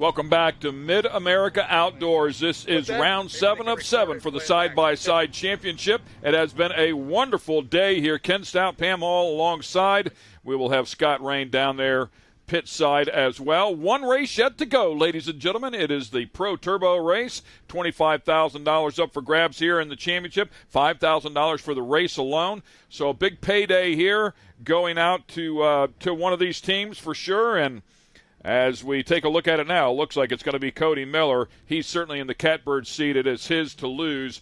Things would have to go drastically wrong for that to happen at this point after the first race where we saw both Hunter and Kyle Chaney out of the competition very early on. One more time, let's go back down to Scott Rain. Well, thanks a lot, Ken. I got to tell you right now, at this moment, in this spot, is one of the most intense moments in all of off-road racing. As the guys come out of the staging, into the lineup, they're getting this man right here. He's the last one they're going to see, the last set of eyeballs they're going to see before they take that green flag. Every driver coming down the track is checking him out, what lane they want to go in, and this is one intense moment. I'm telling you right now, this is going to be one heck of a race.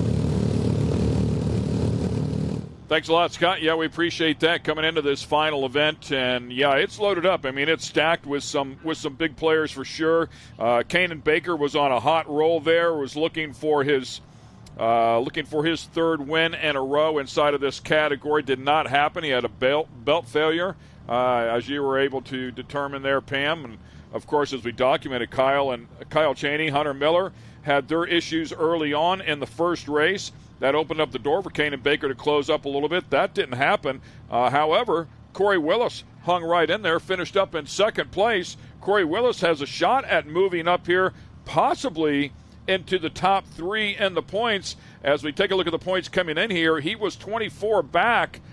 That's a tall stretch, but that's 15 behind third place, Hunter Miller coming in. So maybe he sneaks up in there if he has another good race here, and he's going to be in a good starting position. You can see right there in the number 17 car. So we'll find out how that shakes down out of Lake Charles, Louisiana. Has been scrapping all year. He's really had a good year and seems to be gaining momentum again. He just keeps scrapping, and, of course, he's sitting right there alongside our points leader, Cody Miller.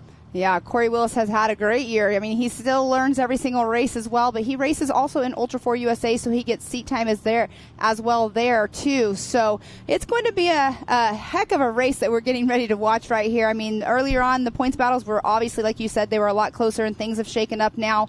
But we do have that Cody Miller up there on the pole. You know, I also want to give some love to Cody Martin out here. Hats off to him. Best finish of the season there in that first race. Finished in third place. So excellent job for him. Hope he keeps scrapping and getting better and better and better. But good run there for Cody Martin out of Collierville, Tennessee. Good look at the 22 car. Can-Am backed machine of Cody Martin. By the way, if your name was Cody, you had a pretty good run there in that first race. Cody Miller was in the hunt, of course, and as we take a look at third, it was Cody Martin, and in fourth was Cody Taylor. So 3 Codys inside of the top 4. Pretty funny how it shakes down sometimes. That is funny. Somebody was saying to me earlier that, there are multiple Codys in that one race, and I wasn't even thinking twice about it until you just now brought it up, and I realized it is our Pro Turbo class. So, yeah, I'm easily confused. So when they throw the same names in there, and it doesn't take much to throw me off, but pretty funny to watch that. Kanan Baker, you can see back there in the 21 car, will be starting deep. Take a look at our Pro Turbo starting lineup, courtesy of Ultimax. Yes, and in that number 1 spot, as we keep saying, our points leader Cody Miller in that number 1 position, and then we have in the number 2 position, number 17 of Corey Willis, and as you were just talking about, Cody Martin having a great run out here this weekend in that 3rd position in the number 15, right next to Cody Taylor in the number 48 in that 4th position. Tim Farr imagined his best effort of the season as he finished up in 5th place in the first race. Jacob Geisendorf there in 6th. Zach Beavers was able to get that car fixed after an all-night crash, breaking an input shaft. Glad he got it done. Scott Champion there alongside Chad Dutch and Austin Vanover to round out the top 10. All right, and then we do have the young Kanan Baker in the number 21 in that 11th position. He's going to start right next to the one and only Brian Deegan in the number 138, so that's got to be pretty cool for Kanan. And then we have the number 870 of Adam Reed in that 13th position. Hunter Miller, as we were talking about, in the number 90, having issues earlier on in the 14th position. He had a flat tire is what it was he had. And then the number 91 of Kyle Chaney and the 43 of Tyler Rimreed. I have not seen Tyler or Kyle on track, so I'm not sure if they're actually out on course or not. Yeah, we'll see if we can verify that as the pace vehicle pulls off to the side, hands the field over to the 22 car of Cody Miller, and it is the final race of the 2023 season here at Mid-America Outdoors, the premier side-by-side series in the country. $25,000 going to our champion. Let's do this. Getting through turn number 1 as clean as they possibly can because it's a long race here. We do have 8 laps we will be doing. We will have the mandatory caution as well, but Cody Miller out front with Corey Willis behind him. You can see they're hitting a little bit of those ruts that have been created throughout the day and all of the racing we've done out here this weekend. Yeah, the track has taken a beating. A lot of classes, a lot of cars, everybody out here shaking it down, and it is hanging on. It's really been very, very good, all things considered. Of course, finally Mother Nature working with us instead of against us here this weekend, and that's been a big help. But hats off to the track crew doing a good job here all day long. Everybody piling down into that tight left-hander, and it is on. Here we go. That right-hander up in there is really rutted up, and you've got to pick your lane, which way you want to go. The last thing you want to do is go through it. And how about the 17 car of Corey Willis out front? Gets the hole shot in front of the 22 car. Does he grab his first win of the season here at the last race of the year? He would be ecstatic. Yes, he would, and he took that higher line on that turn is what he just did, and it ended up being to his benefit. But right here we do see Kanan Baker battling it out. I'm not sure who he is battling it out with, but they were doing a little tire I'm rubbing. just looking at Kanan Baker in 4th place already. I know, right? He started off at the back of the pack, sitting right alongside Brian Deegan, was motivated to pass Brian Deegan, by the way, because of Brian Deegan's status, but they also had a moment in qualifying where Brian Deegan snubbed one of his flyers, so I think there was a little extra motivation there as well. Cody Martin now hounding the back bumper of Corey Willis. And taking a look at the inside, able to drive down underneath Corey Willis right there. Yeah, that higher line going into that, that's a mini Talladega turn right there before you go onto the step up. It definitely, the higher line is a little bit rougher, and it's definitely not as fast as it is taking that lower line in that turn.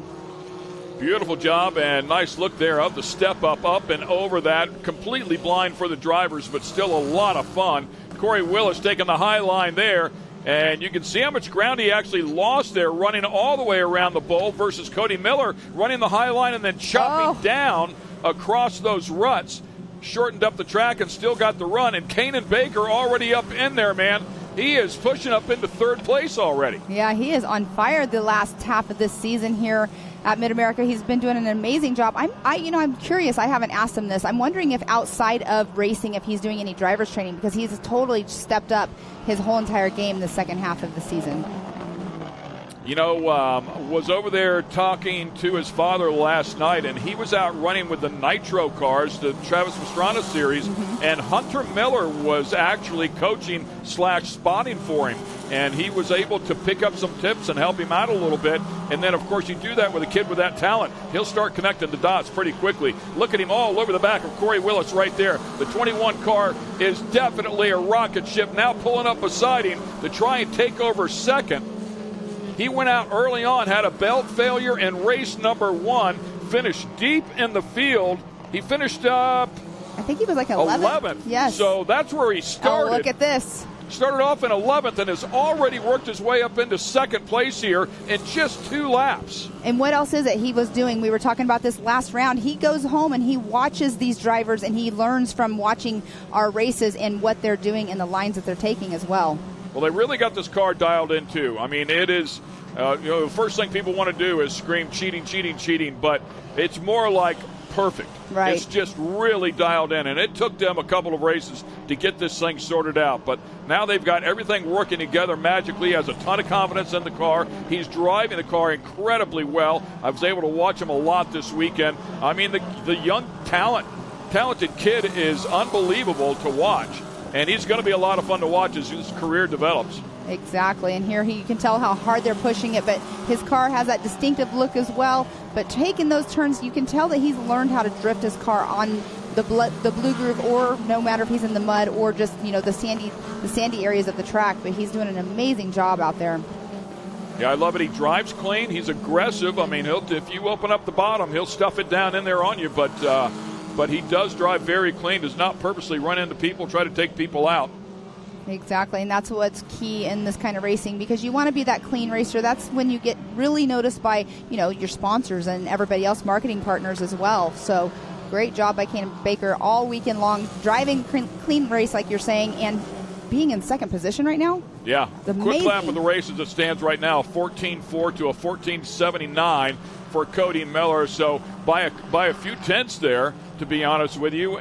But with that said, Cody Miller has certainly put together some consistent laps here, and Kanan Baker has not closed up on him. Looks like a local caution. Oh, that is a mandatory caution already. Yeah, lap 4. Man, that went by fast, right? Yes, it did. I mean, their lap times are what they're running about 1:14s is the fastest lap, 1:14.410. So Kanan Baker actually has the fastest lap time out on race course. Yeah, I just threw that down, and now Cody Miller right there with him. So a 14.41 to a 14.47, 600ths of a second. That's all but identical. The rest of the field in the 16s, with the exception of Hunter Miller, who's out there, a 14.8. So he's back there in the thick of it, of course, with the with all the other competition. Once again, we're going to try to get Kanan on the radio here. Kanan, do you out of copy, bud?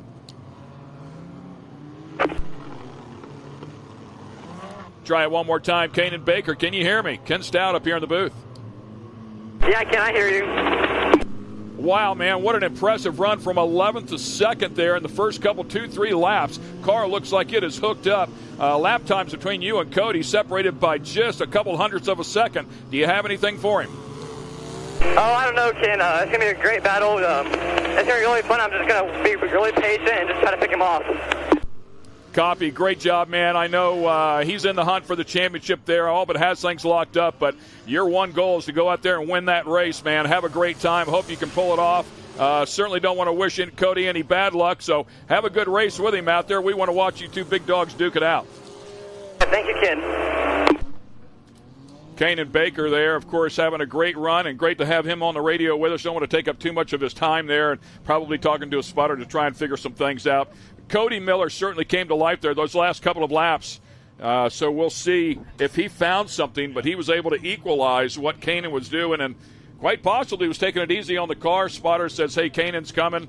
And it might be well worth Cody to let Kanan go rather than fighting and battling with him, if in fact that's the case. Exactly. Sit there in second place and just close the deal out. Exactly, 100% on that. But how cool is this view right here? This is our pace car with a rear view onboard camera, and it's super cool to see. And that was Cody Martin, or Cody Miller, all these Codys, here we go, getting a little, trying to keep his rear tires warm is what it looked like to me, but I know he's just messing around. But how amazing is it, this race right here? I am literally like on pins and needles right now to see how this is going to turn out. And you touched on this at the start of the race. No Kyle Chaney inside of this one, and I'm not going to spread any rumors. We heard some rumors through the pits, but just was not happy with how things went down at the start of race number 1. So, unfortunately, we have no Kyle Chaney, world-class driver out here that we're missing inside of the category today. All right, green flag flies. Last 4 laps of the season. Here we go! Oh, wow. Kanan Baker. Kanan really rotated that thing, man. Good thing it's all-wheel drive. The front tires dug that one out, but he is on the back bumper and hungry to get around Cody Miller. Absolutely nothing for him to lose. Look at that. Right on the back bumper, pushing him just a little bit. Good stuff here. Yeah, Kanan Baker's definitely pushing his luck on not trying to tangle up tires, but letting Cody know, hey, I'm right here. You better watch out. I'm going to try to get past you. Side by side back there for 4th and 5th place. Everybody up over the step up. All right. Cody Miller in that number 1 spot. Kanan Baker looks like he has a different rotation whenever he's going into these tighter turns.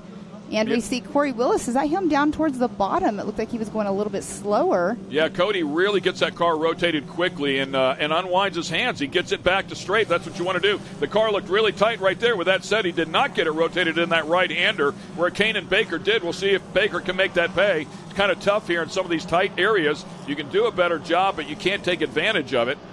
As they come back through here, and you can see this track, man, it has taken a bunch of rubber throughout the course of the day.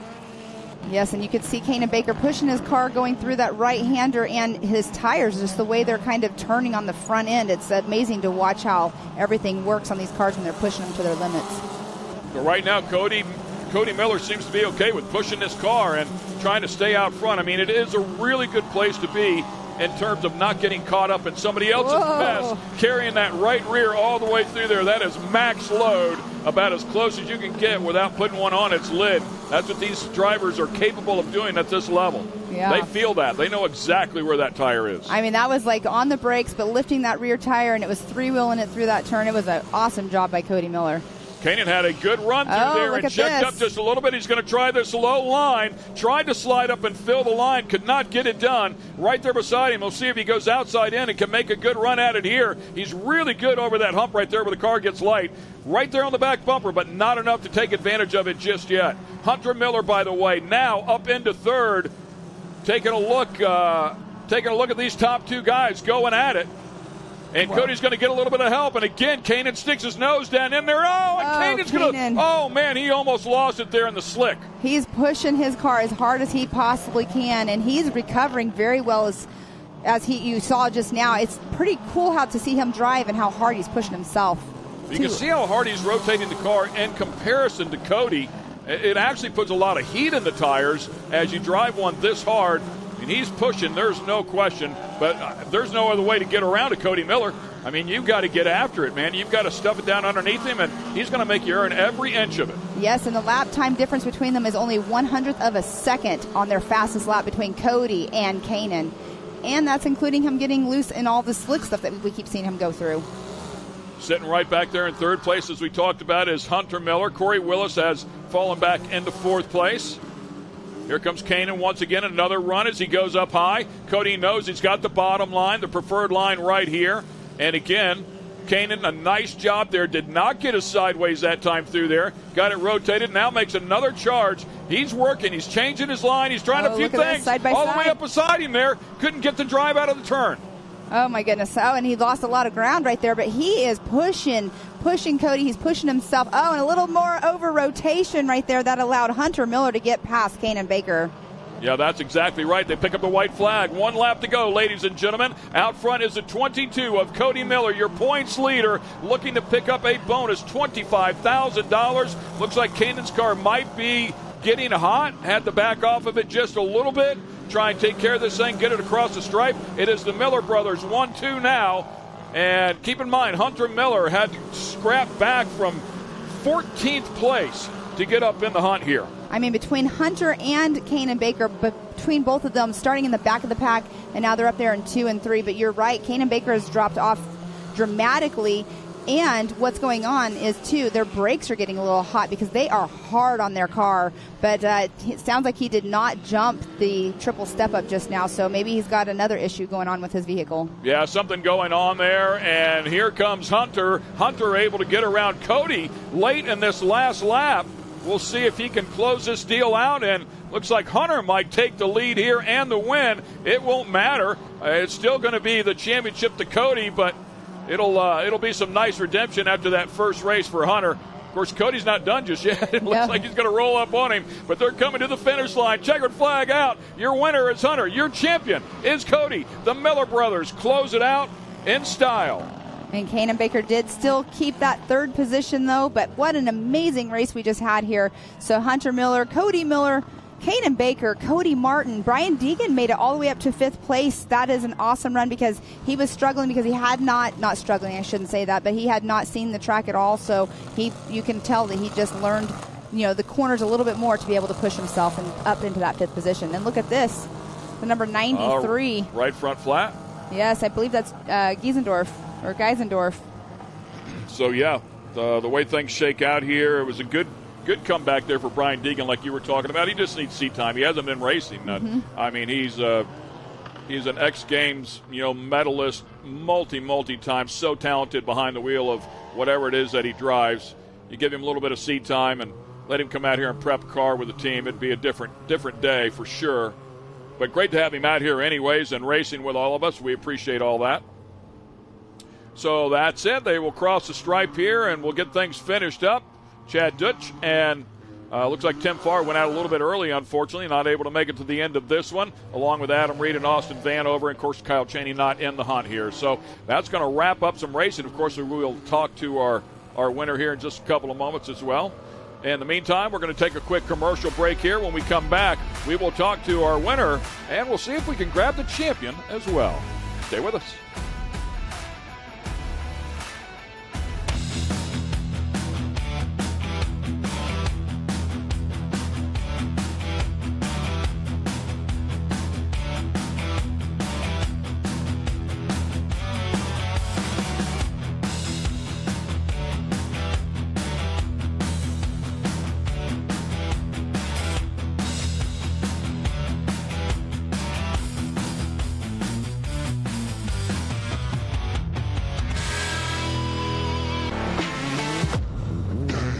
Lightweight, agile, and strong, the Pitbull is perfect for the job.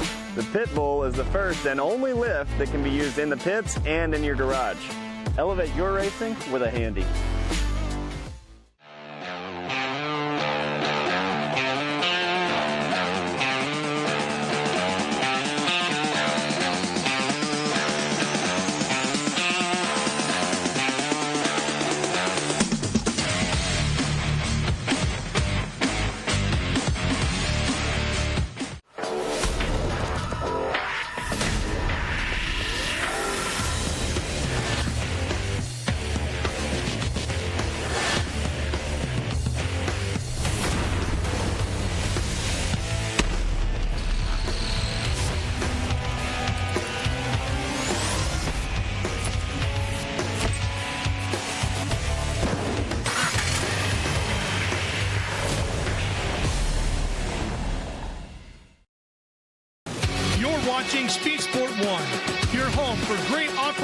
racing from America and around the globe. From Ultra 4 to rallies. These guys are fighting for the lead. It seems very aggressive. Short course to desert race. Great move there. He is so fast. Whether on 2 wheels or 4, Speed Sport 1 has the off-road action you crave. Look at that move. Jumps to the inside. Speed Sport 1, the Motorsports Network.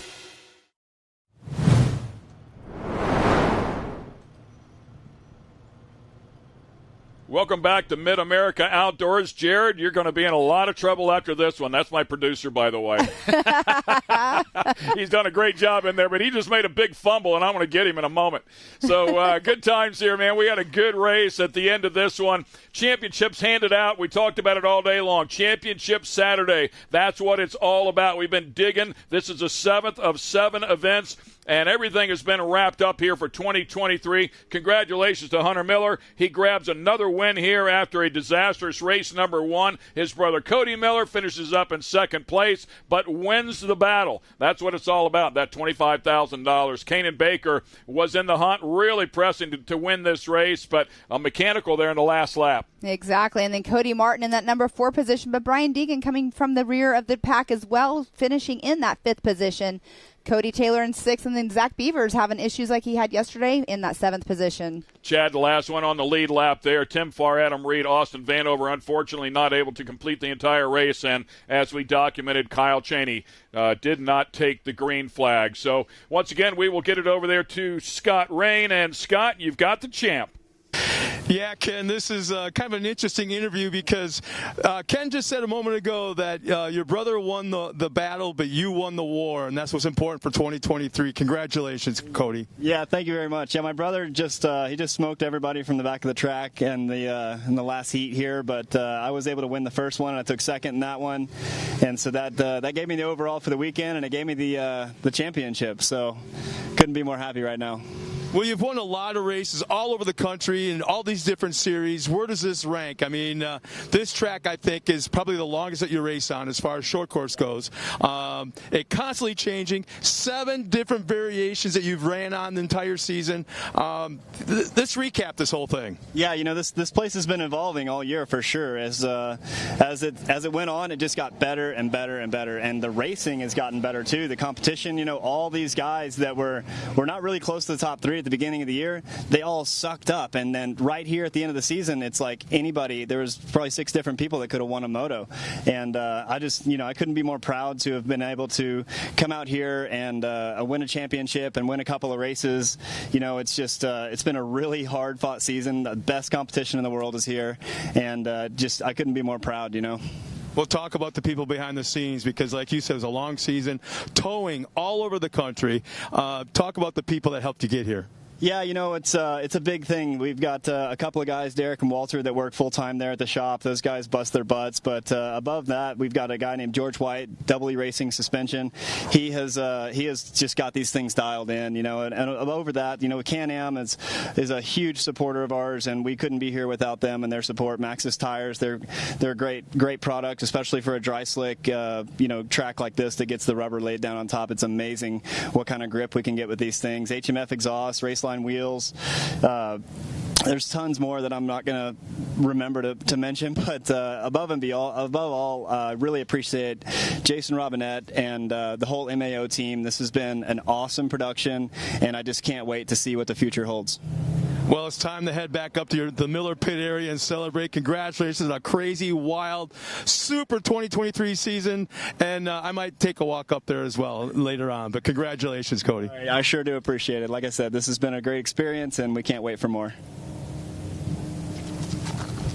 Excellent stuff. We congratulate him once again. By the way, I was up there talking to him last night, and we had a conversation, and one of his lines was, most pros aren't racing for the purse. So maybe he'll share some of that with us. That would be nice, wouldn't it? It's been a great season. Appreciate everything you've done, Pam. We've had a good time up here, and, of course, all the racing has been exceptional. Yes, it has. It's been a pleasure working with you, and I heard I was working with Ken Stout this year. I'm like, wow, I'm in a great spot here. So it's been a pleasure. It's been a great season.